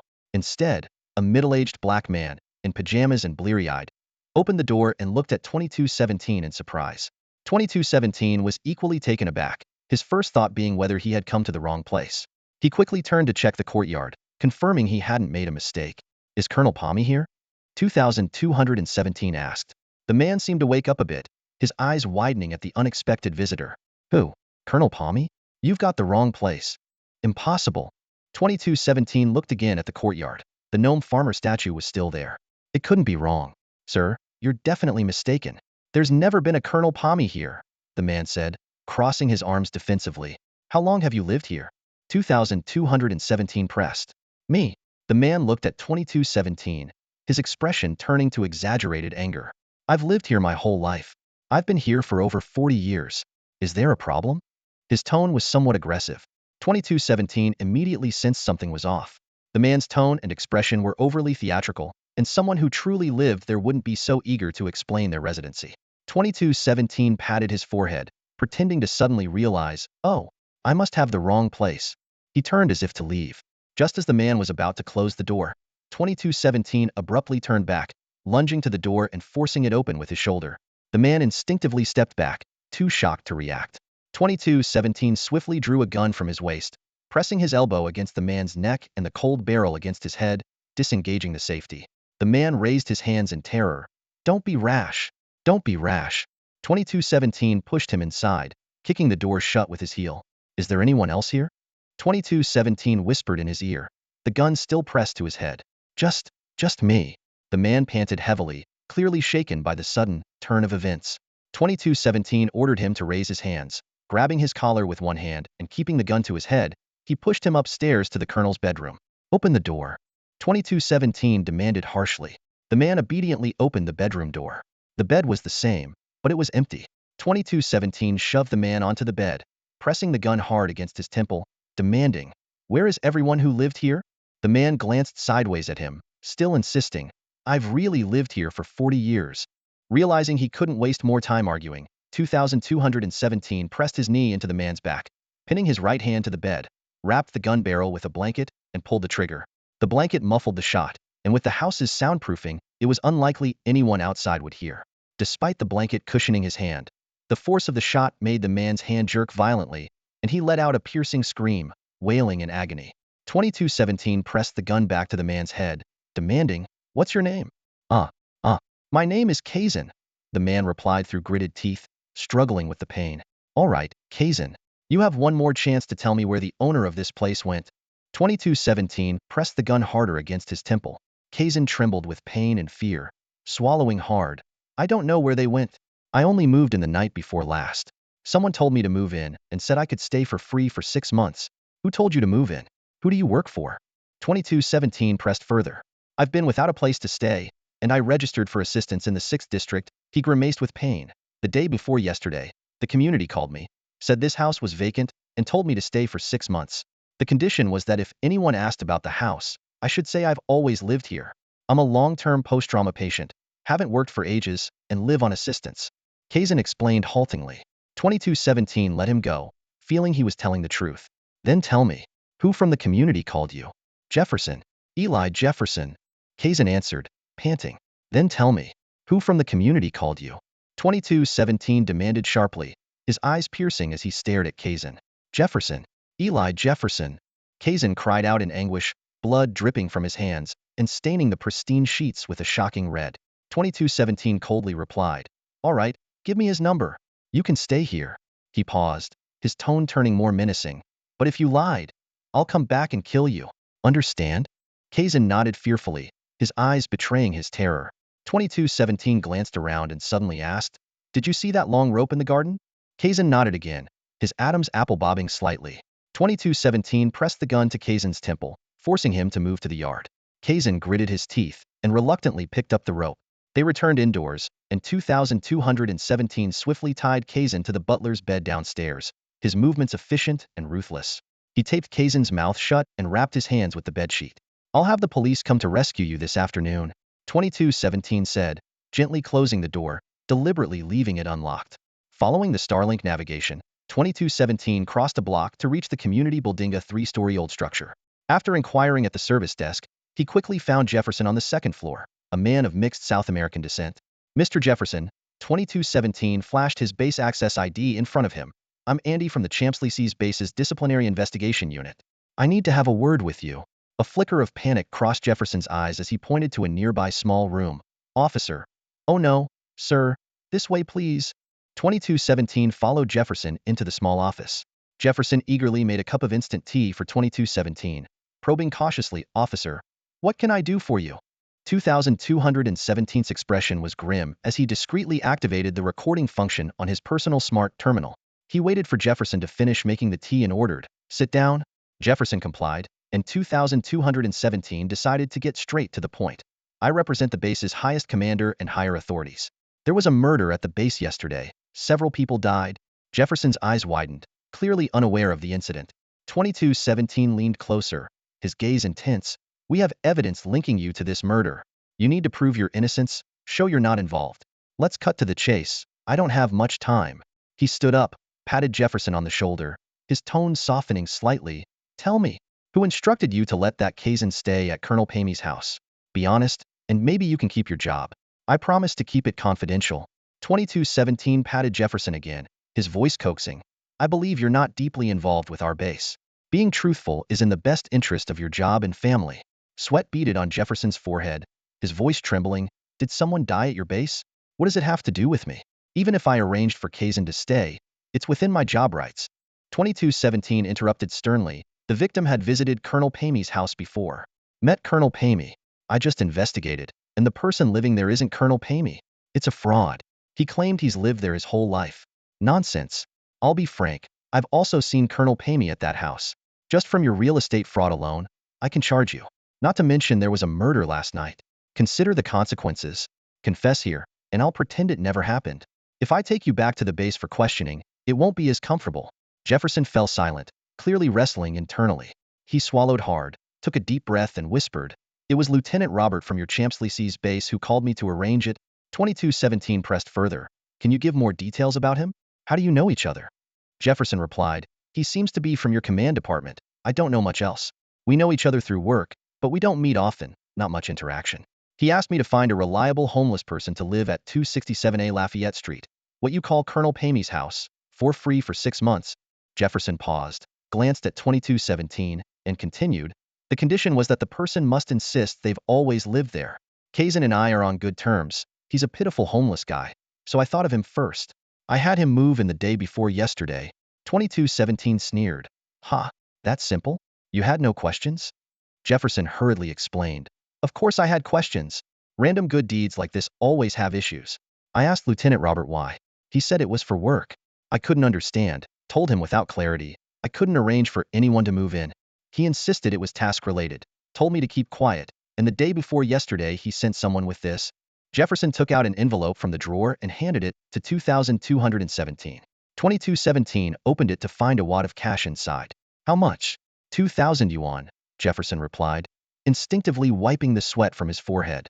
Nervously, he added, I answered truthfully. I don't want the money. I just hope you'll keep your promise and keep this confidential. I want to keep this job. 2217 smirked, his expression filled with disdain. Huh? You let yourself be bought for that little amount? His voice dripped with contempt. Jefferson bowed his head, remaining silent as his fingers anxiously twisted together. 2217 pressed on. Do you have a photo of Lieutenant Robert? No. Jefferson answered quickly. Then give me his phone number. 2217 commanded. After a moment's hesitation, Jefferson pulled a slip of paper from his pocket and handed it to 2217. Taking the paper, a hint of satisfaction flickered in 2217's eyes. He spoke in a low voice. I promise to keep this secret. You must do the same for me. Don't inform Lieutenant Robert. Don't tell anyone I came to see you. Understand? Otherwise, it won't end well for anyone. Jefferson nodded hastily, beads of sweat multiplying on his forehead. 2217's tone softened slightly. Keep the money. I won't say anything. He paused and added, you should head to Colonel Pammy's house later. Kazan's injured and is in bed.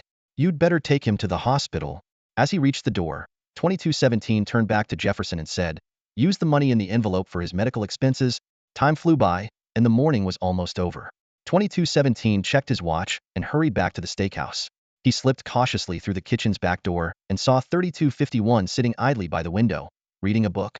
Catching sight of 2217 from the corner of his eye, 3251 made a gesture indicating all was well. 2217 approached the restroom sink to wash his hands.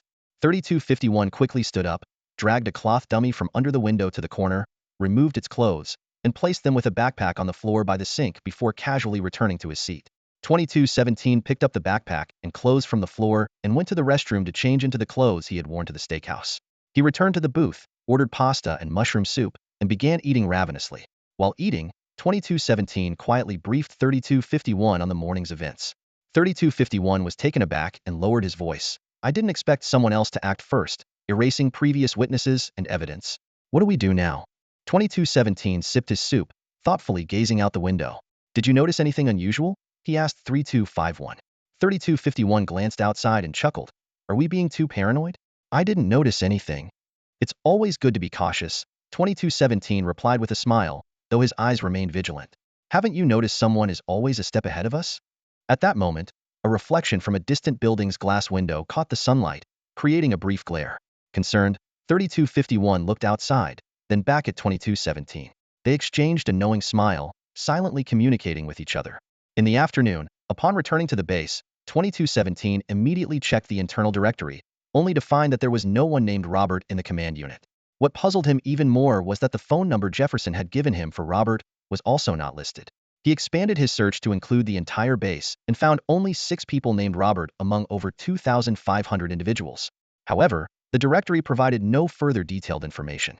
2217 found himself in a predicament. He didn't dare to openly search within the base, nor could he report this to base authorities, fearing he might end up like squad leaders A1013 and C2386. He shared the situation with the rest of the squad, and everyone seemed somewhat dejected. Just then, 2 ladies from the supplies team, B1260 and B1279, had a sudden inspiration. They remembered that the supply system contained more detailed information about each person, including height, weight, photos, and even unit names and phone numbers. This discovery rekindled their hope. B1260 quickly logged into the system and first entered the mysterious phone number, but found no record.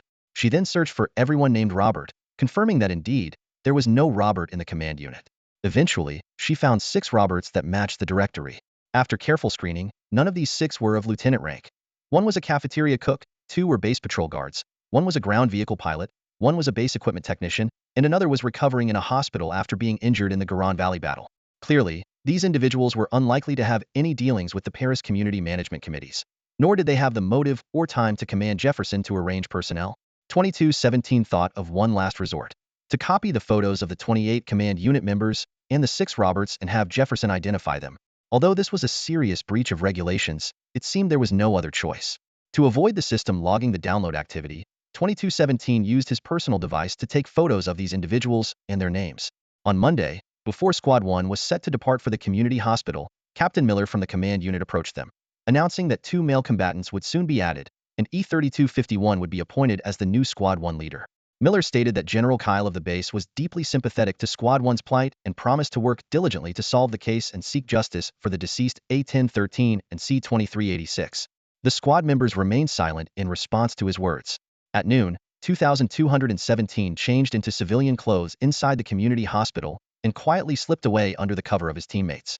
He took a bus around several blocks, then walked through several streets to ensure he wasn't being followed, eventually arriving at the 6th community. There, he found Eli Jefferson in the community office building and asked him to identify the people in the photos. Unexpectedly, Jefferson did not recognize anyone in the photos. This meant the person was neither a member of the command unit nor named Robert, unless Jefferson was deliberately pretending not to know. However, this person had indeed interacted with Jefferson's community for work reasons, indicating he was likely from the Champs-Élysées base.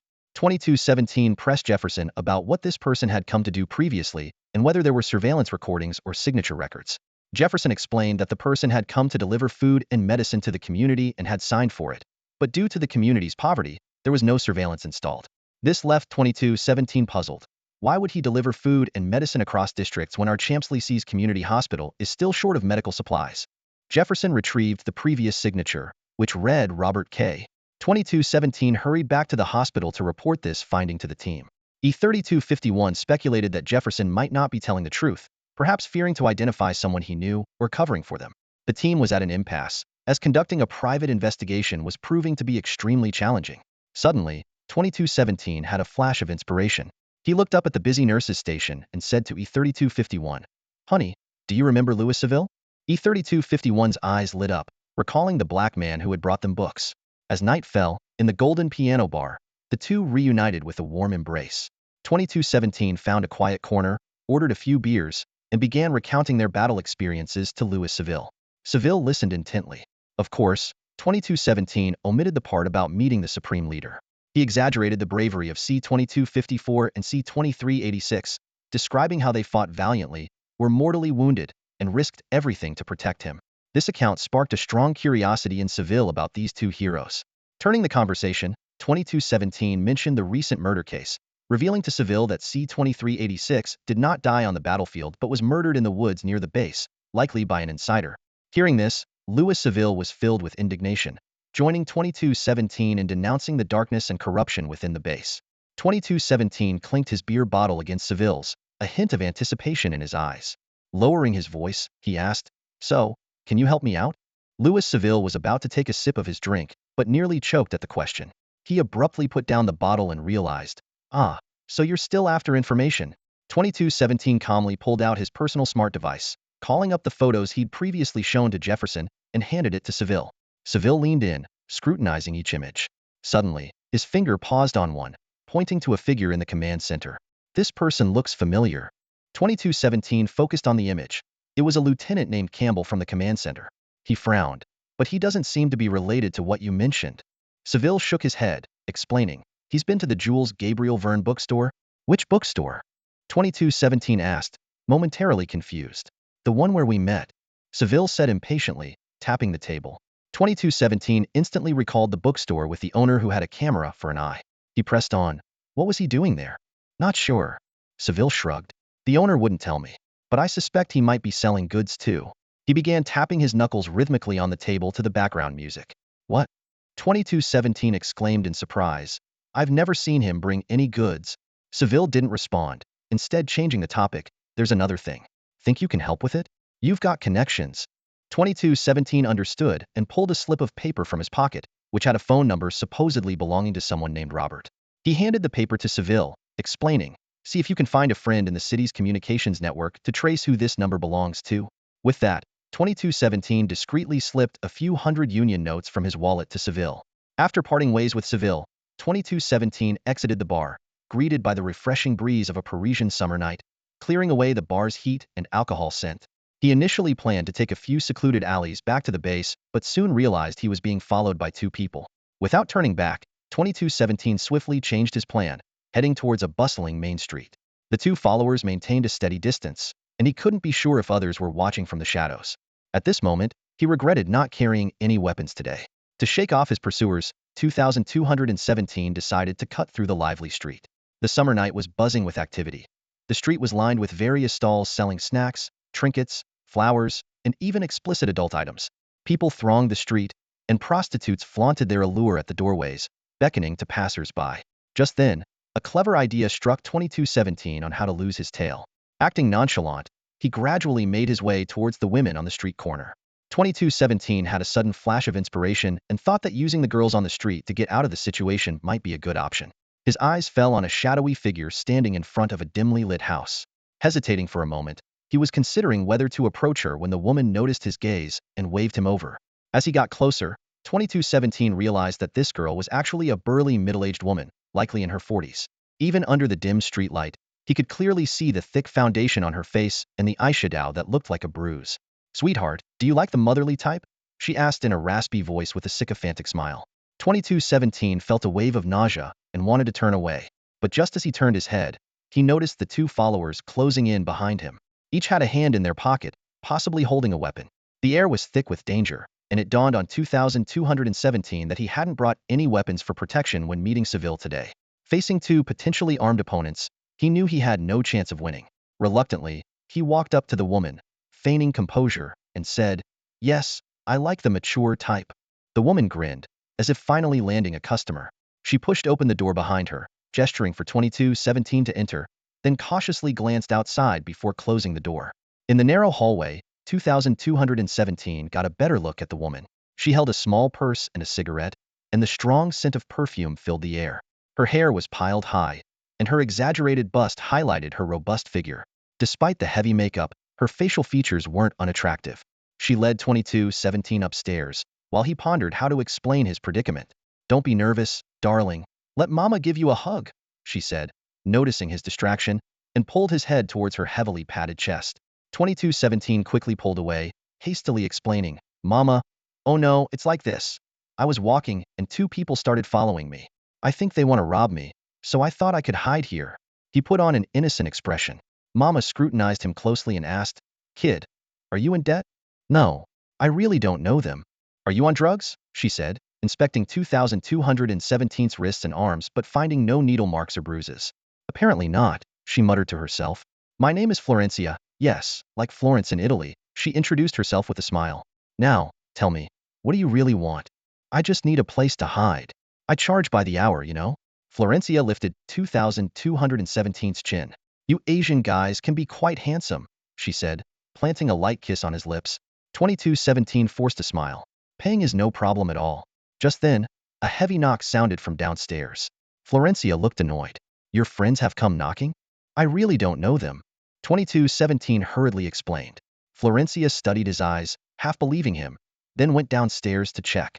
Seizing the opportunity, 2217 pulled out his personal device and quickly deleted the images stored on it. Florencia opened the door to find two men in jackets standing there. "What do you want?" she asked, sensing that they weren't here for pleasure. "We're police officers. We need to ask your guests some questions," one of them said, flashing his badge. "How strange." Florencia, experienced as she was, retorted immediately, "We're a legally operating establishment under the Union government. Have my guest and I broken any laws?" Not currently." The two exchanged glances. "My guest hasn't committed any crime against me. In other words, I'm safe," she said, hands on her hips. "So without a search warrant, you can't come in. Do you have one?" No." The two weren't expecting to be blocked at the door. Upstairs, 2217 opened a bedroom window, noticing the slanted red-tiled roof of another brothel below. He began considering the possibility of escaping that way. "Your guest is suspected of murder, bribery, and other crimes. Did you know that?" One of the men pushed against the door, preventing Florencia from closing it. "That's what you say." "I don't know." Florencia was genuinely annoyed now. The longer they stayed at the door, the more it affected her business. "Please leave." The two men exchanged a look and suddenly drew their guns, rushing in. Florencia was startled and instinctively screamed. "What are you doing?" One of them shoved Florencia aside and ran upstairs, pulling a long silencer from his pocket and screwing it onto his gun as he went. Another man followed, but the sturdy Florencia intercepted him from behind with a firm grip around his waist. She shouted, "Robbery!" The man struggled fiercely, trying to break free from Florencia's hold, but she clung to him tightly, preventing him from catching up with his accomplice ahead. Hearing the commotion and footsteps downstairs, 2217 realized something was wrong. Without hesitating, he climbed out the window and jumped onto the slanted roof next door. The roof tiles crackled under his feet. Looking down, he saw the daunting height and knew he couldn't jump directly. He had no choice but to run to the next rooftop. Suddenly, a gunshot shattered the night silence. The bullet hit the tiles, sending shards flying into 2217's face. With adrenaline surging, he leaped onto the next house's roof. Another shot rang out, the bullet whizzing past his ear and hitting the nearby eaves. 2217 rolled across the rooftop, crouching as he continued to run forward. The man in the jacket who fired the shot followed closely, climbing out the window and jumping onto the slanted roof, quickly pursuing and soon reaching the next rooftop. Meanwhile, the man held by Florencia, enraged and humiliated, struck her head hard with the butt of his gun. Florencia felt a sharp pain as warm blood trickled down her cheek. Terrified, she screamed, "Murder!" and involuntarily loosened her grip. The second man in the jacket seized the opportunity to break free, rushed up to the second floor, and seeing his partner chasing on the rooftop, he too jumped up to join the pursuit. The various ambiguous neon lights hanging below flickered and shifted, casting a mix of light and shadow across the rooftops, barely revealing their outlines. 2217 reached the flat roof of the fourth house, panting heavily. He first noticed a gap by a water tank, and was about to hide there when he spotted a wooden stool leg on the ground. A quick idea flashed in his mind, and he changed his plan. He swiftly picked up a broken brick and threw it towards the gap in the water tank. The brick hit with a loud bang. 2217 quietly hid on the other side. The first man in the jacket, upon hearing the noise near the water tank, slowed his pace cautiously and carefully approached the source of the sound. The first man in a jacket who caught up heard a noise by the water tank and cautiously moved toward it. Upon reaching the gap, he raised his gun and fired twice into the darkness. The gunshots echoed across the rooftop. 2217 reacted instantly to the sound of gunfire. He leaped out, swinging a chair leg in his hand towards the jacketed man's arm. The man only saw a flash of shadow from the side before receiving a heavy blow to his hand. The gun flew from his grip, bounced once on the ground, and slid to the lower rooftop. Overwhelmed by pain, the man in the jacket let out a heart-wrenching scream. Ah! His hand might have been broken, and he instinctively bent over to clutch the injury.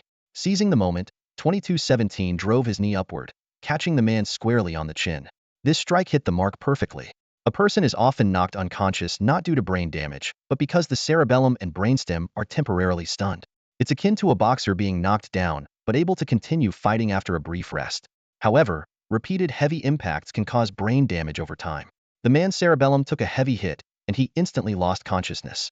His body fell backward, hit the wall, and rolled to the ground, limbs twitching uncontrollably. 2217 didn't have time to check on him. He leaped over the fallen body to look for the gun that had dropped to the lower level. He hesitated, wondering if he should jump down to retrieve it. By now, a crowd had gathered on the street, craning their necks to see what was happening on the roof. The second man in a jacket heard his companion scream and realized something was wrong. He slowed his pace, jogging forward with his gun raised. Suddenly, he saw 2217's head peeking from behind another rooftop wall. He fired immediately, but the bullet missed its target, hitting who knows where. Hearing the gunshot, 2217 realized the second pursuer was closing in. He swiftly got up, vaulted over a wall, and jumped down. At that moment, the second man caught sight of him and fired again. Such blind shooting sometimes has unexpected results. The bullet grazed 2217's hip, cutting a line into his skin. He landed on the fifth rooftop, leaning against the wall he had just scaled. He felt a sharp pain in his hip, touched it, and found his hand wet with blood. He crouched down, waiting for the second man to come over the wall. Soon, the man climbed up, panting, gun at the ready, searching for 2217. Hidden in the shadows below, 2217 seized the moment, stood up quickly, and grabbed the man's ankle, yanking hard. The man lost his balance and fell from the high wall. He let out a desperate cry, "Ah," as he instinctively reached out, grabbing 2217's extended arm. The momentum pulled 2217 down, and they both crashed heavily onto the rooftop. The dilapidated roof couldn't withstand the impact and collapsed with a crash. Inside, the room was filled with the intoxicating scent of incense, and a blues tune played softly. In the dim pink light, a graceful performer was suspended from silk ropes hanging from the ceiling, executing a complex dance. The ropes tightly hugged her body, highlighting her curves. A guest lay on the bed, captivated by the performance, on the verge of ecstasy. Suddenly, the roof gave way with a loud crash. The combined weight of the two men and the performer proved too much for the fragile ceiling. The performer, along with the red ropes, fell onto the bed and then bounced to the floor, a bit disheveled but relatively unharmed. 2217 and the jacketed man crashed down with debris and bricks onto the naked guest. The guest first let out a startled cry, followed by a scream as piercing as a pig's last squeal. This unexpected disaster might mean he'll spend the rest of his life striving to regain his vigor. The performer, recovering from the shock and pain, also began to scream. When they hit the bed, the man's jaw slammed into 2217's forehead, one of the hardest bones in the human body. The impact caused the man's teeth to pierce his own tongue. He immediately lost his ability to attack, curling up instinctively, hands tightly covering his mouth. 2217 felt a sharp pain in his forehead, but he pushed the man aside, noticing blood seeping through the man's fingers as he held his mouth, clearly indicating a serious tongue injury. Recognizing his chance, 2217 quickly got up, grabbed the red rope from the floor, straddled the man, and deftly tied his hands behind his back with a secure knot. Breathing heavily and rubbing his sore forehead, 2217 demanded, "Who sent you?" The man in the jacket was coughing up blood, groaning in pain, unable to speak. His chest heaved violently, eyes filled with fear and despair. Just then, there was a loud knocking at the door, accompanied by a frantic voice, "What's going on in there?" The technician heard the voice outside and began to scream even louder, curling up in a corner, trembling all over. Realizing time was running out, 2217 knew he couldn't delay any longer. He quickly turned over the man in the jacket, searching him. Soon, he found an ID card that clearly read, International United Conference Government, Police Headquarters Security Division 4th Bureau, Alexei Markovich. Rank, 2nd Lieutenant. There was also a string of identification numbers below. This discovery shocked 2217. He had initially thought these two were from the base, but it turned out they were bona fide UN police. Yet, what was even more puzzling was why they wanted to kill him. If there was something to investigate, they could have approached him directly. Why resort to shooting right away? This was clearly an attempt to kill him. The pounding on the door grew more urgent, indicating it was about to be broken down. Inside, the situation was deteriorating. The technician continued her hysterical screams, while the man in the jacket groaned in agony. 2217 made a quick decision. He turned Markovich onto his side to allow the blood to drain from his mouth, preventing suffocation. Then, he picked up the gun on the floor, switched on the safety, and tucked it into his waistband. Glancing at the terrified, naked technician, 2217 quickly opened the window. He deftly stepped onto the ledge outside, grabbed the drain pipe next to the window, and swiftly slid down to the ground floor. Amidst the astonished gazes of passers-by, he ran out of the red light district without looking back. For the next few days, 2217 didn't dare leave the shipping container dormitory at the base. He had wounds on his buttocks, cheeks, and forehead, which 3251 and others carefully tended to. The incident had shocked everyone. No one had expected UN police involvement, and certainly not that they would turn against their own. Surprisingly, the incident that had caused such a stir in the red light district seemed to have never occurred. There was no mention of it online or on television, only the occasional discussion in chat communities, which quickly disappeared. In the following month, the work of Team 1 seemed unaffected. They continued their routine duties at the community hospital, but everyone was more cautious, not daring to leave the base alone.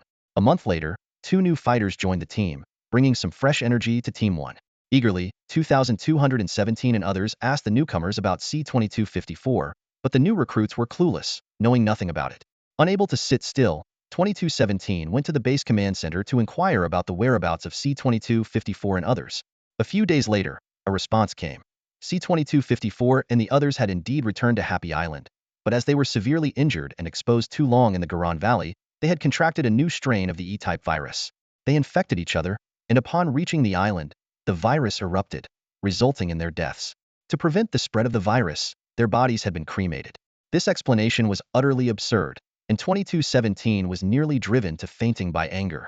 How could anyone believe such a story? Did they think everyone was a fool? This kind of Tacitus trap only deepened suspicions. C-2217 held E-3251 close and sighed deeply. They both felt they had seen through the essence of this world. On the surface, this world preached fairness, justice, ending isolation, eradicating poverty, and helping the weak. But in reality, if you touched the interests of a small group, you would face treatment as brutal as the blood eagle torture of the Viking pirates. A month after the incident in the red light district, Louis Seville's attempt to trace that phone number also ended in failure. The number was registered under an obvious alias Louis XIII, and this lead was thus cut off. 2217 pondered these futile pieces of knowledge silently, filled with disappointment and helplessness towards the world. Autumn is approaching in the northern hemisphere, yet Fiji's tropical maritime climate remains as hot as summer. Speaker Arsene de Klerk Duke leaned down to kiss his nearly 90-year-old mother, Elsa. Sitting by the floor-to-ceiling window, her silver hair glistened in the sunlight, but her gaze was somewhat distant due to dementia. "Mom, I'm flying to Happy Island tomorrow. Would you like me to bring back some venison for you? Duke asked gently. Elsa stared at her son for a long time before suddenly saying, I want to eat the venison your father roasted. Where is your father? Duke's brow furrowed slightly, a tinge of sadness welling up inside him. He walked over to the electronic fireplace, gazing at the yellowed family photo above it. The photo had been there for over 20 years in the ozone-rich air, looking like an artifact from a century ago. In this tropical region, having a fireplace on each floor seemed excessive, but it was something old Duke insisted on, more for nostalgia than warmth. Mom, Dad has been gone for over 20 years now. Duke knelt in front of his mother, gently stroking her hand. Elsa looked at her son in surprise, touching his graying hair, stubbornly insisting, How is that possible? I just had his black truffle soup a few days ago. Sigh. All right, as long as you're happy. Duke stood up helplessly and turned to the two home nurses behind him. The hurricane has passed, so you can take her outside for some sun in the morning? The nurses nodded slightly in response. Duke's young wife, Kate, also kissed his mother's forehead gently. Rest well, Mom. We'll bring you something delicious when we return. Myler Sante à vous. Wishing you good health. Happy Island, similar in latitude to Fiji but slightly south, has recently expanded its mid-mountain hunting grounds. In addition to the docile sika deer and zebras, they've added gazelles, wildebeests, ostriches, and kangaroos. These herbivores, when undisturbed, create a beautiful scene on the island. The mix of Asian, African, and Australian wildlife adds a lot of fun to the island.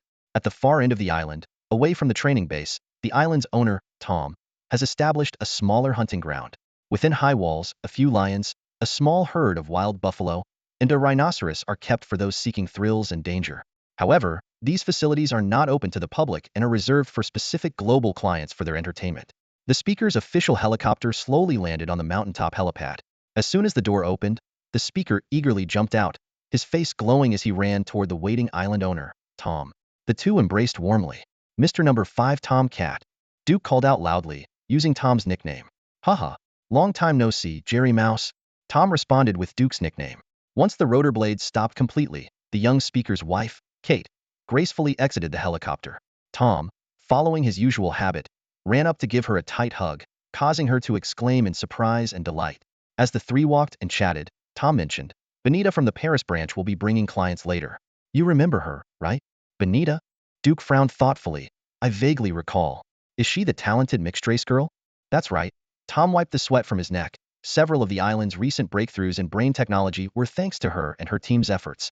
Without their help, the island wouldn't have developed so smoothly in recent years. The three of them took a ride in an open-top golf cart, driven by Tom, to Aloha, the island's most luxurious hotel. This was Kate's second visit to the island.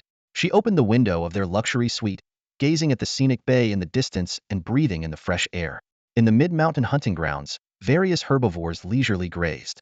The distant training base on the hill showed glimpses of young trainees jogging in formation, a lively and vibrant scene. Before dinner, Benita Veronica Lee's official helicopter also arrived on the island. She was accompanied by 3 African ministers and 2 Middle Eastern sheiks, indicating that the Paris branch was conducting its business quite successfully. Benita wore a standard brown office outfit, her fitted skirt perfectly accentuating her curves. She carried a small women's handbag from the renowned luxury brand Mohican, her hair neatly up and sunglasses perched on her nose, with lipstick that appeared subtle and natural, giving her an efficient and professional look. Benita was the first to dash to the plane, eagerly awaiting the arrival of the ministers and chieftains. Tom followed closely behind, sharing a brief hug with Benita before they stood together by the aircraft steps to welcome the distinguished guests. That evening, hosts and guests gathered at the open-air restaurant by the poolside of Aloha Hill. Speaker Duke, who was on the island for a mix of business and leisure, was more than willing to dine with the ministers and chieftains. The African ministers and Middle Eastern chieftains were evidently surprised to find themselves dining with the highest official of the League's parliament on such a little-known island. Speaker Duke gracefully mixed salmon into his salad, with romaine and oak leaf lettuce, savoring a few bites before speaking. As you all know, humanity has been severely impacted by the Y virus over the past century. We still haven't fully controlled its transmission and mutation. Had the situation been slightly worse back then, humanity might have faced extinction. Seated at the table were the speaker's wife, Kate, his friend and island owner Tom, Benita Lee, and 5 clients. The nearby pool shimmered in the sunset, reflecting a gentle orange hue. As they dined, everyone listened respectfully to the speaker's words. Duke took a sip of single malt whiskey and continued, while Rainforest Company did face some technical challenges in its early days, their progress over the last half-century is quite remarkable, especially in the field of biotechnology. He smiled at Benita. I've known Benita for a decade now. Back then, she was still pursuing her doctorate, right? Benita immediately put down her fork, raised her glass, and smiled in response. Yes, Mr. Speaker. Your foresight in the field of technology left a deep impression on me. Your understanding of science and your profound insight into bioscience are truly admirable. Duke laughed heartily, clearly pleased with the compliment. Indeed, at that time, I had just become the deputy speaker and didn't have much influence. He glanced around at the ministers and chieftains, but I kept a close eye on Rainforest Company's development. In particular, to help them secure the 100-year lease of this island, I spent considerable time lobbying in both Parliament and the League government. The dinner, aside from the beverages, adhered to Muslim dietary rules. The two chieftains seemed unfazed by others drinking alcohol, themselves enjoying non-alcoholic sparkling wine. Duke looked at the African ministers and asked with a smile, over the years, as this administration and Parliament, what do you think has been the most challenging issue? Economic, one minister replied. Space exploration? A chieftain guessed, setting down his lamb chop. Benita squinted playfully, smiling at the speaker. I suspect it's the population issue. Bingo. Duke gave her a thumbs up, as expected from a doctor. Indeed, it's not just the biggest challenge for this government, but has been the most severe challenge for the League governments over the past 50, no, 80 years. The drastic population decline over the past century can be considered the most serious survival crisis since humanity evolved from Homo erectus and migrated out of Africa. Duke crossed his hands, his gaze sharp as an eagle's, looking towards the slowly fading sunset. The group continued their meal, nodding frequently in agreement. In the distance, the sea and sky gradually merged at the horizon, painting a spectacular golden scene. After dinner, Chancellor Duke, still in high spirits, decided to take everyone to the beach for a stroll along the waves. Tom drove, carrying the Chancellor, ministers, and chiefs along the coastline. Once the car stopped, the group stepped onto the soft sand, the gentle rustling of grains beneath their shoes. The Chancellor and other officials led the way, with several attendants following closely behind. Quick on his feet, Tom signaled the attendants to prepare fine Cuban cigars. The attendants expertly trimmed the cigars and lit them for each minister, presenting them respectfully. Tom personally lit one for the Chancellor, offering it with both hands. Excellent smoke, everyone exclaimed in unison, savoring the rich yet smooth aroma of the cigars. Chancellor Duke, barefoot on the damp, white sand, waved his cigar, releasing a trail of blue smoke. Reflecting, he said, "We really must thank Rainforest Corporation. They have an outstanding professional team. Of course, the visionary leadership of successive boards has been invaluable. I'm sure this trip won't disappoint any of you." The group laughed heartily, puffing on their cigars as they strolled forward. Benita, Veronica, Lee, and Kate, holding their high heels, walked barefoot in the water a few steps behind, discussing topics ranging from cosmetics to Benita's luxury handbag and their family lives. Catherine, I heard this is your second visit to the island? How do you feel about it? Benita asked. Just call me Kate, she replied with a smile. The island is indeed beautiful, very tropical. It's just... She frowned slightly. Just what? Benita inquired. Kate hesitated. I have this inexplicable strange feeling about the island. Maybe it's just intuition. She looked at Benita. By the way, is your father from the East? Benita nodded, confirming, yes, my father is Chinese, and my mother is Italian. No wonder you're so smart. And a PhD too. Kate squinted, her tone a mix of admiration and a hint of envy. Benita laughed and explained, we're just an average middle-class family, so we have to work hard. Luckily, I found my place at Rainforest Corporation. She glanced at the men smoking cigars ahead, smoothing her hair ruffled by the sea breeze. The company supports me and my team, allowing us to choose our research directions independently with ample funding. Of course, we've brought significant returns to the company. As she spoke, Benita glanced back towards the training base on the distant hill, a confident smile playing on her lips. Kate followed her gaze, her curiosity deepening. Kate, Benita gestured towards the guests ahead. After I see them off, how about a soak in a hot spring? There's a spring here that Rainforest Corporation discovered while excavating the mountain. It was going to be filled in, but the then chairman preserved it, and it's become a fantastic relaxation spot on the island. The water quality is excellent, with high radon content, which is great for our skin. She excitedly patted Kate's shoulder. I'll make sure you're well taken care of. The next day marked the most important day of the client visit. Early in the morning, Benita led several ministers and chiefs to the training base for a tour. The trainees showcased impressive talents, extraordinary instant memorization, exceptional mental arithmetic, and one even performed Beethoven's Fifth Violin Sonata. The ministers and chiefs expressed their admiration, applauding continuously. They then moved to the base's training field to watch Group C's martial arts display and a thrilling electric motorcycle fire hoop performance. Finally, several trainees conducted 50-meter moving target shooting, the sound of bullets hitting the bullseye echoing impressively. The ministers and chiefs expressed their satisfaction. Tom and Benita exchanged a knowing glance, feeling confident that these major deals were almost secured. After lunch, Tom and Benita entered the lounge. Tom announced loudly, "This afternoon's tour will challenge your understanding of nature and life." He produced several confidentiality agreements, asking the ministers and chiefs to review and sign them. After signing, the group boarded a bus with windows covered by opaque reflective film. The driver's seat was separated by an acrylic panel. Benita apologized. "Sorry, it's company policy. Please bear with it." The bus meandered for over 10 minutes before suddenly stopping. The guests heard a rumbling noise, like a large iron gate opening. The bus continued, entering a tunnel with a strong echo. After about 10 more minutes, it finally stopped. Tom and Benita disembarked first, inviting the ministers and chiefs to follow. They found themselves in a vast underground cave plaza.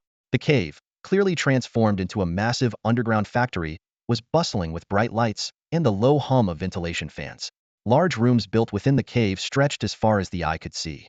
Tom guided them. "Please follow me." He led them towards a massive cave ahead. This main cave was astonishingly high, at least 30 meters, with several interconnected factory workshops inside. Even before entering, a faint scent of milk wafted out. A minister jokingly remarked, "Smells delicious. Have we arrived at a dairy processing plant?" prompting laughter.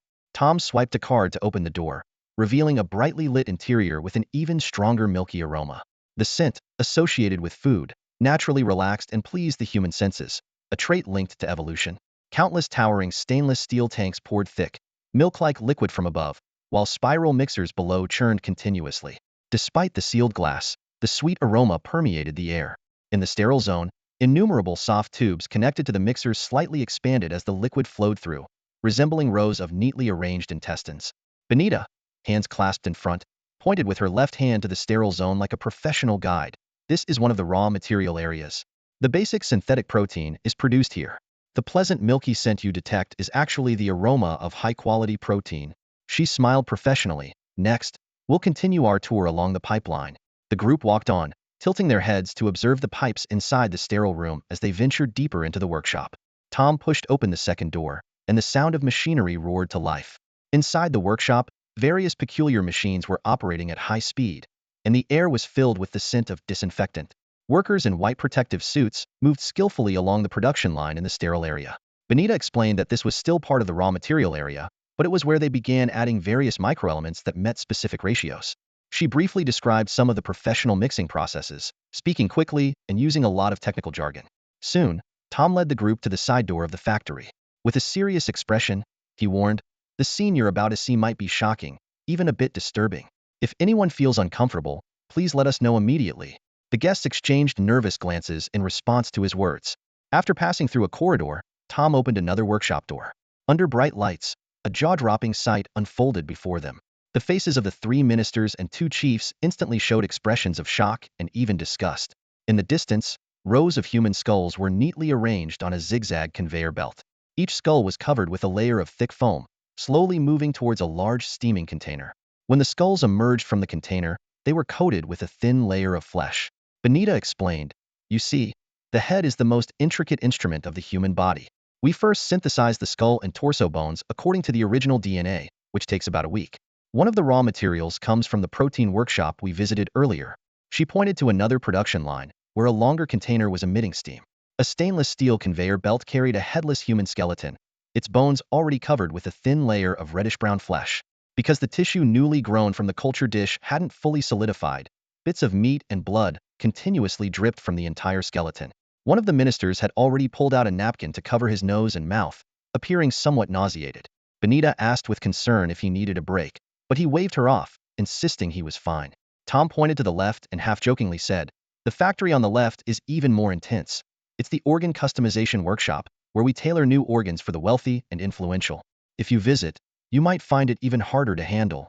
Then, Tom introduced, "The next few workshops are the famous womb chambers, the core of our production line, and the first step in human creation." The group passed through a long passage and arrived at an electric door. Tom swiped a card to open it, revealing a downward escalator leading into darkness. As the escalator sensed their presence, it began to move slowly. Standing on it, everyone couldn't help but marvel at the sheer scale of the factory. The escalator descended for about 7 or 8 minutes before reaching the bottom. Tom explained, The excavation of earth and rock was mainly concentrated here, accounting for 2/3 of the total volume. After passing through another corridor, cameras overhead and on both sides constantly swiveled, emitting a faint buzzing sound. They arrived at a guarded entrance where Tom and Benita signed in and handed out entry passes to everyone. They each swiped their cards to enter. The workshop before them was extraordinarily vast, resembling a giant warehouse. Countless orderly shelves stretched up to the 30-meter-high ceiling, with no end in sight. Each shelf was lined with rows of teardrop-shaped capsules, longer than a person, many of which were gently pulsating like larvae about to hatch from a hive. Pipes of varying thicknesses were attached to each capsule, and aside from the whirring of ventilators, the sound of liquids flowing through the pipes filled the space. If one listened closely, the bubbling of liquid inside the capsules could also be heard. Benita led the group to a capsule at the bottom that was pulsating more vigorously. Through the semi-transparent upper portion, they could clearly see inside. A robust man, almost fully developed, was immersed in a bluish-green viscous liquid, occasionally twitching, causing the entire capsule to ripple. This indicated that the product inside was nearing maturity. The man's skin had formed, but due to its insufficient thickness, it appeared unnaturally pale, with veins clearly visible beneath. His face was still somewhat grotesque, with eyelids and nose not yet fully formed, resembling a melting wax figure. Hair and body hair had grown, and his male organs were largely developed. A long, semi-transparent gray tube was connected to his mouth, continuously channeling liquid into his stomach, creating a scene too distressing to watch. People quickly averted their eyes and slowly moved along the so-called shelves. Suddenly, a chieftain shouted, "Allahu Akbar." Looking around in confusion, he asked, "Praise the Almighty. Is everyone here exactly the same?" Benita chuckled and shook her head. "Of course not. Each person is unique." She looked earnestly at everyone present and continued, "From a theological perspective, God created us, and His Spirit dwells within us. But from a scientific standpoint, it's DNA that defines each person's uniqueness and contributes to the diversity of our natural world." Her tone became serious. "Every child sleeping in these capsule wombs possesses the DNA of humans who truly existed over the past few centuries. We can't create from thin air, nor do we violate ethics. The original beings of these individuals have long passed in the river of history, but for various reasons, their DNA has survived to this day, obtained and replicated by us through legitimate means." Benita's words sparked intense interest among the officials present. She continued, "Everyone here once truly existed on Earth. They might have been farmers, scientists, doctors, or artists. Centuries ago, one of them might have been selling street food in India, and now, they might awaken here to become a warrior fighting against the resistance." The ministers and chieftains listened with growing excitement, their eyes gleaming with interest. One minister, stroking his chin, curiously asked, "How did you legally obtain these DNAs?" Benita answered cautiously, "The specifics are not entirely open for discussion, but I can tell you that each genetic acquisition is backed by legal documentation, including signed consent from descendants, local government approvals, and even official documents from funeral homes or museums." The minister who had earlier felt uneasy now posed an insightful question. "On what kind of items is DNA usually preserved? Isn't there any DNA left from more ancient history?" Benita gave the minister a meaningful look, thinking, "It seems there are indeed bureaucrats who understand the intricacies." Benita glanced at the minister and continued, "Over the past century, more than half of the human population on Earth has perished. While many left no remains, a significant number were formally buried. Although the bodies in these coffins have decayed, their DNA remains intact. Even though most died from the virus infection, their DNA is fundamentally unaltered. This large group of deceased individuals, whose remains rest in coffins, provides us with sampling opportunities."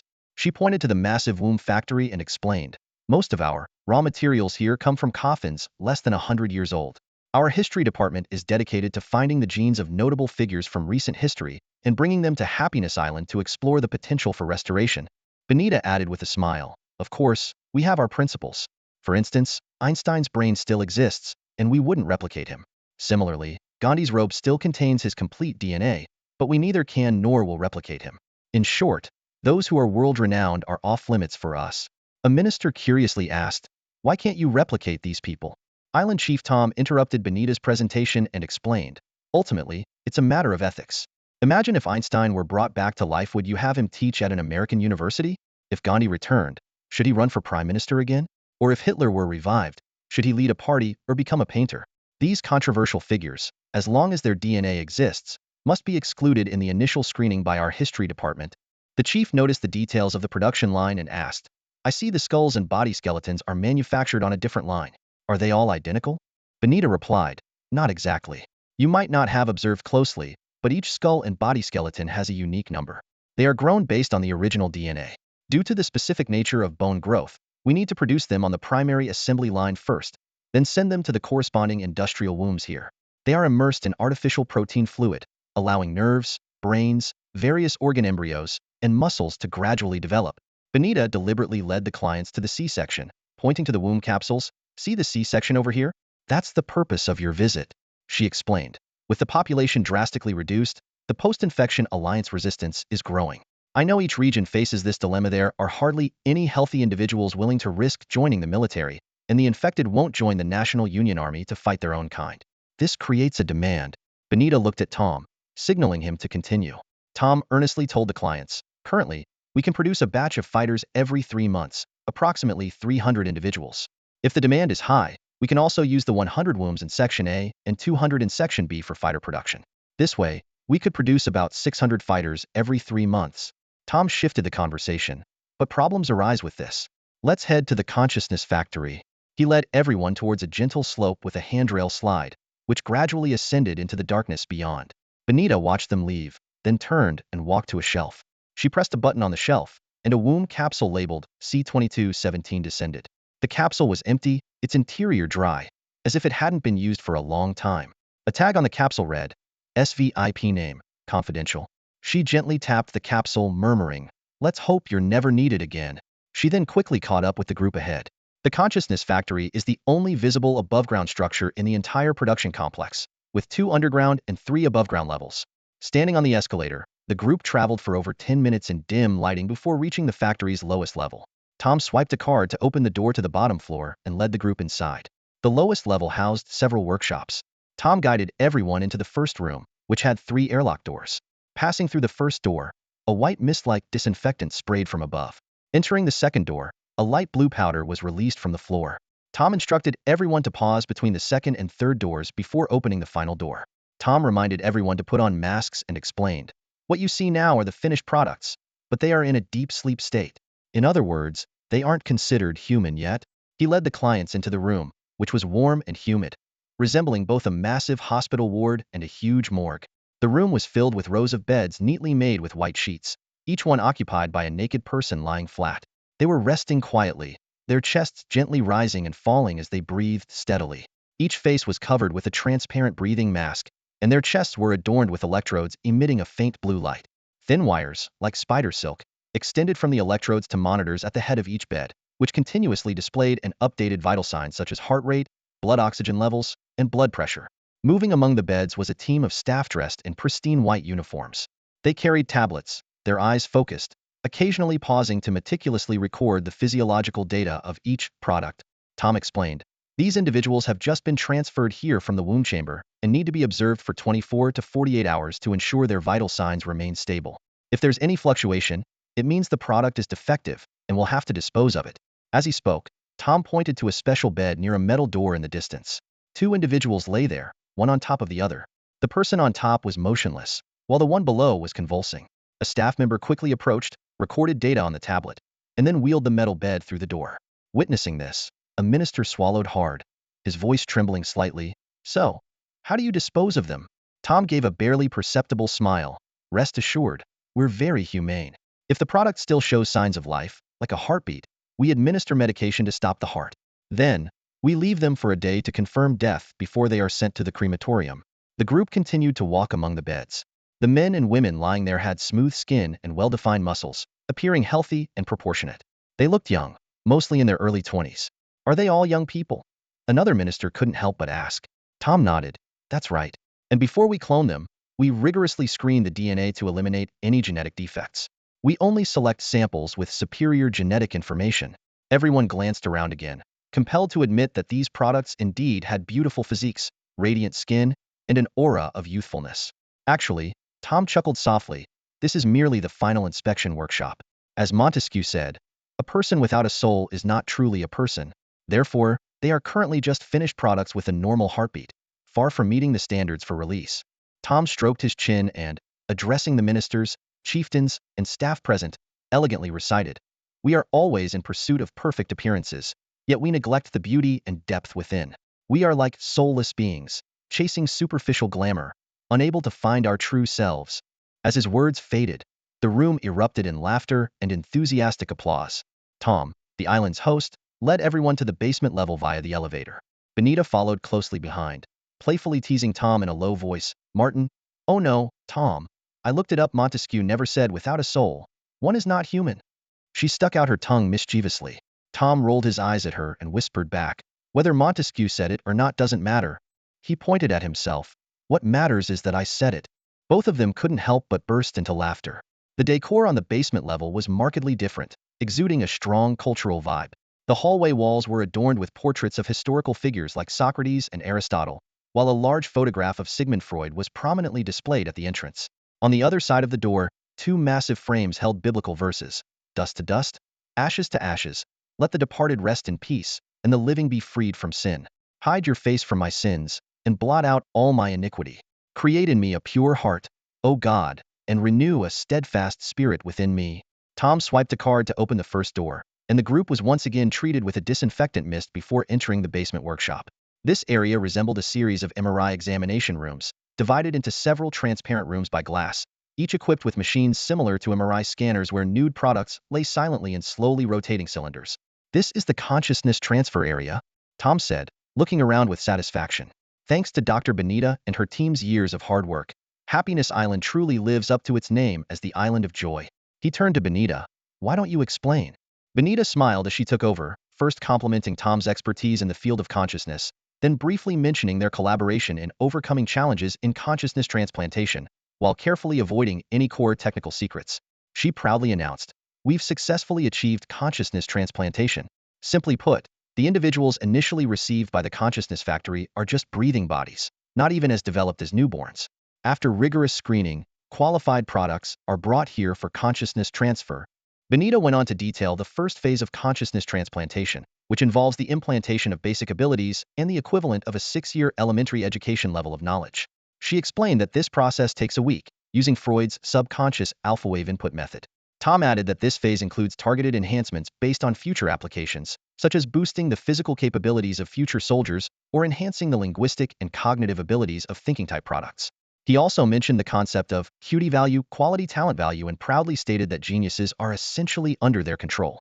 Benita candidly discussed the issues faced during the early, less advanced stages of the technology, which led to many products dying or going insane.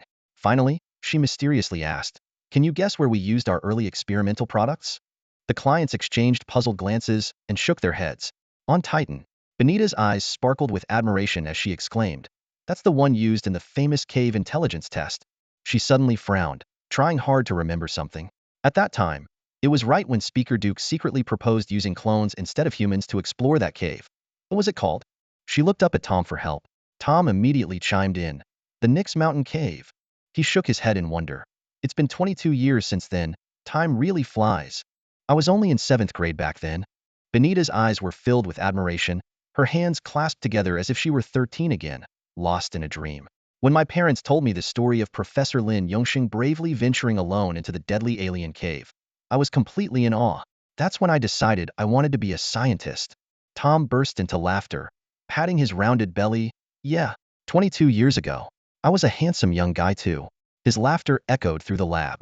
Tom continued, back then, the biggest issue on our entire production line was at the stage of imprinting consciousness. It was incredibly difficult. His expression turned serious. I always thought it was as if God didn't want us to replicate souls. For a few years, we even considered giving up on adult cloning. He started listing the options at the time. Either clone them as babies, start from scratch, and let them grow naturally. Or a more civilized, albeit ancient way, was to implant the cloned embryo into a mother's womb for natural birth. Tom waved his hand dismissively. Haha, that doesn't really count as artificial cloning, so we won't discuss that. But the time cost was too high. Watching them grow slowly, many things couldn't proceed. Tom's gaze softened as he reminisced. So, the higher-ups at Rainforest Corporation gave us tremendous support in terms of manpower and resources, like the excellent Benita team from 8 years ago. Benita quickly corrected him. Tommy, you're wrong. I was just a PhD student back then. It wasn't my team. It was my mentor who put it together. Tom waved his hand with a laugh. Haha, doesn't matter. It was all one team anyway. He glanced at his watch and suggested, let's not waste any more time. Let's head straight to the 3rd floor for the final tour. The visitors have now toured the facility and have come to understand the critical importance of the consciousness transfer stage in the entire production line. It is the possession of a soul that makes a human truly human. As they witness the final step of the process, it feels as if they have taken a remarkable journey from nothingness to existence, observing the complete transformation of a person from protein cells to a fully grown individual. Every man seems to have experienced a sense of pregnancy. The tour group arrives on the third floor, which is a blend of offices and a hospital, neatly divided by glass partitions. Numerous researchers are focused on their work at computers, some typing away, others engaged in lively discussions. The work environment is noticeably improved, with massive glass walls allowing sunlight to pour in and offering breathtaking views of the shimmering sea in the distance, creating a sense of tranquility. On the other side of each glass room, products in blue hospital gowns recline on semi-upright beds, with their heads connected to various sensors and their bodies hooked up to ECG machines, blood pressure monitors, and other devices. Tom points inside and explains, "This is the advanced consciousness input area, equivalent to or even surpassing our university-level education." Tom moves to the entrance of a laboratory, observing the busy staff inside, and continues, "Only elite products are brought to the third floor for consciousness input. Most products reach their limits on the first or second floor, and further knowledge input could lead to neuropeptide overflow, causing total brain collapse, necessitating their disposal in the subbasement." A chieftain squints and asks, "So, what level are the soldiers we receive?" Benita smiles and replies, "We customize elite products based on clients' specific needs. If an individual meets the criteria and is selected, they could become an expert in a particular field, like a combat expert, a sniper, a fearless comrade." A minister inquires with curiosity. "Exactly, these roles can significantly enhance individual or group combat capabilities," Benita explains. "Of course, that's just for the combat segment. We can also focus on cultivating artists, like the violin students you saw this morning." Another minister raises a question. "If they are trained so perfectly here, why do they need 2 years of training on the island?" Benita responds, "Humans are complex beings. Many life principles, behaviors, and professional skills cannot be perfected just by lying here. After they awaken, they still require at least 2 years of professional learning and training. This process can also reveal hidden issues, such as intellectual or character flaws, or system problems not detected during production." She continues, "During the intelligence transfer and indoctrination, we deliberately erase their curiosity about themselves, such as family, parents, age, etc. We've also conducted artificial love pairing. The so-called love at first sight is not destiny but pre-selection by us. We reinforce the image of the other person in their subconscious, so when they meet their soulmate in real life, they feel a sense of love at first sight." The group bursts into laughter. A minister remarks, "So, it's like we as gods have already shaped their lives, and they just need to follow the path?" "That's about right." Benita chuckles. Tom adds, "Once all tests on this level are complete, they will be sent to the training base to start vocational training based on their predetermined specialties. In 2 years, they will embark on their destined lives." "What will their lives be like after that?" a minister asks. Tom taps the table and answers, "That depends on the policies of each federal government. Some lenient countries, especially those with sparse populations, warmly welcome our products' clones. After the contract period ends, they grant them citizenship, change their names, and integrate them into society. That's the luckiest scenario. Some countries let them live in virus-polluted areas with the post-contamination population, which we can understand and accept. However, some countries are relatively harsh, making them do hard labor after the contract period, like working in mines or forests, without allowing them contact with natural humans. Although we oppose this practice, we are powerless to interfere. Therefore, we hope that after the contract period, you will treat them kindly." Tom looks hopefully at the ministers and chieftains present. Suddenly, one minister asks, "Can they reproduce?" "Good question." Tom replies, "Due to the current limitations of DNA cloning technology, they cannot reproduce. To be precise, it's not that they can at all, but like mules, if they do have offspring, there is a high likelihood of deformities. This issue is similar to that of infected individuals reproducing. We are still researching whether it's the cloning genes or the original virus carrier that causes the problem." Tom checks his watch and says, "It's 6 o'clock again, and another day has passed." Everyone looks out from the third floor of the consciousness factory, where the training base on the distant hill is bathed in the orange glow of dusk, with people still running. A few small yachts are anchored in the bay. And further out, as seen during last night's dinner, the red sunset reflects on the sea, blending the sky and ocean into a harmonious scene. On the third day, the African ministers and Middle Eastern chieftains signed a letter of intent for reserve soldiers, essentially confirming the plans for each federal nation to purchase clone armies. As an overt commission, each minister is allowed to privately own 3 clones over the age of 18, with age and gender to be determined later. As for the covert commission, it will be discussed separately before the formal contract is signed. As the ministers and chieftains departed, each received necklaces and earrings made from the precious pearls of Happiness Island scallops. This trip not only opened their eyes to some confidential high-tech advancements, but also successfully concluded the signing of the letter of intent, with ample gains both publicly and privately, making it a rewarding journey. The real joy of a vacation only begins when the obligations end. For the first few days, with ministers and chiefs present on the island, Speaker Duke and his young wife Kate could only sunbathe by the sea, refraining from any bold actions. Once their guests departed, Duke eagerly asked Tom to arrange a hunting trip for the next day. Though Kate was familiar with hunting, she had never participated firsthand, and the prospect of doing so made her nervous. To ease her anxiety, Duke arranged for Tom and Benita to join them. At dawn, the four donned loose-fitting hunting attire, each carrying an old-fashioned black powder shotgun, accompanied by several hunting staff carrying ammunition, drinks, and shields. In the grazing area of the hunting grounds, 2 cicadere and 2 gazelles grazed leisurely on a hillside, unaware of the impending danger. The group stopped about 50 meters from the prey. The animals glanced at the humans from a distance, sensing no threat, and continued grazing. As an experienced hunter, Duke decided to demonstrate his marksmanship first. He pointed at a smaller cicadere and whispered to Kate, "These are cloned animals, so there's no need for compassion. Just give it your best shot." Duke stepped forward, raised his shotgun, and aimed at the small cicadere. Holding his breath, he pulled the trigger. Instantly, countless pellets struck the deer's head. It froze for a moment before collapsing, its limbs twitching helplessly. The other startled animals scattered in panic. "Wow!" everyone cheered. Tom loudly praised. "Your aim is still as sharp as ever, Duke." Benita and the others nodded in agreement. Only Kate frowned, pointing at the fallen deer, and softly said, "Poor thing." Duke reassured her, "No need to worry or feel sorry.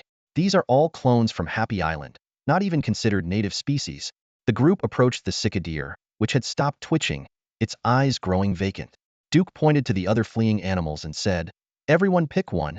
He designated a nearby gazelle for Kate, saying, "Here, darling, this one's yours." Duke guided Kate to open the gun's barrel, and a staff member quickly handed her 2 bright red shells. Duke skillfully loaded the ammunition, closed the barrel, released the safety, and helped Kate brace the gun against her shoulder, aiming at the gazelle. The others wisely stepped back.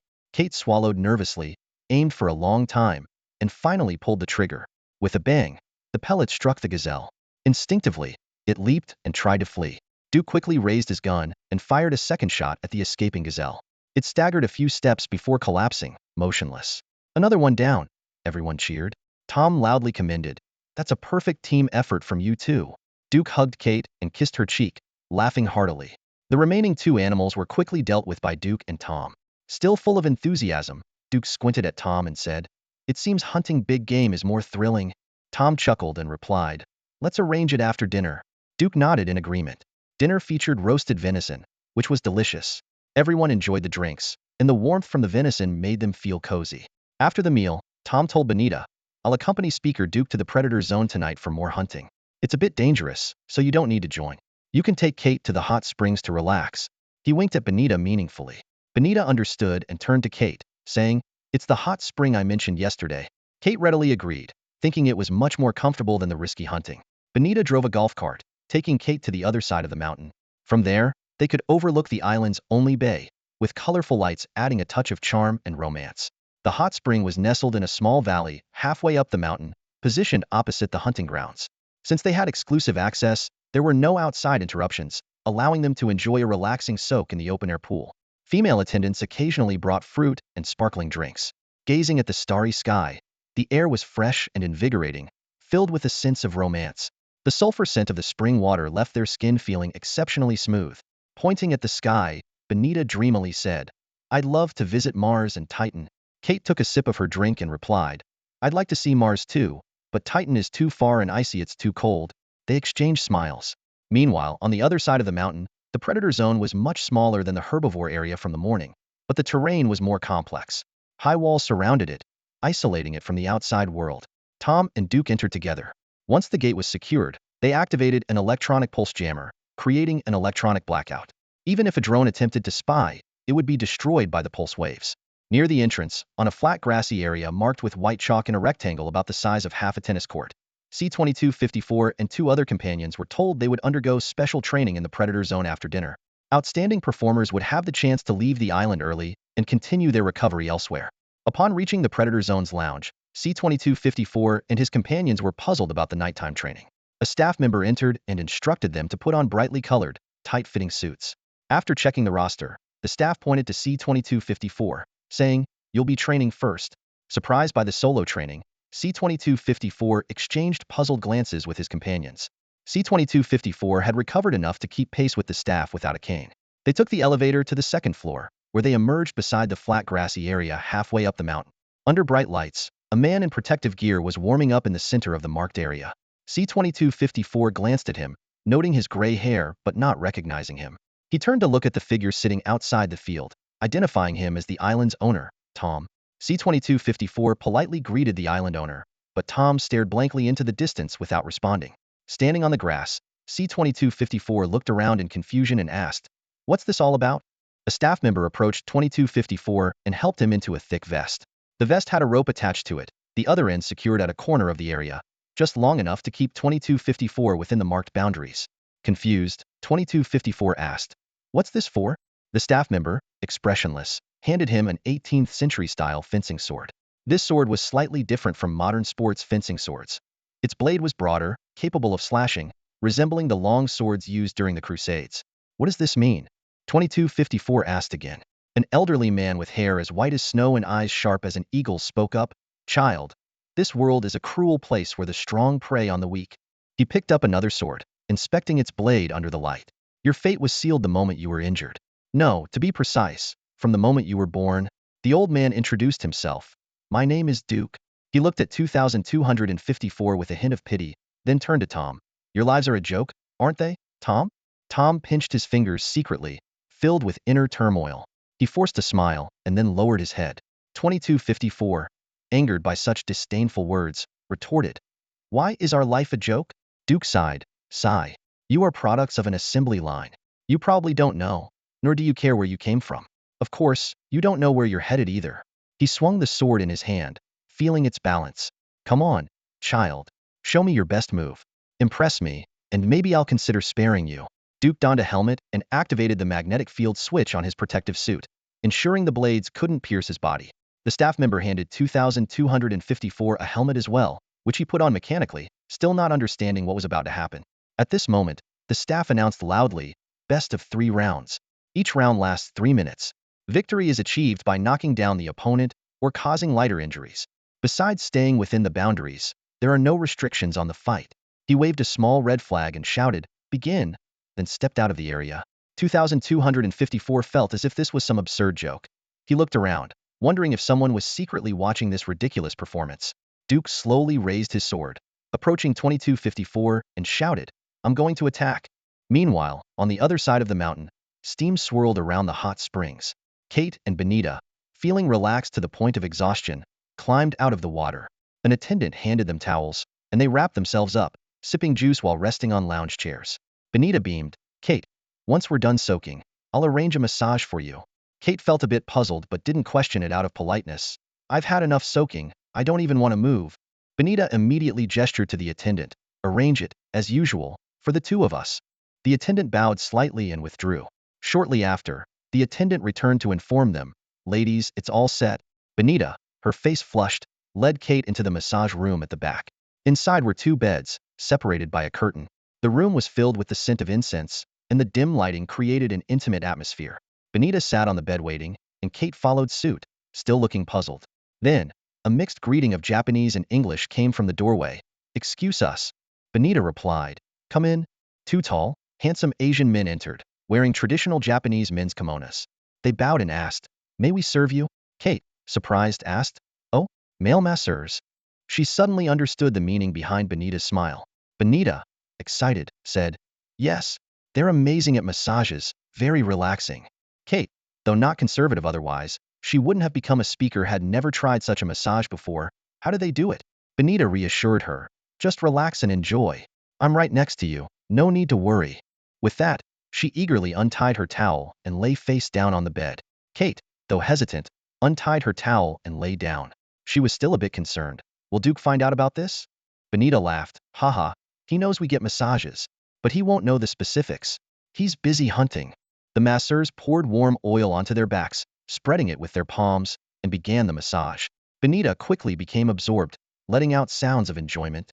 Initially, Kate felt a bit uneasy, but hearing Benita's reactions, she gradually relaxed and embraced the massage's soothing effects. Meanwhile, Duke raised his sword and shouted, "I'm going to attack," as he lunged towards 2254 with a deliberate stride. 2254's mind was racing as he faced the situation, unsure of how to respond.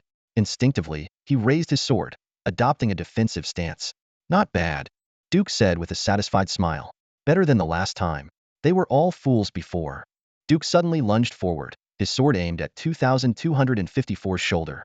He wasn't trying for a fatal blow. That would take away the fun of the game.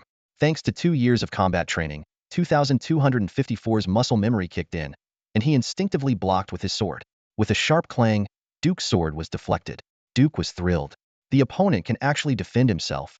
Unlike last time, when they didn't dare resist until the very end, he withdrew his sword and beckoned to 2254.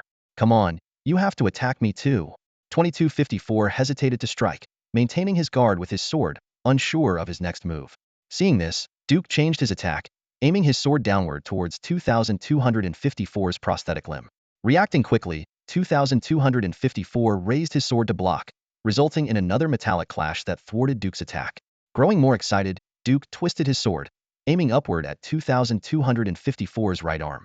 It was then that 2254 realized this was no practice. Duke was serious. He quickly jumped back, raising his sword to parry. However, the new prosthetic was less agile, making his movements slightly sluggish. Though he managed to deflect Duke's sword, its edge still tore through his sleeve, leaving a shallow cut on his skin. Furious, 2254 shouted, "Are you really trying to kill me?" Duke laughed. "Haven't you realized your predicament yet?" With that, he raised his sword and swung at 2254 again. This time, 2254 was fully enraged. He nimbly dodged the descending blade and countered, aiming his sword at Duke's exposed shoulder. Just as his sword was about to pierce Duke's shirt, a powerful magnetic force repelled 2254 and his weapon. He crashed to the ground, and his sword flew aside. "I was careless," Duke exclaimed in frustration. At that moment, a whistle blew, and an official announced, "End of the first round. Duke wins by attack points." The fresh scent of lavender filled the air, gently caressing every nerve ending like silk. The aroma of lemongrass brought a burst of invigorating energy and refreshment. These fragrances wafted into everyone's nostrils, sparking a deep desire for relaxation. Warm essential oils slowly spread across Kate and Benita's backs, as the masseuse expertly pressed each acupoint and meridian with precision. Soon, their backs began to feel a warm, comforting tension, and gradually, their entire backs relaxed, feeling as cozy as if warmed by a heater.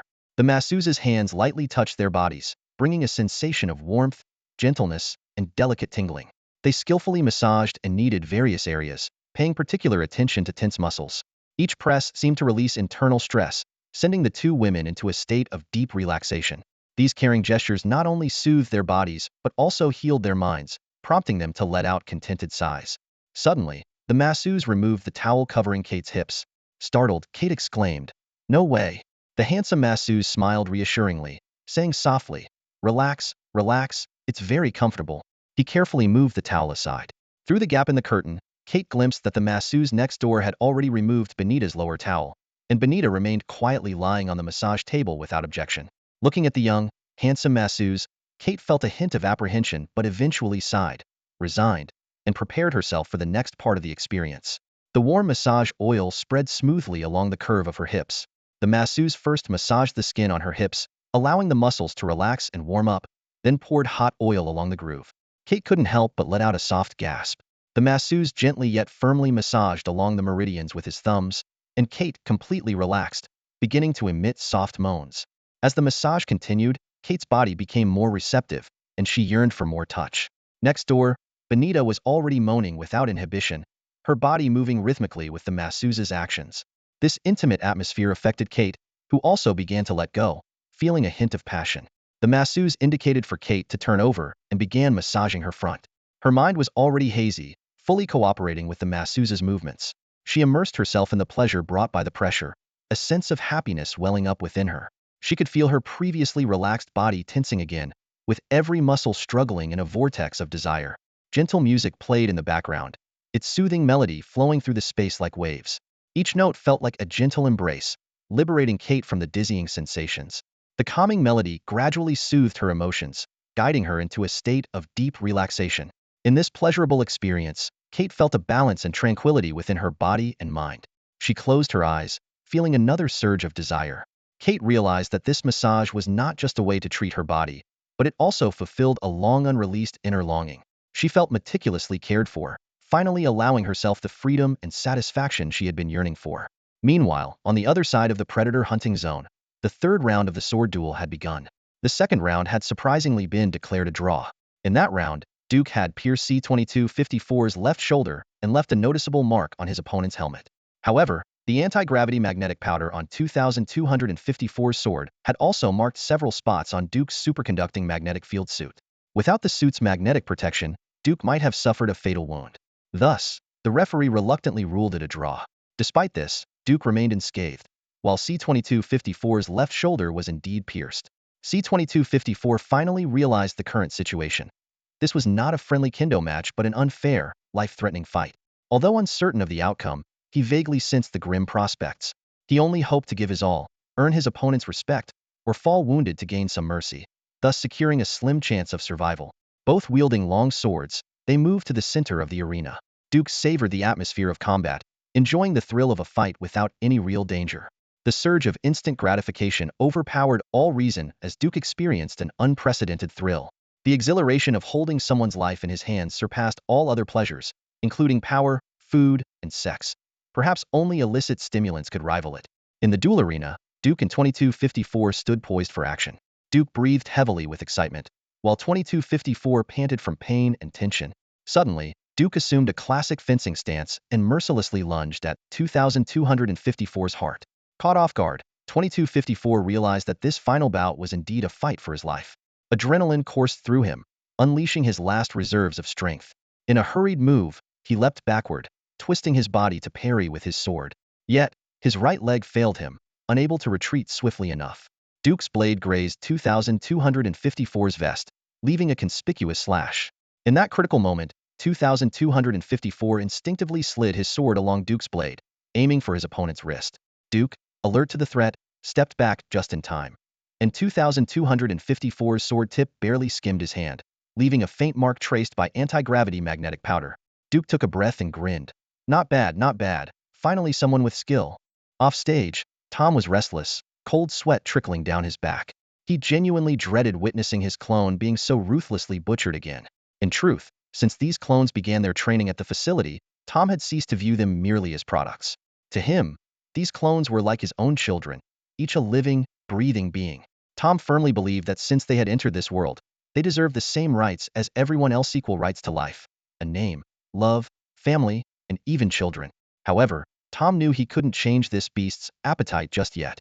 Despite growing up together and being lifelong friends, their divergent life paths had shaped entirely different pleasures. Tom's greatest joy lay in creating life, while his friend, Chancellor Duke, was most passionate about taking it away, aside from his obsession with power. This dreadful secret was known only to Tom. Even the staff at the venue had no idea who this bloodthirsty old man truly was. Of course, these workers would also periodically disappear, replaced by new faces. Duke took a deep breath, a smile playing at the corners of his lips. Not bad, not bad. Finally someone with some skill. He stepped back, and then lunged forward like a cheetah. Leaning forward, Duke thrust his sword upward, aiming straight for 2254's throat. 2254 instinctively leaned back, but his prosthetic right leg was still unfamiliar, making his movement sluggish. Although he managed to jump back and assume a leaning posture, Duke's sword tip still grazed his neck, splitting the skin. Blood immediately welled up, trickling down his neck. Wiping the wound with the back of his hand, 2254 felt a surge of uncontrollable grief and anger. I fought for the Union government against the resistance and lost my right leg, he rasped. But it was the resistance that saved my life. I never imagined coming back to my island, my home, only to be treated with such disgraceful, humiliating, and senseless abuse. Rage burned in 2254's eyes. He leaped up, executing an aerial charge with his sword aimed directly at Duke's chest. Duke instinctively retreated, swinging his blade to parry, but underestimated the force 2254 put into the attack. The sword clashed against the protective suit, and the collision of metal and superconductor magnetic lines generated a massive repulsion, sending both men flying apart. Duke lost his balance and crashed to the ground. He heard the sickening crack of bones breaking, and pain radiated from his pelvis. He struggled to lift himself but couldn't stand. 2254, though also knocked down, was not seriously hurt. He slowly rose, dragging his right leg, and turned to find his fallen sword, determined to end this brutal old man's life. In the stands, Tom noticed the situation spiraling out of control and quickly signaled the staff. A whistle blew, and a small red flag waved, signaling the end of the third round. But 2254 paid no heed. He picked up his sword from the ground and turned towards Duke, who was unable to rise. Fear suddenly gripped Duke's heart. If 2254 disabled his protective suit or opened his helmet, he would be in mortal danger. Martin, Duke called out urgently. Tom was stunned. No one had called him by his real name in years. He shouted at 2254, who was slowly advancing on Duke. Stop. I order you to stop. At this command, 2254 halted as if waking from a dream. He stared at Tom, emotions churning within him. Removing his helmet, tears streamed down his face. Why? He choked, unable to say more. Tom watched 2254's tears, his own heart a mix of emotions. Seeing 2254 cease his attack, Duke also removed his helmet. The staff hurried over, carefully helping Duke to a chair on the sidelines. Duke gritted his teeth in pain. Wiping the cold sweat from his brow, Duke looked at 2254, still standing on the platform, visibly shaken. Kid, you're really impressive. He managed a faint smile. I've decided to set you free. Look at the door on the hilltop behind you. It's unlocked. Once you reach it, you can leave. You're free. Tomorrow, you can leave the island. Go wherever you want. Duke gestured for him to go. Tom was astonished by Duke's decision. 2254's gaze darted between Duke and Tom, hope rekindling in his despairing heart. He dropped his sword, tears still wet on his face, and with his prosthetic leg, ran as fast as he could toward the door on the hill. That door held all of 2254's hopes, leaving the island, starting a new life, maybe even marrying and living peacefully in his later years. He panted heavily, stumbling as he climbed, terrified they might change their minds. Duke signaled to the staff to bring him the shotgun from the rack. He skillfully opened the double barrels, loaded 2 shells, closed the gun, and aimed at the running 2254. Tom watched in horror, his heart tightening. What are you doing? He asked softly, afraid to challenge someone so powerful. Without hesitation, Duke pulled the trigger. The 2 shells roared out, and countless steel pellets embedded themselves in 2254's body 30 meters away. He let out a muffled groan, collapsed heavily to the ground, and moved no more. Duke let out a sigh, his face etched with pain and relief. In a hoarse voice he said, "What a day. I never expected this. I might have fractured my pelvis. The pain is unbearable." Tom stood not far away, his gaze fixed on C-2254 lying on the ground. His eyes were moist, his throat tight, as he fought back tears. The internal anguish surged like a tide, but he dared not show it. Suddenly, a wave of intense weariness washed over him for this companion he had grown up with. C-2254's blood slowly trickled down the hillside, glistening a dark red under the moonlight. This clone's lifespan was a mere 4 years, and it had now reached its end. As a hero who had fought and been wounded for the United Nations government, he silently completed his short life. Besides the members of Squad 1, no one would remember that this clone had ever existed in this world. Meanwhile, on the other side of the mountain, Benita and Kate had just finished their massage and returned to soaking in the hot spring. The warm water washed over their bodies, gradually removing the residual massage oil from their skin. Each held a glass of freshly squeezed juice, savoring it lazily. Suddenly, a gunshot rang out from afar, shattering the night's tranquility. The two exchanged surprised glances, raising their eyebrows. They wondered why they were only hearing the first gunshot now after a whole night of hunting. Tom trudged back to his residence with heavy steps. It was a 2-story wooden cottage that seemed out of place in this tropical region. Most locals used adobe or stone to build their homes, with the simplest being little more than a few logs cobbled together, drafty and basic. No one would choose to build such a wooden, sealed house that was more common in temperate climates. Despite the lack of need for warmth here and the necessity of running air conditioning constantly to keep the interior cool and comfortable, Tom insisted on building this European-style wooden house. He craved the warmth that would offered, enjoying the feel of its glossy, smooth surface full of life. Every time his hand touched the wooden surface, or his feet made the distinctive sound on the wooden floor, it reassured him that he was still a normal person. Tom turned on the bathroom light and stared at his reflection. The mirror showed a middle-aged face with thinning hair and bloated features, a sight he loathed. He washed his face with warm water, and as the steam rose, he could no longer control his emotions. He covered his face with his hands and cried out loud. "Martin Gabriel." He whispered his own name. "Martin Gabriel. What's happened to you? How did you become like this?" After his tears subsided, he washed his face again with cold water, dried off with a towel, and calmed himself.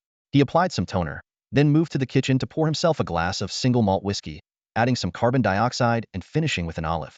Tom carried his drink to the yard, gazing at the few scattered yachts in the bay. Their lights swayed gently with the waves, while the moonlight danced on the water, creating a soothing and romantic atmosphere. He took a sip of his drink, inhaling deeply as if to draw in all the tranquility. In that moment, Tom might not have realized that a profound change had already begun within him.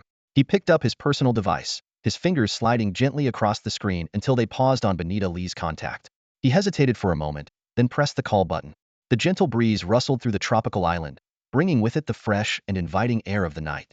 Tom sat on the terrace, sipping his drink, before picking up his personal device to call Benita Lee.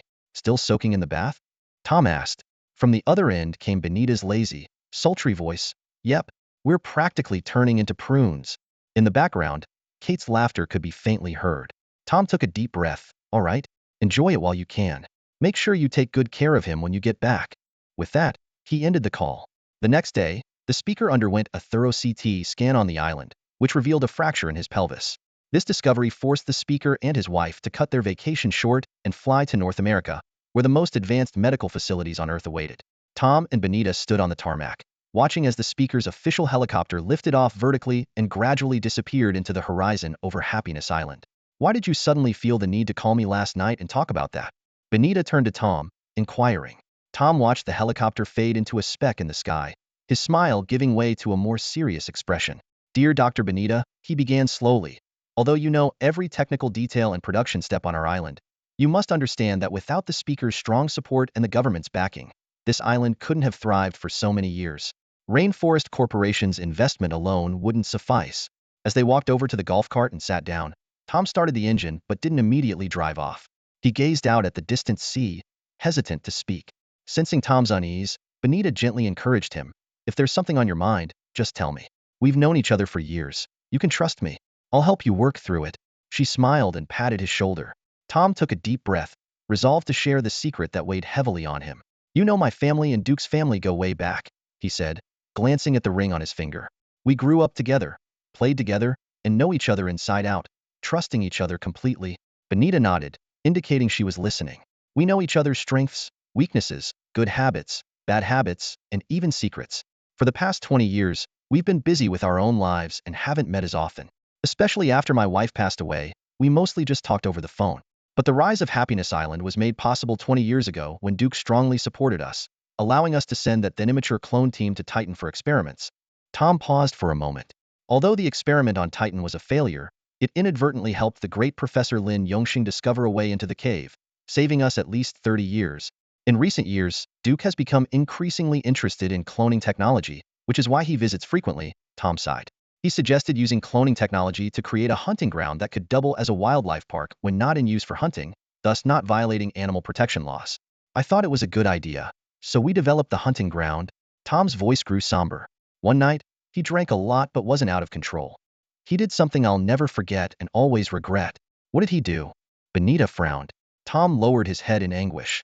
"He asked me to find 2 clones whose consciousness transfers hadn't been successful, those with poor intelligence, but not bad enough to be destroyed. He wanted me to send them to the hunting area, which at the time was just one large hunting zone. I was cowardly and didn't dare oppose him, even though I had a hunch about what he intended to do." Benita's eyes widened, as if she too realized what had happened. Tom closed his eyes, his voice trembling. "In the hunting ground, I stood there like a fool, not opposing him at all, watching him shout at those 2 young men to run, then shooting them down one by one, gleefully walking over to finish them off." "Oh my God!" Benita gasped. "I had no idea."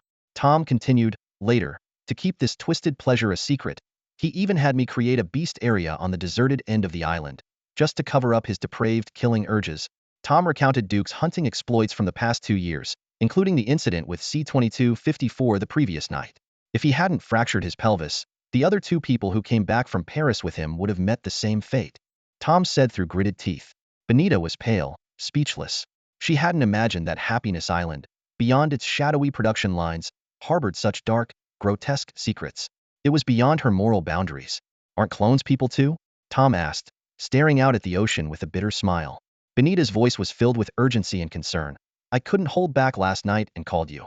You must protect him." He's our meticulously crafted success story. We can't send him back to Happy Island." She paused, her brow furrowed. "But he joined the fight against the Spanish resistance and was captured. He's so vulnerable. He could be injured or even killed." There was a brief silence before the other person replied helplessly, "There's nothing we can do. Every clone has its fate. Joining the resistance is his destiny. All we can do is hope he survives." Hearing this, Benita pouted, and tears began to flow uncontrollably. Summer in the northern hemisphere had quickly faded, and autumn quietly descended upon Paris. The Tuileries garden, opposite the Louvre, was bathed in the golden light of autumn, with trees donning a golden hue, resembling a fairy tale land. In the long-neglected grounds, wild grass grew unchecked. Various rodents lived freely, with rats gradually evolving into a new omnivorous species resembling squirrels. Occasionally, feral pigs, horses, and cattle could be seen strolling leisurely by. Without human interference, the animals seemed to live more freely and happily. The once glorious Louvre had been closed for years. Its exterior was covered with vines, and the small square and roads in front of its main entrance had long been eroded by time. Due to the spread of the pandemic and a drastic reduction in population, the museum's valuable collections were relocated to the newly expanded Western District of Paris. Lacking sufficient exhibition space, many precious antiques, paintings, and sculptures were stored in the basements of several banks in the West, where they have lain dormant for over half a century. The iconic pyramid-shaped glass entrance was now shattered, with only rusted steel frames standing firm. To prevent vagrants and animals from entering, and to protect the interior from weather damage, the Paris Council sealed all entrances with cement over 50 years ago, leaving only a manganese steel door at the pyramid entrance that could accommodate 2 people. After half a century of turmoil, this once great museum has gradually been forgotten, now standing in decay amidst dense wild grass and newly grown woods. Suddenly, a 6-wheeled electric pickup truck silently drove in, flattening a patch of wild grass and startling colorful birds from the undergrowth. The truck stopped in front of the glass pyramid. A tall, middle-aged man got out, a cigarette unlit in his mouth. He cautiously scanned the surroundings, ensuring there was no danger, then retrieved an infrared thermal imaging and low-light binocular from the backseat, conducting a 360-degree scan of the area. The binoculars displayed the white outlines of a few cows in the forest. The man nodded, muttering to himself, everything's normal." He opened the cover of the pickup's bed and laboriously unloaded 2 large cardboard boxes, placing them in front of the manganese steel door. After inputting a code, the door emitted a piercing creak and slowly opened. The man struggled to lift the boxes and carried them inside, setting them down before looking back outside to ensure everything was still secure. Satisfied, he shut the door with a heavy thud. Benita Veronica Lee sat behind her desk, absent-mindedly gazing at the floating VR virtual screen in front of her. With a wave of impatience, she dismissed the screen and turned her attention to the view outside the floor-to-ceiling window. The most beautiful scenery of Paris' Western District lay before her, where Yulin Technologies' Paris branch was located, on the top 3 floors of the A Tower of the Napoleon Twins, known as the economic soul of Paris. 20 years ago, when the 89-story Twin Towers were newly completed, Yulin made headlines by purchasing this prime location at a high price. In a time of economic downturn in Europe, this move injected much-needed vitality into Paris, prompting numerous financial and tech companies to follow suit. Consequently, the area gradually became a new financial center for Western and Central Europe. As the general manager of the biomedical department, Benita should have been proud of the department's impressive performance in the second half of the year. They secured orders for 2,800 clone soldiers from 3 federations in Africa and 2 emirates in the Middle East, along with a guaranteed annual order of 2,000 to 3,000 public service personnel from the United Nations government. However, production capacity was not the root of her anxiety and frustration. It was the increasingly prominent ethical issues that troubled her. To protect the clones from discrimination, the company kept their identities strictly confidential, to the extent that even the clones themselves were unaware of their nature. Yet, as the number of deployments grew, societal speculation became more rampant. The fact that these individuals were identified solely by numbers fueled suspicion. Although people did not openly acknowledge it, they began to distance themselves from these numbered individuals. In some regions, there were even violent incidents targeting clones. Rumors spread within both the healthy and post-infection communities, with claims that those with numbered names were clones of the dead, possibly carrying deadly viruses, and might even turn into cannibals at night. However, none of these tales were as shocking to Benita as the hunting incident she heard about from Island Master Tom. This event shook her faith in clone research, but she could only keep this secret to herself. As Christmas Eve 2174 approached, Benita suggested to the branch manager that they invite the warriors from Happiness Island, who participated in the Battle of the Garonne Valley, to celebrate at the company. It was not just a celebration, but also an excellent promotional opportunity. The manager readily agreed. On the afternoon of December 24th, 30 soldiers from various bases were invited to tour Yulon's Paris branch. Among them was C-2217 from the Champs-Élysées base. A guide led them through various advanced laboratories, showcasing the company's latest advancements in weapon development and virus treatment. The soldiers were impressed by the technological prowess, particularly gaining confidence during the test firing of new integrated rifles at the shooting range. The dinner was once again a lavish buffet, offering a wide array of dishes, some quite exotic and eye-opening. However, C-2217 did not indulge as he usually would. Without friends like C-2386 and C-2254 by his side, his mindset had changed.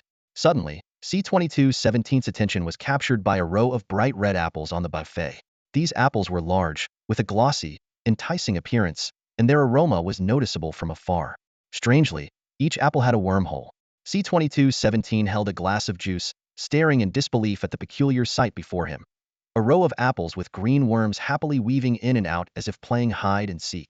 His first impulse was to call a waiter to witness this unusual scene, but then it dawned on him this might be some innovative culinary trend. After all, these apples, teeming with plump worms, were prominently displayed, surely carrying some significant meaning. Just then, a familiar and enchanting female voice chimed in, "Ha ha, darling, have you never seen apples like these before?" C-2217 turned around to see a woman in a blue, low-cut, long dress standing before him.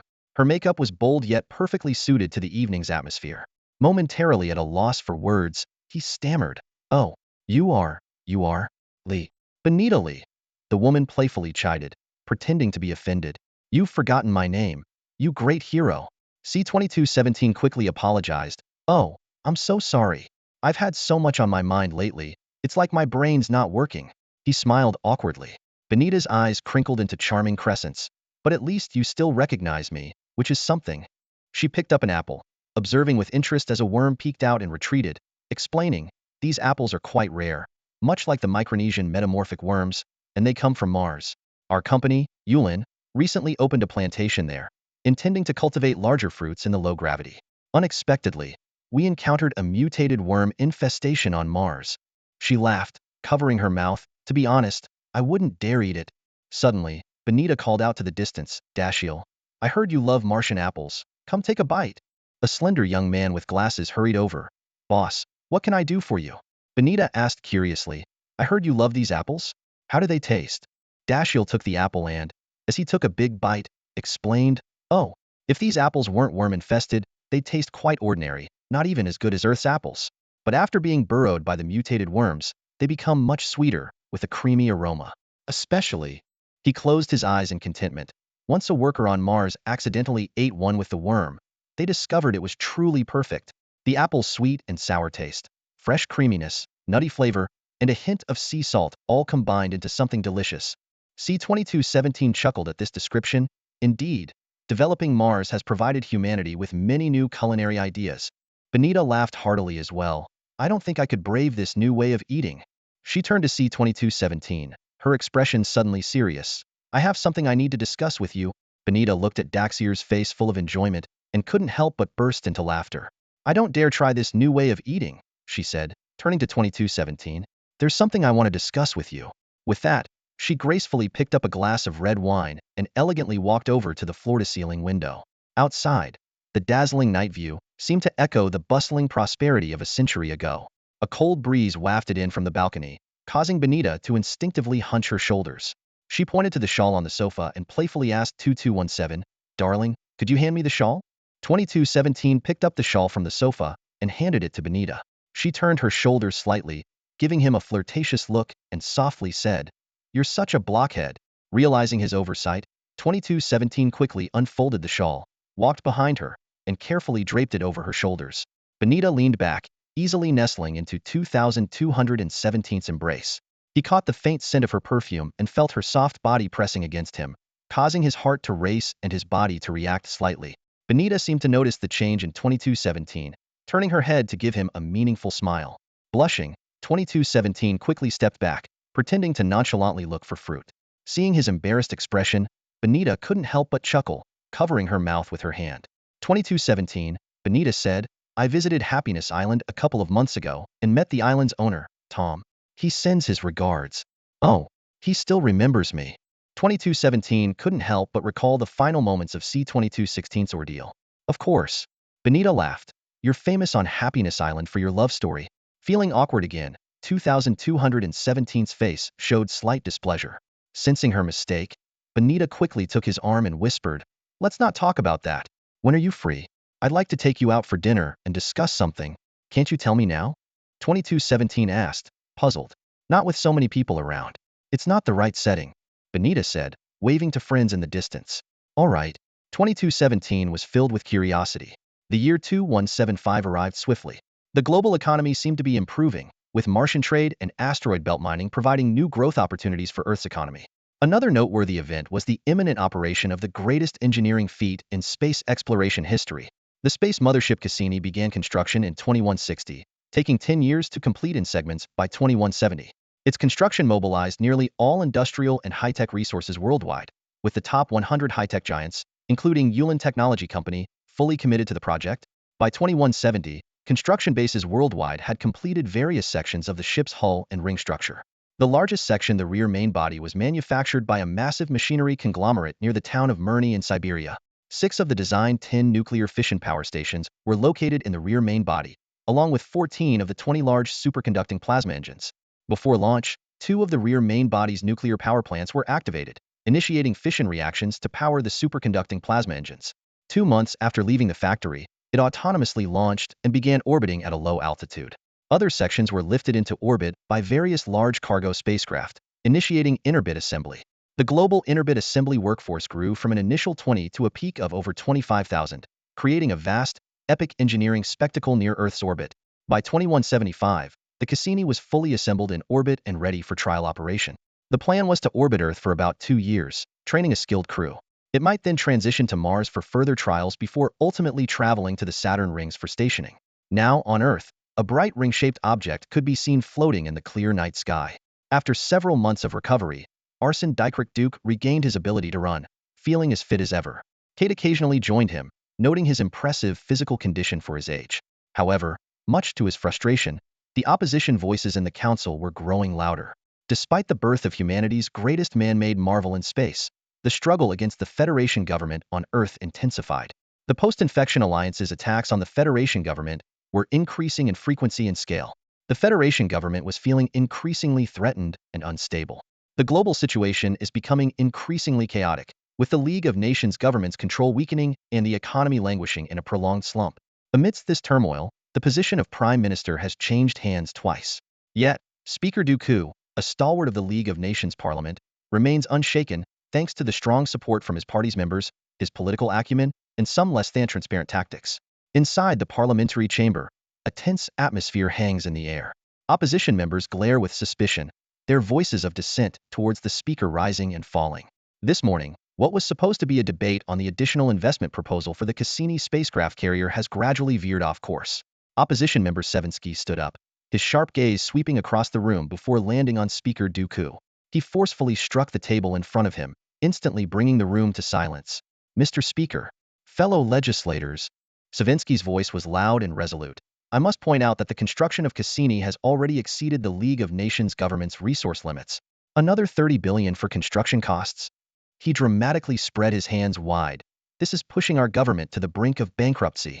Savinsky continued. As far as I know, the Cassini is already complete and ready for trial runs. I've carefully studied the additional investment details, and 95 can be cancelled or postponed.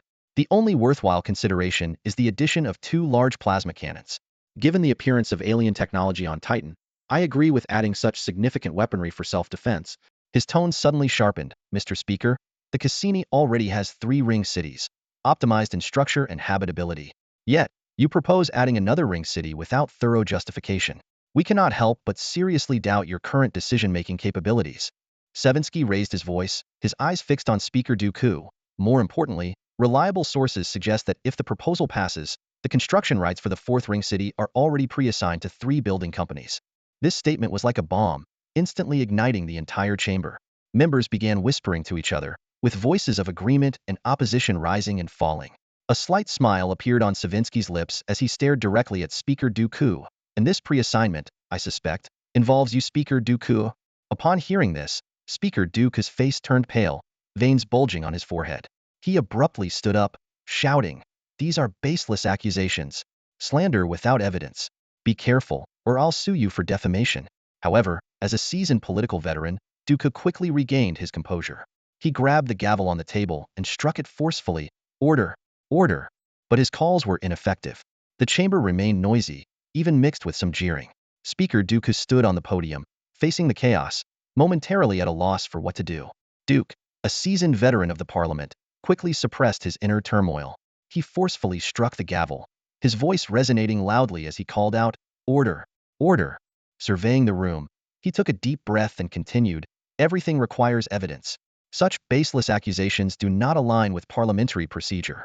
Today's agenda is to discuss additional funding for the Cassini project, not to slander me. If anyone wishes to impeach me, please submit a formal motion to the parliamentary committee." Those supporting Duke nodded in agreement, voicing their support. However, Representative Savinsky was undeterred. He picked up a hefty document, waving it in front of everyone, his voice cutting through the room. "We, the Independent Freedom Party representatives, will submit an impeachment motion to the National Assembly Committee today." Savinsky gently tapped the microphone, calling for silence. With a smile, he scanned the faces of the assembled lawmakers. "We will propose an impeachment against Speaker Arsène Duke. The charges involve his years of accepting bribes," and he paused dramatically, "evidence that he murdered his own father, former Speaker Juan Hernán Gómez Duque." The chamber fell into a stunned silence. Savinsky's words were like a bomb, echoing in every corner of the Parliament hall. Everyone was taken aback, some with mouths agape, others with eyes wide, while only a few in the know showed expressions of approval. Duke stood at the podium, his gavel unwavering. His complexion shifted rapidly, from pale to flushed. A wave of nausea rose in his throat, which he fought to suppress. After a brief mental pause, his mind began to race. Suddenly, Duke burst into laughter, tears streaming down his face. He slammed the gavel on the desk, his voice dripping with sarcasm. "Preposterous! This is the biggest joke I've heard in my life." Wiping his eyes, he continued, "My father died in an accident, a well-known fact. Some people will go to any lengths to oppose me, even using what I hold dearest me familito torment me." Duke looked directly at Savinsky, his tone resolute. "I welcome an investigation into these accusations. But I must announce that I will file a counter-impeachment. My party and I will propose terminating the membership of certain representatives. Please continue with the Cassini discussion, as I must excuse myself due to illness." With that, he left the chamber in anger. Seated in his ground effect vehicle on the way home, Duke took out a rarely used personal smart device. He found a long-unused contact and sent a brief message. "The caviar has gone bad. Please send the finest caviar." Location: the usual place. Time: this weekend. The story rewinds to 21 years earlier, in 2154. At that time, the event where the great Professor Lin Yongxing triumphed over alien machinery on Titan had been 2 years past. The United Nations government began secretly organizing various scientific teams to study the mysterious alien machine in the caves. At the UN headquarters on Viti Levu Island, Suva City, Juan Hernán Gómez Duque was a venerable speaker. With exceptional emotional intelligence, he skillfully balanced the power and relationships of various parties, earning the entire parliament's support. This allowed him to hold the speaker's position for over 2 decades. Although Juan Duque expressed a desire to step back several times, all factions considered him the best candidate, keeping him firmly in the speaker's seat. His son, 41-year-old Arsène Duque, had become an active member of parliament. However, in recent years, their views increasingly clashed, and opposing ideas became more frequent. Frequent arguments at home greatly angered Arsène's mother, Elsa. She found it unforgivable for political or policy differences to affect the father-son relationship. She even ordered the cook to stop preparing meals for them in protest. 2 years ago, Arsène Duque moved out in a fit of anger, renting an apartment in Suva City to live alone. Despite this, the two did not publicly display their policy and proposal differences in parliament. Though some perceptive representatives noticed the divergence in their views, they saw it as a typical generational challenge from a new legislator to an older one. In reality, the conflict between father and son had become deeply ingrained. Most concerning was the complete erosion of trust between them. The elder Duke even started noticing that some of the proposals his son championed in Parliament went against his own values. For example, Proposal number 435 aimed to restrict severely mutated individuals with post-infection sequelae from appearing in malls and entertainment venues, citing the potential discomfort to healthy citizens. Another, Proposal number 513, sought to legalize organ trade. The content of Proposal No. 866 shocked old Duke to his core. This population quantitative easing policy suggested that those suffering from post-infection syndromes should be prohibited from having children and subjected to forced sterilization, while healthy individuals were required to have more offspring. Upon reviewing the authors of similar inhumane proposals, Old Duke was stunned to find his son, Little Duke's, name among them. This discovery left Old Duke furious, unable to believe that his own son could suggest something so morally reprehensible. Old Duke's mind raced with possibilities. Had someone bribed his son? Was someone holding something over him? He even suspected these proposals were crafted to disgrace him personally. With these questions in mind, Old Duke confronted his son in a series of heated arguments. However, what shocked him even more was the realization that these disgraceful proposals were truly his son's own ideas, with no one manipulating him from behind the scenes. Initially, Old Duke was beside himself with rage, but soon he held onto a glimmer of hope, attempting to change his son's views. He tried numerous times to engage in calm discussions with his son, only to find that his efforts were in vain. This ongoing conflict not only failed to alter his son's perspective, but also took a toll on Old Duke's health, leading to high blood pressure and myocardial ischemia. Just when Old Duke was on the brink of despair, an unexpected discovery left him utterly despondent. One day, while he was resting at home, his wife Elsa approached him with a mysterious air, holding a black half-cloak. "Look at this, old man," she said. "I found it in your son's wardrobe." Old Duke opened his eyes, instantly alert. The black cloak, embroidered with red trim, had a single word stitched on its hood in dark gray thread: "Unsullied." The dark gray thread was nearly indistinguishable from the black fabric unless scrutinized closely. This revelation sent a chill down Old Duke's spine. In the 2150s, the enigmatic Unsullied organization was an illegal extremist cult, targeted and banned by the Union government with a severity surpassing even that directed at the Post-Infection Alliance. As the highest-ranking official in the International Union Assembly, Old Duke was devastated by the realization that his son might be involved with this group. Old Duke resolved to have one final conversation with Little Duke. If his son remained obstinate and unrepentant, he was prepared to sever their father-son relationship to preserve the Duke family's reputation. On that weekend, a hurricane swept through Fiji, unleashing torrential rain and fierce thunderstorms. During dinner, Old Duke finished his meal in silence, then looked up at his son with a heavy heart and said, "Olson, I need to talk to you." Just then, a loud clap of thunder echoed outside, as if heralding the gravity of the impending conversation. The rain was pouring down with great intensity, accompanied by a fierce thunderstorm. Although the cyclone in the Fiji region wasn't as severe as predicted, it still warranted an orange alert. Inside the cigar room on the second floor, the heavy rain beat against the floor-to-ceiling glass walls, with streams of water cascading down them like a waterfall. The dim lighting, together with the lit fireplace, created a safe and cozy atmosphere. Old Duke leisurely lit his pipe, gazing intently at the curling smoke. The subtle scent of tobacco filled the air. He spoke, "Arson, I don't want to argue with you any further. Today, I just want you to explain your relationship with the Immaculate." No sooner had he finished speaking than a thunderclap resounded. Young Duke shivered, breaking into a cold sweat. He tried to compose himself and said, "I have no relationship with the Immaculate." Old Duke looked up, his sharp gaze piercing his son. "Arson, your mother and I raised you, sent you to the best universities. I faced all kinds of opposition to bring you into my business, and then helped you become a councilman. I wanted you to be a pillar of the nation, not a disgrace." He nearly shouted the last few words. Young Duke attempted to defend himself. "Dad, say what you will, just like our previous arguments, but I'll still say this. I won't bring shame to you, but I have my own ideas, my own belief." "Rubbish. Utter nonsense." Old Duke interrupted angrily. "Your so-called beliefs, let me say again, are anti-human and do not conform to standard moral principles." Young Duke chuckled, retorting, "Dad, what you consider to be against moral standards is based on your definition, not necessarily the standards understood and accepted by young people. The morals imposed by the older generation aren't necessarily recognized now." Old Duke was trembling with anger, putting aside his pipe. "Fool, don't argue with me. The moral standards I speak of are universal values, not something we old folks concocted. Don't twist things around. What I want to know is your connection with the Immaculate." The rain intensified, turning the glass wall into a sheet of water.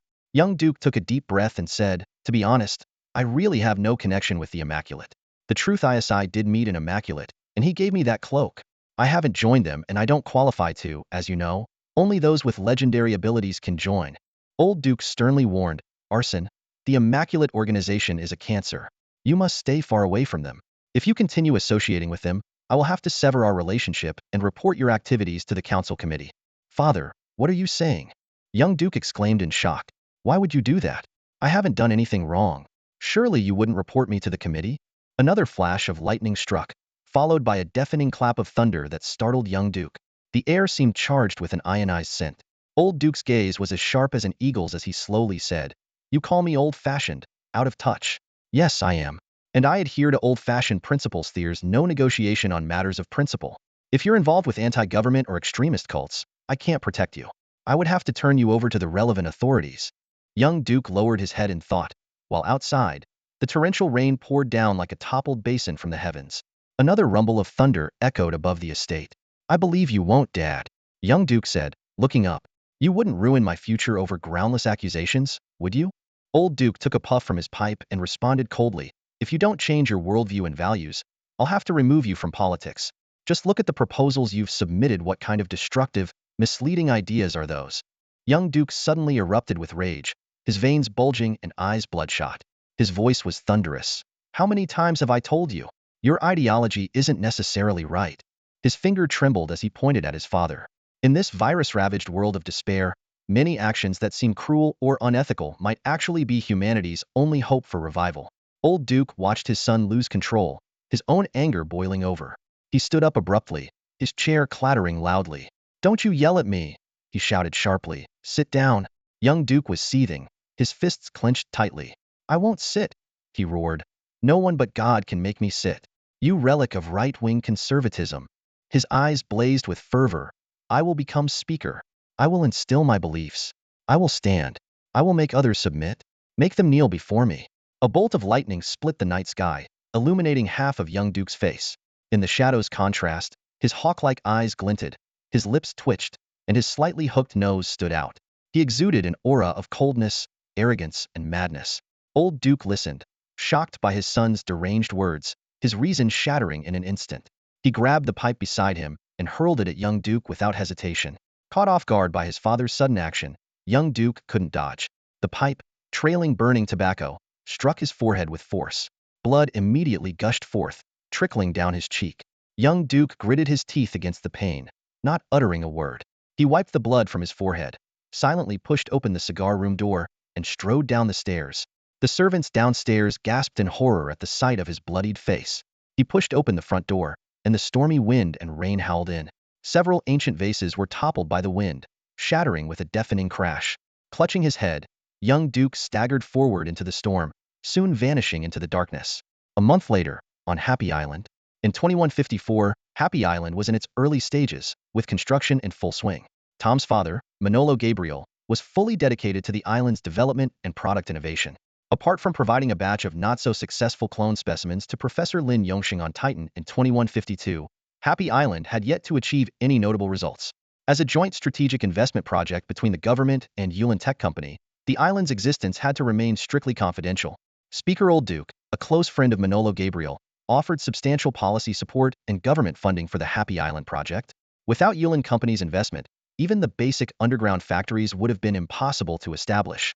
To secure a 100-year lease for Yulin Company on Happy Island, young Duke conducted secret lobbying in the parliament, ultimately securing the lease of this uninhabited Pacific island for a century. Manolo Gabriel and his son were deeply grateful, and the relationship between the two families grew closer. However, this time young Duke had a complete falling out with his father. In his mind, his father was no longer family but an obstacle in his political career. Old Duke had inadvertently discovered some of his son's unspeakable secrets and threatened to expose him. This made young Duke feel that the situation was spiraling out of control, and his political future hung by a thread. Young Duke was a man obsessed with politics. Under his father's influence, he harbored lofty ambitions from a young age. He once believed that even if he couldn't reach the heights of his father as speaker, he could at least become a deputy speaker through his own efforts. Now, his father's doubts about his worldview and values had turned him into his greatest political adversary. Arson Dekrick Duke had been anxiously waiting on the island for 3 days, and finally, the person he awaited arrived. As night fell, young Duke stood on the vertical helipad, anxiously scanning the horizon. After more than an hour, the sound of rotors finally filled the sky. An Osprey tiltrotor aircraft, its red lights flashing, slowly descended onto the helipad. The Osprey aircraft descended slowly, the roar of its rotors gradually fading away. The side door of the cabin opened, and a tall figure dressed in a black robe peeked out, only to retreat inside again. Moments later, he reappeared, pushing a person in a wheelchair to the door. Arson Dekrick Duke's heart began to race. Every encounter with the mysterious figure in the wheelchair inexplicably filled him with anxiety. The person in the wheelchair was wrapped in a large blue cloak, which draped haphazardly over the chair. However, The hood was tightly drawn over the face, shrouding it in darkness and obscuring any features. The man in the black robe pushed the wheelchair slowly toward Little Duke, who tried to maintain a calm demeanor, lifting his chin slightly but still swallowing nervously. As they reached him, the black-robed man respectfully stepped back, bowing his head. Despite the bright lights of the tarmac, a hazy, spherical boundary seemed to form around the two figures, dimming the light within as if it were being absorbed, inducing a sense of discomfort and confusion. The figure in the blue cloak let out a deep sigh, the sound combined with the unseen face sending chills down one's spine. From within the robe, a withered hand emerged, its skin brown and deeply wrinkled, resembling a corpse long submerged in water. The hand slowly raised its index finger. Little Duke held his breath, respectfully kneeling on one knee, and gently kissed the finger. He whispered almost inaudibly, "Master." On Happiness Island in the year 2155, the only three-story inn near the hot springs was rarely occupied. Little Duke arranged for them to stay on the far end of the third floor, ensuring they would not be disturbed. The inn was otherwise empty, with only the three of them present. The next morning, Little Duke arranged for a lavish breakfast to be delivered to them, complete with a food blender. Around noon, Little Duke, who was staying on the lower floor, received a call from the man in the black robe, saying the master was ready to see him. Little Duke donned a black robe, leaving his head uncovered, and respectfully entered the third-floor room. Inside, the master sat alone in the wheelchair, with the room filled with a perfectly balanced aroma of incense. Today, the master wore a black cloak, more fitted than the blue one from the day before, making his form appear even more diminutive. The pointed hood still obscured the face, and through the cloak, it seemed as if it could swallow all light. Little Duke found himself less fearful than the previous day. A cushion, or rather a floor pillow, was placed on the ground in front of the wheelchair. The person in the wheelchair emitted a dry cough, as if struggling to clear phlegm. Slowly, he raised a finger, pointing to the cushion. Reverently, Little Duke knelt on the cushion, pressing his hands together and closing his eyes as he whispered his confession. "Great Lord, please forgive your sinner. Grant me strength and solace for my soul." The person in the wheelchair made a hooking motion with his finger. Little Duke quickly extended his hand. The wheelchair-bound man placed his gaunt finger on Duke's hand, finally speaking, "Speak, child. Reveal the secrets of your heart." The voice was indistinct, difficult to comprehend by ear alone. Yet, the listener could feel a force reaching deep within, with the unclear words heard translating clearly in the mind as if subtitles in a movie. This was the power of dual mind speech, a capability that made people feel their thoughts were being laid bare. Many were shaken by this, transitioning from reverence to submission, from hiding secrets to confessing them openly. As people encountered these elders who could peer into their souls, a new doctrine began to form among the followers. Little Duke prayed softly, "Please reveal to me the heart of prayer, touch me with your hand, and grant me courage and strength in all things. You are my salvation, the source of my life, filled with joy and hope. Even when walking in darkness, your light shines forever. You are my Lord, my direction, the answer to my life, and my every hope. I ask the Lord to supply me, so I may stand victorious before my enemies." He could feel an energy scanning his soul. As the master's finger touched his hand, he felt his own energy being absorbed, his mind gradually emptying, slipping into a meditative state. "I understand your situation," the master said in a hoarse and muddled voice. "You may rise. Sit on the chair." He gestured to a chair nearby. Arson Duke slowly settled onto the stool, a wave of unprecedented relaxation sweeping over him. The anger and anxiety that had once clouded his mind seemed to dissipate like a gentle breeze, and he felt as though he was floating in a blissful, surreal realm. "Senator Duke," the master spoke with a unique duality in his tone, both gentle and authoritative. "The anger within you stems from your excessive pursuit of life." "Yes, master." Young Duke closed his eyes, listening intently, a devout expression gracing his face. The master continued, each word resonating with Duke's heartstrings. "The goals you chase have surpassed your life's capacity. You can't peacefully accept your current ordinariness. You are intelligent, always striving to achieve extraordinary feats, which is a double-edged sword. It can lead you to the pinnacle of success or plunge you into an abyss." Even though the master's face was obscured by the wheelchair, young Duke felt each word strike at his core. Suddenly, a peculiar chuckling sound emanated from beneath the cloak, sounding like laughter. "The problems you think are unsolvable are merely a matter of time. The troubles you believe you can't escape are actually ones you've invited in yourself." The master's words flowed like a clear spring into young Duke's entranced consciousness, and he nodded in agreement involuntarily. The master's voice deepened. "In a world of crows, swans are guilty. In this vast world, differing perceptions lead to different paths. People habitually impose their beliefs on others, assuming they're right, without considering others' feelings, experiences, or pain. You and your father both have strong personalities and struggle to understand each other. So in the end, the master abruptly stopped. Young Duke opened his eyes wide and asked urgently, Master, what should I do then? I can see your thoughts. The cloak in the wheelchair swayed slightly. Can you face your own thoughts? The master slowly raised a withered finger, pointing to young Duke's chest. Don't hide it in your heart. Can you speak your true thoughts? In the darkness beneath the cloak, the master's expression was unseen. His voice devoid of emotion, carrying only an almost indifferent calm. It's just the two of us here. Actually, you don't need to say it. I can see through to the most hidden corners of your heart, the master said leisurely, but I want you to say it aloud. Suddenly, the master let out a piercing cry. Young Duke's heart raced, and a complex mix of desire, anger, and shame painted his face. He stared sharply into the darkness beneath the master's cloak, forcing out words through clenched teeth. I want him to stop hindering my life's progress. The master remained silent for a long time, then raised his hand again towards young Duke. A mysterious energy gathered slowly in young Duke's heart, and he felt his worries and anger swelling, his consciousness beginning to blur. It was as if a window had suddenly opened in the darkness, and he heard the energy whisper, death. In that hazy moment, Duke realized this might be the perfect solution. Unconsciously, a smile crept onto his lips. The master let out a deep, meaningful sigh, a blend of a chuckle and a resignation to the complexities of human nature. This sound struck a chord within young Duke, as if it unveiled his most genuine thoughts. Come, let us follow the will of God, the master said slowly, raising his hand to make the sign of the cross on his chest. As he moved, his sleeve slipped, revealing a segment of his grayish-brown arm. The skin was covered with fine lines, reminiscent of the grooves on the surface of a brain. The master began to pray, his voice deep and devout. Lord, I admit I have sinned and wronged others and you. I ask for your forgiveness, for a heart of repentance, and the strength to change. Help me learn to forgive and live in harmony with others. Grant me the power to resist temptation and become a better person. Young Duke followed along, feeling the weight of each word. Now, let us begin our silence, the master said. The two sat quietly, their breathing gradually slowing until they entered a state of semi-consciousness. Young Duke's mind began to drift. He seemed to return to his childhood, strolling down the street with his parents, a sweet treat in his mouth, carefree and happy. The scene shifted, and he saw himself passionately speaking at the podium in Parliament, the applause thundering below.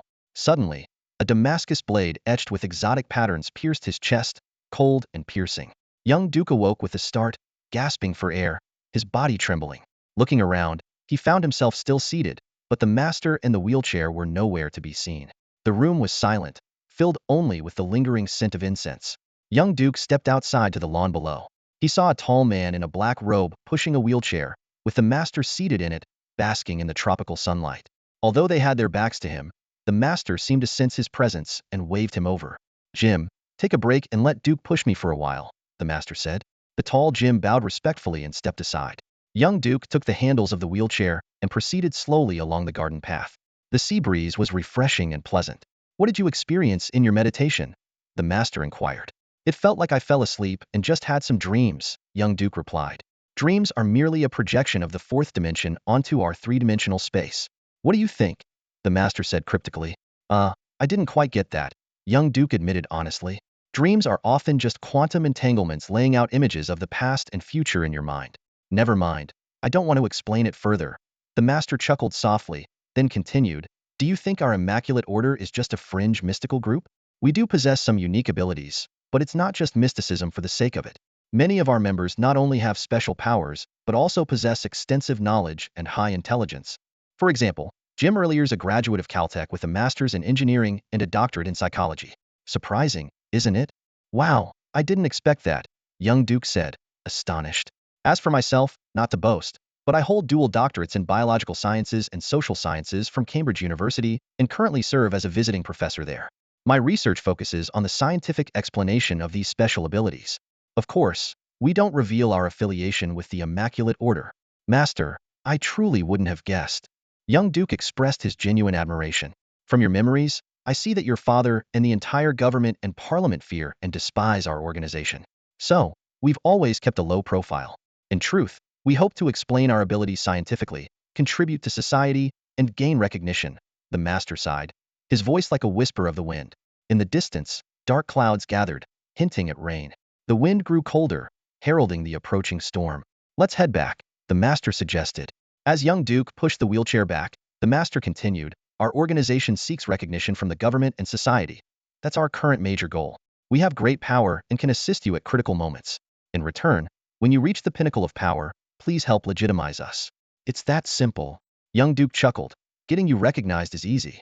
Just have the media promote and positively portray you for a year, and public perception will change.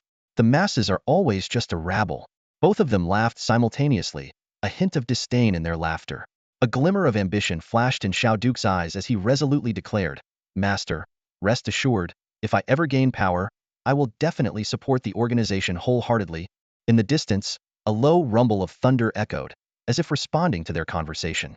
Xiao Duke looked up at the sky, where clouds were slowly gathering, and a trace of worry appeared on his face. But, he sighed, it's easier said than done to climb higher. For starters, my father doesn't even support me right now.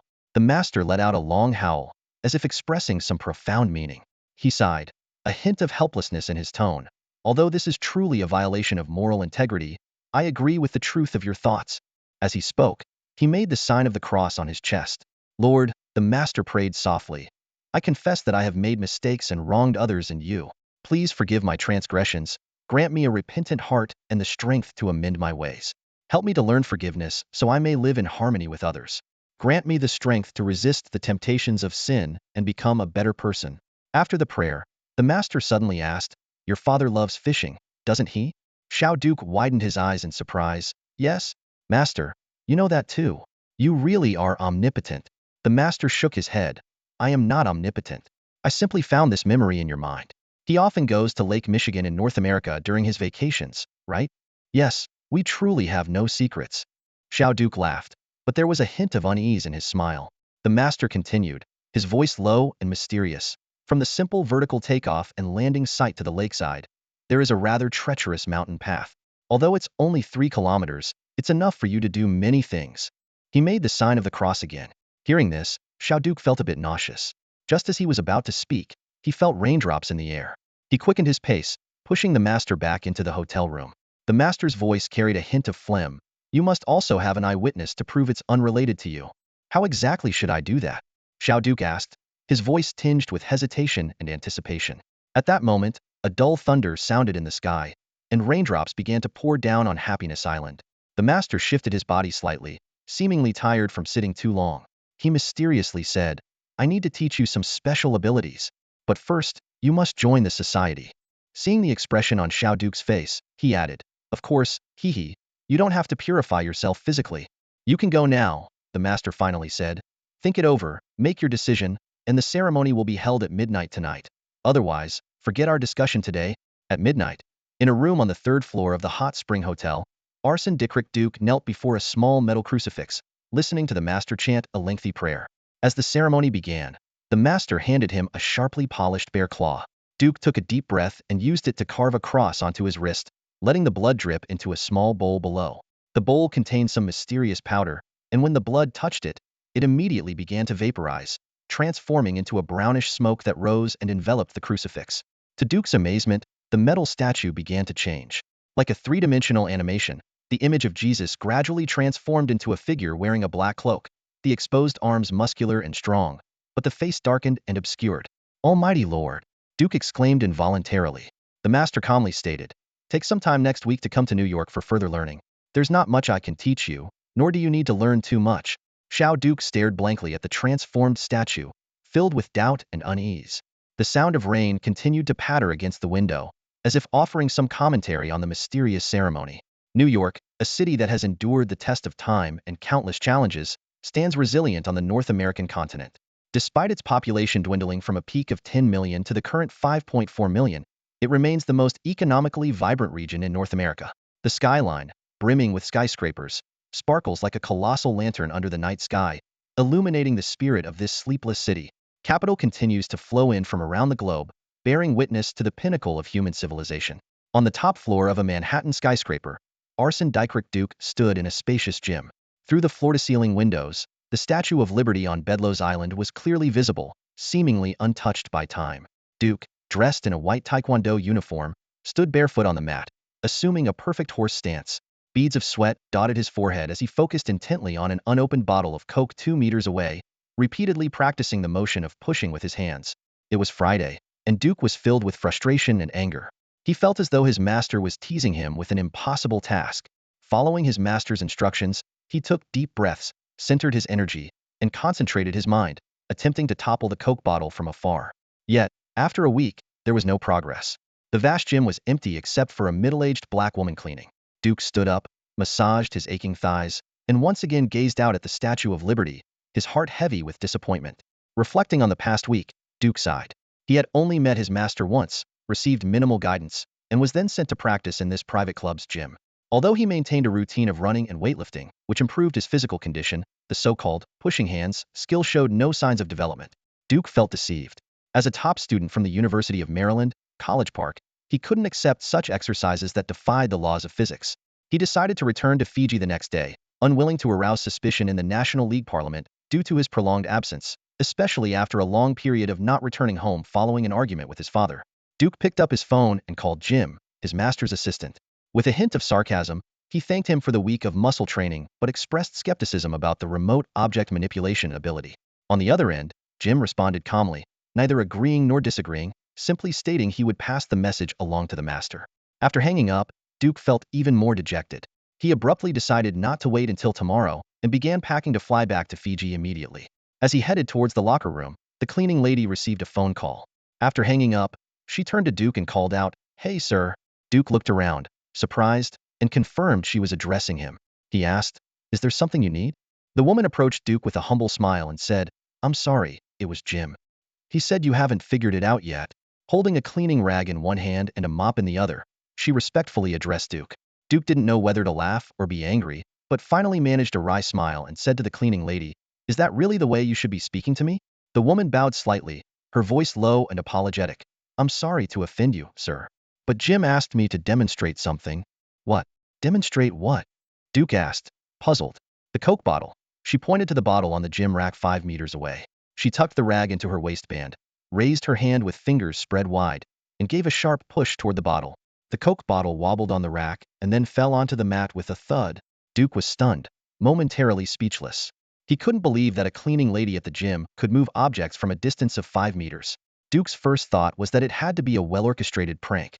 He rushed over to the Coke bottle, bent down to pick it up, and carefully inspected the bottle for any invisible strings. However, he was disappointed it was nothing more than an ordinary Coke bottle, with nothing unusual about it. The cleaning lady stood nearby with a humble smile and explained, "Sir, this little trick is all I can do, and it's the reason I got this job. It makes lifting heavy stuff a breeze, so cleaning is much easier." As she spoke, she glanced toward a treadmill in the distance. She lifted her rough hand and made an upward motion in the air. Astonishingly, the rear end of the treadmill, which looked like it weighed hundreds of pounds, began to rise slowly, with only the front legs still touching the ground. "See," she continued, with a simple smile on her face. "I can make these machines lift themselves, so cleaning underneath is a lot easier. Jim asked me to show you." Duke swallowed hard, his voice shaking a bit. You're not kidding me, are you?" The cleaning lady lowered her hand, and the treadmill settled back down. She replied, "Why would I lie to you? Around here, this kind of ability isn't all that special." Suddenly, a thought struck Duke, and he asked, "Well, can you push me over?" She just smiled and didn't answer.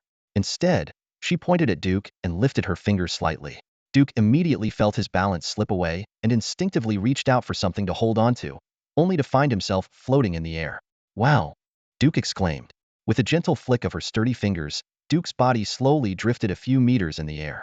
Then, with a downward gesture, Duke was gently lowered onto a nearby mat as if cradled by an invisible hand. Duke was utterly amazed. Not only did he now fully believe in the existence of such extraordinary abilities, but he was also genuinely impressed. He no longer referred to her as the cleaning lady but respectfully asked, "Ma'am, how can I learn to move objects with my mind?" The woman looked surprised and quickly replied, "How could I possibly teach you, sir? Besides, I think this is a natural talent, isn't it?" Arson Dykrick Duke's trip to New York this time resulted in only one takeaway, a resolution to stick to fitness. Upon returning home, he had an in-depth conversation with his father. Young Duke admitted, after serious consideration, that he realized his mistakes and largely agreed with his father's views. Old Duke apologized for the time he hit his son with a pipe.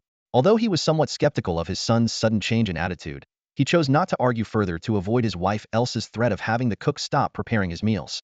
Over the following month, young Duke remained unusually low-key. He didn't propose any motions and rarely spoke in Parliament. It was during this quiet period that his mentor's assistant, Jim, called, inviting him to return to New York. With a mindset of giving it another shot, young Duke boarded a flight back to New York. This time, young Duke insisted on meeting the mentor in person. In a room above a gym, he finally met the mysterious mentor. Young Duke bluntly complained about his ineffective workouts and the lack of guidance. The mentor pondered for a moment and then, in a gruff voice, said, "God is fair. He made you a politician and left you weak in other areas."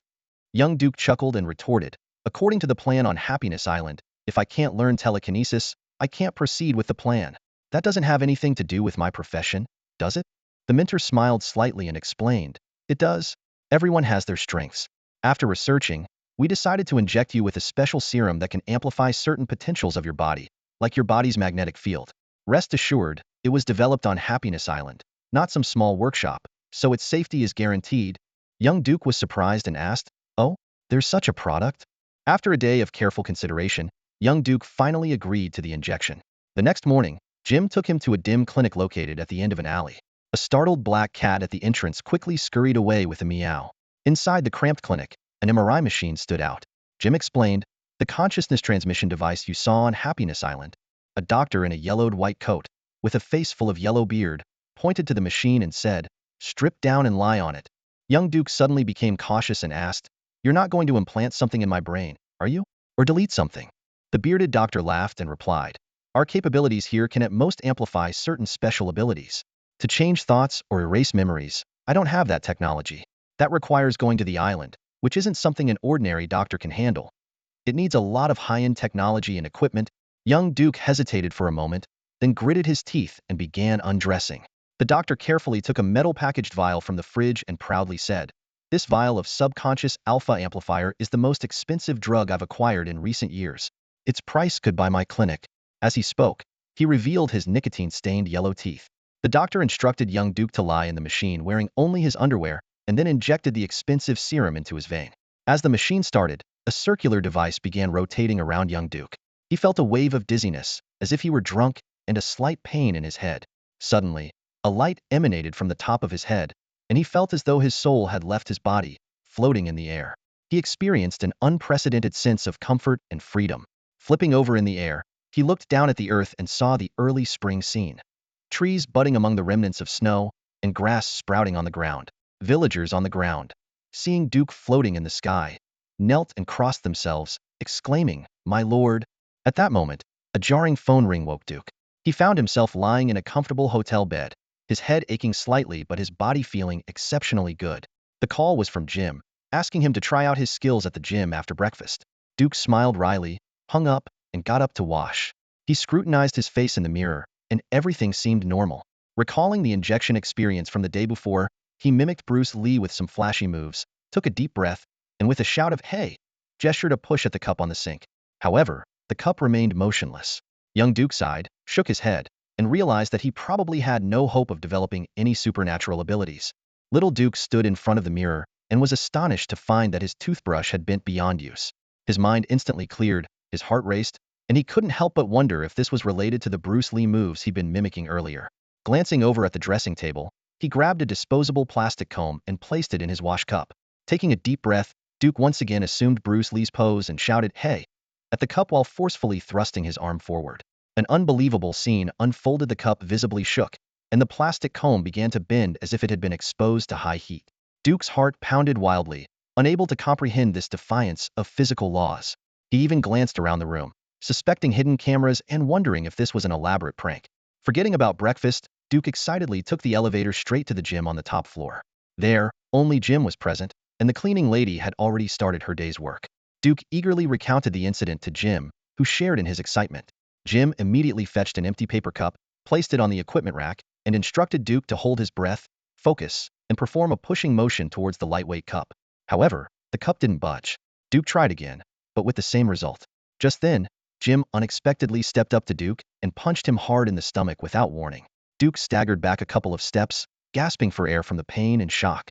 In his anger and disbelief, Duke shouted, "You actually hit me?" He raised his hand to strike back, but Jim deftly dodged and pointed at the cup, shouting, "Channel your anger towards it." Duke immediately understood Jim's intention. Harnessing his lingering anger, he shouted, "Shit!" at the cup and thrust his hands forward with all his might. Miraculously, the cup seemed to be blown by a gentle breeze, wobbled on the rack, and then fell to the floor. "Oh, sir, you finally did it!" exclaimed the cleaning lady from across the room, clapping her hands in delight. Duke rushed to the rack, picked up the cup, placed it back, and stepped 2 meters away. He regulated his breathing, summoned his earlier fury, and directed all his energy at the cup once more. The cup wobbled again, and then dropped to the floor. Rubbing his still aching abdomen, Duke let out a long sigh of relief. He turned to the cleaning lady, arms wide open, and embraced her tightly, laughing heartily. The lady patted his back, saying, "Congratulations." Meanwhile, Jim quickly opened his personal device and made a call. "Master, he's showing promise." Jim opened his personal terminal and dialed a number. "Master, there's hope for him." His voice was filled with excitement.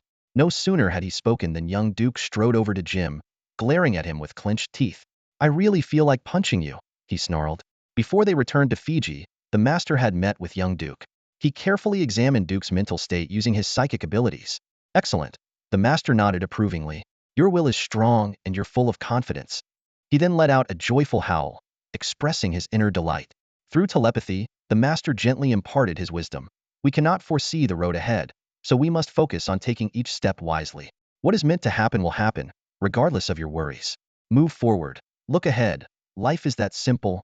These words were like warm sunshine, gradually calming the turmoil in Duke's heart, leaving him feeling unprecedented comfort and peace. Finally, the master sternly instructed, "Return and intensify your practice. You must be able to topple an 80-kilogram weight without a sound. If you meet the requirement in a month, come to New York. Before you leave today, visit the clinic for another psychic amplification." Young Duke glanced at his black cloak, its deep hue seemingly absorbing all light. He respectfully said, "Master, I will train as you have instructed." With that, he stood, bowed deeply, and slowly exited the room. At the doorway, young Duke hesitated, as if he had more to say. Suddenly, a muffled laugh emanated from his black cloak. "Heh heh." The master raised his hand, pointing at young Duke. "I know what you want to ask." "Yes, master." Young Duke replied humbly, bowing halfway. "You wish to know my name, don't you?" The master's voice held a hint of amusement. "My name is Lucio." Young Duke bowed deeply once more and then left the room. With the development of the needle water and consciousness transmission device, along with the master's careful guidance, young Duke had indeed begun to grasp some psychic abilities. As a diligent, highly capable, and exceptionally intelligent young senator, Duke was confident he could meet the demands quickly. He held himself to strict standards, meditating and practicing his psychic skills every evening after dinner. Sure enough, by the end of the month, Senator Duke could use his powers to topple a 90-kilogram sack of flour from 2 meters away. Excited, he called Jim. "The caviar is finished. I'm coming to New York to stock up." The year was 2155, February. 2 Osprey Tiltrotor aircraft descended with a throbbing roar, landing gently on a vertical takeoff site not far from Lake Michigan. 3 people disembarked from the first aircraft. 2 were clad in black robes with hoods concealing their faces. The third wore a casual suit, his build burly but slightly paunchy, betraying his middle-aged status. The stout middle-aged man gestured to the second Osprey. The hatch opened, and 3 fully armed security personnel emerged, each pushing a person clad in gray jumpsuits. The 3 young individuals in training suits appeared pale and bewildered, their eyes vacant. The security personnel nudged them forward, their expressions a mix of curiosity and naive smiles. The middle-aged man grimaced with disdain, signaling them to hurry up. Under the security's urging, the trio stumbled along the mountain path. The middle-aged man sighed and turned to the 2 figures in black. "Jerry the Mouse, let's follow." One of the hooded figures chuckled, pulling back his hood to reveal a resolute face and sharp eyes. "Heh, Tomcat, Martin, there's no one around this time of year. No need to be so cautious." Jerry the Mouse, also known as young Duke, said. "All right." Tomcat, Martin Gabriel, laughed as he admired the view of Lake Michigan, a stark contrast to the tropical paradise of Happy Island. "Jim, take off your hood too," young Duke called out. Tall Jim removed his hood, inhaling deeply as he remarked, "The air here is much better than in New York." The trio leisurely followed the 6 others, taking in the scenic views along the way. The ice along the lakeshore had begun to melt, and the breeze carried a slight chill. They walked over 2 kilometers on the mountain dirt road, reaching a large bend halfway up the slope. From here, the takeoff site was no longer visible, with a steep cliff and jagged rocks below, not far from the lakeside. "We're here," young Duke announced. Martin Gabriel signaled one of the security guards to bring one of the dazed prisoners forward. Young Duke asked Jim, Where should he stand? Jim surveyed the area and suggested, have him stand at least 1.5 meters from the edge. No sane person would go closer. Martin pointed to a spot, and the security guard positioned the prisoner 1.5 meters from the edge, unlocking his handcuffs before stepping back. The man looked around in confusion, unsure of what was happening. Martin indicated for the other two security guards to lead the remaining prisoners away, ensuring they couldn't witness what was about to occur.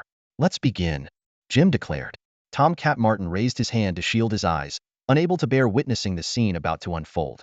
Little Duke stood 2 meters away from the target, his heart pounding fiercely in his chest, anxiety washing over him like a tide.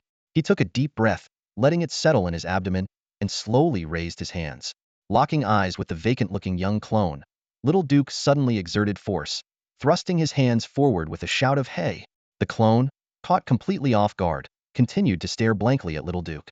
Suddenly, an invisible force struck him, causing him to lose his balance instantly. He staggered backward, desperately trying to steady himself, but it was as if he were being battered by a fierce wind, unable to resist. As he was about to fall, he instinctively glanced back and saw the cliff edge, letting out a terrified scream before tumbling over the brink. A dull thud echoed from below, followed by silence. Martin shook his head, filled with a sense of sorrow. Even though these failed consciousness transfer clones were destined for destruction, witnessing such a brutal process firsthand was distressing. No wonder Little Duke had said he was soft-hearted. Good. Second time. Try not to raise your hands, Jim ordered decisively. A second vacant clone was brought to the same spot. Little Duke adjusted his breathing, quickly slipping into a trance-like state. In his mind, he envisioned a volcano on the verge of eruption, a surge of anger rising within him. Silently, he shouted, "Hey!" in his mind and exerted force. The second clone swayed a few steps, futilely attempting to steady himself, his hands grasping at the air helplessly before he too fell off the cliff. Nice. Success, Jim exclaimed excitedly. Little Duke let out a sigh of relief, feeling slightly proud. But your gestures, closing your eyes, and facial expressions are still obvious. Try again, Jim continued to instruct. Martin signaled for the last security guard to bring up the final clone. Maintain a natural demeanor, no deep breaths, no hand movements, and no straining facial expressions. Jim detailed the requirements. Little Duke calmed his breathing and meditated internally once more. He kept his eyes open, expressionless, while secretly channeling his energy, quietly shouting, "Hey!" in his mind. The third clone only swayed slightly, standing still, instead grinning foolishly. You weren't focused, Jim pointed out sternly. Little Duke took a deep breath, gathering his strength internally while keeping his face calm. He amassed a burst of energy within and pushed forward forcefully. This time, the clone staggered back a few steps, almost falling off the cliff, instinctively grabbing the grass at the edge, fear etched on his face like an innocent child. Martin could no longer bear to watch and turned away. At that moment, Little Duke felt a pang in his heart. This clone, despite having an adult's body, had the innocence of a child. Sensing Duke's hesitation, Jim promptly said, "Senator, now is the time to be especially ruthless. Keep going." This clone might not speak, only utter sounds like "mum, mum." Little Duke gritted his teeth, forcing himself to be ruthless. He walked to the cliff's edge, making a pushing motion. Under the forceful impact, the clone could no longer hold onto the grass, letting out a terrified "ah" before plummeting over the edge. A thud echoed as the heavy body hit the rocks below. Little Duke suddenly felt his nose sting, his eyes moistening. It was his first true act of killing, even if the target was just a defective clone. He realized he had left behind his bright past, stepping into a dark, thorny tunnel. Yet the light at the end of that tunnel made him understand that there was no turning back. Martin Gabriel feigned composure, instructing the 3 security guards with a detached tone, "Go around the front, strip the clothes from the 3 bodies and burn them. Tie the bodies to rocks, pour quick dissolved solvent on them, and sink them to the bottom." Lake Michigan is the most prolific fishing spot among the Great Lakes, offering fishing enthusiasts the chance to catch over 150 species of fish. Its 3,000 kilometers of shoreline, more than 11,000 inland lakes, and thousands of kilometers of rivers and streams make it a paradise for anglers.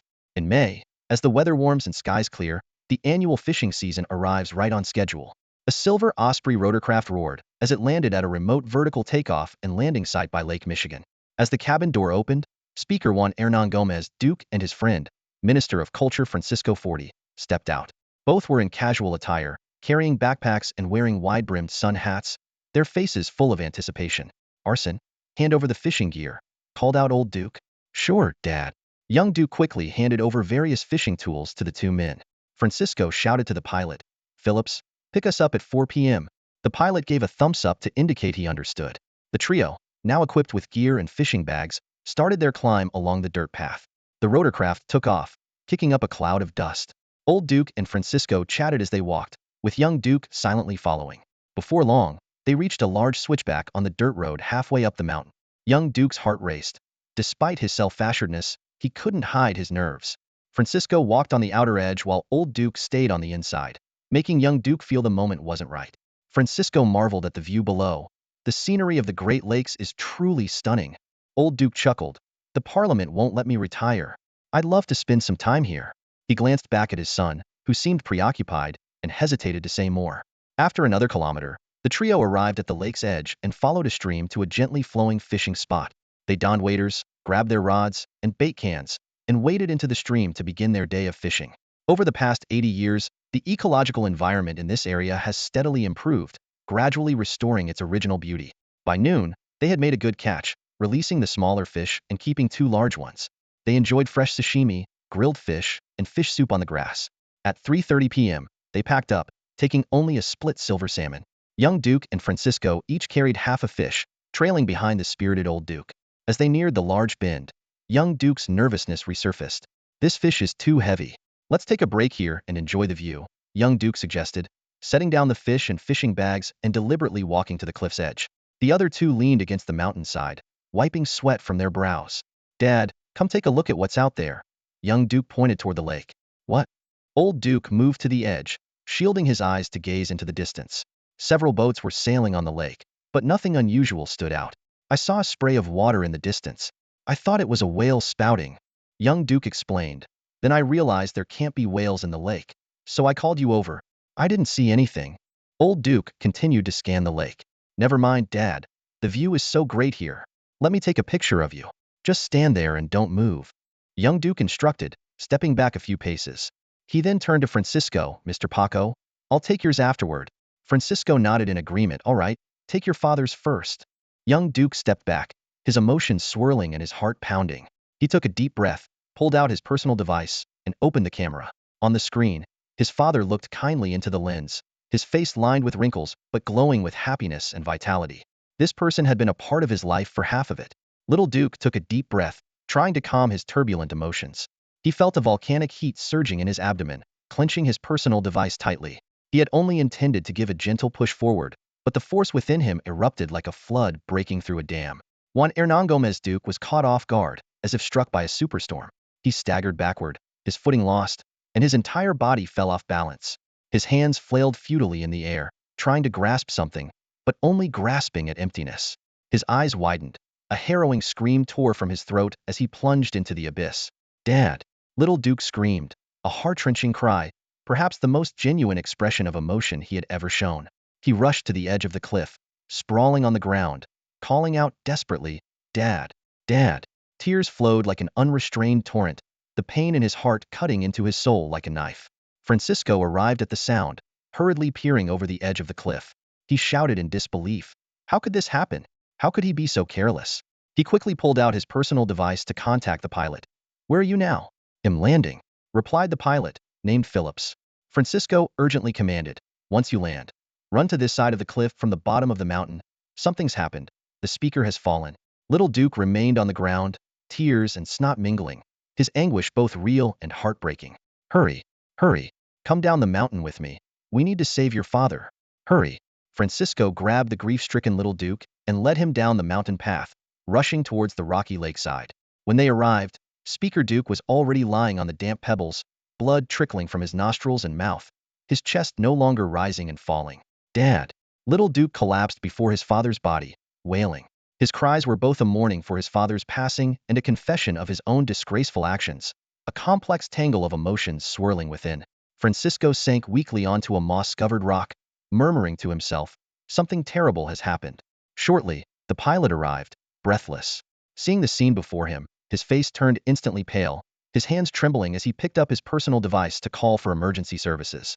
The lake's surface rippled with waves, shimmering in the sunlight, spreading slowly outward. Each ripple seemed to carry untold stories, whispering secrets from the depths of the lake. That year, Little Duke was 41 years old. The tale of Little Duke and his father has come to an end. The year is now 2175, and the council chamber is abuzz with noise. Speaker Arson D. Crick Duke's face is dark with anger, clearly infuriated by the audacious impeachment attempt. He quickly exits the council building and slips into a waiting hovercraft. The hovercraft glides smoothly through the bustling streets as Duke retrieves a seldom-used personal smart device from his pocket. His fingers swipe rapidly across the screen until he finds a long-unused contact. After a moment's hesitation, he sends a brief message. Caviar's gone bad. Please ensure the delivery of the finest caviar. Location, the usual spot. Time, this weekend. By Friday noon, Arson Duke boarded his private Osprey tiltrotor aircraft alone, secretly heading to Happiness Island. He left his wife, Kate, behind, clearly not wanting to attract any attention. Upon arriving at Happiness Island, Duke anxiously waited at the hotel.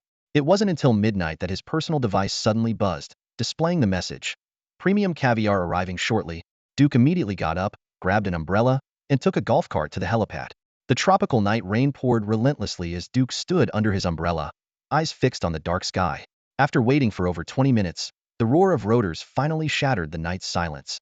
An Osprey tiltrotor aircraft slowly descended onto the helipad amidst the heavy rain. The cabin door opened, and a bald black man dressed in a long black robe stepped out. He surveyed the surroundings before quickly returning to the cabin.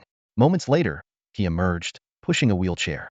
The rain pounded on him with a crackle, yet curiously, as the raindrops neared the person in the wheelchair, they seemed to be repelled by an invisible barrier, sliding away.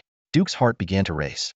Seated in the wheelchair was his mentor, a mysterious figure clad in a black cloak with his face hidden in the hood's shadow. Every encounter with his mentor filled Duke with inexplicable excitement and tension. The black man pushed the wheelchair to Duke and softly instructed, "Please put down the umbrella." He then respectfully stepped back. Duke closed the umbrella, letting the rain drench him as he knelt on one knee and gently kissed his mentor's fingers. "Master, how is your health?" Duke asked with concern. "I'm managing," the mentor replied, his voice thick with phlegm. "Speaker Duke, you may rise. You are my leader now," he said, followed by a fit of coughing. As the rain intensified, Duke suggested they return to the hotel to rest. The next day, the weather cleared, with the sky a brilliant blue.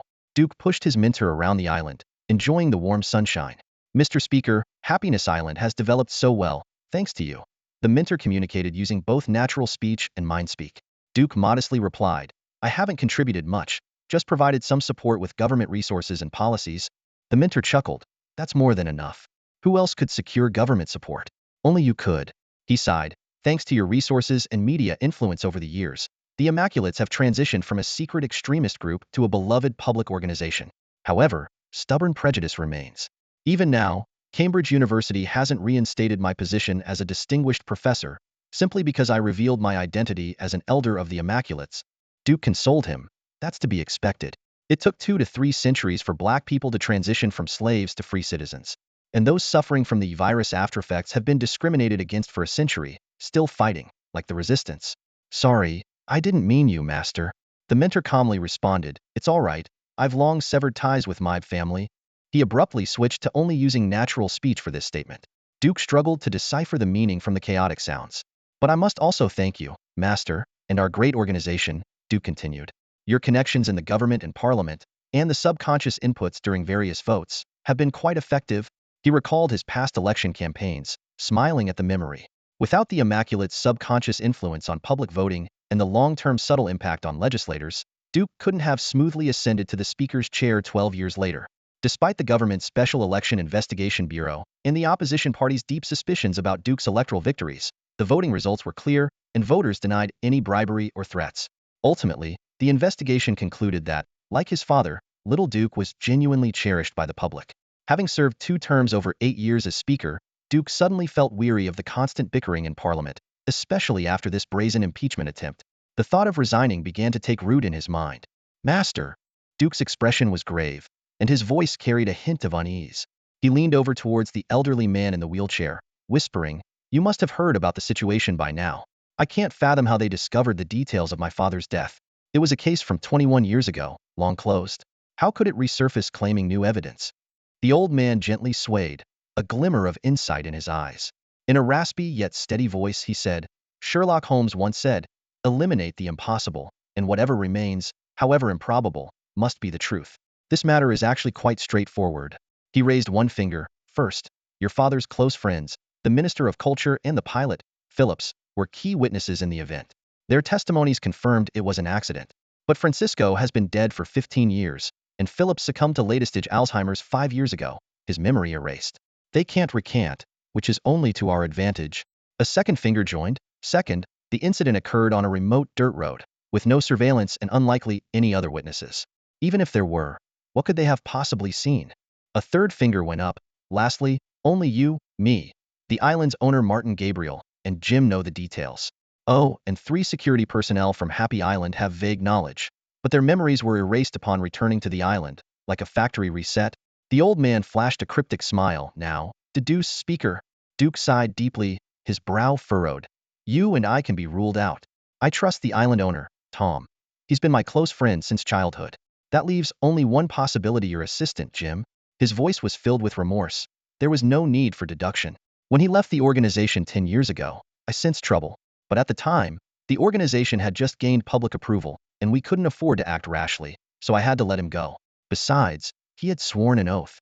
Duke clenched his fist. Ah, the greatest failure is being betrayed by those you trust the most.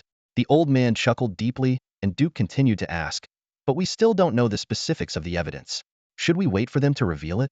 For now, that's all we can do. The old man's eyes grew sharp. You need to find out who's involved in the evidence investigation. We must capture them all at once. Duke straightened up, his gaze as sharp as an eagle's, looking into the distance, lost in thought. After a moment, he said, as long as the secret of this island is kept, we'll always have the upper hand. Exactly. The old man nodded in agreement. Go talk to Tom about it. I need to get this old body of mine fixed up. Suddenly, his tone shifted to a lighter one. Mind if I cut the line for a soak tonight? Duke chuckled. Haha. He's already arranged it. Despite being 62 years old, Duke maintained a humble posture, slightly bowing as he pushed the old man's wheelchair forward. On Saturday, the sun in Paris cast its glow on the building of Yulin Corporation. C-2217 received an invitation to dinner from Benita Lee. While he wasn't particularly looking forward to the meeting, he was intrigued by Benita's intentions. To avoid arousing E-3251's jealousy, he cleverly disguised the outing as the company's annual party. After 2217 left, E-3251 received a puzzling phone call.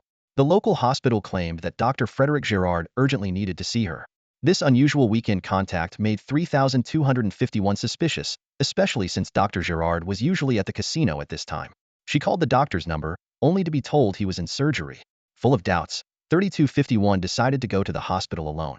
She was greeted at the entrance by an unfamiliar nurse who guided her to a secluded minor surgery room. As soon as the door closed, 2 men in black suits appeared and restrained her. She struggled fiercely but couldn't break free. Just as she was about to call for help, the nurse quickly covered her mouth and nose with a damp cloth. Moments later, everything went black for 3251 as she lost consciousness. Meanwhile, on the distant Happiness Island, the master was about to enjoy a bubble bath. Noticing that the island's owner, Tom, was absent, he was slightly displeased. However, Duke, the speaker, reassured him that the finest bioengineering team was ready. The master inquired about the progress of the female doctor, and the speaker smiled, saying everything was going smoothly. In the VIP room of an underground cave, 3 bioengineers stood around a pool of bubbling blue-green liquid, awaiting the master's arrival. A black assistant wheeled the master into the room, asking if he was ready. The master let out a howl, signaling they could begin. Back in Paris, Benita Lee warmly welcomed 2217. She was dressed in a well-tailored gray business suit, with mid-height heels accentuating her mature allure. Benita eagerly suggested a tour of the company and planned to have dinner at Veronica's restaurant. They took the elevator to the top floor, where an Eastern girl named Jiang Xingyan greeted them at the metal door. Benita introduced her as a new researcher and intern assistant. Xingyan wore a gray, pinstriped business suit, exuding youthful energy. After entering a password and fingerprint verification, the metal door silently slid open. Benita told Xingyan she could leave for the day and led 2217 into the mysterious room. 2217 couldn't help but glance at Xingyan again, captivated by her innocent and sunny smile. The two of them entered the room, and Benita casually closed the metal door behind them. The interior was simple, mainly showcasing the company's history. The walls were adorned with photos and memorabilia that most employees had never seen. Benita led 2217 to a large, ancient photograph, a mysterious smile playing on her lips as she gently pointed at the image. 2217 stared at the photograph, his expression shifting from a smile to one of pure shock. The person in the photo was his spitting image, the only difference being that they appeared older. Even someone with average intelligence could easily recognize that it was an older version of 2217. He examined it closely for a while before remembering to check the caption beneath the photo. It read, "Founder of the company, father of Yu-chan. The spirit of our company." 2217 felt his mind go blank, overwhelmed by the sheer volume of information, leaving him dizzy. He turned to Benita, puzzled, and asked, "What is going on here?" Benita didn't answer immediately. She moved closer to 2217, wrapped her arms around his neck, and pressed her body against his. She tilted her head up, gazing at 2217's eyes with admiration, then gently guided his head down. Instinctively, 2217 wanted to pull away, but hesitated, fearing it would be rude. In that moment of hesitation, Benita's lips met his. The deep kiss caught 2217 off guard, their tongues meeting, causing him to freeze. Benita's eyes glistened slightly with moisture as she softly said, "When you were created, I looked at your face and thought, I must kiss you when you are conscious." She continued, "I've worked at this great company for 11 years, dedicating the best years of my youth. I'm still unmarried and childless. Counting my doctoral internship, I've actually been here for 13 years. Whenever I feel helpless, in pain, or lonely, I would come to look at this photo, our company's spirit. I prayed to him, confessed to him. Essentially, I was praying to you." Benita laughed, her Eurasian features looking particularly striking under the light. "So, I had to kiss the spirit of our company." She laughed joyfully. The faint scent of Benita's perfume filled 2217's senses, leaving his mind in a haze. He swallowed hard and asked, "So, who am I? Where do I come from?" Benita, still holding onto his neck, nuzzled his nose gently with hers and whispered, You're someone I created." The master relaxed in a pool of thick, blue-green liquid, bubbles continuously rising to the surface like boiling mucus. He waved to his black assistant, Kasim, and said in both languages, "Go take a rest. I'll be soaking here for at least 24 hours. If I'm done by this time tomorrow, the engineers will let you know. Go enjoy yourself on the island in the meantime." Kasim bowed respectfully, "Yes, master." He retreated a few steps and quietly exited the VIP room. 3 engineers fitted the master with a specially designed breathing mask connected to an external air supply. One of them said, "Sir, you can sleep now. We'll be monitoring your physiological indicators the entire time." "All right, then I'll get some sleep," the master replied in both natural and telepathic languages. The engineers double-checked the mask seal and gave the master an OK gesture. He then submerged himself completely in the liquid. The engineers administered a small amount of sedative through the respirator, and the master soon drifted into slumber. One engineer whispered to a colleague, "I've never seen such severe deformity aftereffects before." 2217 broke free from Benita's embrace, staring at her as he asked, "What are you talking about?" Benita scrutinized him. "You've been away from Happiness Island for over a year and even fought against the resistance. Haven't you felt anything? Is our brainwashing program that effective? Have you never wondered about your origins or heard others talk about it?" 2217 suddenly felt weak, leaning against a display case. He murmured, "Actually, over the past year, 3251 and I, along with the entire squad, have privately discussed this taboo topic. Plus, from what we've heard from those with names, we have some guesses. But hearing it from you directly is hard to process." His eyes reddened. Benita gently caressed 2217's face and softly said, "You know what? You're a very lucky guy." "Why?" "Because your genes are exceptional." Benita smiled, pointing to a photo on the wall. "That's you. You are him." "Is he exceptional?" 2217 looked up at the photo. "Ha, he's not exactly exceptional. His son is exceptional. But because you're a clone, we incorporated a lot of excellent genes when we cloned you. You're practically perfect." Benita pulled 2217 closer. However, she paused. "What?" 2217's nose was almost touching Benita's. "However, I want to modify you again." Benita looked into 2217's eyes, her pupils dilated with affection. She stroked his hair and gently kissed his lips. "I can't resist people with good genes." "How do you know if someone has good genes?" "I'm in genetic engineering. Over the years, I've developed a keen eye and nose." She lifted his chin. "I can tell if someone is exceptional just by looking and smelling. I can't accept that I'm an artificial being," 2217 said, dejected, but with a defiant look in his eyes. "What can you do?" Benita patted 2217's cheek. "Don't worry, have a meal, sleep in, and you'll forget all about it when you wake up. Hopefully." 2217 looked at the photo on the wall, his mind churning with emotions. "How did you get your founder's father's genes? Your company has existed for over a century, right? So his father, the man in this photo, must be at least 120 years old by now. 150 years. We acquired genes from 150 years ago." Benita chuckled. "What? How did you get them?" 2217 was curious yet disheartened. Come on, let me show you some more history. Benita didn't answer directly. She took 2217's hand and pointed to the second photo on the wall. This is the founder of Yulin Technology, Mr. Yu Chun. 2217 was still processing the fact that he was a clone, full of questions, and appeared both listless and contemplative. The Balonica Hotel, though not the most luxurious five-star hotel in the western part of Paris, was renowned for its restaurant. With its vintage decor, stone walls adorned with fireplaces, and warm lighting creating a cozy ambience, the candles on the tables added a touch of romance to the dining experience. Guests spoke in hushed tones, savoring the culinary fusion of East and West, praising the exquisite flavors. Benita had changed into a casual dress, seemingly a size too small, which perfectly accentuated her curves. She walked into the restaurant with 2217 on her arm, catching the attention of several men even in the dim lighting. She chose a table at a comfortable distance from the fireplace. The two of them sat across from each other, facing a meal that was exquisite, yet not overly abundant. Among the offerings, the Australian sweet shrimp, salt-baked French snails, and caviar over grilled Micronesian amoeba were undoubtedly the best choices in the West End and must-haves. Benita was lively and engaging, while 2217 seemed somewhat distracted and lacking appetite. He had just learned of his status as a third-class citizen, a piece of news that had clearly dealt him a significant blow. Noticing 2217's low spirits, Benita gently touched his hand and softly said, "I know this is a big shock for you.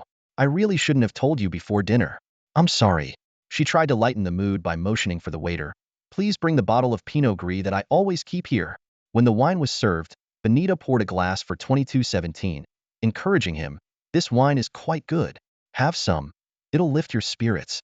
They clinked glasses, and 2217 downed his in one go. Benita, a bit concerned, reminded him, "Take it easy." But 2217 was unfazed. "It's fine. This alcohol content doesn't bother me." After a moment of silence, 2217 finally spoke. "So, what happens to us now?" Benita patiently explained, "As far as I know, in the European region, clones are treated relatively well. Once the contract term ends, if there are no disabilities, defects, or untreatable diseases, they're given a new identity and integrated into the local society." However, she hesitated. 2217 poured himself another glass and pressed on.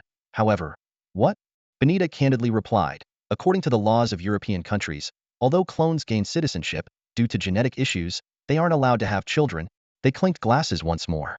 2217 took a large sip of wine and grabbed a few sweet shrimp, popping them into his mouth. He felt somewhat relieved, pondering the possibilities for the future. "It seems there's a bit of hope. At least once the contract ends, or when I retire, I can get citizenship. Change my name, and who would know I'm a clone anyway?" He mused to himself, then asked, "Forgive my ignorance. How long is our contract term?" "When leaving Happy Island, I saw the service period was 5 years, right? So, do we have 4 more years before we can retire?" Benita hesitated for a moment and replied, "Theoretically, yes, but in reality, most serve beyond their term. There's a severe shortage of healthy personnel, especially healthcare workers." 2217 took another sip of wine, savoring the delightful taste of the sparkling white wine. However, he began to feel dizzy, unsure if it was due to his mood or the alcohol. Suddenly, he blurted out, "I want to marry 3251. Benita smiled and replied, "You can get married, but having children is still not allowed at the moment." She asked curiously, "Do you love her very much?" "Yes, I love her, and I want to marry her." 2217's vision blurred, feeling a warmth rising from his stomach. He laughed and said, "This wine sure packs a punch." Benita gently explained, "It's just that you're feeling down, dear. That's why the alcohol is affecting you more." She touched his hand again. 2217 stuffed another piece of amoeba into his mouth, mumbling, "I'm tired. So emotionally drained." Seeing that he was already drunk, Benita suggested, "Darling, you really seem to have drunk too much. Let me take you to the hotel upstairs to rest." After the two had eaten and drunk their fill, Benita helped 2217 out the door. The alcohol made 2217 feel dizzy and his vision blurred.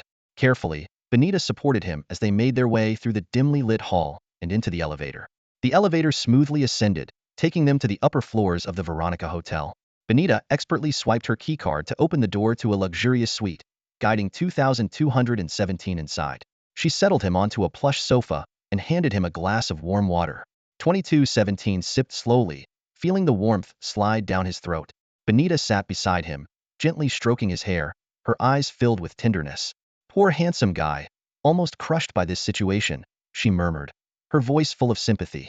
Despite his drunken haze, 2217 retained a sliver of clarity.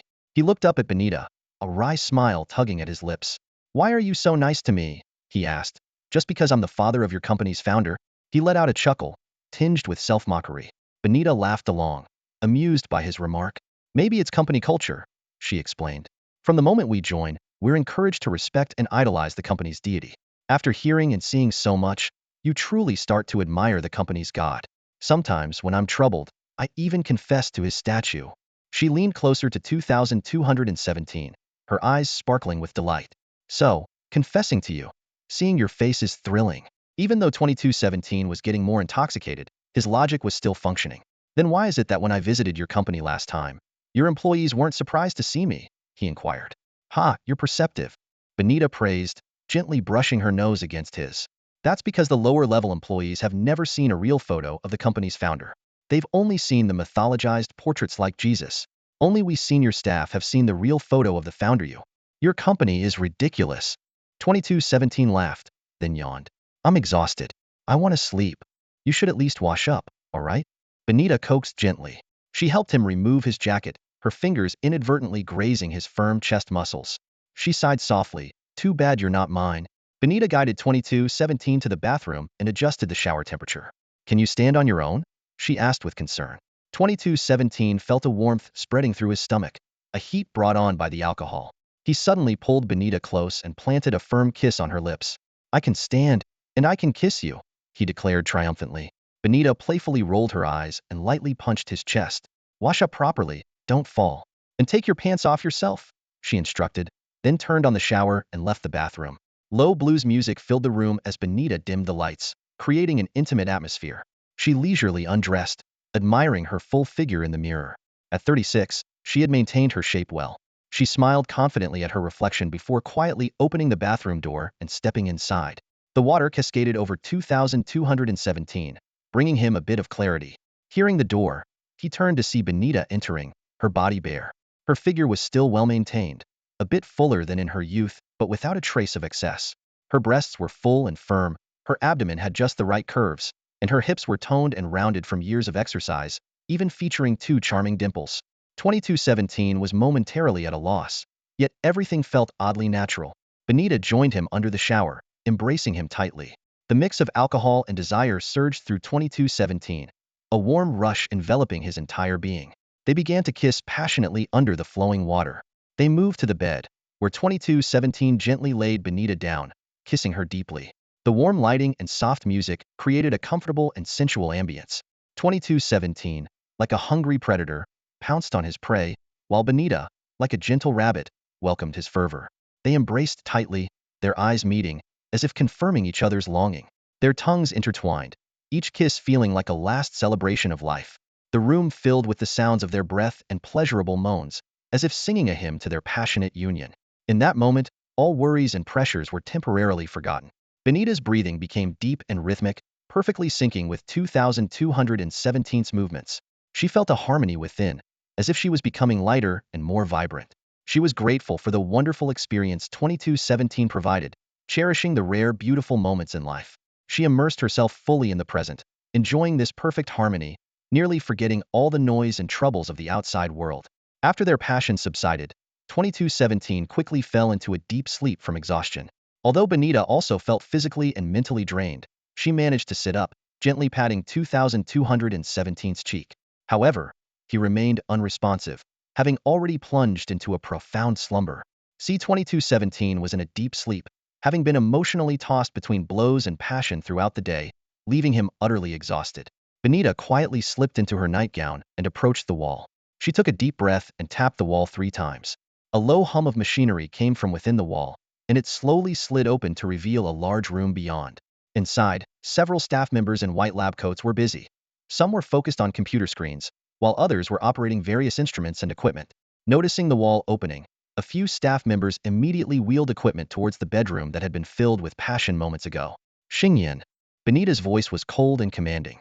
The sultry, passionate Benita from before seemed to vanish, replaced by a stern and proud project leader. "Yes, boss." Jiang Xingyan, wearing medical gloves, hurried over, her face still flushed from witnessing her boss' lustful display through the monitor. She carefully took the condom from Benita's hand. Quickly send it to Group 2 for DNA screening and obtain the best DNA group, Benita ordered. Understood. Jiang Xingyan swiftly placed the condom into a container and turned to enter a nearby makeshift tent. Meanwhile, other staff members wheeled equipment to the bedside, fitting the sleeping 2217 with an anesthetic oxygen mask and connecting various monitoring devices like an electrocardiogram. A slightly overweight man sauntered over from the back, a knowing smile on his face. He clapped his hands lewdly in front of Benita and chuckled. You performed brilliantly. So full of passion. Benita adjusted her nightgown slightly, a hint of displeasure in her voice. It's all for our cause. I've sacrificed enough. How many of you men can say you've contributed as much as I have? Tommy, the island owner, Tom, rubbed his forehead, his smile undiminished. Men and women contribute differently. Has the consciousness transmitter arrived yet? Benita asked with a frown. It has, Tom explained. The machine was held up for a long time by soldiers when it entered the West quarantine area. Tom gestured to the staff in white coats near the bed, who immediately ran to the far end of the room and wheeled over a large device resembling an MRI machine. They pushed the consciousness transmitter into the bedroom and began connecting various sensor lines. Do you think if he hadn't drunk that bottle of wine, he would have gone to bed with you? Tom suddenly asked. I think it would have been difficult. He's very much in love with his 3251. Without that spiked drink, there probably wouldn't have been a chance. It would have been quite awkward. Benita was silent for a moment, pouring herself a drink. Her gaze settled on the deeply sleeping 2217 on the bed, her tone carrying a hint of complexity. Let's hurry and expand his capabilities.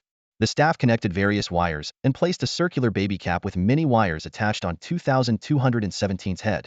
They carefully placed 2217 into the consciousness transmission device, which emitted a faint buzzing sound.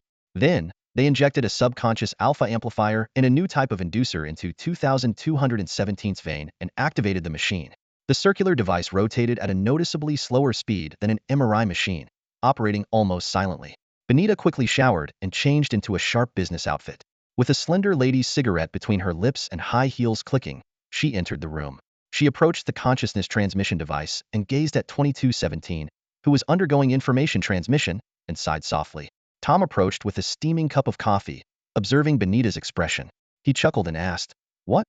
Can't let go of this romantic memory? Yes, I really can't.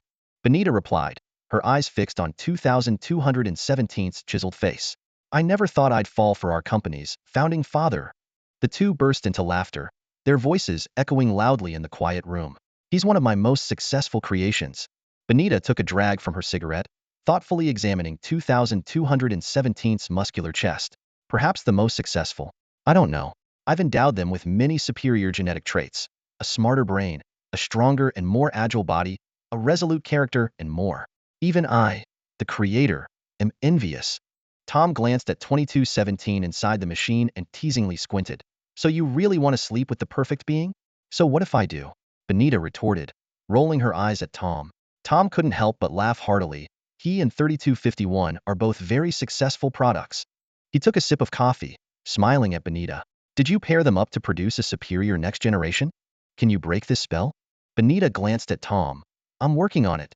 Maybe we'll see results in a few months. At that moment, Jiang Xingyan approached with a report. Seeing her boss engaged in conversation with the island owner, she didn't interrupt them. Benita noticed the laboratory report in Jiang Xingyan's hand and turned to ask, Is the selection complete? Jiang Xingyan nodded. The best sperm have been selected. After another separation, we should be ready for implantation in about an hour. Good. Everything seems to be going smoothly. Benita took a final drag from her cigarette and extinguished it in the ashtray. The blush had already faded from Jiang Xingyan's cheeks as she smiled and asked, I have a question. Since you've paired 2217 and 3251 romantically, why does C2216 like 3251? Did you give 2216 a one-sided romantic pairing as well? Benita and Tom exchanged a glance and then laughed. Benita gestured for Tom to answer the question. Tom recalled the scene a year ago when 2216 was terminated and his impassioned speech. He sighed and explained, That was a technical error. It was due to improper handling by our technician. You know, we don't lightly make romantic pairings. We only do this for products with superior genes, those we've genetically modified, to study whether the clones of superior genes can produce normal genes in the next generation, or to ensure their next generation has fewer defects. We wouldn't make romantic pairings for second-tier products like 2216. Upon investigation, Tom continued, Our technician mistakenly input the romantic consciousness for C2217 into the neighboring C2216's brain cortex address due to their similar addresses. This led to 2216 being romantically paired with E3251 first. When the technician realized the mistake, he quickly corrected it by inputting the romantic consciousness for E3251 into 2217. Tom shook his head helplessly. Human love and hate were thus created by a single technician. The problem was, he didn't report the issue.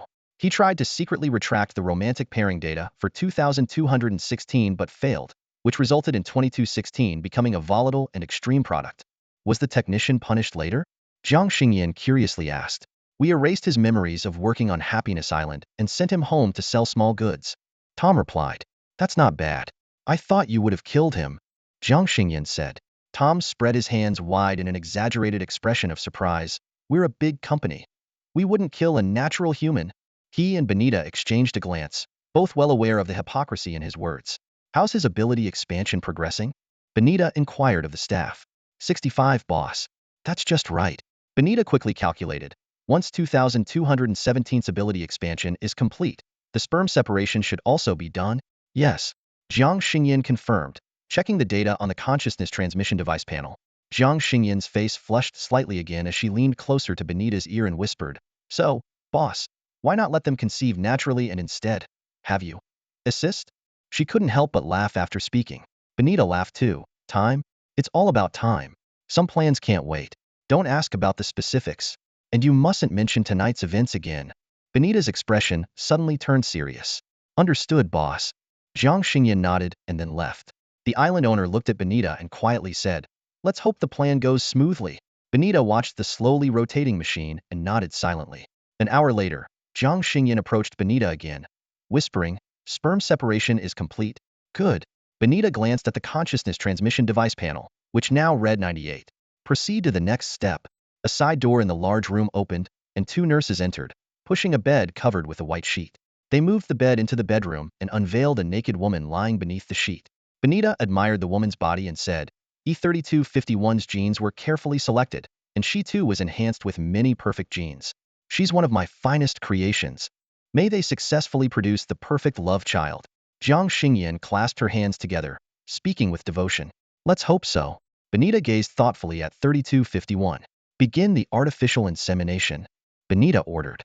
Under the shadowless lamp, the flawless body of 3251 was illuminated. The doctor carefully turned 3251 onto her side and began inserting a long catheter into her body. On the nearby monitor, the catheter's progress was clearly displayed. 3251 slept peacefully and motionlessly. 2217's consciousness input is complete, a staff member reported.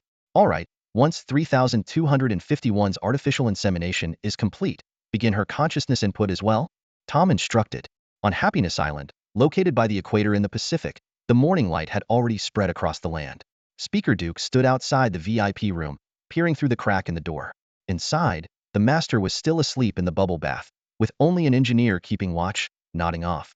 Duke was about to leave when he heard the engineer inside call out to him. Turning back, he saw the master had awakened, emerging from the thick liquid and pointing at him. Duke entered the room to find the master sitting upright, his gray upper body exposed above the surface. The engineer slowly removed the master's sealed breathing mask, releasing a pungent odor that hit Duke's senses. The sight of the master's terrifying visage and the smell nearly made him gag. Despite not being the first time he had seen the master's true face, each encounter still stirred feelings of nausea and fear in Duke. The master's head was unusually structured, tapering from the chin upwards. His mouth was mostly intact, but the upper lip was shrunken, exposing the upper teeth. There were only two holes where the nose should be, and his breathing was heavy. Above the nostrils, there were no eyes or forehead, just a sunken area. The back of the head had a portion of the skull covering the cerebellum and brainstem, while the frontal brain area had grown like a mushroom, spreading down along the back and covering the entire body. These growths mostly resembled brain convolutions, long exposed to the skin, forming a keratinized layer. His body was covered in white and gray circuit patterns, which were the master's brain's gray matter. Apart from the abdomen and buttocks, his entire skin was overlaid with brain tissue, giving him a brain surface area far exceeding that of ordinary people. This extraordinary brain area endowed the master with exceptional abilities. I'm sorry you have to see my ugly appearance again, the master rasped out from his throat. Don't say that, master. Duke instinctively touched his nose, intending to wave away the smell but felt it was rude, so he settled for a touch to the tip of his nose. In this green, seemingly filthy thick soup, I feel incredibly at ease, the master communicated telepathically. Yes, Duke agreed. This organic soup can greatly repair my body and brain cells, revitalizing them. After each repair, I can go months without any pain, the master exclaimed with delight. Seeing your body restored to its optimal state is what Tom and I hope for the most. Duke replied with a smile. Yes, thank you so much, you and Tom, and these engineers. Last night, as I lay in the organic soup, I seemed to dream of my parents again, but it was too vague. Yet, the castle was vividly clear. I even wonder if that castle truly exists. When I have time, I'll draw the castle, and you can help me search for it online. Of course, Master, Duke promised. Speaking of which, has there been any progress on your knighthood? Yes, there has been progress. The British Commonwealth government has reviewed the family history information we provided about you, and they currently recognize your noble status. Master Lucio laughed, a gurgling sound emanating from his throat. Despite being a superhuman, a being without blemish, he was eager to learn about the family he had no memory of. He felt there was a chance to restore his family's glory. Everyone has their emotional anchors, their attachments. A gentle breeze swept through the wheat fields, causing waves to ripple and creating a pleasant rustling sound. The setting sun cast its glow on the ripening wheat, the golden hue stretching to the horizon, merging with the evening's golden sky, blurring the line between sky and earth. He stood in the field, inhaling the faint peaty scent of wheat and soil, feeling an indescribable happiness as dopamine surged through him. She smiled, turning to him, slowly extending her hand to place something in his palm. He looked down to see an ancient, golden key. He took a deep breath and awoke. He looked at the ceiling, trying to remember where he was. The bed was incredibly comfortable, soft yet supportive, perfect for sleeping naked. He turned his head to see 3,251 sleeping beside him, feeling slightly puzzled. He struggled to recall why he was in this unfamiliar place. Memory gradually returned. C-2217 remembered the romantic candlelit dinner he had with E-3251 the night before. Feeling down, he had drunk a few too many glasses and was a bit tipsy. Why was he feeling down? 2217 tried hard to remember. He recalled visiting Yulin Corporation that afternoon, where he confirmed that he, along with 3,251 and others, were third-class citizens' clones. This realization weighed heavily on his heart. He turned to look at the sleeping 3251, so graceful, her fair skin flawless. He suddenly remembered the passionate time they had shared in this room last night. He smiled and gently kissed 3251. 3251 awoke suddenly, her eyes staring blankly at the ceiling. Her thoughts were a tangled mess as she tried to piece together the memories of the previous day. Fragments of the hospital, the west side of Paris, and Yulin Corporation flashed through her mind, but the details of her encounter with 2217 were hazy.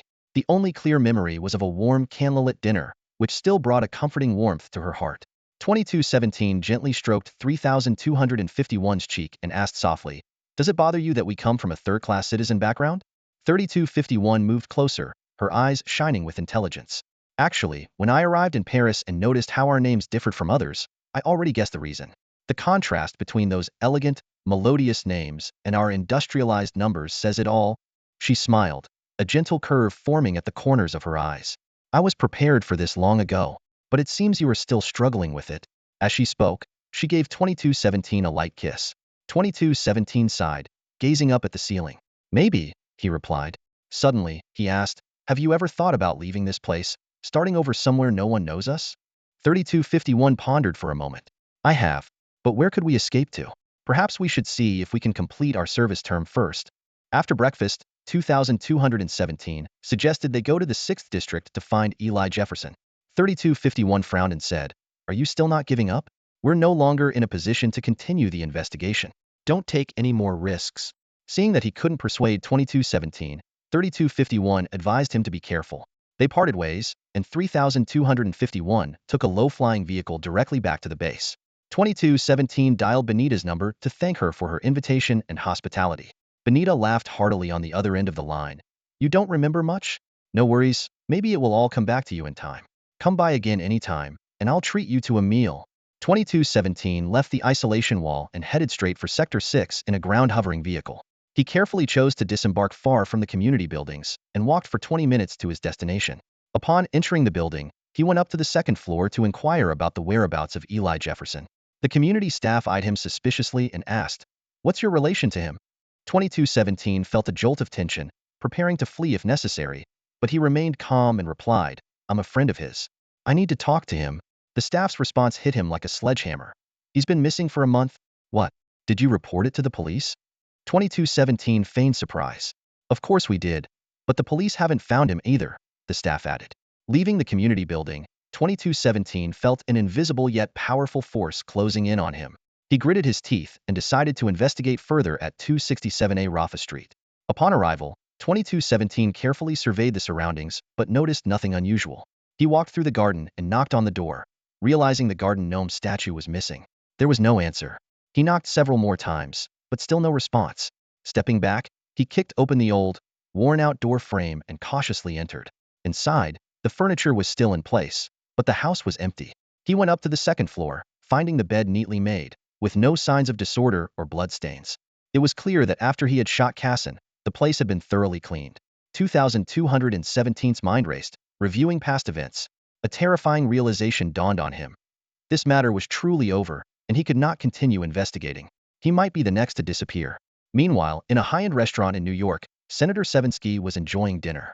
Savoring a tender steak, he remarked, "The steak here is really good." Vasily, the senior client manager sitting across from him, agreed, "Yes, this tender veal steak is one of our signature dishes." Another client manager, Mark, nodded silently. Vasily lowered his voice and said, "We really need your support for the fourth engineering segment." Savinsky smiled. "I'll do my best. We'll see what fate has in store." The three raised their glasses in a toast. After dinner, Vasily suggested, "I know a very unique bar. Shall we go?" Savinsky was about to decline when he suddenly felt dizzy. Mark subtly influenced Savinsky, causing him to change his mind. "All right, let's go to the bar." The trio arrived at an underground bar in Queens. Amidst the deafening music, they settled into a semi-private booth. Vasily ordered beer and cocktails, then asked Savinsky if he wanted some company. Under Mark's subtle influence, Savinsky surprisingly agreed. Soon, 3 flamboyant male escorts joined them. Savinsky initially wanted to refuse but found himself saying, "I really like this." He even reached out to touch the escort's bare chest. The escort gave a coy smile and said in a husky voice, "You're naughty," before sitting on Savinsky's lap. The next day, New York's major media outlets ran headlines about the incident. Renowned Senator Savinsky's unusual preferences. Plays with male escorts in a New York underground bar. Opposition party Senator Savinsky caught in gay bar scandal with male escorts. The newspapers published photos of Savinsky caressing the escort, and TV stations aired videos of their flirtations. The public was in an uproar, many unable to believe it. 2 weeks later, Savinsky resigned from his position and quietly returned to his Eastern European homeland. Half a month later, Savinsky leapt from the upper floor, ending his life. Speaker Arsen Dickrich Duke stood by the window, witnessing the scene. He exhaled deeply, a satisfied smile appearing on his face. Turning around, he picked up his rarely used personal terminal, tapped out a brief message. "The caviar tastes excellent. I'm very pleased." Subsequently, Speaker Duke presented a stack of thick documents at the special committee meeting, containing various proofs and testimonies from back then. With a strong voice and resolute demeanor, he effectively dismissed the absurd allegations made by the now-deceased Senator Savinsky allegations, accusing him of murdering his father. With Savinsky's death, everything seemed to return to calm. Those who once accused Duke suddenly fell silent, as if under a spell. Although the additional funding proposal for the Cassini project was rejected, from a political standpoint, Speaker Duke had successfully eliminated a threat, allowing him to enjoy a period of tranquility. However, Duke's mind was not at complete ease. He frowned, pondering a lingering concern the Unsullied had yet to locate the master's former assistant, Jim. Clenching his fist, Duke resolved to find and eliminate Jim as soon as possible, to thoroughly eradicate the last threat. Meanwhile, on the other side of the city, 2217 lounged on a second-hand sofa next to the container dormitory. The afternoon sun warmed him, making him feel immensely comfortable. Suddenly, 3251's voice called out from inside, "Stop sunbathing. You'll get skin cancer." 2217 paid no attention, staring blankly into the distance, lost in thought. Upon returning, 2217 relayed the situation to Team 1. After a discussion, they unanimously agreed to abandon any further investigation. However, 2217's mind was already elsewhere, sensing danger approaching, much like what happened to A1013 last year. He finally understood why the team leader had been so tense back then. Deep down, 2217 longed to escape this surveilled life and find a place where no one knew him, where he could be free. But leaving was easier said than done. He faced 3 significant challenges. First, his previous identification could no longer be used. Second, They lacked sufficient funds. Escaping with 3,251 would require at least 6 months' worth of living expenses. And finally, they needed a secure destination, or they would be easily found. 2217 realized that to solve these problems, he needed reliable connections. After much contemplation, he concluded that there were only two people he could somewhat trust and who had some network: Dr. Frederick Gerard and the black market guy, Louis Seville. He decided to approach them to see if they could provide any means to help him and 3251 escape this dangerous situation. A six-wheeled electric pickup truck silently rolled over a patch of wild grass, heading towards the abandoned Louvre Square. The wheels left a clear trail on the overgrown ground. Suddenly, a gazelle-like creature was startled and dashed away, its agile figure briefly visible in the desolate scene. The pickup stopped in front of the glass pyramid, and a tall, middle-aged man jumped out. With an unlit cigarette in his mouth, he deftly retrieved an infrared thermal imaging and low-light binocular from the back seat. Standing beside the truck, he conducted a slow and thorough 360-degree scan of the surroundings. Once assured of the area's safety, he nodded slightly, leaned against the truck door, lit the cigarette, and took a deep drag, his eyes warily watching the direction he had come from. Time ticked by, and as the man finished his third cigarette, a black SUV finally appeared in the distance. He quickly extinguished the cigarette, instinctively touched the handgun at his waist, and focused intently on the approaching vehicle. Once the SUV came to a stop, a man, a woman, and a child got out. The woman immediately recognized the tall man and called out warmly, "Hi, Thomas." Relaxed upon seeing familiar faces, Thomas withdrew his hand from his waist and replied, "Hey, Elena." He then turned to the little boy and greeted him kindly, "Hello, Arthur." Little Arthur wiped his runny nose with his sleeve and shyly responded, "Hi, Thomas." Elena pointed to the man behind her and introduced, "This is Asen, here to help with the lifting." Thomas opened the back of the pickup, revealing two cardboard boxes. Asen quickly moved the boxes into the SUV. Elena turned to Arthur, instructing Arthur, "You stay here and keep watch while we go carry the stuff." Arthur nodded obediently. Asen retrieved a hoverboard from the back of the SUV, pressed a switch, and the board slowly levitated. Thomas led Elena and Asen, pulling the hoverboard to the damaged glass pyramid. He skillfully entered a code, and the pyramid's door opened slowly and laboriously. The three of them pushed the hoverboard inside. Before long, they emerged with the hoverboard piled high with boxes, which hummed under the excess weight. They carefully loaded the boxes into the SUV, filling it to capacity, leaving Arthur squeezed into a corner.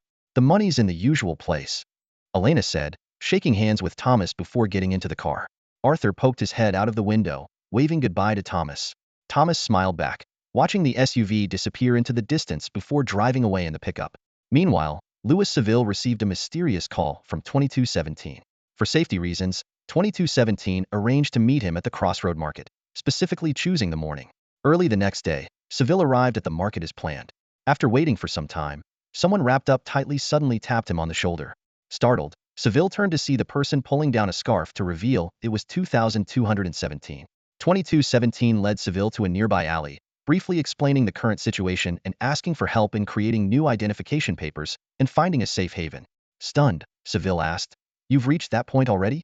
2217 gave a wry smile and explained, "I can still manage for now, but it's best to be fully prepared." Seville had a flash of inspiration and suggested, "Do you remember that bookstore owner? The one at 2 Rue Jules Verne in the makeshift housing area, Alley 105, with the left eye that's a retractable camera?" 2217 suddenly remembered, "Oh, right. He's well connected," Seville promised. "I'll go check with him and get back to you." With that, he patted 2217 on the shoulder and turned to leave.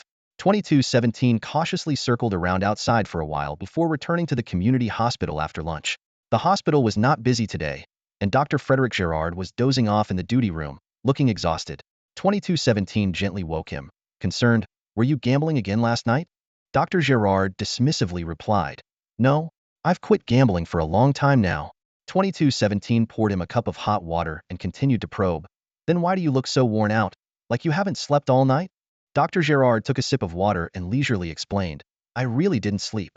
Haha, I did some private work. Performed a liver transplant." 2217 asked in surprise, "What? You did it alone?" Dr. Gerard shook his head. "Of course not. It was a major surgery. An old colleague of mine found me. It took 3 lead surgeons and 5 nurses to complete it." 2217, pondering, asked, "So where did the liver come from?" Dr. Gerard pulled out a half-broken cigarette from his lab coat pocket, searching for a light, and replied, "It was his own." "What?" 2217 was taken aback, eyes wide in disbelief as he stared at Dr. Gerard. Dr. Gerard chuckled softly and explained, his liver is a clone created by the biomedical department of Yulin Company's Paris branch. It's grown from his own DNA. 2217's mouth dropped open in surprise, thinking to himself how advanced Yulin Company's biotechnology had become. Dr. Gerard clicked his tongue in amazement, rummaging in his pocket for a lighter and lighting up half a cigarette.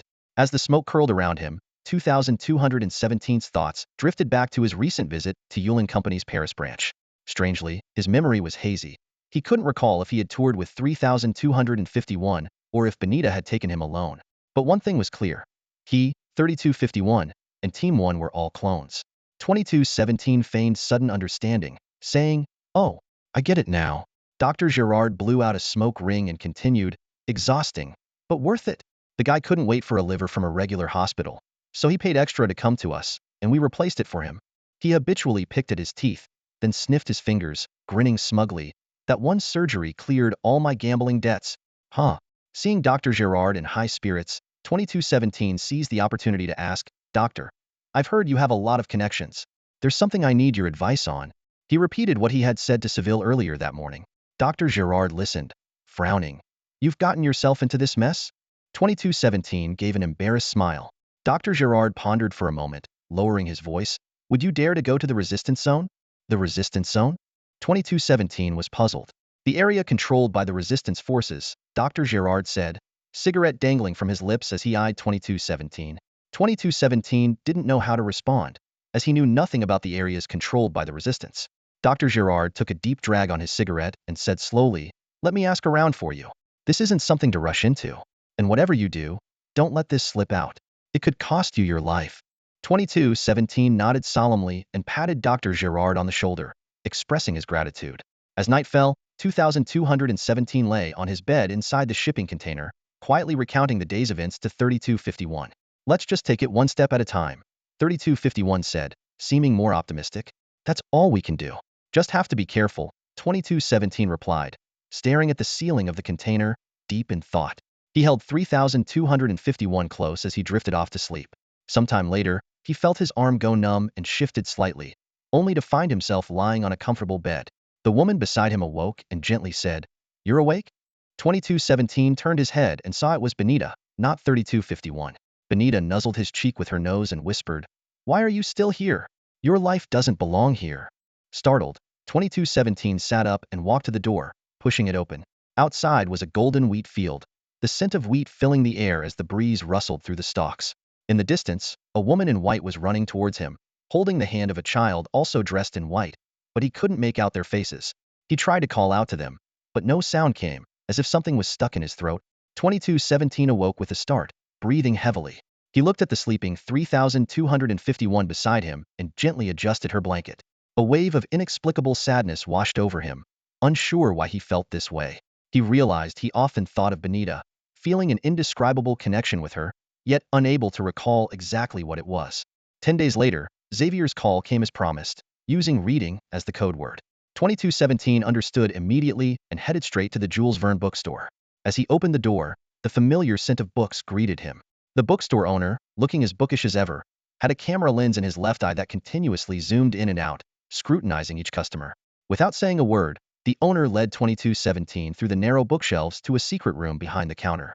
Xavier was already there, looking somewhat tense. The owner, holding a yellowed ancient book as was his habit, glanced over at 2217. Silence spread like a tide, and the air was thick with tension. 2217 was unfazed, meeting the owner's gaze. After a minute of silent standoff, the owner suddenly spoke. "I can get someone to make IDs." This unexpected statement startled Xavier. 2217 breathed a sigh of relief and smiled. "That's great." The owner continued, the lens in his eye buzzing. "But where you go depends on your needs. Europe has only north and south directions. I suggest lying low for a while, then considering North America or the Far East." He leaned in closer to 2217, lowering his voice. "There's another option, Mars. But that's much more difficult. Your fake IDs won't pass electronic verification." Leaving the bookstore, 2217 headed straight to the community hospital. Dr. Frederick Gerard was in high spirits today, looking healthy and vibrant. 2217 joked, "Giving up gambling has done wonders for you." The doctor pulled out an unlit cigarette, placing it in his mouth, and gave 2217 a sidelong glance. "I only gamble when I'm broke. If I had money, I wouldn't." After the laughter died down, 2217's expression turned serious, inquiring about the previous favor he had requested. Gerard tapped his head, indicating 2217 should wait a moment, then called in 3251, who was also at the clinic. Closing the door, Gerard lit his cigarette and exhaled a cloud of smoke. If you're planning to leave, I strongly suggest going to the resistance zone.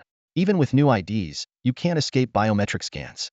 Cosmetic surgery won't change fingerprints, irises, voice patterns, or DNA. In places like New York, the west side of Paris, or Singapore, you'll be stuck. He took out a lighter shaped like a nude woman and continued, however, it's not yet a last resort. What if you manage to wait it out until discharge? 3251 chimed in. That's what I think too.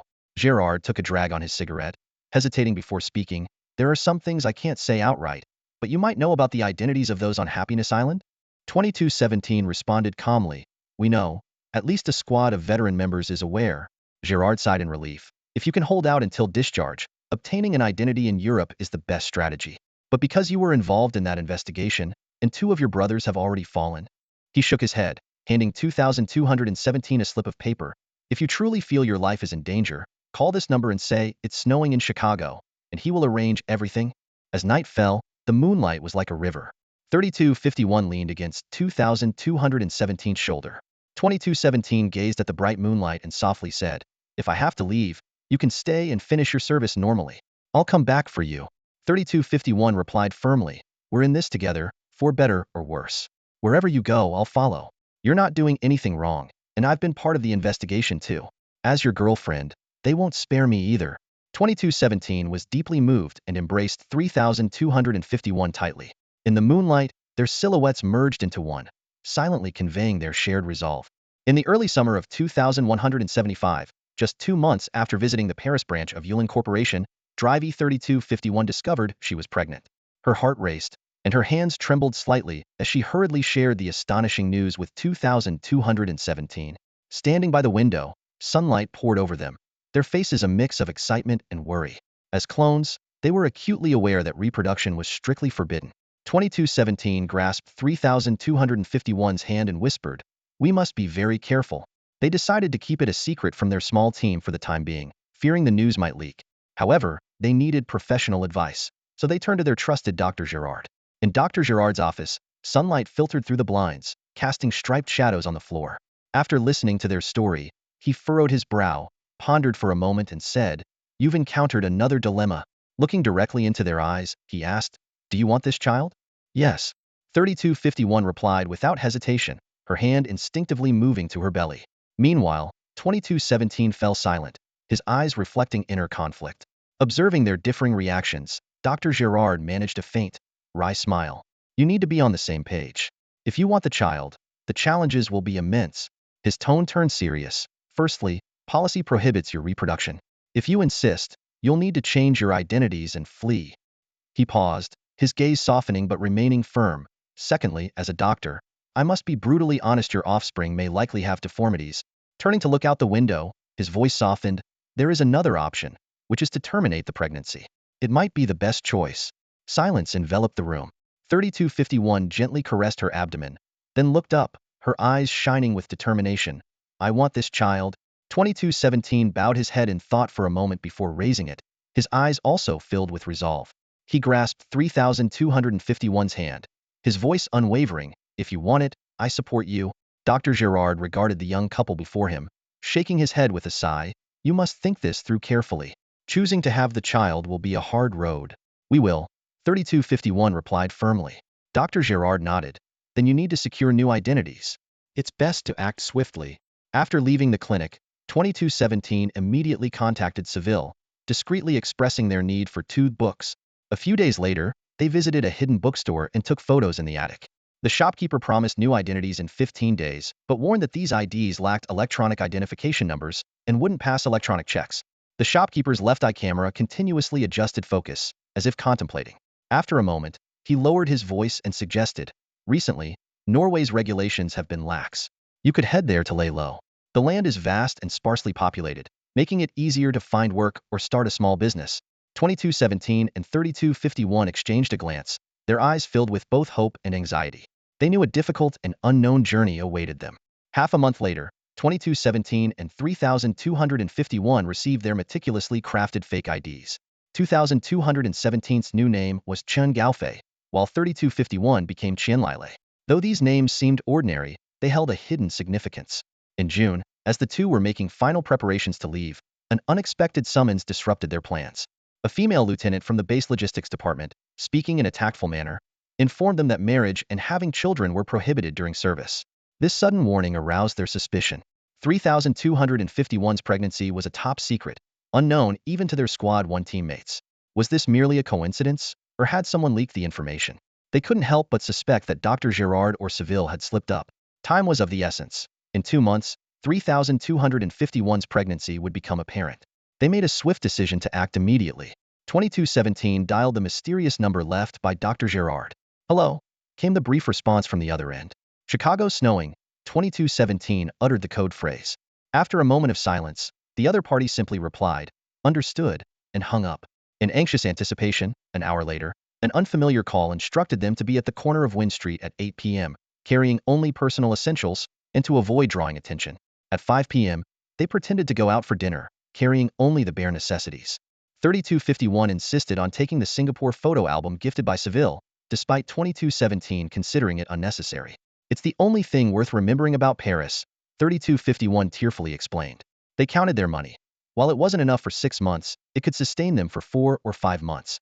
2217 concealed a handgun and 30 rounds of superconducting bullets in the backpack for protection. 3251 took a final look around the container dormitory, tears streaming down her face. 2217 held her tightly, took a deep breath, and said, "The time has come to change our destiny. Let's go." 3251 dried her tears and resolutely followed 2217 out of the base, never looking back. To avoid suspicion, they wandered around the Champs-Élysées slum for a while and had dinner nearby. After ensuring they weren't being followed, they arrived at the corner of Wynn Street to wait. Suddenly, as if recalling something important, 2217 hurriedly ran into the street, bought a bunch of fruit and a bouquet of flowers. On the card attached to the bouquet, he wrote, "Wishing Florencia beauty and grace. Signed, a rooftop-climbing child." 2217 placed these gifts at the door of the dim old house and quickly ran back to the corner. At exactly 8 p.m., a car silently pulled up in front of them. They exchanged a glance and got inside. The driver, dressed like an Arab, had most of his face covered with a headscarf. The car meandered through the night for a long time before finally stopping in an open area. "We're here," the driver said succinctly. In the glow of the distant city lights and moonlight, they recognized the place as the long-abandoned Louvre. The iconic pyramid frame looked especially eerie under the moonlight. The driver handed them an envelope, explaining, "Inside are 2 locations for you to choose from, one in Italy and one in Norway. Both are remote countryside areas, but offer convenient living. Once you arrive, contact the person corresponding to the location in the envelope. They'll arrange accommodation for the first half-month, at your own expense. After that, you're on your own. If neither place suits you, you'll have to find somewhere else." 2217 and 3251 nodded in understanding. "Oh," and the driver added, "You're in luck. In all my years doing this, it's the first time someone left $20,000 for you. It's all in the envelope." 2217 and 3251 suddenly looked surprised and asked in unison, "Who?" 2217 quickly followed up, "Who else knows about our plans?" The driver's laughter came from beneath his scarf, tinged with mystery. "I don't know either. I'm just doing a job for money." He pulled an envelope from his pocket and handed it to 2217. "Here, take it." At that moment, the driver's personal terminal rang. He answered swiftly and replied briefly, "All right, you guys come quickly. They're already here." After hanging up, he turned to the two and explained, "A vehicle will be here shortly to pick up the goods and take you out of Paris. Once you reach the transit station, you can choose where to go." 2217 and 3251 exchanged uncertain glances and asked, "So, how much do we owe you?" The driver waved his hand dismissively. "No need. It's already been paid for." "Really?" 2217 asked in surprise. "Was it, doctor?" His voice carried a hint of hesitation. The driver chuckled softly. "You mean your doctor?" "No, it wasn't him." A sudden unease swept over 2217, as if he were completely exposed, knowing that even this impromptu escape plan was known to someone. In the distance, a beam of light cut through the darkness, heading towards them.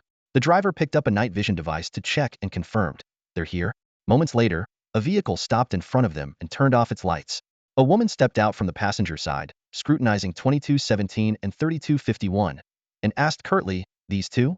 The driver slightly adjusted his scarf and nodded in confirmation. Yes? The woman shone a flashlight on the two, scoffing dismissively. She turned to the driver and asked, "No goods from Korea today?" The driver shrugged. "The supply's running low. It'll take some time. We only have what's in the trunk." The woman sighed. "All right then." She signaled to the car behind her, and a tall black man got out from the driver's seat and began unloading items from the trunk. At that moment, the back door of the car opened, and a young boy jumped out. His eyes landed on 2217, and he froze for a moment before excitedly running over, shouting, "Sir!" Hearing the familiar voice, 2217 spun around, delighted, and exclaimed, "Arthur!" He lifted the boy up, spun him around, and patted his back, asking, "Are you all right?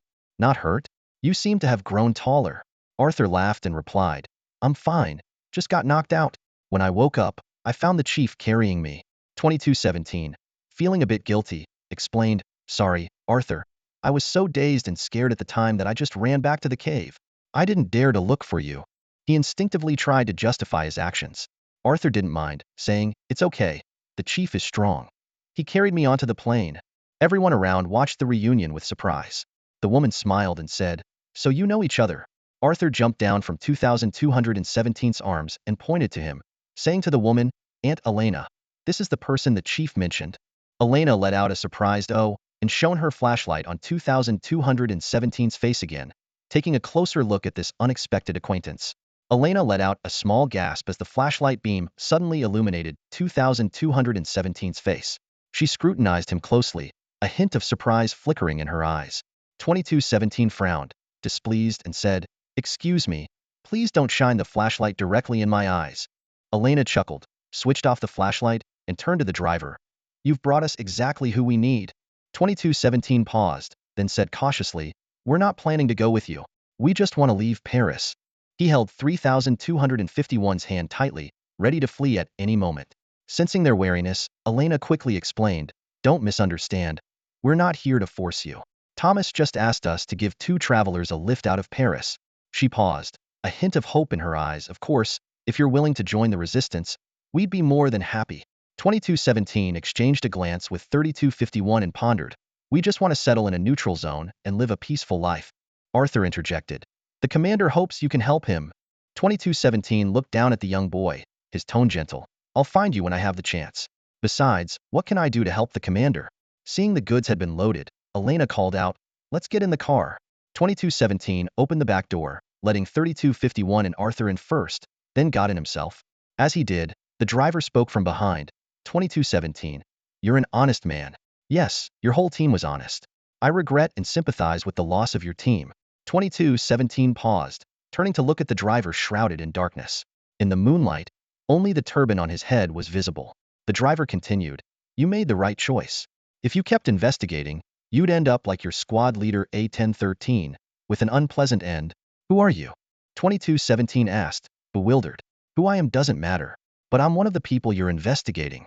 The driver's tone was laced with irony. "I sold the drugs to outsiders." He gestured at Elena, "And to make it worse, I sold them to the resistance. I'm not only a drug trafficker but also a traitor." The driver and Elena both laughed. The driver went on, "The base's drug trafficking and hoarding of scarce materials are systemic corruption. Every level is involved, even as a collective institutional participation. Who do you want to investigate? You'd have to arrest everyone in the supply chain at the base. From the top leaders to the gatekeepers, everyone benefits. The three people on A1013's video are just the tip of the iceberg. They were just unlucky." 2217 took a deep breath. "You're from the base too." "Yes, I won't deny it," the driver admitted. "But I still have some conscience. I sold the drugs to the resistance, hoping they would overthrow this corrupt union government and military. I hope you'll join the resistance." With that, the driver started the engine, waved goodbye to 2217 and Elena, and the car quickly vanished into the night. Silence filled the car, broken only by the engine's hum. 3251 leaned wearily against the window, watching the city lights grow sparse as they drove into the darkness. Tears silently traced her cheeks. What lay ahead? The future was uncertain and unfathomable. An hour later, the car stopped at a rural bus station. Elena turned back and asked, "We've reached the station. There are buses to various places here, no electronic ID checks." Once again, "Are you sure you don't want to come with us?" 2217, rousing from a half-sleep, glanced outside and replied, "Thank you. We've decided to go on our own." After they got off, 2217 said to Arthur, Go back and tell Commander Andre that I'll visit him when I can." He gently patted Arthur's head. Arthur waved politely. "Goodbye, you too." The car drove away from the station, disappearing into the night. The platform's dim lights flickered and buzzed. A few passengers dozed off, waiting for their bus. 2217 and 3251 checked the departure information and chose a northbound bus to Denmark. Before boarding, they discarded their personal smart devices. The next day, upon reaching Copenhagen, they didn't linger and immediately bought ferry tickets, taking a train ferry to the Swedish port of Malmö. From Malmö, they took a bus to Oslo. Once in Oslo, 2217 purchased a new personal smart device. 2217 sent a brief text message to Dr. Gerard's phone number using the new smart device. Arrived in Chicago, "It's very cold here." Shortly after, a reply came through, "Please call," followed by a string of numbers. 2217 dialed the number and heard a voice with a strong Nordic accent.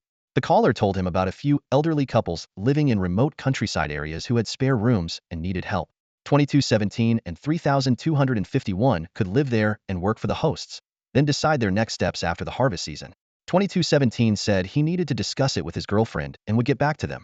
After hanging up, 2217 and 3251 discussed the option carefully. Considering their current situation, they thought it was a good opportunity. They could settle down for now, and if everything went well, make long-term plans after the baby was born. 2217 called back and asked if they could be placed with a kind and non-demanding family. After a moment of thought, the caller recommended an elderly couple living on a farm over 100 kilometers from Oslo. They were just two people and needed help with farm work and operating a harvester. 2217 agreed to this arrangement and asked the caller to contact the couple. Half an hour later, good news arrived. The elderly couple agreed to take them in, with wages to be discussed later, and offered accommodation. Upon receiving the address, 2217 and 3251 were overjoyed. Unable to find a bus to use, they hired a taxi. 2 hours later, they finally arrived at the peaceful countryside. The rural scenery was beautiful. At the entrance to the farm was a lush grove of poplar trees, with sunlight filtering through the leaves, casting dappled shadows on the ground.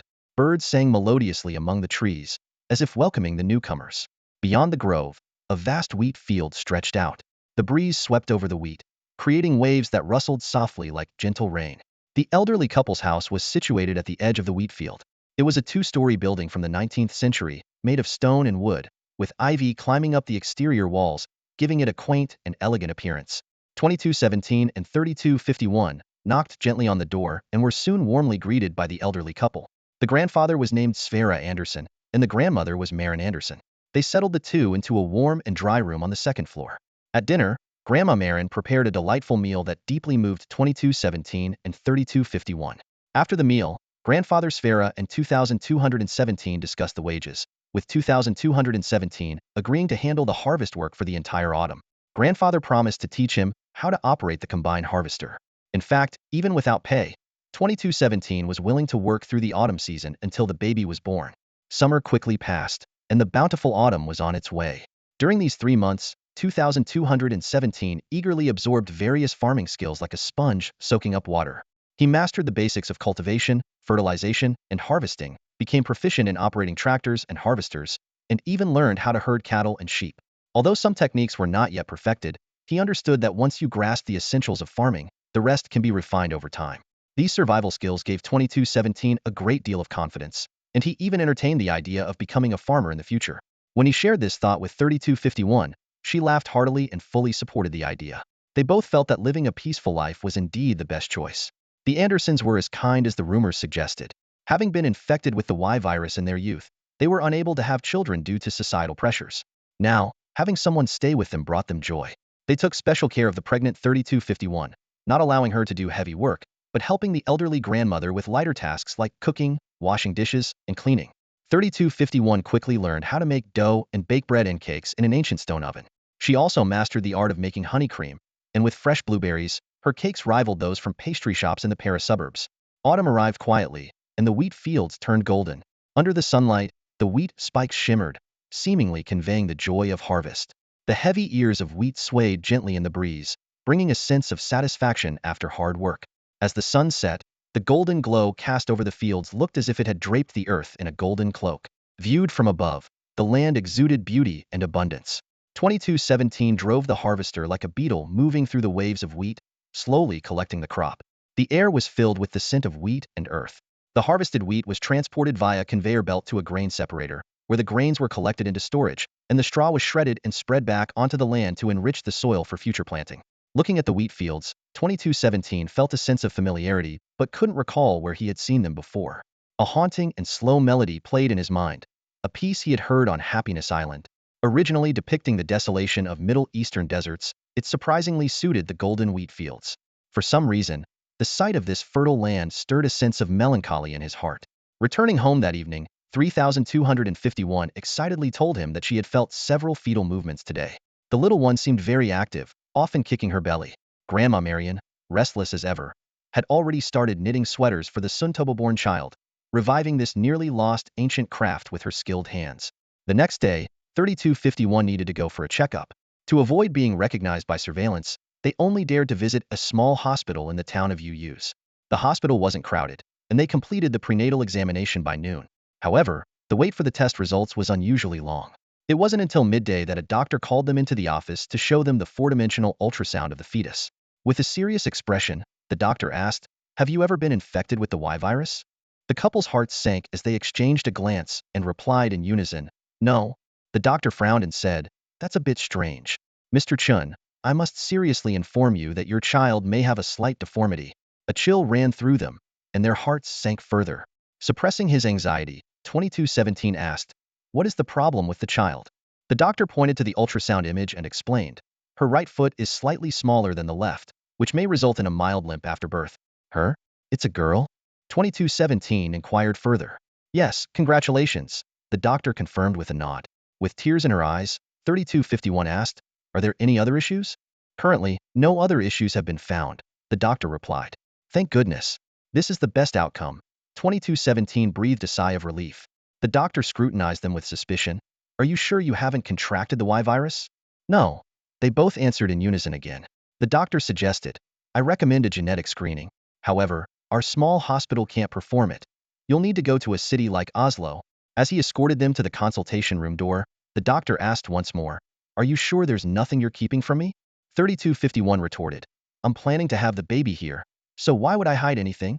As time passed, 2217 and 3251 gradually integrated into village life. This small village, predominantly inhabited by the elderly, wasn't densely populated. 3251 set up a stall selling pastries, and thanks to her tasty and affordable treats, she quickly won the hearts of the village women. By sometimes selling and sometimes giving them away, she earned their trust and was swiftly accepted by the villagers. The villagers habitually referred to 2217 as Chun and called 3251 Lele.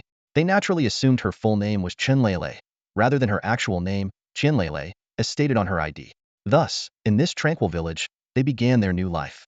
Winter quietly arrived as 2217 and Old Man Anderson worked diligently through the fall, stockpiling ample firewood. With the cold season setting in, the fireplace roared warmly inside, making the house feel like spring. The Andersons, being devout Catholics, maintained their tradition of saying grace before dinner. In addition to the usual prayers, Grandma Marian always added, "God bless our little granddaughter with health and safety." Chung Gaofei and Qian Lail also bowed their heads in prayer, a gesture that pleased the Andersons, who believed the young couple was gradually aligning with their faith and worldview. After dinner, 2217 and Anderson braved the chill to head to the cattle and sheep pen, providing fodder and ensuring the animals were warm. Meanwhile, Marion and 3251 sat across from each other by the cozy fire, engrossed in knitting. Grandma Marion, reminiscing about the past, suddenly asked, "Where did you two get married?" 3251 was momentarily at a loss for words, then truthfully replied, "We haven't had a wedding yet." "What?" Grandma Marion exclaimed, dropping her yarn in disbelief and staring at 3251. "You mean you're not married?" This revelation was like a bomb, instantly shattering the calm atmosphere. Marion immediately picked up the phone to summon the two men who were still busy in the barn. As devout Catholics, the elderly couple was deeply unsettled by the idea of cohabitation without marriage. They delivered a heartfelt lecture to the young couple, who felt deeply ashamed and remorseful. The next day, the elderly couple braved the light snowfall to visit the village church. They arranged a wedding date with the priest for Wednesday, December 20th, at 4 p.m. Upon returning home, Marion eagerly retrieved her wedding dress, which she had treasured for over 50 years, from the attic. Despite some yellowing and brittleness in areas, it was well preserved and showed little sign of aging. She presented the dress to 3251, enthusiastically saying, "Sweetheart, this dress may be old, but it's timeless. I suggest you wear it." There's no need to waste money and effort on a new one. She then cast a meaningful glance at 3,251's growing belly. Besides, in your current condition, it might be hard to find a new dress that fits well. 3251 was overjoyed, not only because she was spared the hassle of searching for a wedding dress in the harsh winter, but also because it meant avoiding the risk of being recognized by facial recognition systems in Oslo, which could reveal their whereabouts. She gratefully accepted the dress, imbued with years and blessings, her heart filled with anticipation for the new life ahead. On Wednesday, December 20th, 2175, a light snow fell, and delicate white flakes drifted down from the gray sky, coating the town of Wuxi in a thin layer of silver.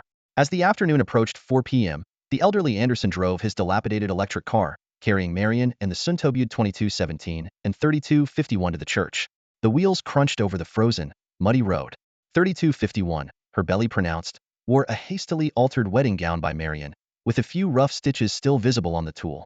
2217 donned an ill-fitting black tailcoat borrowed from a neighbor, resembling a sparrow trying to masquerade as a penguin.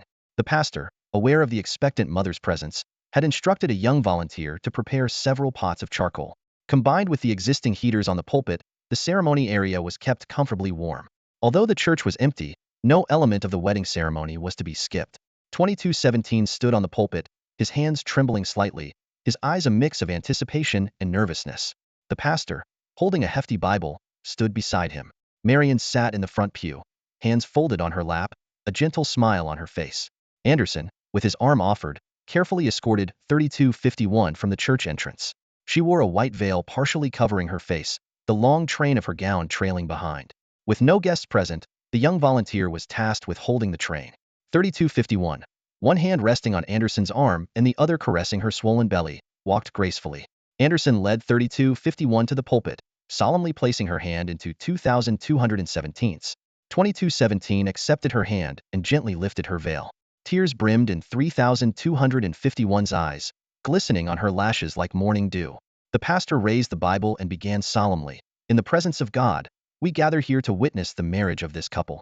May God bless their love, protect their marriage, and fill their lives with happiness and peace." He glanced around the room and continued, "Let us all bless the groom and bride. May love endure and happiness be with them." Then he turned to 2217, "Chun, do you take Chin to be your wife?" 2217 looked deeply into 3251's eyes and firmly replied, "Yes, I do." The pastor asked again, "Do you promise to stay with her through wealth and poverty, in sickness and in health?" "Yes, I do." 2217 affirmed with unwavering conviction. The pastor turned to the bride, "Chin, do you take Chin to be your husband?" 3251 gazed up at 2217 and softly answered, "Yes, I do." "Do you promise to stay with him through wealth and poverty, in sickness and in health?" "Yes, I do." 3251's voice was soft but resolute. The pastor nodded with satisfaction. "Well, by the power vested in me by the Holy Spirit, the Father and the Son, I now pronounce you husband and wife. The groom may kiss the bride." 2217 gently cupped 3251's face and placed a tender kiss on her lips. "Now, exchange the rings," the pastor announced. 2217 awkwardly glanced at the pastor. We don't have any." The pastor wiped his nose and smiled. "Oh," then kissed the bride once more. Laughter echoed through the church, filling it with joy. Outside, the snow fell faster, covering the village roofs in white and freezing the road solid. Time flew by, and by February 2176, 3251 gave birth to a chubby baby girl. Her skin was delicate as snow with a faint pink hue, her fine capillaries visible, resembling a finely crafted porcelain doll. She had a tiny nose and a cherry-like mouth that invited kisses. Her half-closed eyes hinted at curiosity and courage about the unknown world, as if she was attentively listening to the sounds of this new world. After a checkup at the Wuxi Town Hospital, it was confirmed that the baby was mostly normal, except for her right foot being slightly smaller than her left. This minor imperfection might only become apparent when she started walking. Overall, the daughter's condition exceeded expectations, and the 2217 couple felt immense gratitude with no regrets. As clones, having a child without major issues was a significant blessing for them. Anderson and his wife guided the 2217 couple to the church to express their gratitude for God's grace. In sincere prayer, 2217 and 3251 felt an increasing sense of peace in their hearts and began to genuinely embrace their faith. 2217 named their daughter Chan Tianxi, with the English name Blanca Chan, symbolizing purity and beauty. Years later, on a certain night in a nightclub, amidst deafening music, a dancer performed provocatively on a pole. Most of the men in the audience were engrossed in their drinks and conversations, or flirting with other women, paying little attention to the stage. Only an old man with white hair, sitting closest to the stage, sipped his beer while watching the dancer intently. After her performance, the dancer took a bow, breathing heavily, and prepared to leave the stage. The old man waved his money, and the dancer eagerly approached, leaning over the edge of the stage, pulling her top lower to almost fully expose her 3 breasts. The old man excitedly tucked the money into her cleavage, exclaiming, "Over 20 years ago, I knew a girl just like you, with 3 breasts." "Really?" The dancer replied with a seductive smile, giving the old man a light kiss on the cheek, deliberately jiggling her 3 breasts, and loudly responded, "Call me sometime." With that, she swayed off the stage, leaving the old man lost in his memories. At that moment, the old man's phone suddenly rang. He quickly picked up his mobile. "Hello?" A voice on the other end greeted him in Japanese. "Moshi moshi. Konnichiwa. Watashi wa Lin Yongxing Disu." The old man immediately realized the caller was speaking Japanese and responded in kind. "Is my ship ready?" Lin Yongxing asked excitedly, his voice brimming with anticipation. Upon receiving an affirmative response, he was overjoyed and quickly left the bar. Looking up, he saw the massive pressure-resistant glass dome ceiling overhead. Beyond it, the black sky showed a faint hint of purple as a colossal cargo spaceship slowly descended onto the 5th cargo dock. Professor Lin hailed a hovering vehicle and headed straight for the 3rd dome. The 3rd dome was a busy industrial area filled with various non-polluting light industrial factories and enterprises. The vehicle stopped in front of a pink factory with cartoon designs painted on its exterior walls. Lin Yongxing eagerly jumped out and rushed into the factory. Under the bright lights, a ship about 50 meters long sat quietly in the center of the space. Its exterior was uniquely designed, covered with a mix of cartoon illustrations and impressionist paintings. Up close, it seemed a bit chaotic, but from afar, the colors harmonized beautifully, creating a playful yet cohesive look.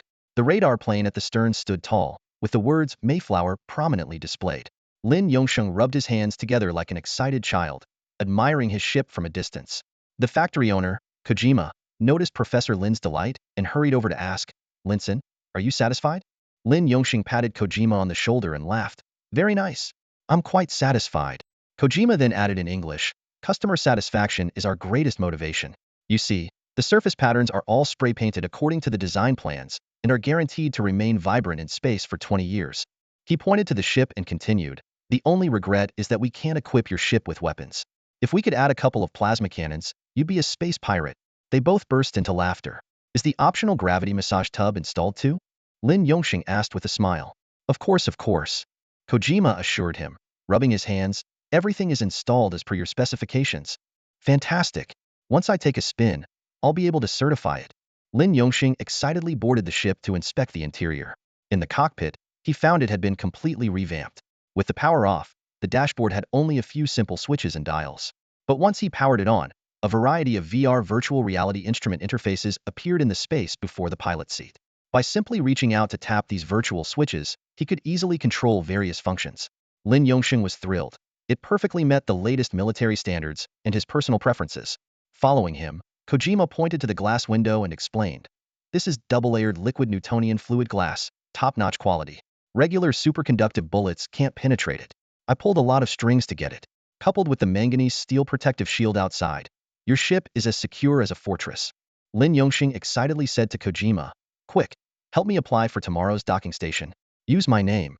They'll definitely accommodate me." "Got it, Professor. I'll expedite the application right away." Kojima immediately opened his personal terminal and began the application process for Lin Yongxing. The next morning, a vibrant, small spaceship emerged from the opening of the 3rd dome of Pompeii City, soaring into the open air. The red rays of the sun scattered across the flamboyant ship, making it shimmer on the platform of the 5th cargo transfer station, 3,000 meters high. Awakening residents of Pompeii City looked up curiously at the striking spaceship, speculating that it might be a new toy for some wealthy individual. Meanwhile, Professor Lin leisurely finished his breakfast and drove to the ground entrance of the 5th cargo transfer station. There, he signed the mission papers in the dispatch office, collected the clearance forms, and took a docked flying vehicle up to the 3000-meter platform. Xiaocangju and his team had completed the flight preparations, including powering up, refueling, refilling water, and conducting an R3 self-check. Upon seeing Professor Lin's arrival, Xiaocangju immediately helped him into a flight vest, making him look more like a captain. "Do you want me to fly with you?" Xiaocangju asked. Lin Yongxing squinted at this top-notch expert in the Mars modification scene and retorted, "Do Do you think I'm too old to handle a spaceship? No, no. Xiaozong quickly bowed his head in denial. The two walked through the pressurized walkway to the front door of the Mayflower. The door's camera scanned their faces, and the hatch opened. In the cockpit, Xiaozong reiterated some of the modified operational details. Lin Yongxing powered up, activated the superconducting energy storage system SMEs, and said to Xiaozong, "You can head down. I feel like taking a few laps around Mars." After Xiaozong exited and secured the hatch, he called out through the communicator, "Hatch secured, ready for takeoff." Lin Yongxing rubbed his hands with excitement and activated the VR control interface. Various instruments and switches appeared in the space before him. He started the engine and performed one last safety check. The superconducting engine, powered by the continuous energy output from the SMEs, generated a powerful anti-gravity field. With a click on the release button, the spaceship gave a soft sound as it detached from its moorings. Professor Lin gently pulled the control stick, and the Mayflower gracefully left the platform. He slightly pushed the throttle, and the spaceship silently accelerated forward, smooth as silk. Inside the cockpit, only the faint sound of compressed air flowed. A satisfied smile spread across Lin's face as he took a deep breath, lifted the ship's nose towards space, and shouted, "Here I come." He then pushed the throttle to the maximum. The powerful thrust pinned him firmly to his seat as the spaceship surged towards the outer Martian atmosphere at the maximum acceleration his body could endure. Switching to dynamic maneuvering mode, Professor Lin continuously adjusted the joystick. The 36.5-meter-long Mayflower responded with agility, performing super maneuvers unbecoming of its size, moving as nimbly as a 10-meter combat airship. Soon, the perfect spherical silhouette of Mars appeared outside the cockpit window, its orange-earth surface interspersed with dark streaks. Lin sighed as he gazed at the dusty planet, reflecting on his 20-plus years of life there. Instinctively, he looked towards the depths of space, attempting to find that blue planet, but to no avail. This newly modified spaceship made him suddenly realize he could return to Earth anytime. Although there was nothing and no one left to hold him there, a strong desire surged within him. He wanted to grow old slowly, basking in the sun by the sea. "Play some blues," he commanded the VR panel. The slow, melancholic blues music filled the cockpit, wrapping Lin in comfort. Meanwhile, in the North African desert on Earth, High Commander Andre peered through the partially covered bunker window at the sandstorm raging outside. The defeat in Spain's Garonne River Valley a year and a half ago still weighed heavily on his mind. During this time, he and his deputies had been analyzing the causes of their failure while exploring future paths. Andre slowly stood up and pounded his left leg. After escaping from the cave back then, despite his foresight of danger, a shell exploded near him amidst the intense shelling, killing 2 soldiers, knocking Arthur unconscious, and allowing 2,217 to escape. A shrapnel piece had pierced his left leg, but he endured the excruciating pain, carrying Arthur to the vertical takeoff area, where they boarded the last 2 ground-hugging aircraft to Gibraltar. After 2 days of rest, they decided to relocate to the North African desert to conserve their strength and bide their time. The main resistance forces in southern Europe had been severely damaged, mostly eradicated by the Allied forces. Consequently, the Southern High Commander, known as Ramon Rafael under the alias Andre, was severely reprimanded by the Post-Infection Alliance, demoted from the Southern European High Commander to a regional commander, primarily responsible for intelligence gathering and recruitment. He had always been deeply concerned about regaining the Apennine Peninsula and southern Spain, and his ambition to invade France. However, the lack of manpower and funds made this grand plan difficult to achieve. The supreme leader, Ramon, took a deep drag of his cigarette, and amidst the swirling smoke, the deformed little head on his shoulder and neck suddenly began to cough violently. Its bulging eyes snapped open, angrily shrieking, "Larry, stop smoking. You're going to kill us." Ramon ignored the outburst, his gaze piercing through the smoke to the raging sandstorm outside the window. Just as he was lost in thought, Elena entered the room, reporting, "Larry, there's a general shortage in the European pharmaceutical supply chain. However, the medicines we have in reserve are sufficient for several major battles. Should we proceed with the plan to send some to the Far East?" Ramon turned slowly, his tone firm. "Yes, proceed as planned." As Elena was about to leave, he called her back. "What about Arthur? Is he still in Paris?" "They occasionally have some of the medicines we urgently need, though not in large quantities." "Yes, he's still there," Elena replied. "Tell him to be extra careful," Ramon instructed. "Tell him to be careful." The little head echoed sluggishly, drooling on Ramon's shoulder. Elena nodded with a smile. "Understood. Both of you, Larry." The Supreme Leader then asked, "Where did 2217 end up? Any news?" "We only know they're somewhere in Norway or Sweden, but their exact location is unknown," Elena reported truthfully. "All right, you can go." Ramon gestured dismissively. After Elena left, Ramon's towering figure slowly settled back at the desk like a small mountain. His main head suddenly spoke, Should we contact Professor Lin to discuss your bold plan and assess its feasibility? The little head responded slowly. We should have contacted him already. Meanwhile, at an altitude of 3,000 meters, Lin Yongxing was cautiously maneuvering the spacecraft to dock. The astronauts on the platform quickly looped the mooring ropes onto the hooks, and the winch motor slowly tightened, securing the Mayflower firmly in place. Professor Lin was very pleased with the results of this test flight, as the spacecraft's handling surpassed expectations. As he walked into the sealed gangway, he saw the approaching Shozo Ogura and excitedly shouted in Japanese, "Subarashii! Amazing!" Shozo Ogura bowed deeply in gratitude, then led a team of assistants aboard the spacecraft to begin downloading the flight data. Just then, Professor Lin's phone rang, and upon answering, he heard the caller say, "Andre sends his regards." Old Lin covered his personal terminal and quietly asked, "Where are you?" "I'm right at the 5th Transit Freight Terminal," the other person replied. "Great. I'll come down to find you."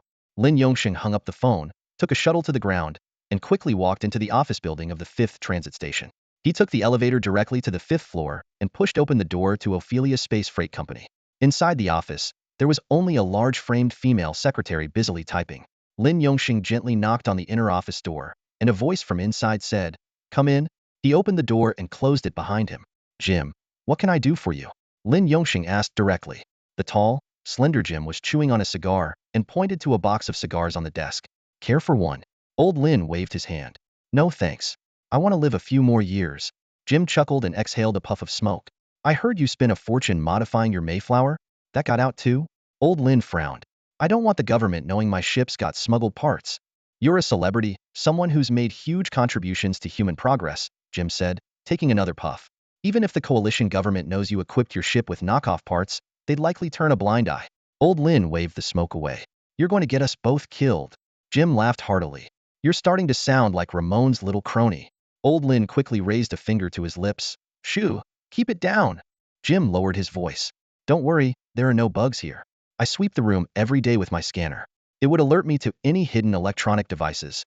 He handed the professor a cup of freshly brewed tea. "So, what's up?" Old Lin took the tea, but before he could speak, Jim added, "I never thought in my lifetime I'd serve two great people. One is Ramon, and the other is," his voice dropped even further, "Sir Lucio. Of course, the greatest is you, Professor. I'm really lucky to know three remarkable individuals." "Cut the flattery." Professor Lin laughed. "I've never even met those two big shots. It sounds so legendary." "Indeed, they are legends. Just like you." Jim took another drag on his cigar. The professor took a sip of tea and waved away the smoke. "So, how's your alien time machine research going?" Jim asked. Old Lin was a bit surprised. "That's classified. How do you know it's a time machine?" "Rumors in the streets." "Nonsense." Old Lin retorted. "At most, people know we found an alien machine, but not what it does. We only figured out it's a time machine in the last decade, and it became classified. How does a freight guy like you know?" Jim glanced at the professor. "Professor, we're both members of the Post-Infection Alliance. Who knows, maybe there's an informant in your Titan base." "Oh," Old Lin realized, feeling a bit naive. "Got it. Let's keep it brief. Supreme Leader Ramon wants to meet you. He has an important idea to discuss in person." "What?" Old Lin was shocked. "Coming to Mars?" "Yes." The scene shifts to the North African Space Freight Terminal, where dust and sand swirl in the air. The desert wind and the dust stirred up by departing ships mix with trash, flying everywhere. The Annapolis is a full cargo ship, with only the topmost of its 5 levels reserved for the flight crew, escorts, and attendants. The lower 4 levels are filled with goods like grains, fresh soil, livestock, and refrigerated fresh produce. Elena, wrapped in a headscarf and wearing sunglasses to shield against the sand, shouted to the dock supervisor, "Morris, load my goods quickly. They're fresh and can't handle this sun and sand." She handed over the Ophelia Space Freight Company's customs clearance and security pass, slipping Morris a small stack of bills when no one was looking. Morris skillfully covered the money with the clearance papers, pocketed it, and returned the documents to Elena, saying, "All set?" He then called to the workers, "Your team, load Ophelia's goods first. They've got frozen fresh goods. Move it." Elena pointed to 3 containers in the distance, urging, "Those 3 containers. Hurry up." Half an hour later, Ophelia Freight Company's goods were loaded onto the Annapolis first. Elena and 15-year-old Arthur boarded the ship as escorts to deliver the cargo to Mars. Arthur was thrilled. It was his first time on a spaceship, and the fact that it was a trip to Mars was something he could brag about for a lifetime. They entered a luxury suite with a magnificent view through large windows. As the ship prepared for takeoff, Arthur gazed at the swirling sands and the hard-working people on the dock, suddenly feeling a sense of unreality. An hour later, the ship trembled as it left the dock, slowly ascending into the sky, heading towards the vast universe. The dust on the spaceship continually fell away, tracing a sandy path through the air. As it ascended into low orbit, the ship began adjusting its course and artificial gravity, making final preparations for the journey to Mars. Elena stood by the floor-to-ceiling window, her gaze captivated by a massive tripling spaceship in orbit. Sunlight reflected off its surface, dazzlingly bright. She pointed at the ship and turned to Arthur, saying, "Arthur, I hope you work on the Cassini when you grow up. Look at it. This ship is a marvel of human achievement. Our struggle now is to ensure that mutants have equal rights and job opportunities." Arthur's eyes sparkled with longing as he watched the three slowly rotating ring-shaped cities of the Cassini, exclaiming excitedly, "I wish I could go up there and see it." Elena glanced at her watch, her expression suddenly turning serious. "It's about time. Let's get moving." The two swiftly left the room and arrived at the cargo hold entrance on the lower level. Elena presented the guard with the customs declaration and cargo manifest, instructing him to check the internal pressure of the goods after takeoff. They then approached three containers belonging to the Ophelia Freight Company. Carefully, Elena and Arthur cut the seal on one of the containers, opened the door, and stepped inside. They moved aside the clothing boxes piled at the entrance, revealing a hidden small door. Elena softly asked, "Larry, are you okay?" "All good. Not bad," came the voice of Ramon Raphael, also known as Andre, from within. A tall figure squeezed through the small door with difficulty. It was Ramon, both of his heads flushed from exertion. Elena and Arthur couldn't help but laugh at his awkward appearance. Ramon caught his breath, then opened the oxygen tank he carried, releasing the oxygen before sealing it again and tossing it back into the small door to prevent potential fire hazards. The three quickly restacked the clothing boxes to cover the small door, closed the container, and resealed it. Ramon donned a black cloak, covering his two heads completely. The trio made their way to the upper passenger level entrance. As the guard began to question the presence of an extra person, Ramon waved a hand, leaving the guard standing motionless. He then gestured at the corridor's camera, which suddenly turned to face the ceiling. They quickly passed through the corridor, securing the stairway door behind them.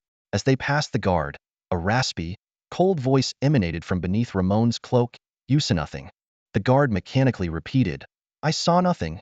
Elena took the opportunity to slip some money into the guard's pocket, and the three disappeared down the hallway. Moments later, the guard awoke from his trance, looking around in confusion, unsure of what had just happened.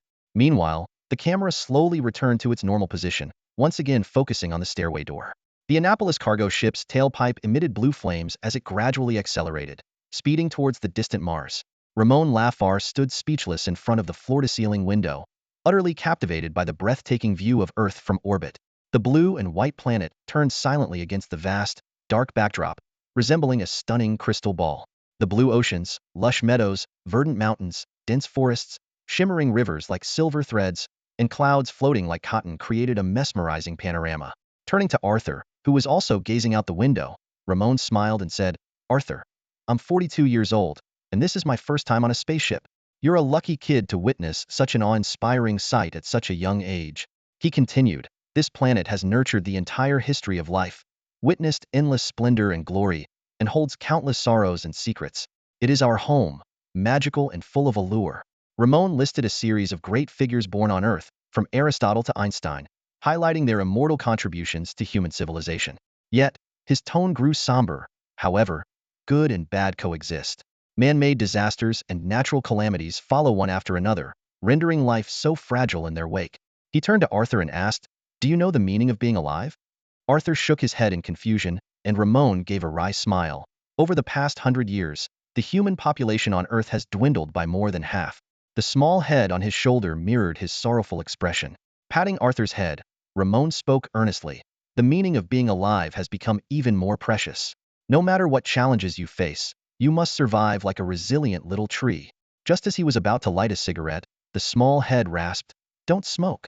You'll kill us. We live to pursue equality, freedom, and to be free from discrimination."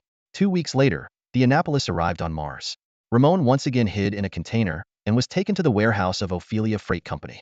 Meanwhile, Elena and Arthur entered Pompeii City through official channels. In the warehouse, Jim and the company's core staff warmly welcomed Ramon. At the dinner, they savored rare Earth delicacies like Micronesian amoeba.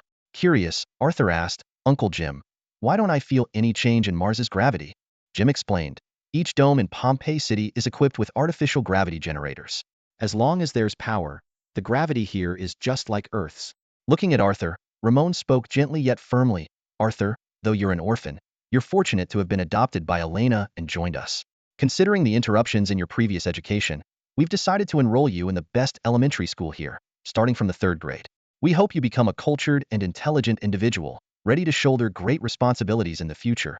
The next day, Professor Lin Yongxing visited the company to meet with Ramon Lafar. The two felt an immediate connection, embracing each other warmly. Due to the difference in their sizes, Professor Lin could barely wrap his arms around Ramon. Both of Ramon's heads beamed with smiles as he said with deep respect, "Finally, I meet the lone hero who propels the progress of human history."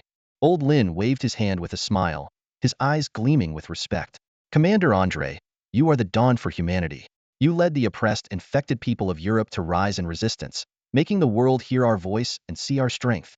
As a staunch member of the Post-Infection Alliance, I deeply admire you." The two exchanged compliments before sitting down. The commander gestured for the others to leave, took a sip of coffee, and said mysteriously, "Professor, we have an idea. Although it's not fully developed, it might change the present and the future." Curious, Old Lin asked, "What idea?" Ramon lowered his voice and inquired, "Is the time machine on Titan becoming more stable in its operation?" Old Lin took a sip of coffee and explained, "It's not becoming more stable. It has always been stable. It's just that we don't fully understand its operational methods and physical parameters." Ramon pressed on, "So, is the risk of traveling back in time decreasing?" "Much better than a few years ago," Old Lin nodded. "Currently, the success rate for traveling within 200 years is over 90, and within 300 years, it's about 80. Ramon slowly asked, "Does someone traveling back to the past have to return?" Old Lin chuckled, "Yes, they must.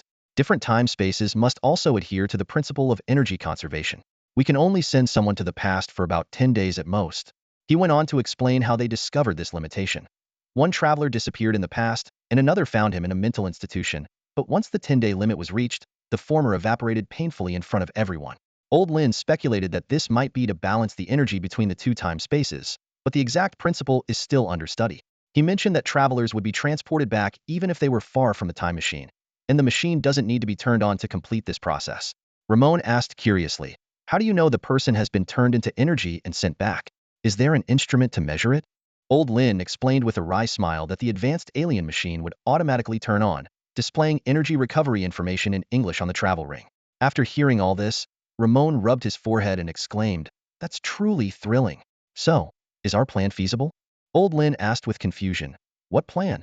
Ramon Raphael spoke with an air of mystery. "We've recently obtained a reliable core secret.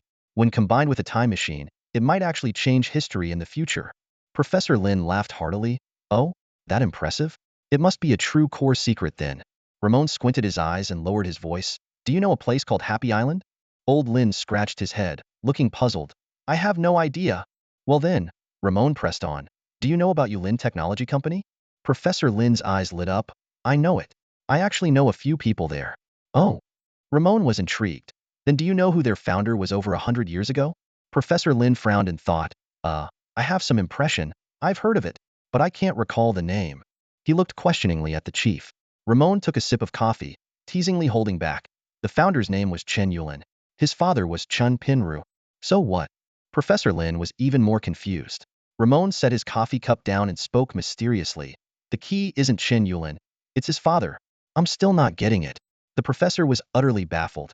Ramon took a deep breath and slowly revealed the shocking truth. Happy Island cloned his father Chen Pinru. The summer of 2176 arrived quietly. The most talked about event that year was the impending departure of the legendary Cassini from Earth's orbit to Mars. Every night, under the clear sky, the bright, naked visible ring hung in the sky, vying for attention with the moon that was Cassini. It's said that 30,000 people were already working on it. The 2217 couple often stood in their yard, holding Chan Tianxi, gazing at the night sky. Little Tianxi lay in her mother's warm embrace, occasionally pointing her chubby fingers at the shining Cassini, babbling with curiosity at the strange glow. Her innocent sounds made the couple laugh heartily. Anderson and Marion doted on little Tianxi, as if she were their own granddaughter. Their attentive care eased much of the 2217 couple's burden. The couple thought to themselves, if life could continue peacefully like this, watching their child grow up, it would indeed be a form of happiness. Autumn arrived quietly, and the golden rice fields shone under the sun. The ripe wheat had shed its green, transforming into a golden ocean. The air was filled with the rich aroma of wheat. 2217 expertly operated the combine harvester, and within a few days, Anderson's wheat fields were harvested. One day, The 2217 couple took Chen Tianxi to the wheat field to bask in the sun. Little Tianxi crawled around on the soft wheat stalks, excitedly pointing at the tiny bugs he saw, babbling incoherently, amusing the adults. Before long, the Andersons arrived with small tables, chairs, and delicious food. They laid out freshly baked tarts, cakes, pies, roast chicken, sausages, fish fillets with truffle sauce, along with fruits and Tianxi's favorite orange juice. Anderson opened a small bottle of aquavit and taught 2217 how to taste it. Take a small sip, hold it in your mouth, and let the liquid linger on your tongue to appreciate its unique flavor and aroma. 2217 tried it and ended up coughing uncontrollably, tears welling up. 3251 quickly asked, "Are you okay?" 2217 waved a hand, managing to say, "I'm fine," which made everyone burst into laughter. Anderson hurriedly offered a glass of water and a slice of bread to help 2217 recover. Marion, holding Chen Tianxi, feigned anger. "You old fool. Giving people such strong alcohol." 3251 laughed and smoothed things over. "Oh, Marion, don't scold him. Men love their drinks. Let them enjoy." She said this while preparing formula for Tianxi. The autumn sun warmly bathed them, and the gentle breeze carried the scent of wheat. The four adults chatted and laughed, enjoying the food, watching the chubby child happily crawl around the wheat field. Meanwhile, in the League of Nations Assembly Hall in Fiji, an important meeting about Cassini's mission to Mars was underway. Chairman Arsène de Kirk-Duke got straight to the point. As it stands, Cassini is technically ready to head to Mars. It's been operating in orbit for nearly 2 years without any major technical issues, and all 3 ring cities and the main ship are functioning well. Duke continued, "Today, we need to discuss the funding for the Mars mission, which will be detailed by Senator Hill." With that, he nodded and stepped down from the podium. Senator Hill took the stage and began outlining the funding issues. Duke returned to his seat, put on his reading glasses, sipped his coffee, and picked up the agenda documents to read carefully. Just then, his personal terminal vibrated. Duke picked it up and saw the message. "Boston lobsters have arrived." This news made his heart race with excitement. In the afternoon, when Duke returned home, he picked up his rarely used personal terminal and dialed a number. "Where's the lobster?" he asked tersely. Without hesitation, the voice on the other end replied, "Mars." Duke paused for a moment, said, "Got it," and then hung up. He slowly walked downstairs and saw his elderly mother sitting by the floor-to-ceiling window, gazing absent-mindedly at the flowers and plants in the yard. Duke approached her softly, bent down, and kissed her forehead. "Mom, how are you feeling today?" he asked gently. His mother looked at him with confusion and asked, "Arsène, where's your father?" Questions like these always pierced Duke's heart like a fine needle. He shook his head, sighed deeply, and turned to the family nurse standing behind his mother. "Take good care of her," he instructed. Duke returned to the cigar room on the second floor and picked up the half-smoked cigar from last time. He expertly cut off the smoked end with a cigar cutter and relit it. As the gentle smoke rose, Duke nodded in satisfaction. He propped his feet on the table and gazed at the ceiling, his thoughts swirling. The Boston lobster referred to none other than Jim Rashid, the man Duke desperately wanted to eliminate someone who knew about his patricide. Jim had once been a trusted assistant to their mentor, Lucio, following him for 8 years. During this time, he witnessed too much conspiracy and darkness, clashing with his own worldview. Especially when the relationship between the Immaculate Organization and the Union government grew closer, and some began exploiting the organization for shady dealings, Jim realized it was time to leave. When the Immaculate Organization was declared a legal entity, Jim seized the perfect opportunity. He knew that under the spotlight, a newly legalized organization wouldn't dare to kill easily. So, he changed his name, escaped to Mars a few years later, and started his own logistics company. Influenced by the ideology of the Post-Infection Alliance, he joined Mars Resistance Group and met Lin Yongsheng. Duke was eager to find and eliminate Jim. By doing so, only one person would be left who knew he had pushed his father off a cliff: Tom, the island's master. But having grown up with Tom, Duke believed he could trust him. Jim, however, was likely the one leaking information to Duke's political adversaries. The latest information indicated that Jim was on Mars, a completely independent nation. Mars held its own political authority, judicial power, citizen voting rights, and financial control. The Union government only retained some influence in space exploration due to its high costs, which the Mars Alliance government couldn't handle alone. In this situation, Duke couldn't openly extradite Jim under any pretext. Sending an assassination team would require weighing the political consequences if exposed. Duke took a deep drag from his cigar and decided he must discuss this matter with his mentor. New York, headquarters of the Immaculate. Duke entered the master's chamber at the top floor, finding Master Lucio standing with his back to him, facing the window. Duke was puzzled by the sight his master had no eyes, so how could he appreciate the view outside? As if reading Duke's thoughts, Lucio spoke, "Ha, You think I can't perceive the beauty of this world? Duke was taken aback and sat down on the meditation mat. Oh, Master, you already sensed what I was thinking. Lucio slowly turned his wheelchair to face Duke. From beneath his cloak, as dark as a black hole, came a raspy yet wise voice. Chairman Duke, I believe I've evolved eyes in the latter part of my life. Though I was born without eyes or a head, heaven has favored me. My brain has grown throughout my body, several times larger than a normal person's. In the first half of my life, I learned how to use my brain, and in the latter half, I enjoy it. I feel as if my brain can perceive infrared and ultraviolet light. Lucio laughed heartily, continuing, Indeed, over the years, I truly can see. It's just that the infrared and ultraviolet worlds I see are different from the visible light world you see. But the question is, from a philosophical standpoint, what is visible light anyway? In other words, the definition of visible is subjective, right? He slowly raised a wrinkled finger, pointing to the place where his face would be under the cloak. Duke nodded respectfully. Yes, Master, you're absolutely right. Lucio got straight to the point. You've come to me because of that worry on your mind, haven't you? Yes. Nothing escapes you, Duke admitted with a smile. My thought is to have someone gather information about him first, without rushing into action. For now, he poses no threat to you. It's just that you want to eliminate any concern, right? All right. Lucio nodded, then shifted the topic. Now let me ask you, how is the Trojan horse plan going? The scene suddenly shifts to Happy Island.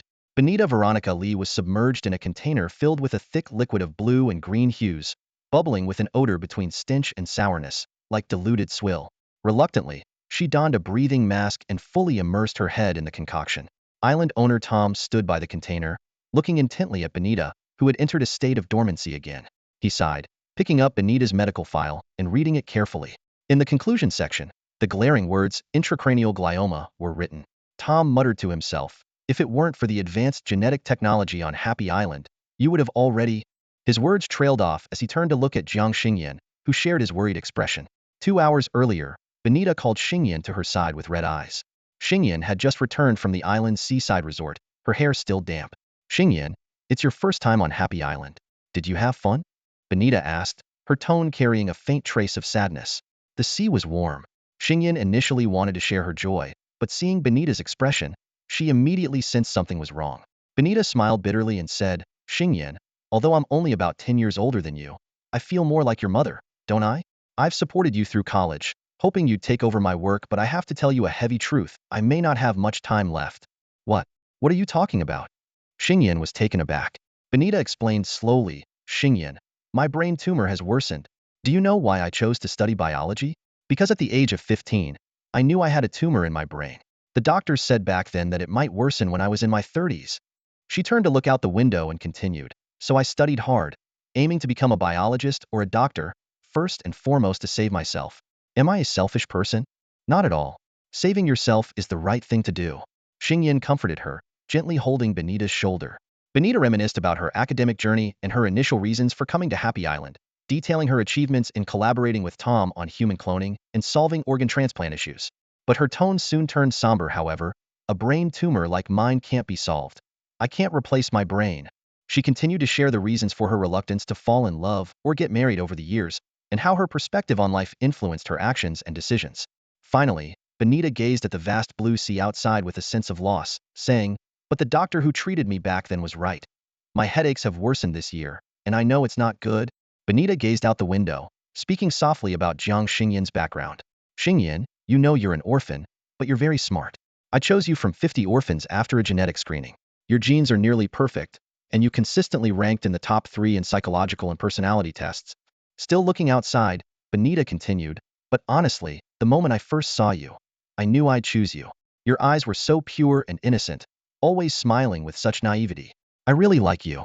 As Jiang Xingyan listened, memories flooded back. She recalled those days, the moment that changed her fate. Benita finally turned to face Jiang Xingyan. You haven't disappointed me. You've completed your master's degree in biology and have come to join me. Xingyan, now it's time for you to repay me.